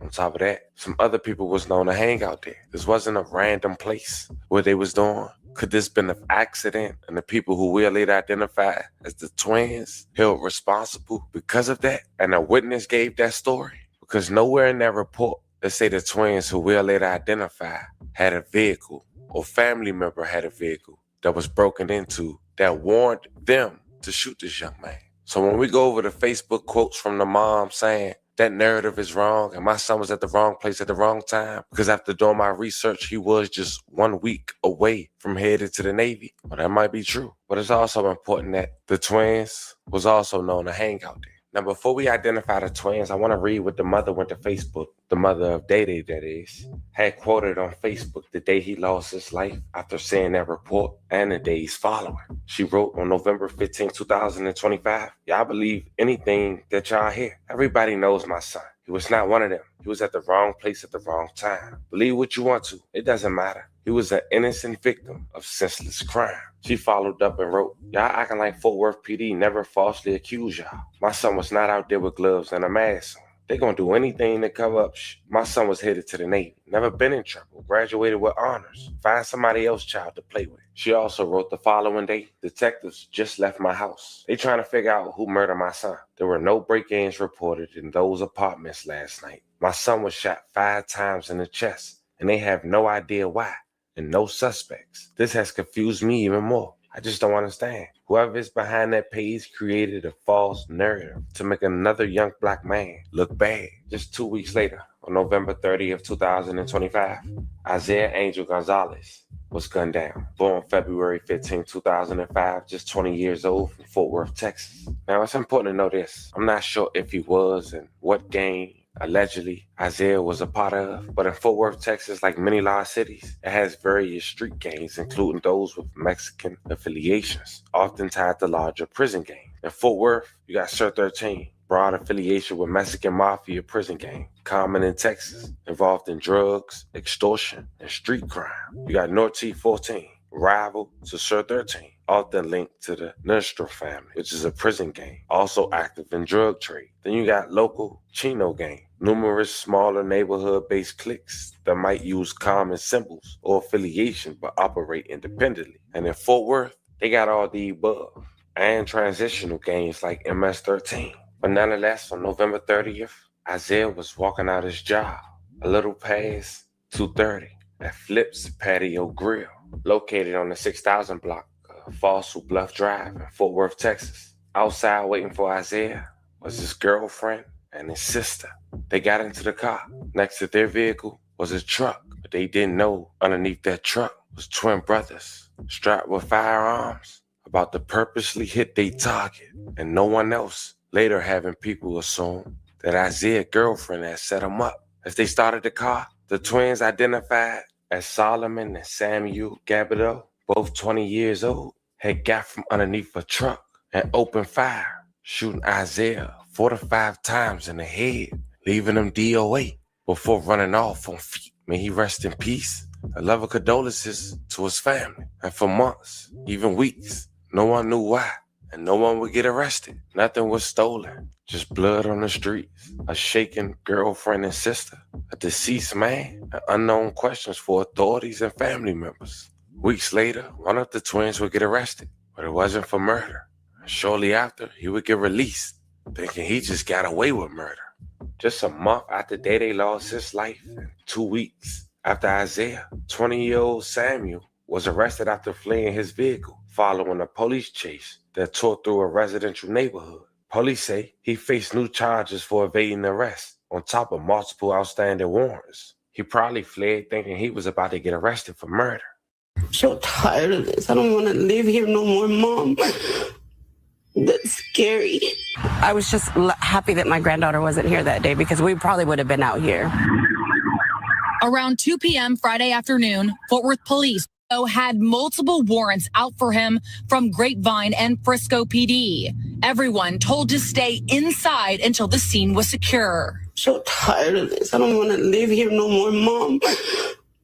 That's scary. Now, Samuel bonded out as evidence could not yet tie him to murder. But 5 weeks later, on the third week of January of 2026, not only Samuel was arrested, but also his brother Solomon. When it came to Isaiah, the footage showed two men who had been roaming the parking lot for about a half an hour, running up to the car and firing guns through a windshield. According to the affidavit, Isaiah was critically wounded in the shooting and later pronounced dead at a nearby hospital. In the following investigation, officials found shoe patterns matching Air Force Ones, leaving the scene. As we all know, no suspects were immediately arrested. The Nissan Altima from the first homicide was found to be connected to the second and was traced to Solomon and Samuel's mother. The men was also later observed to be wearing clothing and shoes that matched the previous crime scene. Due to the findings, police got a warrant to search the twins' apartment in an attempt to find evidence that could connect them to violent crimes. The search was executed on December 12, 2025, but no items were seized, and enough evidence couldn't be found to conclusively tie the men to the crimes. But then the tipster had alerted police that Isaiah, the victim, had robbed the brothers and held them at gunpoint years prior, forcing them to strip naked in front of a camera. The tipster also told police they heard the twins were responsible for Isaiah's death, according to the warrant. After searching Isaiah's phone, police found video evidence that showed two young black men being held naked at gunpoint. Using facial recognition technology, the document said they were able to identify the men in the video were the twins. It was then confirmed that the brothers had been robbed in 2021. But according to the news, it was only by Isaiah. That's just what the witness is saying, just like the first murder. And before we go over what Isaiah's family member has been saying following these arrests on social media, check out the news clip. Twin brothers are in jail tonight, accused of two Fort Worth murders days apart. Court documents reveal a bizarre set of circumstances leading to the first fatal shooting. However, a witness told police the second killing was payback for a robbery a few years ago. Fox 4's Peyton Yeager has been going through the police paperwork today, and she's got more. Peyton? Did you lose a lot of money sports betting on DraftKings or FanDuel? You may qualify for up to 70. Steve, and the two murder scenes 2 weeks apart and right across the street from one another. We just learned that the suspect vehicle involved was caught on surveillance video in that North Fort Worth area on both of these nights. Fort Worth police tell us that suspect vehicle was registered to the twins' mother. Friday, Fox 4 visited Mary Aguado. We don't really hang out outside anymore. Again at her Garden Acres home in Fort Worth. Her fence in the same condition 1 month after a high-speed chase ended.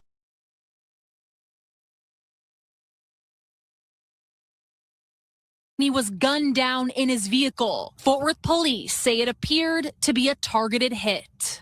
According to a newly obtained search warrant, during the investigation, police received a tip that Gonzalez robbed the brothers 4 years ago and forced the twins to undress at gunpoint. The tipster told officers they recently heard the Gabatabo brothers were responsible for Gonzalez's murder. Investigators say they found a video on Gonzalez's phone of two naked young men at gunpoint.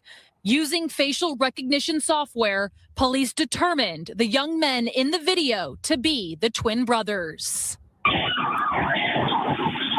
Then on December 12th, that's when Samuel Gabatabo was arrested for evading arrest in the Garden Acres pursuit and bonded out.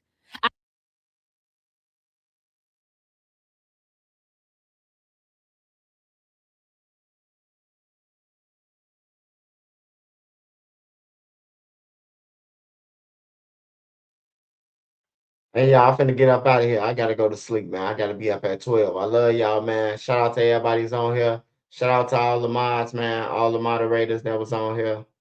Let me go up. Justin Turner, Dro the Mob, Dro Illuminati. Shout out Hood Fella. Shout out Street Code. Shout out Mook. Shout out Joy Jones. Shout out Whole TK. Shout out Cod War Room. Shout out Mook again. Shout out that boy.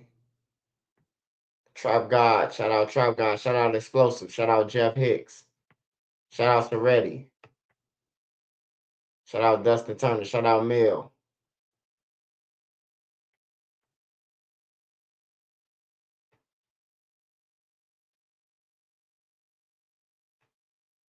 Shout out Nefessa. Shout out Momo. Shout out Street Code. Shout out Made Media Magazine. Savage Black Bone Yak. Shout out Shaky Shack. Shaky Shack. Shout out DJ Jones. Shout out Jamarion Thomas. Shout out all my mods. Tommy Schumer. Shout out all y'all, man. Anthony Peterson. Powder. Shout out Powder Beezy. He be supporting me all the time, too. Shout out Valerie, Lily Lola, Monique Moore. Shout out all y'all, man. I appreciate all y'all love support. I got school tomorrow. I will be dropping more content in the morning, and I will be going live at nighttime. Make sure y'all there, man. I'll break down more of the paperwork and see what I find for y'all on the Stephon Max shit too. So I'll see y'all later, man. Shout out Phil Baby. Shout out Phil Baby. Shout out Mr. CJ Talk. Hey, go over to the Mr. CJ Talk page, man. He need everybody to vote for him. Make sure y'all subscribe to the Round Table Street Talk. That's my next interview. Will be on the Round Table Street Talk. Shout out to everybody. Hit the super chats in the cash shop. Smash that like button, man. Catch the video on the rewind.